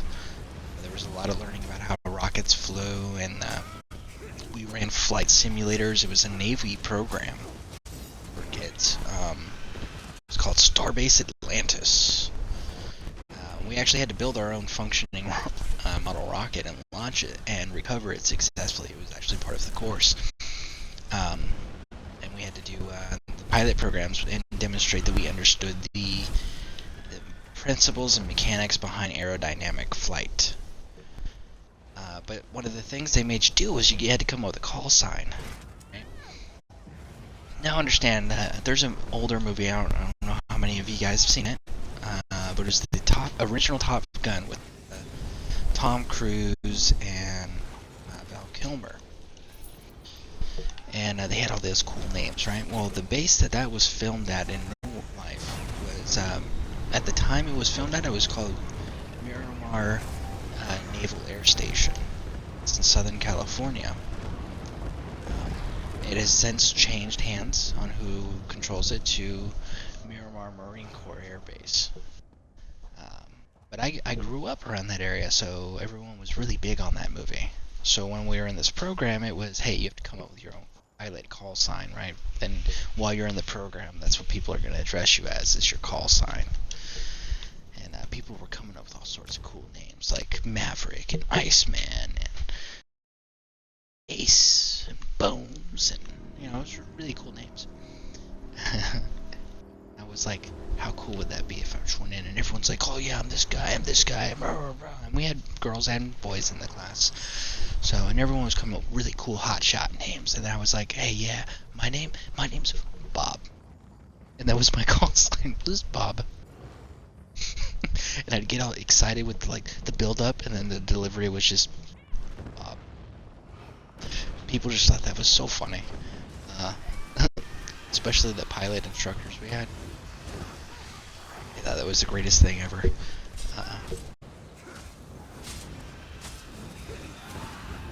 See, you could at least pronounce my name, Bob.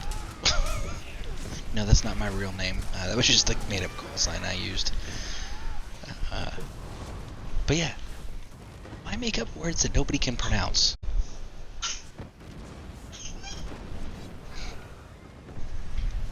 Is it deliberately to make it, like, do the people that create these weird names in the video games come up with these insane names that they know nobody can pronounce because it's not actually a freaking word, and those letters don't work that way in that order, simply to make themselves feel special because they made up something that nobody else can say? Like, I feel like that's what they're doing. They just had a bad day, not enough coffee. Maybe, like, their food was cold that they had eaten in the drive-thru because it took so long because of the lines. Okay, so 6.2k. So yes, it did increase. That makes sense. How close are you to level 50? I keep forgetting to check. You got 5k. Thank you, Chad, for pointing that out. I definitely missed it in the previous ones. That's what you get most MMOs. Lots of unpronounceable names. Right? So frustrating. How close am I to 50? I am almost, I would say, close to halfway through 45. So 4.5 levels, give or take. So we are getting there. We are absolutely getting there. Hey, look, there you are, bud. Ew. You know, as a vampire, I'm beginning to feel like this merchant is kind of essential.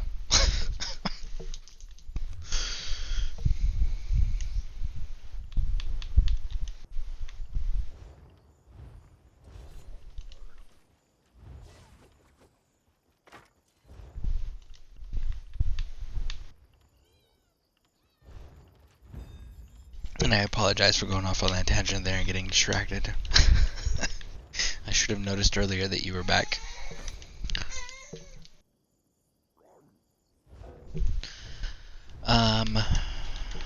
Let's see here.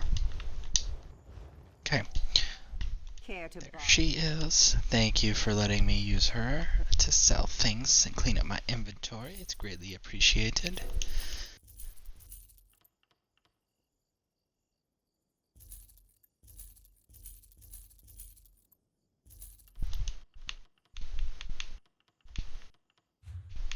Okay.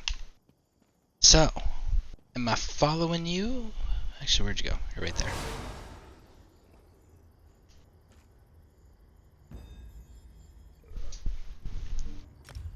Chad wants to trade. Alright. Do vampires feed off blood or specifically human blood? So in this game, you have to feed off of the NPCs specifically. If you're going to feed. Feed being the key phrase there. If you're not going to feed, and again, that being the key phrase, and you're just wanting to increase your vampirism level, there are other ways. There's, I'd have to double check. I have it. I just don't remember if it's a potion or if it's a drink. But you can make something that'll actually increase your vampirism stage. And there is a counter to it as well that you can make to lower the vampirism stage. However, the materials, on the other hand, aren't the easiest to come by for starting out players or lower level players. So, there is potions or drinks. I'm not sure which one it is, but it's potion or a drink, and I do have the recipes for them. I don't know that I have the materials. Because I know one of them's like a Deidre heart, right? So there are those things available. You don't actually have to feed off the NPCs if you don't want to, but if you are going to feed, it does have to be off an NPC that is not a quest-involved character, not a player, and not a guard, and not a vendor. They are very, very specific about that.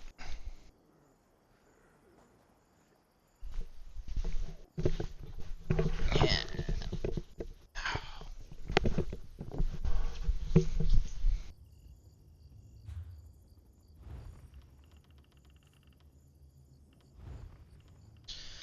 So, I don't know if you guys saw that, but Chad just gave us a bunch of crafting materials and this motif. So that was kind of nice. Well, that was not kind of, that was super nice. Thank you. Just greatly appreciated. Look at that, we just got a bunch of stuff from opening the chest. So yeah, greatly appreciated. Now the stuff that he gave us, just so you guys are aware, because I know not all of you guys watching are players of ESO, and some of you are interested in it, and some of you are new, can't afford things like the ESO Plus. The craft bag, which is the second section here, this is where a lot of that stuff that he's giving us is going to. It does not take up inventory space if you have a crafting bag, which is super nice, helpful. As you can see, like, there's tons of stuff in here. Normally, this would fill up inventory slots. or you'd have to end up putting it in your bank. So just know that, like, that's where all this is going. That's why we don't see it in my inventory.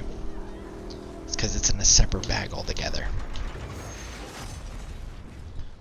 Okay, what did you say? I missed it. I don't know what to do. I am scared to move. LOL. Oh, we gotta move. Ah!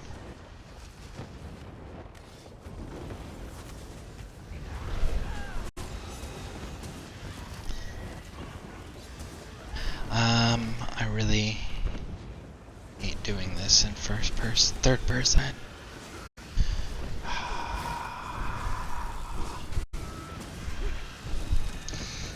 Okay, so let's read this. If someone went on a feeding spree on all the trader, the game would be broken. Traders. Yes, absolutely it would. So that's, I'm sure that's a part of the reason why the vendors and the quest givers are exempt. So, yeah. That makes sense. Of course, it wouldn't be the first time a game allowed something like that to happen. I mean, there are games that you can absolutely kill those off.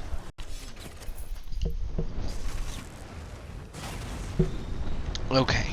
So, guys, listen, we are at 10 hours and 15 minutes. I don't know how long you guys are planning on sticking around with me, but we might be able to hit the 12-hour mark. That would be kind of exciting, wouldn't it? My very first 12-hour broadcast. So I need to take a moment here because my dog Freya, Red, you met her earlier. She's right there.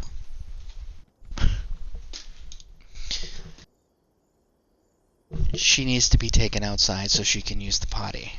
So we are going to be right back, and I'm going to let her out, and then we'll get right back into this. And those of you guys who are going to stick around, thank you for doing so. Those of you guys who need to leave before I get back, I do appreciate you stopping by. So I will be back shortly. Let me go take care of my dog.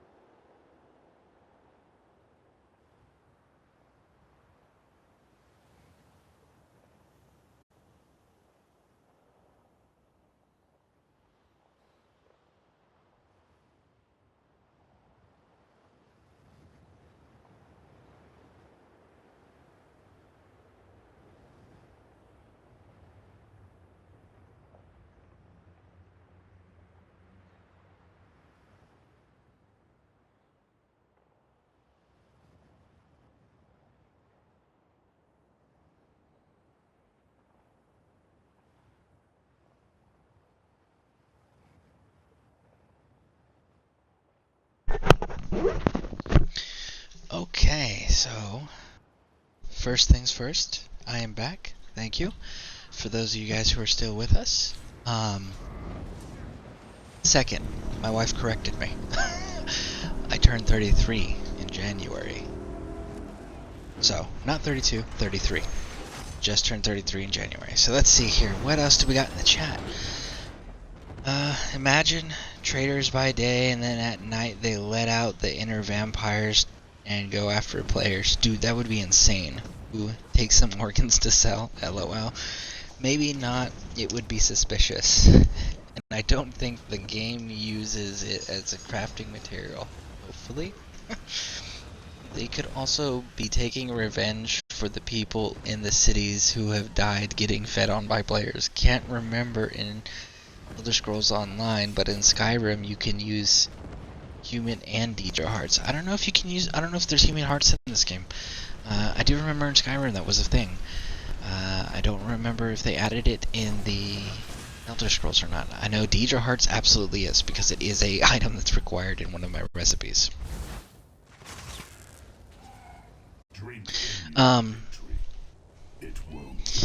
Chad, I'm not sure if you're still here or not. I see your character up there. But, if you are still here and you still wanted to show me that thing that you were trying to before you kept getting DC'd, I am able and ready.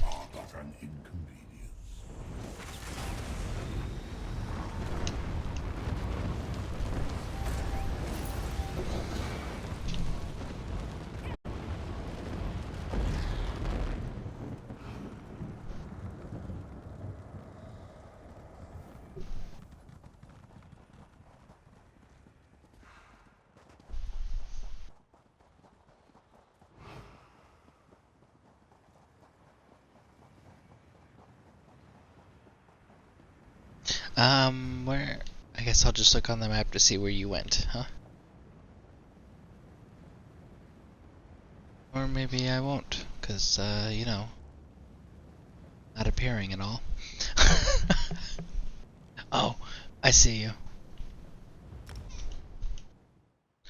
On my way. You know, I've seen these numbers in here jump from 1 all the way up to 7 so far on the computer. But on the Xbox, it has not moved from 3 the entire time. So if I miss any of you guys coming in, leaving, I apologize. I'm going to go ahead and post that chat thing again. Just so you guys are also aware, that exclamation hey statement and the exclamation ESO statement that's posted, the permissions I have on that is set for everybody. So if anybody wants to post it, you guys are always more than welcome to if you need like a refresher or if you see something, catch something that I missed. Okay, so he says, okay, this is a good ore farm when it's not overrun by bots. Okay. Boy bots. Alright, so let's take a run and see what he's going to be showing us. In case you guys are unfamiliar with what this location is, it is on the map. It is Port Hunding, is the port we used for the fast travel. On the big map, it's in this little island here, okay? So when we zoom in, it's right here is the thing we ported into. And what he is showing us is an ore farm. However, he does say that it's been overrun by bots quite a bit, so you always got to keep that in mind. But it is a material farm for ore, so if you want to focus on jewelry or blacksmithing, this might be a place for you.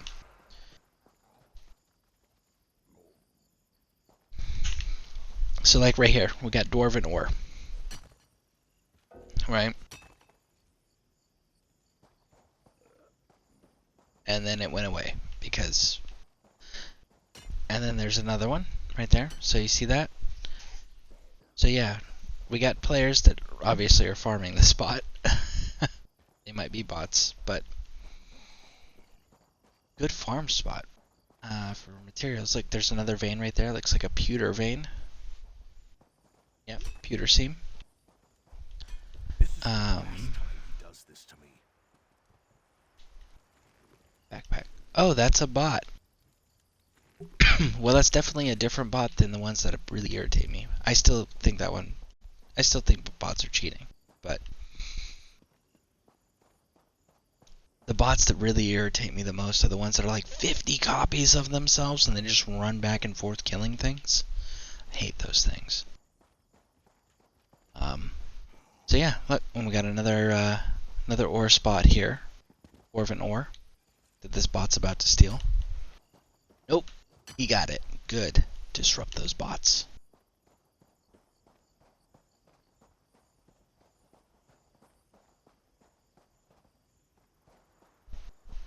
So okay, so the bot keeps checking its map, and where did you go? You disappeared on me. Another bot. Another bot.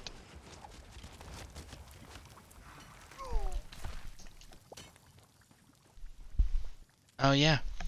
So you guys are seeing this, like, so that's another level 3. Obviously no one's gonna name their character that. So, yeah, definitely another bot.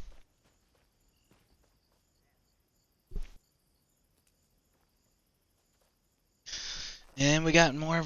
Looks like our numbers went up again. Welcome to the broadcast. Thank you for joining us. If you haven't hit that follow button, go ahead and do so. Right now we are trying to show a ore farm location. However, freaking bots, man. Listen, if you are one of these people that use bots, shame on you. Stop being lazy. Stop cheating. Stop stealing from the other players. If you're one of those players that doesn't use bots, good on you. Congratulations, you are playing the game correctly, and I have more respect for you just on principle alone. Yeah. Anyways, so welcome to the broadcast. I'm gonna go ahead and post that because our number did go up since I last posted that just now. We are so close, folks. We are so close to hitting a 12-hour broadcast. Bots created by people. Yes, they are basically you create them on the on a computer. Sorry, and if you view their account, they have only played ESO or have like a 0 to 40 game score.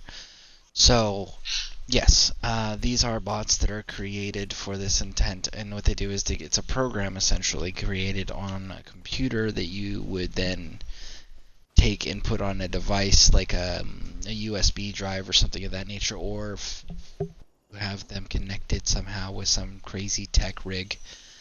Basically, you would import the bot program over, and then you would run the bot program in an automated. It would just run the program essentially, and it has a set designed path, a set path that it's programmed to run repeatedly, and it has a set task that it's designed to continue to repeat over and over and over and over again to maximize material farming, gold farming, XP farming, whatever the case may be, so that players can turn around and usually you'll find a heavy amount of this in Asian countries. Origin from Asian countries, I should say. That's not to say it's not found in other nations, but Asian countries are the place you'll find it most often, where players will do that simply to turn around and sell this stuff on the internet for real money. This is how they make their money, and it's a shame because it really takes away from the players that want to be immersive and it wants to play the game correctly the way the developers intended, and it really disrupts player-driven economies in video games. So as you're seeing what he's saying here, here I'll pull it up on the big screen so everybody can see it clearer. It's a shame because this is a great spot for ore, and you can get like 2K to 3K ore per hour without bots here. So without bots, that's how rich an ore location this is. So just sit here and grind it out. But as we could tell, multiple bots just running the path and stealing from players that are actually willing to put the time in.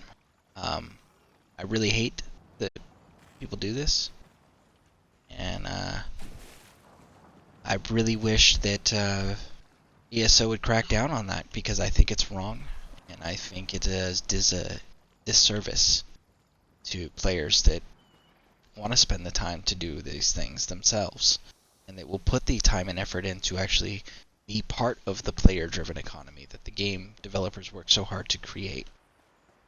So, but as you can see, it was this area right in here, all of this on the map. That was the area he was showing us that had a huge amount of ore deposits, when there are not bots stealing it from you, the players. So, let's see here. Anvar says, I've had fun with bots in previous MMOs, found big bot farming areas and pull a lot of enemy NPCs to the area and have fun watching the bots die. Not so easy to do with the newer MMOs. Yes. You remember doing, like, WoW was a big one for that.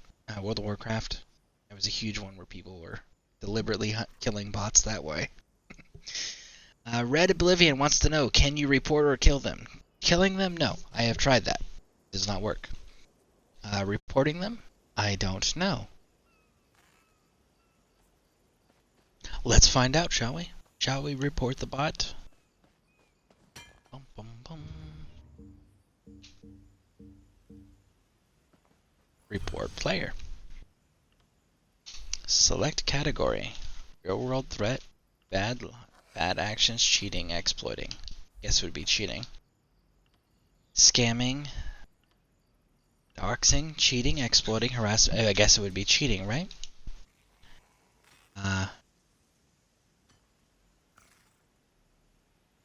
Bot. I know you guys can't see the text I'm putting up, but I'm putting bot farming resources, okay? So we'll see if that works. This is my first time doing this, so I don't know if it's actually going to make a difference or not. Maybe, let's see here. Chad or Anvar, do you know if it actually makes a difference to report these things? These bots for stealing these resources? Thank you. Your request will be responded to as soon as possible. Your reference request is da da da da da. Close. So we'll see. We definitely like your guys' input. Killing them? No. I have already tried that. Yes. I wish I could kill them. If I could kill them, I would absolutely spend hours upon hours just hunting bots and killing them and putting them down. The other day I was trying to put the bots... You can report, but the problem is they make a new account just as quickly as they get banned. So, yeah, there you go, Red. Apparently reporting them doesn't do us any good, as they will just make new ones.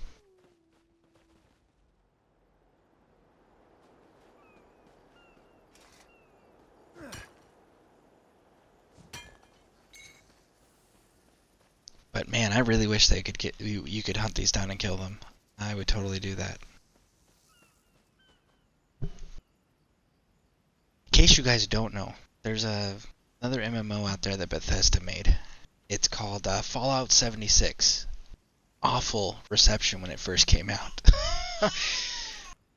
But you can absolutely kill bots in that if people made bots or anything like that, because of the simple fact that all you do is they take decreased damage. So you can sit there and absolutely farm the hell out of bots by killing them over and over and over and over again.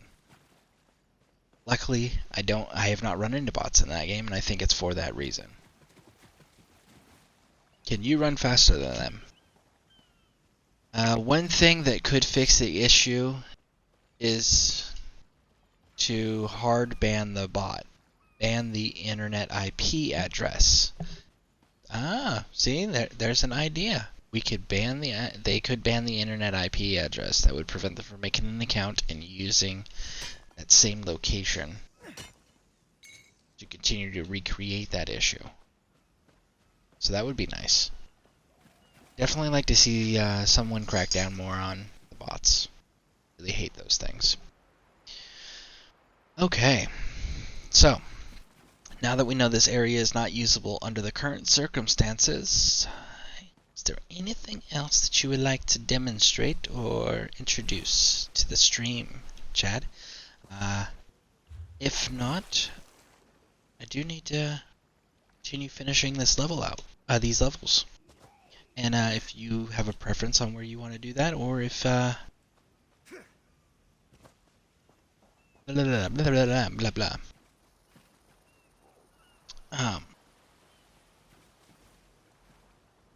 Yeah, if you have any other things you want to show, we can do that. If there's something you want to go back to, we can absolutely do that too.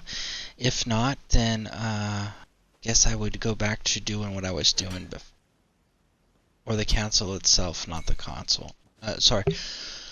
Or the console itself, not the account. That would be an interesting thing on whether or not they could do that.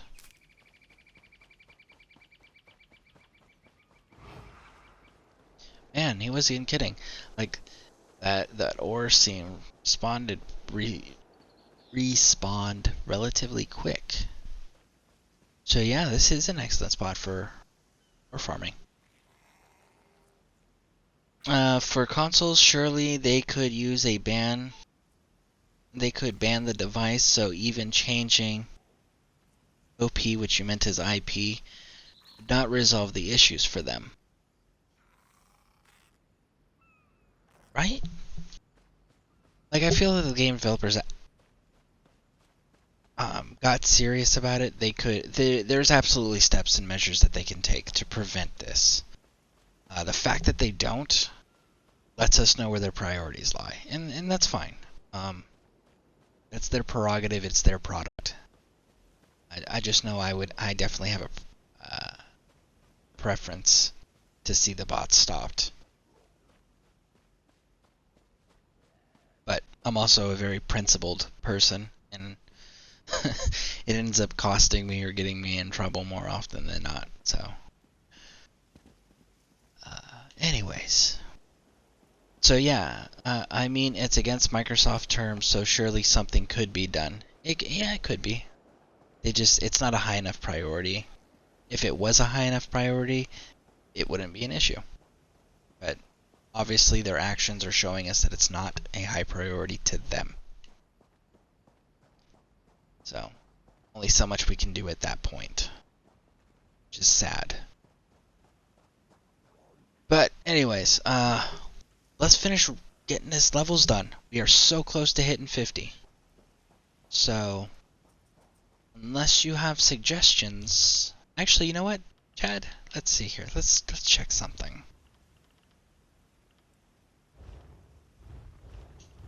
Oh, wrong one. Did I have a message? I have mail. Woo! My little hireling. Activity finder. Dungeon. Hey, I got my daily dungeon thing reset. Before I queue anything, let me go back to the standard chat so I can see everything. Let's go. So you're up for the random dungeon. Cool, let's go ahead and do that then. Because that is a good chunk of XP there, everyone. Group roles.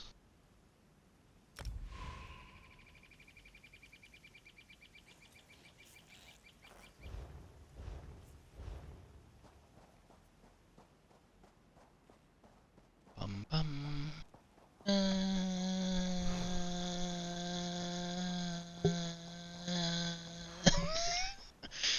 Got up. Alright. Anvar says, I play another MMO as well as Elder Scrolls Online, and they are very hot on bots. I can't remember when the last time I saw a bot in the game. So it's obvious, it can obviously be done. Yes, it obviously can be done. I have seen it taken care of in other MMOs as well, but that all comes down to the developers. If the developers don't care enough, if it's not a high enough priority for them, they are not going to do anything, and they are going to let it run rampant. And that's exactly what we're seeing here. The developers of Elder Scrolls Online do not care enough to fix the problem. The game's been out long enough where if they wanted to, it wouldn't be a problem anymore. But again, not a high enough priority.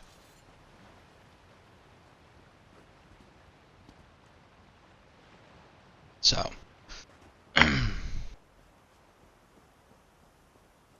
very disappointing.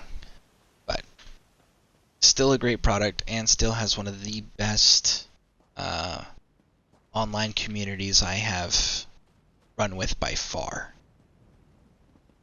So, definitely awesome in that regard. Okay, so while we're waiting for the dungeon queue to log in to kick off, I'm gonna go ahead and head back to the Alakir Desert and see what we can do over there while we're waiting to keep you guys entertained. What do you guys think? Oh, hold on. Maybe they just thought their safety measures were better. Maybe. But, you know, just like the other day when you guys were with me, Bethesda stopped in to our broadcast to see what we were doing. The Dutch team that stopped in. It was the actual Bethesda Dutch team. And I didn't think about it then. And honestly, I was completely oblivious of the fact that it was an official Bethesda account that was in the chat with us. Close the map in case this pops. But if I had thought about it, I would have brought up that fact to them. But the fact that they do check in on the broadcasts tells us that they are involved still, and they are keeping an eye on, they are aware of all the stuff that's happening inside their game. But it also tells us, because all this stuff is so rampant, that they are aware and they don't care. And they are only going to address what's forced in their face to be addressed, and it'll be just that individual. It's not going to be the problem itself. But they can't feign ignorance. Not with them showing up in broadcasts that are live and watching players run around in their game. They are too involved for them to feign ignorance or claim ignorance. So yeah, it is a willful allowing of that behavior to take place. Anyways, so I'm going to jump back on over to Alakir Desert while we are waiting for the dungeon queue to pop. Do you guys have a preference on whether I'm doing the docks that...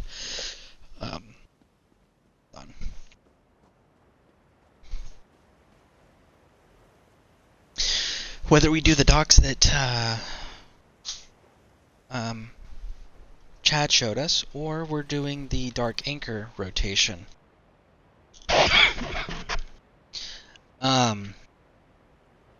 If you guys have a preference on which one you think is more effective, go ahead and throw that in the chat, and we'll run that while we are waiting for the queue. The queue currently is sitting at 4 minutes and 30 seconds and increasing as far as how long we've been in queue. So, it is active. We are waiting. But I definitely don't want you guys just staring at this blank screen with me just standing here. Keep you guys entertained and be working towards that level. So, I'm going to head back over there to start. And you guys can tell me what you would prefer to see me run or what you think is the most effective.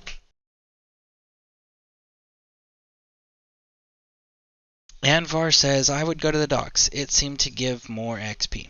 Or more space, and then he corrected it to XP. So yeah, then that's what we're going to do. We're going to go ahead and head over to the docks. Autocorrect on a tablet is a pain. Autocorrect period can be frustrating.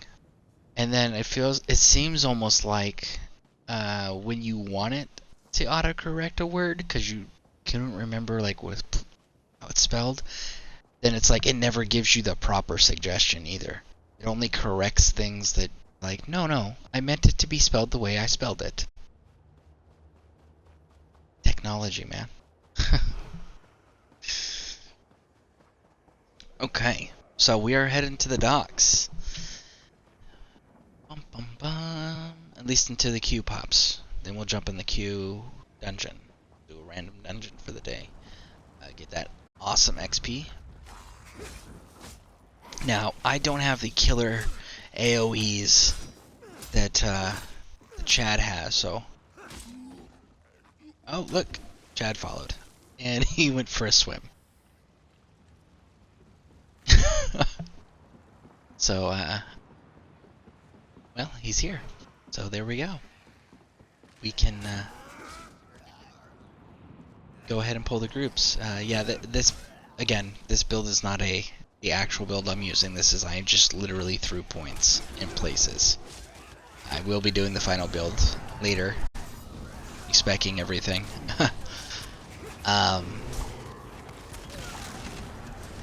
So there is that. And I wonder how long this queue's gonna take to pop. Want us to shut up and buy sticks, and we will.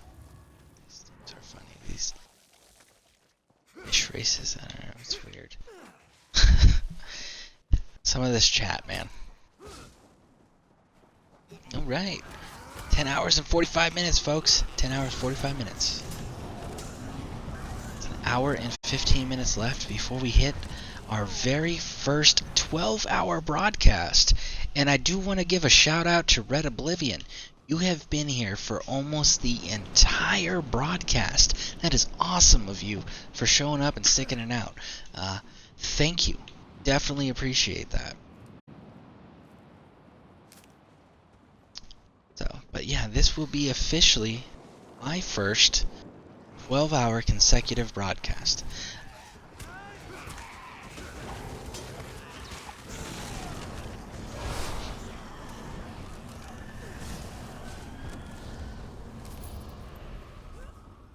Man, I'm getting so much flesh fly larva. Man.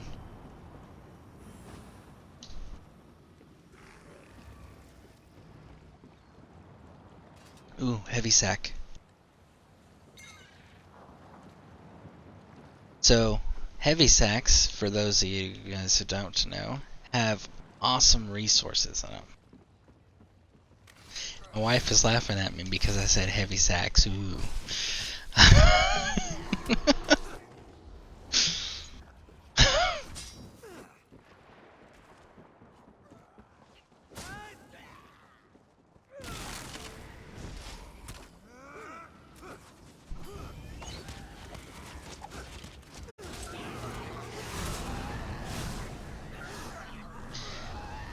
Man, Red Oblivion, I really wish that you were on here because I'd definitely be giving you some promotions in the guild for sticking around all the way to the 12 for almost the entire 12-hour broadcast, or giving you some sort of reward or gift, you know, as a thank you.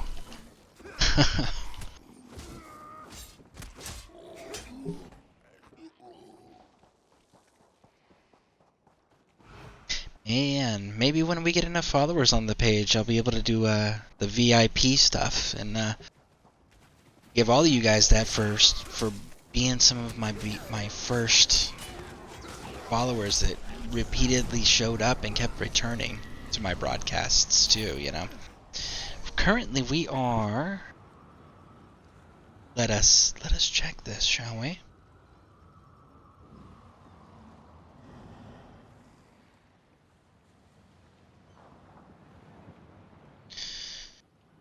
I know my page says I have 20 followers, but for whatever reason, my analytics for the achievements of hitting the 50 it always has me as one shy of what my page shows as followers. But once we hit that 50 number, I'll be able to unlock some of that other content you see on some of the pages, like see the special emotes and icons, or whatever they're called, the special little chat stuff, the VIP badges and stuff that I can award. Yeah, I definitely am gonna keep you guys in mind, because you guys have repeatedly shown up and supported me here, and I appreciate it. It means a lot to me. So thank you guys. You guys are awesome.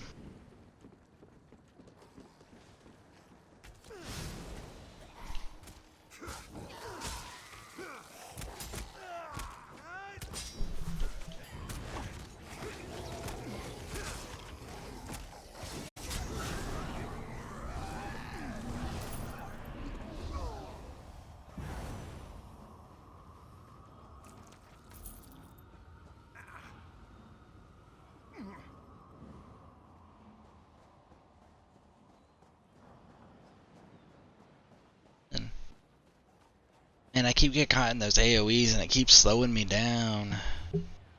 Are we really having this much trouble with almost 12 minutes waiting on the queue to pop?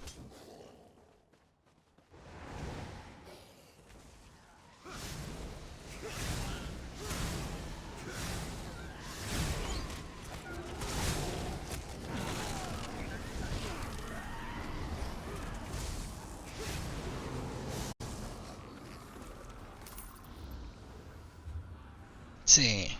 Look at that. We're almost 46. We're almost to the next level.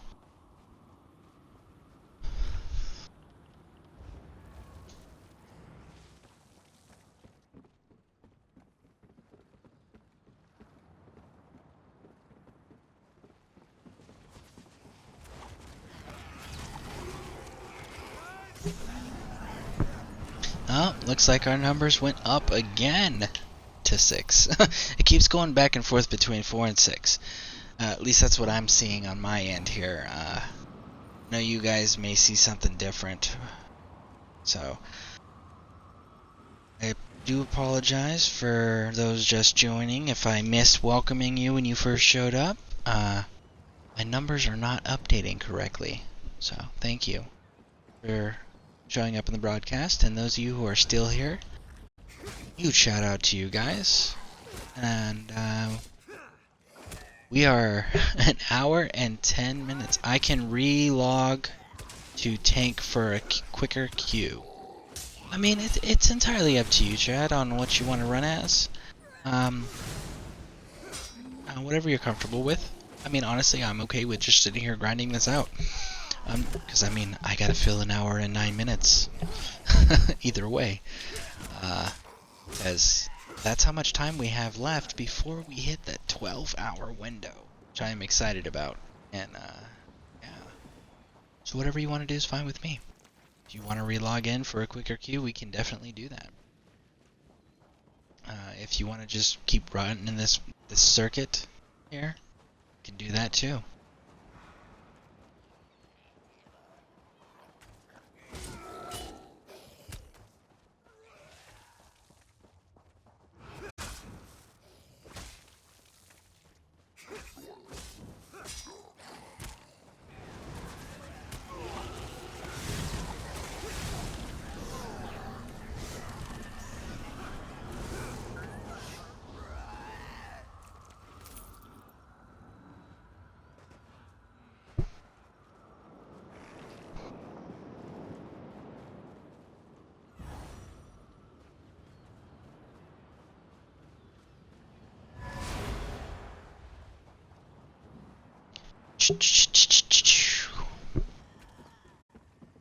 Alright, we get some more experience.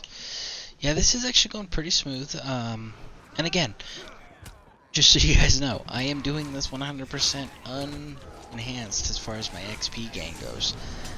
But that simply is because of the challenge of not spending real world currency rounds to get the scrolls.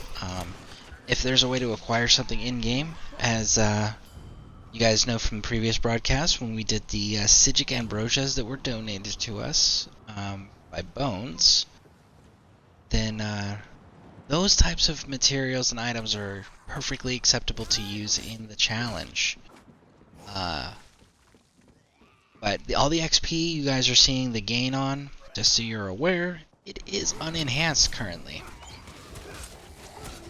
So that also goes for any of you guys that view this video after its broadcast. And again, for those that are currently with me, YouTube link on my Twitch channel, that is the YouTube link for the archive for all of these videos. So all these videos that I make here on Twitch, I do upload to that YouTube channel. I got a playlist going, so if it's Elder Scrolls, it's in the ESO playlist. And I do that as a point of reference because we do a lot of educational stuff as far as for players' knowledge and information goes. You know, like if you want to see circuit runs, if you want to see how we do tipping, see any of that content or questions you asked, or if you want to see something like a dungeon playthrough, walkthrough, see where I go, the turns I make. All of that stuff is available on there. And that's why I keep the archive. Those videos are not edited at all. They are literally uploaded directly from Twitch to YouTube. So, make sure you guys are aware of that resource. It is available to you guys, and I do that deliberately because I know it. Ooh, look at that. The event popped right as I hit 46. Perfect. Hold on. Got distracted. So yes, that YouTube link that's on my Twitch channel, that is a 100% archive for everything we do here. Let me hit this level up real quick. I have no idea what we're going to go with. Well, what I need, so... Oh no, look at that. Used to create light armor. We're going with that one.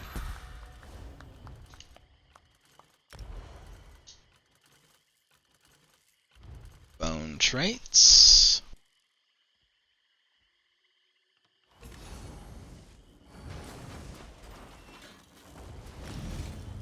I'm going to do this one. I'm going to open these up. And again, we're just putting points in places, okay? I will respec this build, and then I will showcase it after I have done some more experimenting after hitting 50. That will be its own video, and that will also be uploaded to the YouTube archive, as well as broadcast here on Twitch first. So... Leave this place. You are an intruder here.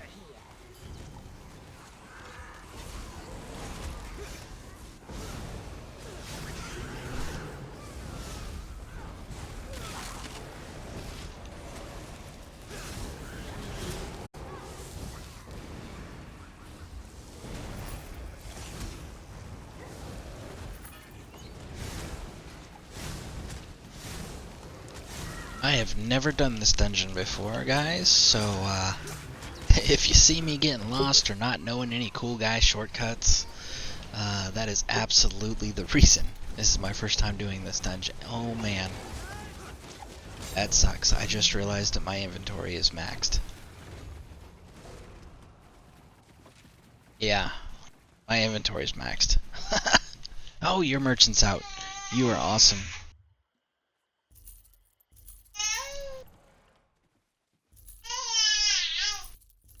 So, that is my granddaughter you guys are hearing.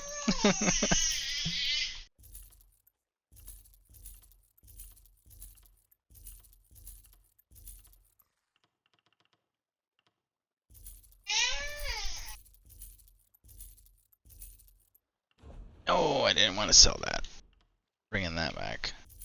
Mistake.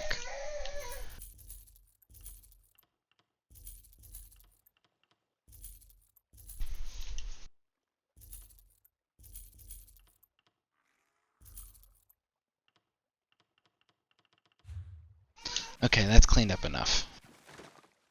I will deal with the rest later. So yeah, if you guys see me run around and I'm missing some cool guy locations or shortcuts, that's why. I have never done this dungeon before. This is my first time, so I don't actually know where I'm going. And I hope Chad does. Because I lost the group.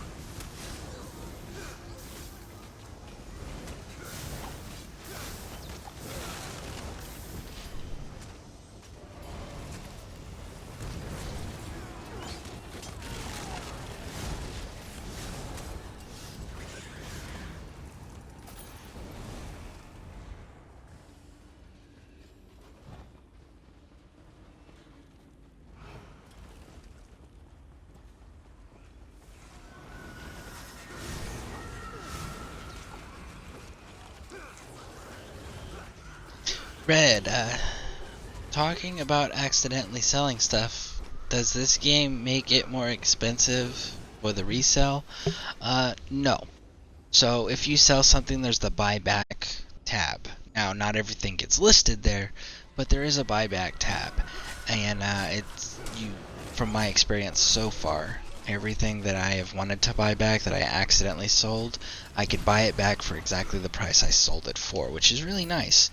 I just wish they actually listed everything that I would have just recently sold, because I've had a few times where I've sold a bunch of gear, and it's like, oh man, I sold a ring or something that I didn't mean to, and it's not listed in the buyback window, even though I haven't closed the vendor's window since I sold it. But no, the things that are listed there, they are listed to buy them back at the price you sold to the vendor. So that is nice, because I do hate it when a video game goes, oh hey, you can sell it to me for 50 gold. Oh, you want to buy it back? Yeah, that'll be 4,000 gold. You know, I think that's ridiculous when video games do that.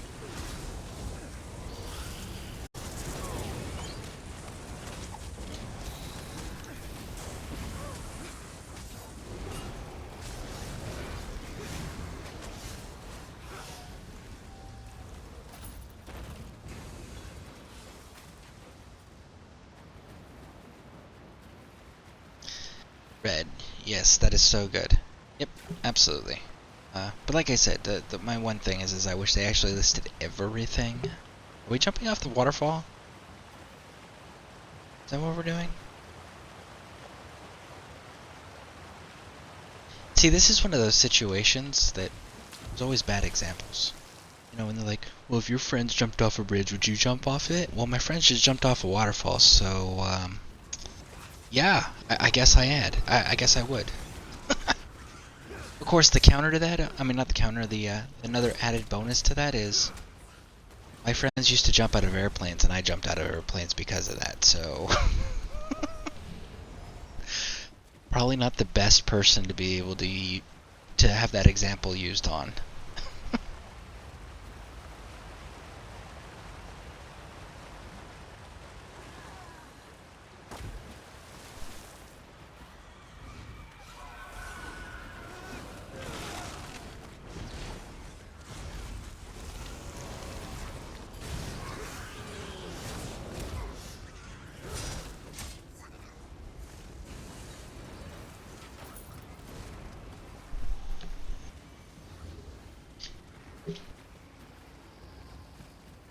You know, I don't know if anybody's healing me or not, but I know that I don't have any passive regeneration healing on, and my health isn't dropping too low, so it's actually kind of cool.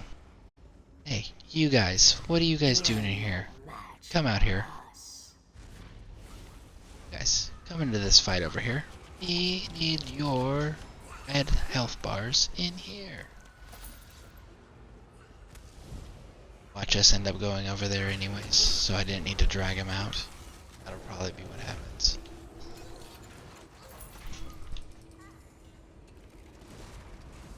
And look at that. Yep, that's exactly what happened. Red says, it's funny. My friend and I are the exact opposite. She goes crazy and I dial her back. She's always thanks me afterwards. Well, that's good. That's good that your friend has you. Because, crazy tends to be dangerous and has some unforeseen consequences. And sometimes the consequences are 100% predictable and they happen exactly as they are predicted. And they're not always a good thing. But they are definitely entertaining to watch on the outside. So yeah, no, everybody needs that one friend to be the voice of reason and sanity. Hey, look! This person wants to meet my big friend. Bam! Bam!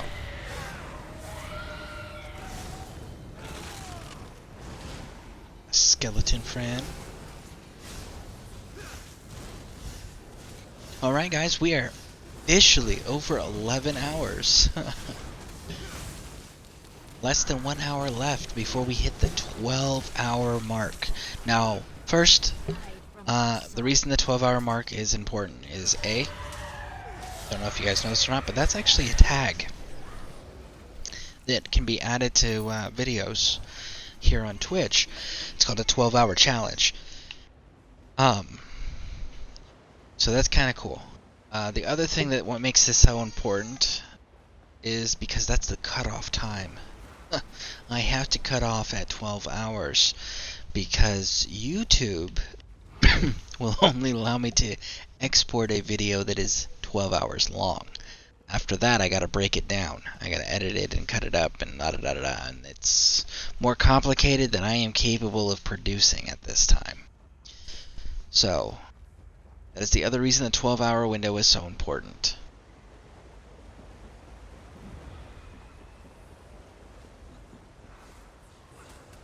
Agreed. Clapping. Awesome.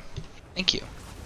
So, this is definitely something that I want to incorporate in the future. Maybe we can do some arranged 12-hour challenges in the future where, like, it's stated ahead of time, hey, I am going to be here for exactly 12 hours. Or close to it, doing an actual pre-planned thing. Because, like, this current one was completely spur of the moment, like, oh, hey, look, we're active and people are talking and I think I can push it. So this was not planned. It just happened to work out that way because, honestly, because of viewer participation. So thank you guys for that. But yeah, tell me, what do you guys think? Do you think we should plan a 12-hour challenge in the future? If you guys would like to see that, let me know. Definitely see about scheduling one. That way everyone can plan for it and participate. And if we do a 12-hour challenge that's planned, we can also work out what's convenient for you guys as far as the day and the time frame, where you guys can really be parts of that and be able to invest the time,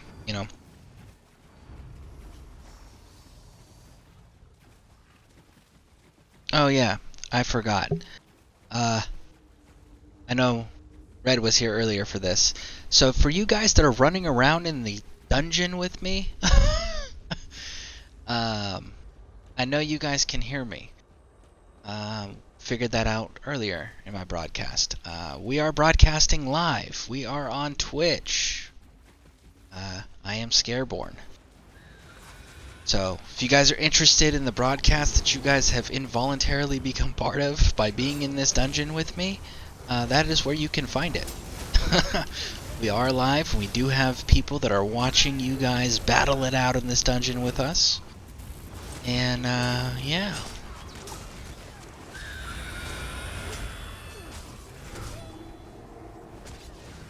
Now, here's what I will also say. I know Chad's busy, because he's fighting in the dungeon here with me.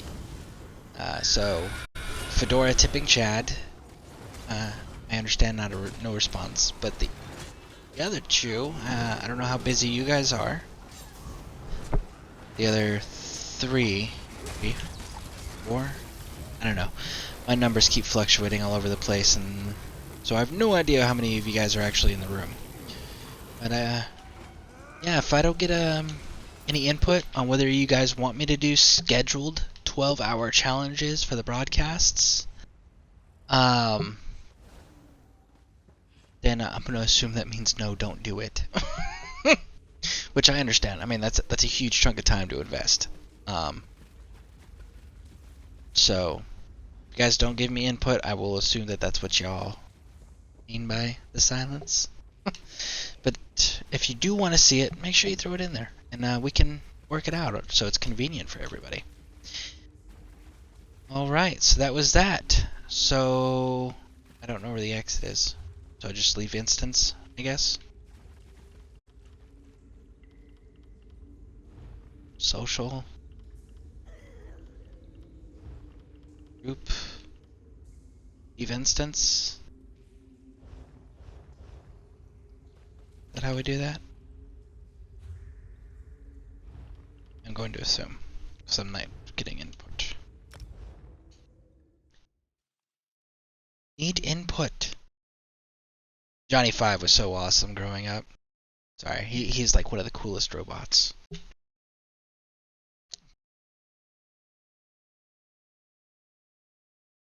Hey, look, our numbers increased again. Thank you for joining. You are catching us at the 11th hour. We are going to be going to 12 hours. Probably stop it just like a minute or two beforehand just to make sure that I can upload this to the YouTube archive that I present for the channel.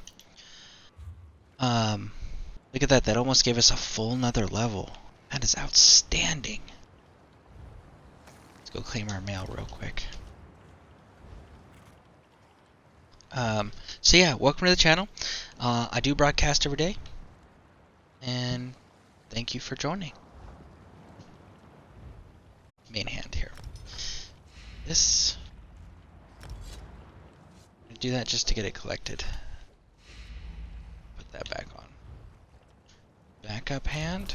Ooh, shield the willpower. Absolutely want that. Alright, now for the staffs. We're good there. Let's check our headgear. Switch that over. Chest gear. Do we got something better? We do. Look at that. So weird looking.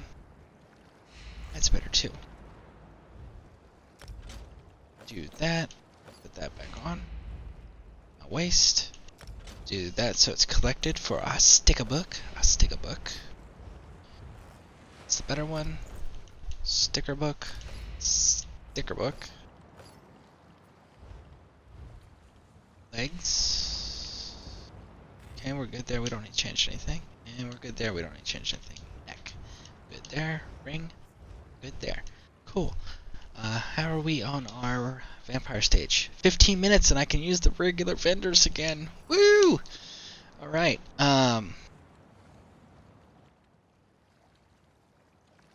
So yeah. 11:11.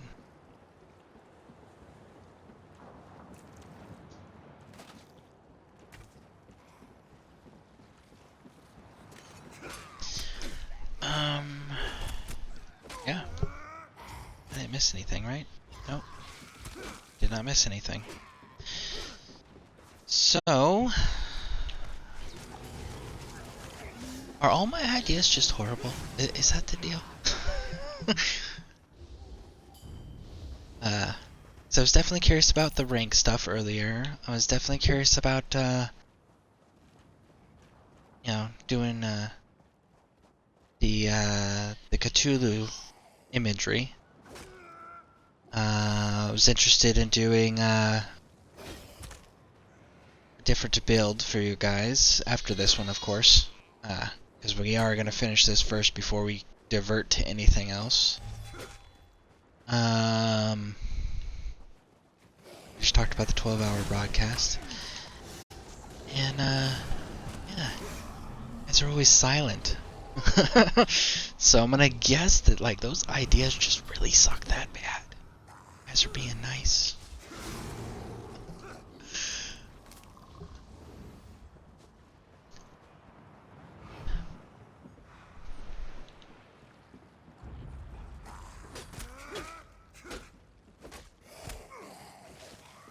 on, buds. Going up the docks. This way.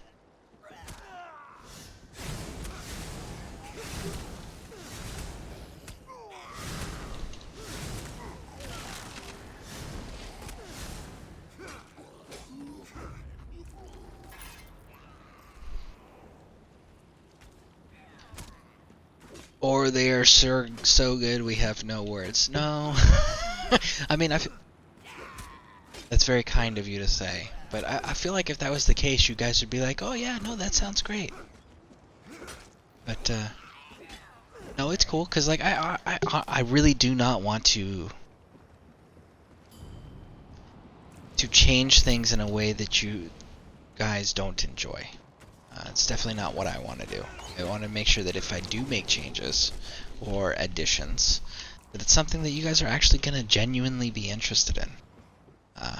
You know, kind of like giving you guys influence over the content that's being put here as a thank you for showing up and supporting by being here in the streams with me. So yeah, that is part of the reason why I allow you, well, not allow, present the opportunity for you guys to have so much say over the way that this Twitch channel is run and the content that it features. It's my little way of saying thank you. So, and I feel like if you guys were happy with the proposed ideas, then you guys would say so. So I will adjust accordingly by not doing those things.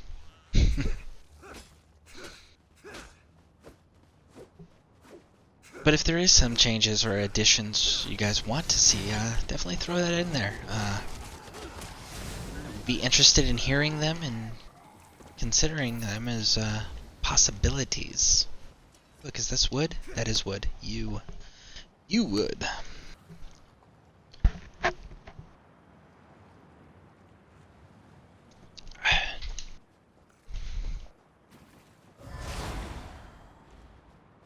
You know, growing up, that was one of the cool things. I don't know why the wood. Well, I know why the wood just reminded me, but it was one of the cool things that I used to say, get to say as a kid, because I liked to. I grew up a lot with desert influences in my life and desert environments.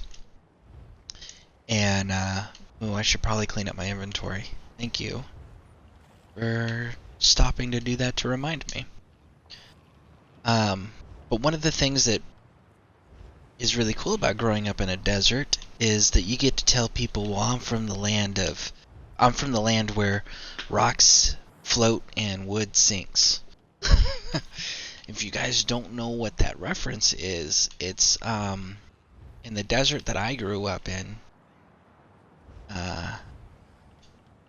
We had rock called plummet stone, and it's basically like a kind of like a volcanic rock almost. Floats. And then we have a rock, a wood called ironwood. And ironwood, super heavy and dense, and it just drops when you put it in water. So that was always cool to say to people. Yes. As a kid. All right.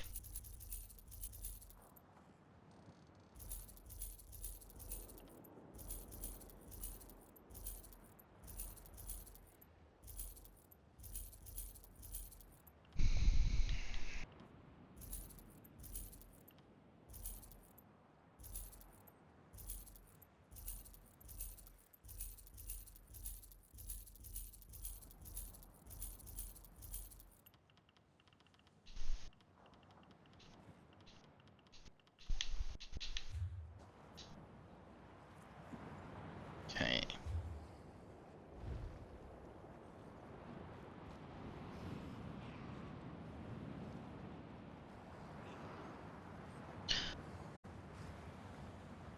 Yes, pumice.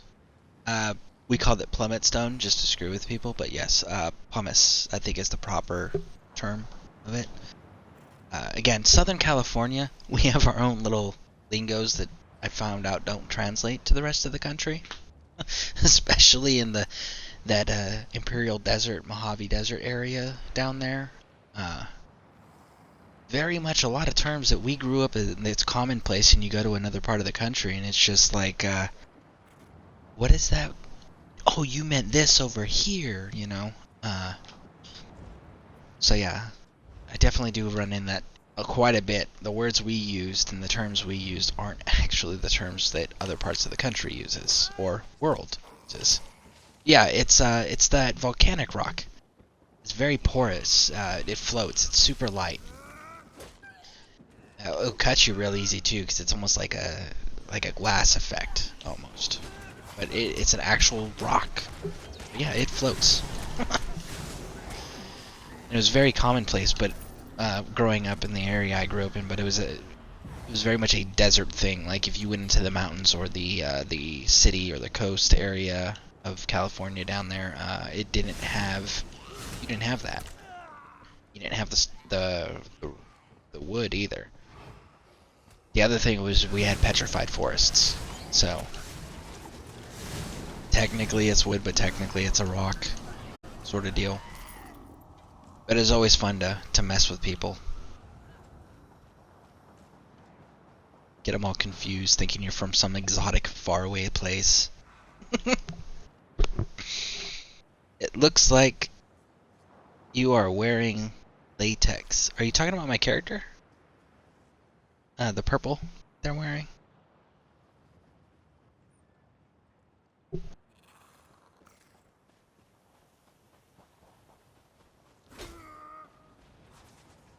Run.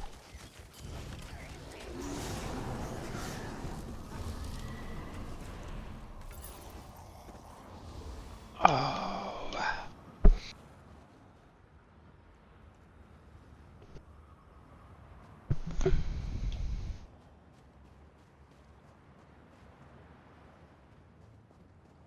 I could kind of see the latex thing, especially in the arms. Yeah, I can kind of see that. Ow. What are you hitting me for? That is not okay. Personal space. Hey, who's this person? Dude, you are a level 608. Why are... Okay. Hey, look at that. 47. 47, guys. 3 more levels.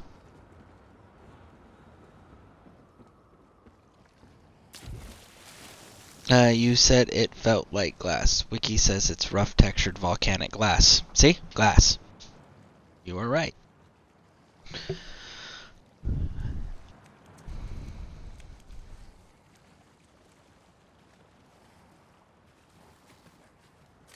Yeah, I don't know.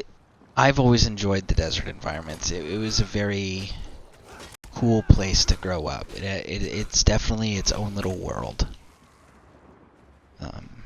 The wildlife is so cool. You know, you get horny toads, man. Horny toads are so fun to play with. Various types of snakes. We had tarantulas. The tarantulas were the non-poisonous kind. My brother and I used to go and catch them. Now I'm terrified of spiders. Absolutely terrified. My wife has to kill the spiders in the house. Side effect from Afghanistan.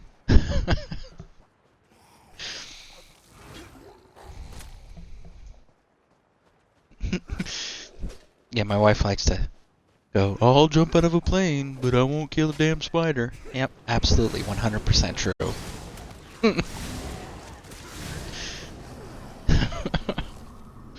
Yeah, absolutely terrified of spiders now. To think I used to catch them with my bare hands and keep them as pets. Skin tight superhero costume. I know, right? But I'm not gonna lie, it almost fits the color scheme of the channel. That's kind of cool for me. Arcane Prophet is what we're gonna go with to increase our maximum magic.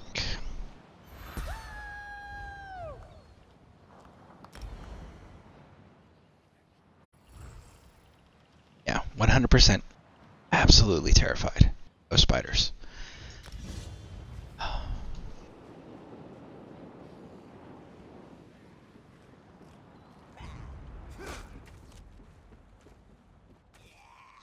was gonna say, spiders are scary. No. Stop hitting me while I am talking. That is rude. So here's the thing. Like I said, I grew up with pet spiders that we would go and catch in the yard ourselves. Never had a problem with them. Went to Afghanistan. A guy that I served with had arachnophobia really bad, and there was this fun little thing in Afghanistan called a camel spider. Freaking huge, by the way, and not actually a spider, but they look like spiders. They're part of the scorpion family. But you know, when you are in your peak physical condition, and there is a camel spider on the ground, and below it, what it is on is a rock, okay, solid rock, and you take a hammer at your peak physical military conditioning for a frontline airborne infantry soldier, and you smash the spider dead on center with a hammer, right? And it flattens out, and then it jumps back up immediately and chases you. At that point, yeah, no, spiders become the most terrifying thing in the freaking world. And it was so bad. No joke. The 2-star general that was in charge of the battle space that we were operating out of on my first deployment actually issued an official memorandum order stating that we were no longer allowed. When I say we, I mean all American soldiers that were operating in that area were no longer allowed to use live ammunition against the wildlife, because that was the only way we figured out how to kill them, was you had to shoot them with your rifles and handguns, because you weren't killing them any other way. You just pissed them off and they would chase you. And it was terrifying.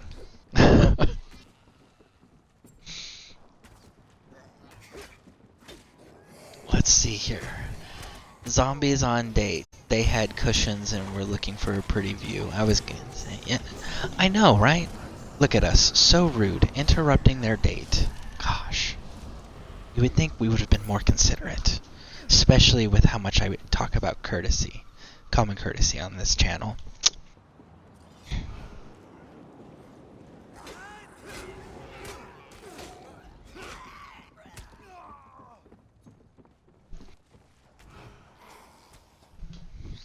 We're almost at 11.5 hours. Woo! Hey guys, come outside. We're having a party. See? All your friends.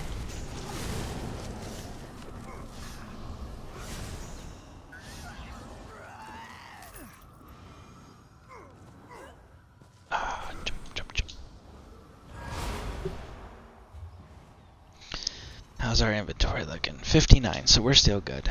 And our level, 47.25. I don't think at this rate, guys, that we are going to finish this 50 out on this broadcast, because again, I do have to stop it before it actually hits 12 hours exactly, for the simple fact that if I don't, I can't upload it to the archive on YouTube. I will have to stop the broadcast then.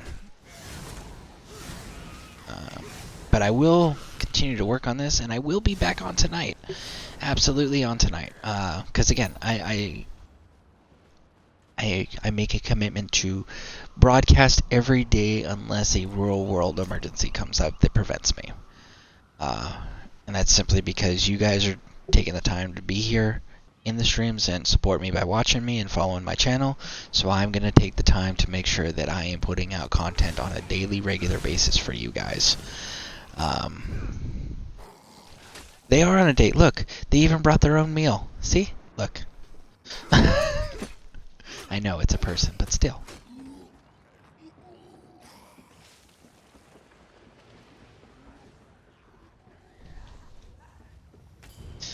Alright, let's see.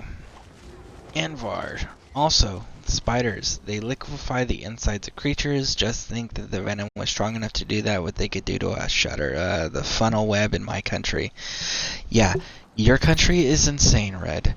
You guys have flying spiders. No thank you. I don't think I could live in your country without a giant flamethrower. Like, I would have to have a flamethrower to live there.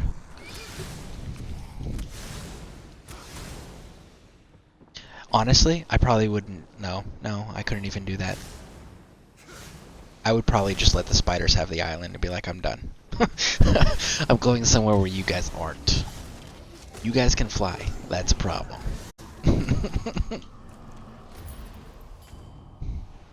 Yeah, I would definitely surrender the country to the flying spiders. Absolutely. So, you are braver than me when it comes to that.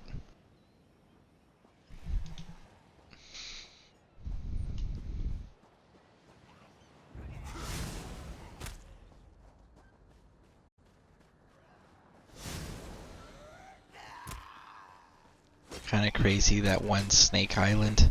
Oh yeah, the one that's just infested with, like infested and completely overrun with snakes? Yeah, absolutely. That's another one of those places like, nah, they can just keep it. I'm good. It's not that important.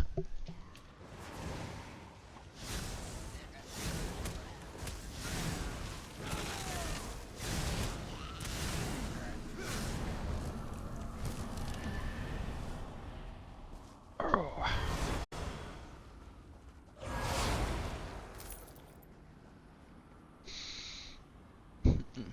Let's see. My mom went to the hospital because of a jumping spider. Not braver. I just stay inside more. Yeah, no, I would be too concerned that spiders would be getting in, like, through my chimneys, my windows, my air ducts. Like, no, nope. Like, I have a dog. I have to go outside. I'd be worried that they'd attach themselves, like, they'd pick up my dog and go fly away. Like, I understand that's not how that works, but still.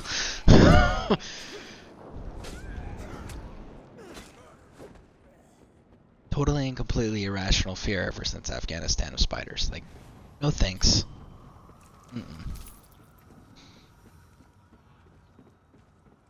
Yeah, like, there's a fun idea. Why don't you guys, like, leave the island temporarily? Like, the entire country, right? Take off.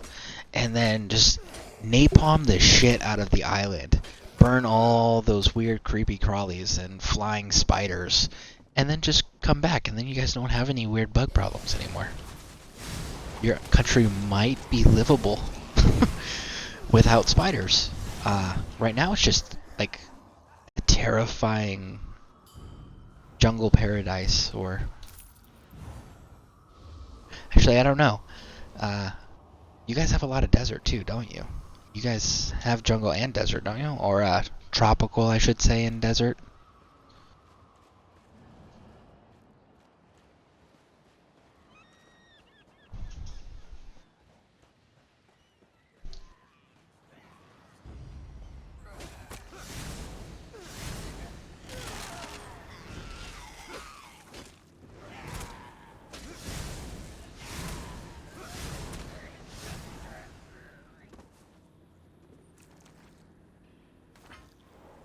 Because the koalas are too cute for that. Well, no. The cute, cuddly creatures, we can absolutely save. We will take them off of the island too, and bring them back. Because, you know, I mean, you guys got kangaroos. Also got to save them. Just because the videos that you guys produce of, you know, where the kangaroos will put, like, someone's dog in a headlock and the owner will come over and punch the kangaroo in the face. And the kangaroo will be like, "Did you just punch me, bro?" Those videos are pretty funny. So, yeah, no, you guys do have some pretty awesome creatures that we definitely would want to remove safely. While we burned the crap out of all the evil creepy crawlies that somehow fly. I'm never going to be okay with that idea. Like, oh my gosh, I would be so terrified.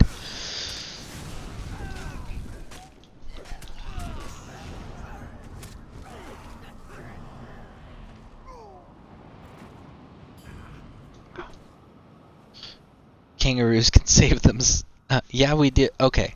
LOL from Anvar. Yeah, we do. Central is sort of desert, and near the equator is tropical. Kangaroos can save themselves. They are tough. They squash cars. Wow, I didn't realize they took on cars. I knew they were tough, but I didn't know that tough. And I am full. How close are we? We're 11 hours and 33 minutes.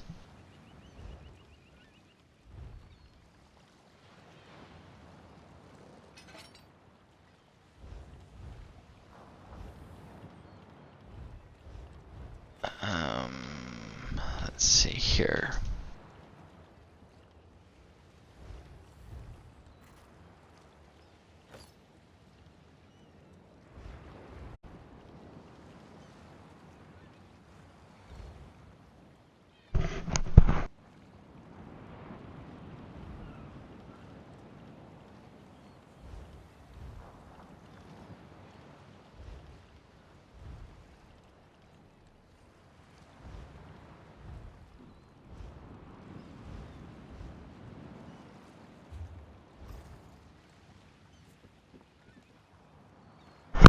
Ah, you pulled your vendor out for me. Thank you.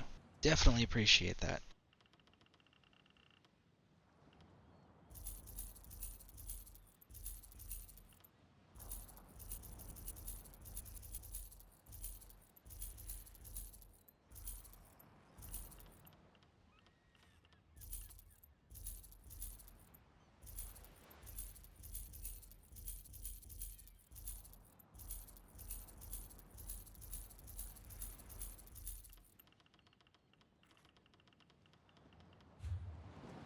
Okay.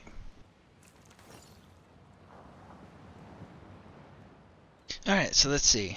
Glad I live in the UK where there is very little venomous creatures, or large ones for that matter. Nice, Anvar. Very safe. I didn't know you were in England. I actually served with your military in Afghanistan. And I was actually in Afghanistan when Prince Harry snuck back into Afghanistan, and the base that he was on got attacked pretty heavily and overrun. And you guys were able to defend it off. Actually, come to think of it, I did both my deployments with your military. They operated with us on quite a few missions. And they also, they did quite a bit of training stuff with us in Germany. Your guys' military personnel are amazing. They are hilarious.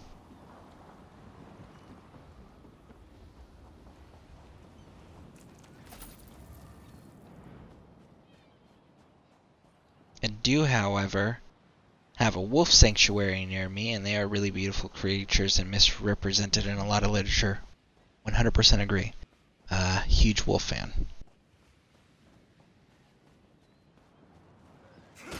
Honestly, if it wasn't cruel to have, you know, the domesticated wolves where I live, and I had the money to properly care for them and provide for all their health needs, I would absolutely love to have a wolf. But I live in an area that it's not exactly fitting for their, with how thick their fur. It's too hot where I live. Essentially, it's too hot where I live for them. And yeah, they have to be able to run free. They have to have the space to run around, and I live in a city, so I definitely wouldn't want to keep them cooped up like that. And you know, caring for an animal that size, they definitely have a lot of expensive needs as far as medical and diet and things of that nature, and height stuff. So, and I like them too much to be able to do that to them. I think they're too cool to do something like that. So, but if I could, I absolutely would in a heartbeat.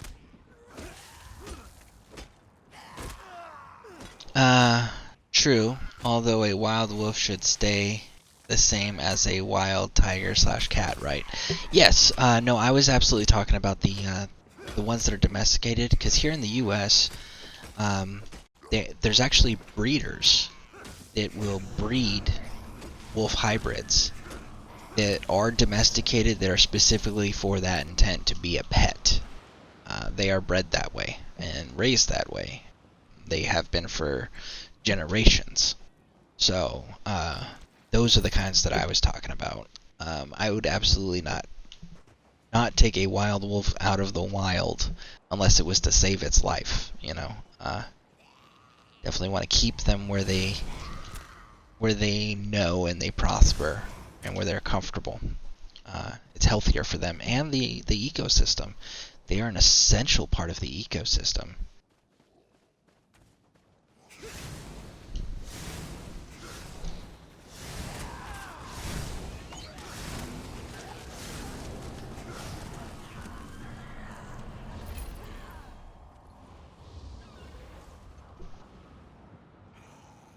It's bugging me out. It's been bugging me out for a while. What are these zombies spewing? It acts like a toxin, like a poison.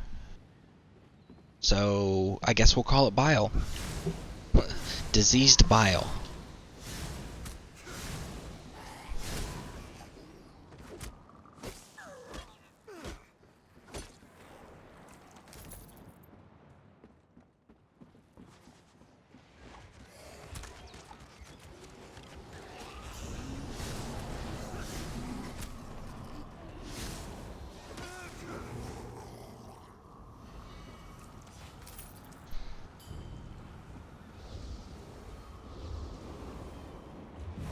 Ooh. Alright, we're almost to 48. And let's see here. 20 minutes, guys, and we will have been here for 12 hours. Yeah.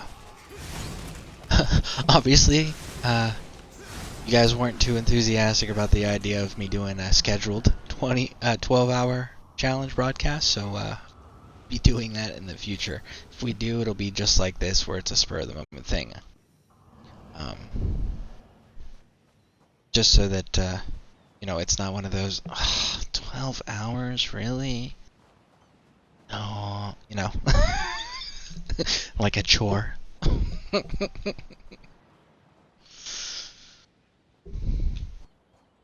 700 minutes. I like your answer. I was worried we all had green brains. You know, I figured it was bile, just because, like, they're, like, heaving, like, they do the heaving motion first, and then it comes out. So, like, bile, or... The other thing it could be is, like, their intestines liquefied, and they're projectile vomiting them. They do that dry heave motion first, so it's definitely abdominal where it's coming from. So that's my guess. And it's based on the body motions that they do prior.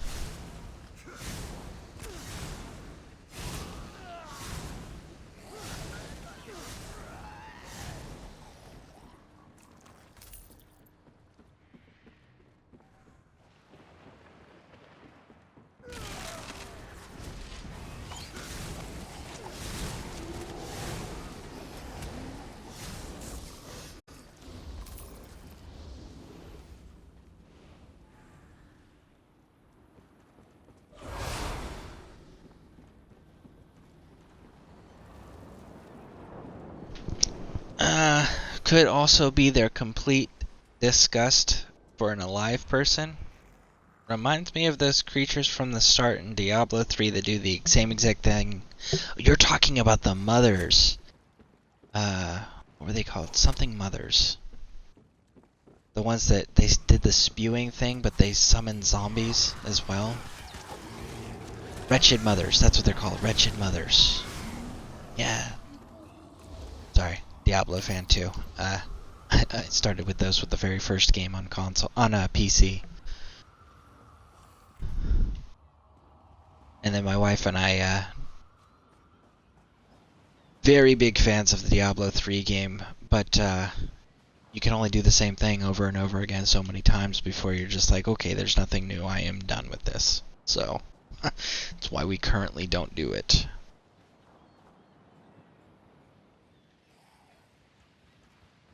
Materializing. Yes. That's them. Couldn't remember the name. Yeah, Wretched Mothers. They're complete disgust for humans, though. Like, I mean, it's definitely possible. I don't know if you guys are familiar with this. There was a, I know they did the movie, the World War Z, right? Okay, so the movie, not that impressed with it. But fun fact, there was actually a book called World War Z, and there was also some short story collections for World War Z, done by the author Max Brooks. And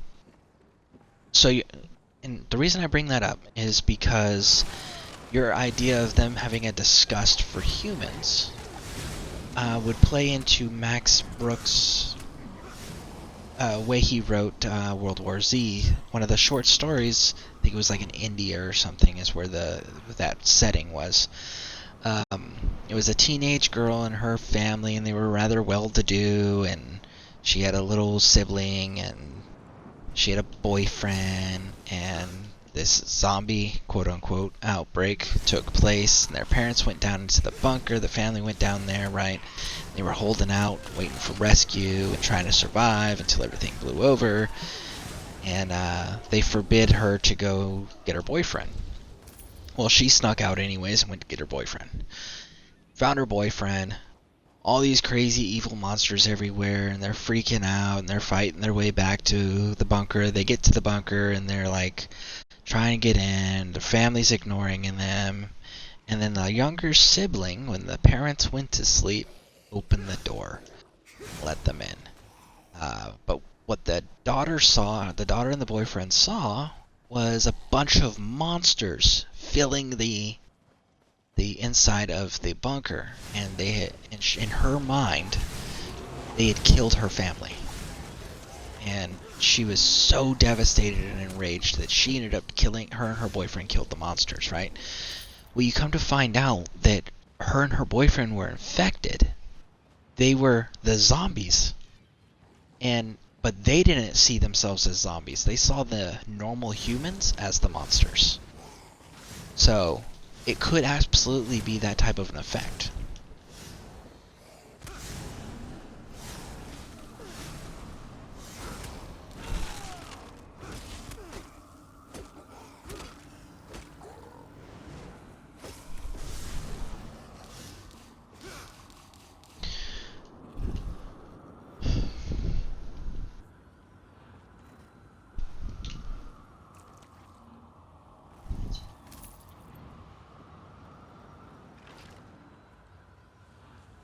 Minutes.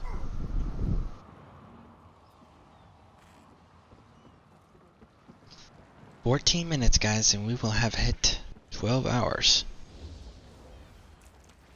What is it you're talking about? Sounds interesting. It's a book. Book, and there's a couple short story series that came with it. It was by the author Max Brooks.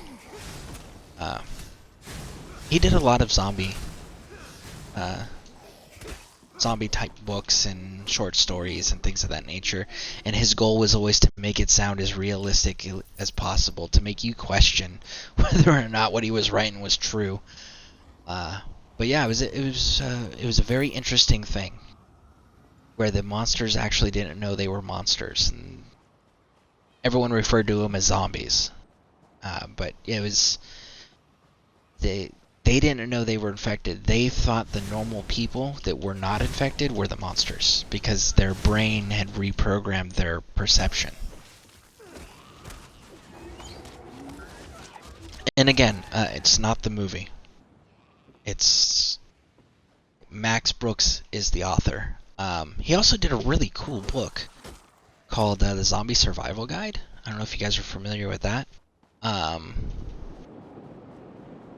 And in that, he actually that's another one that for the lesser educated people, or for your hardcore conspiracy theorists, had a lot of people questioning whether zombies were actually real or not, and whether there was government cover-ups. The reason why was because the way he presented the book was he did things like he defined what zombies were, and he said, no, look, there are 3 types of zombies: the Hollywood zombies, there is real zombies, and then there's the voodoo zombies, right? And he breaks down the definitions of those and what the behavior of those 3 types of zombies are and characteristics, so that you can successfully identify what type of zombie you have encountered, right? And then what type of weapons, what type of places you should go. Look at that, 48 guys, 48. To survive, what type of resources you need. But then at the end of the book, he talks about, hey, these are the confirmed zombie attacks, and he has dates, times, locations, like where these zombie attacks have taken place throughout the world. And he does it in a way that makes you go, dude, like this could actually be a real thing. And then, but that was the zombie survival guide. It was super entertaining. He is a very good author if you like that type of that genre. But he did it 100% as an instructional survival guide.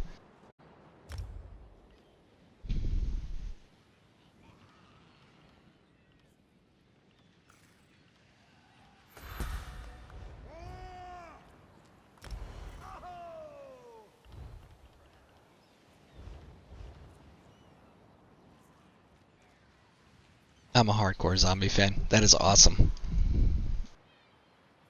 Was it de-evolution?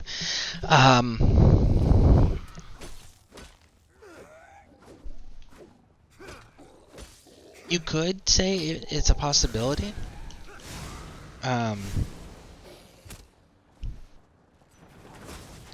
So Max Brooks has done quite a few things, and it's always from the perspective of the person experiencing it, with the exception of the Zombie Survival Guide. His books are always from the perspective of the characters. So in some cases they're like, oh no, these are zombies. Other people it's these are monsters. Other people it's, oh, these are just diseased, infected people that are sick and can be cured. And so he definitely leaves it in quite a few of his writings where it's an interpretation. It's like, okay, was it a de-evolution? Was it what the stereotypical mainstream thing is of, oh, it's a variation of rabies? Is it simply just a rewiring of the brain's perception and increase of your rage hormones that cause the violent reactions? Like, he definitely leaves it for the reader to make that determination, which I appreciate. But yeah. If you guys haven't checked him out, you guys should if you guys like that type of genre. He's a very, very entertaining author.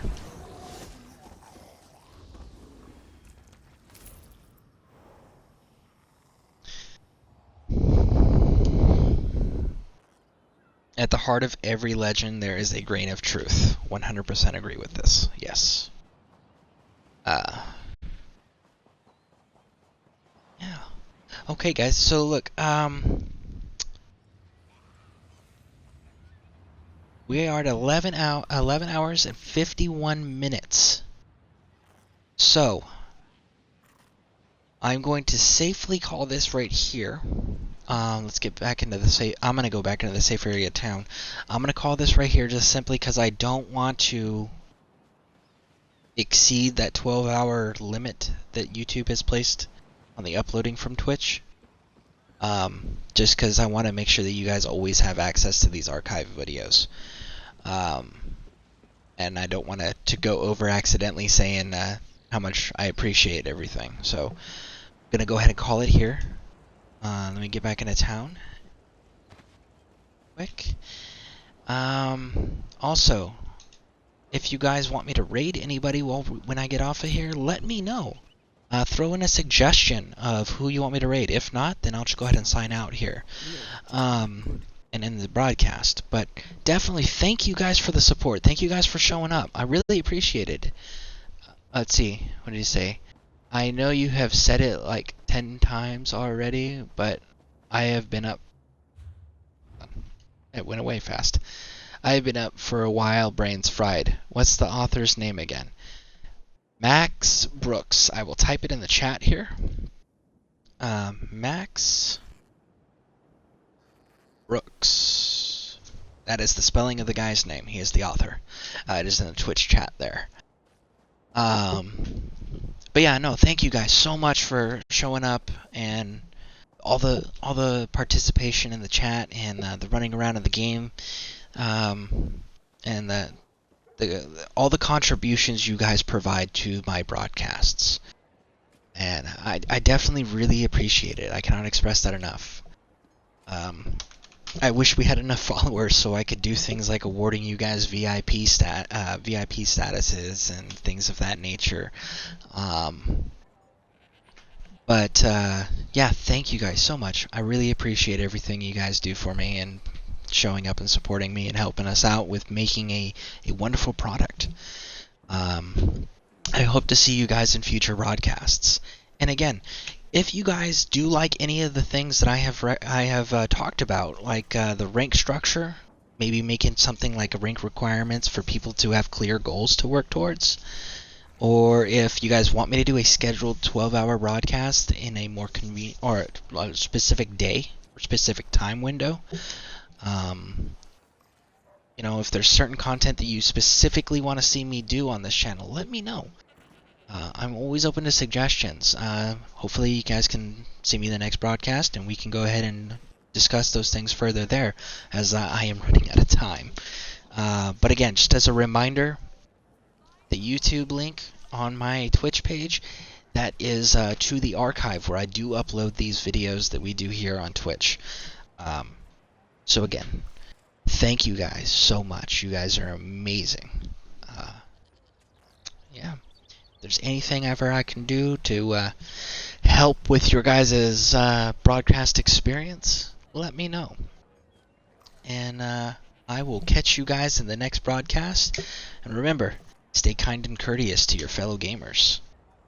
Don't forget to tip those that help you when they're willing to accept the tips. So, thank you guys again. And I will catch you guys later tonight, my time, Eastern Standard. Probably around the same time as my normal broadcasts. So, I will see you guys later, hopefully.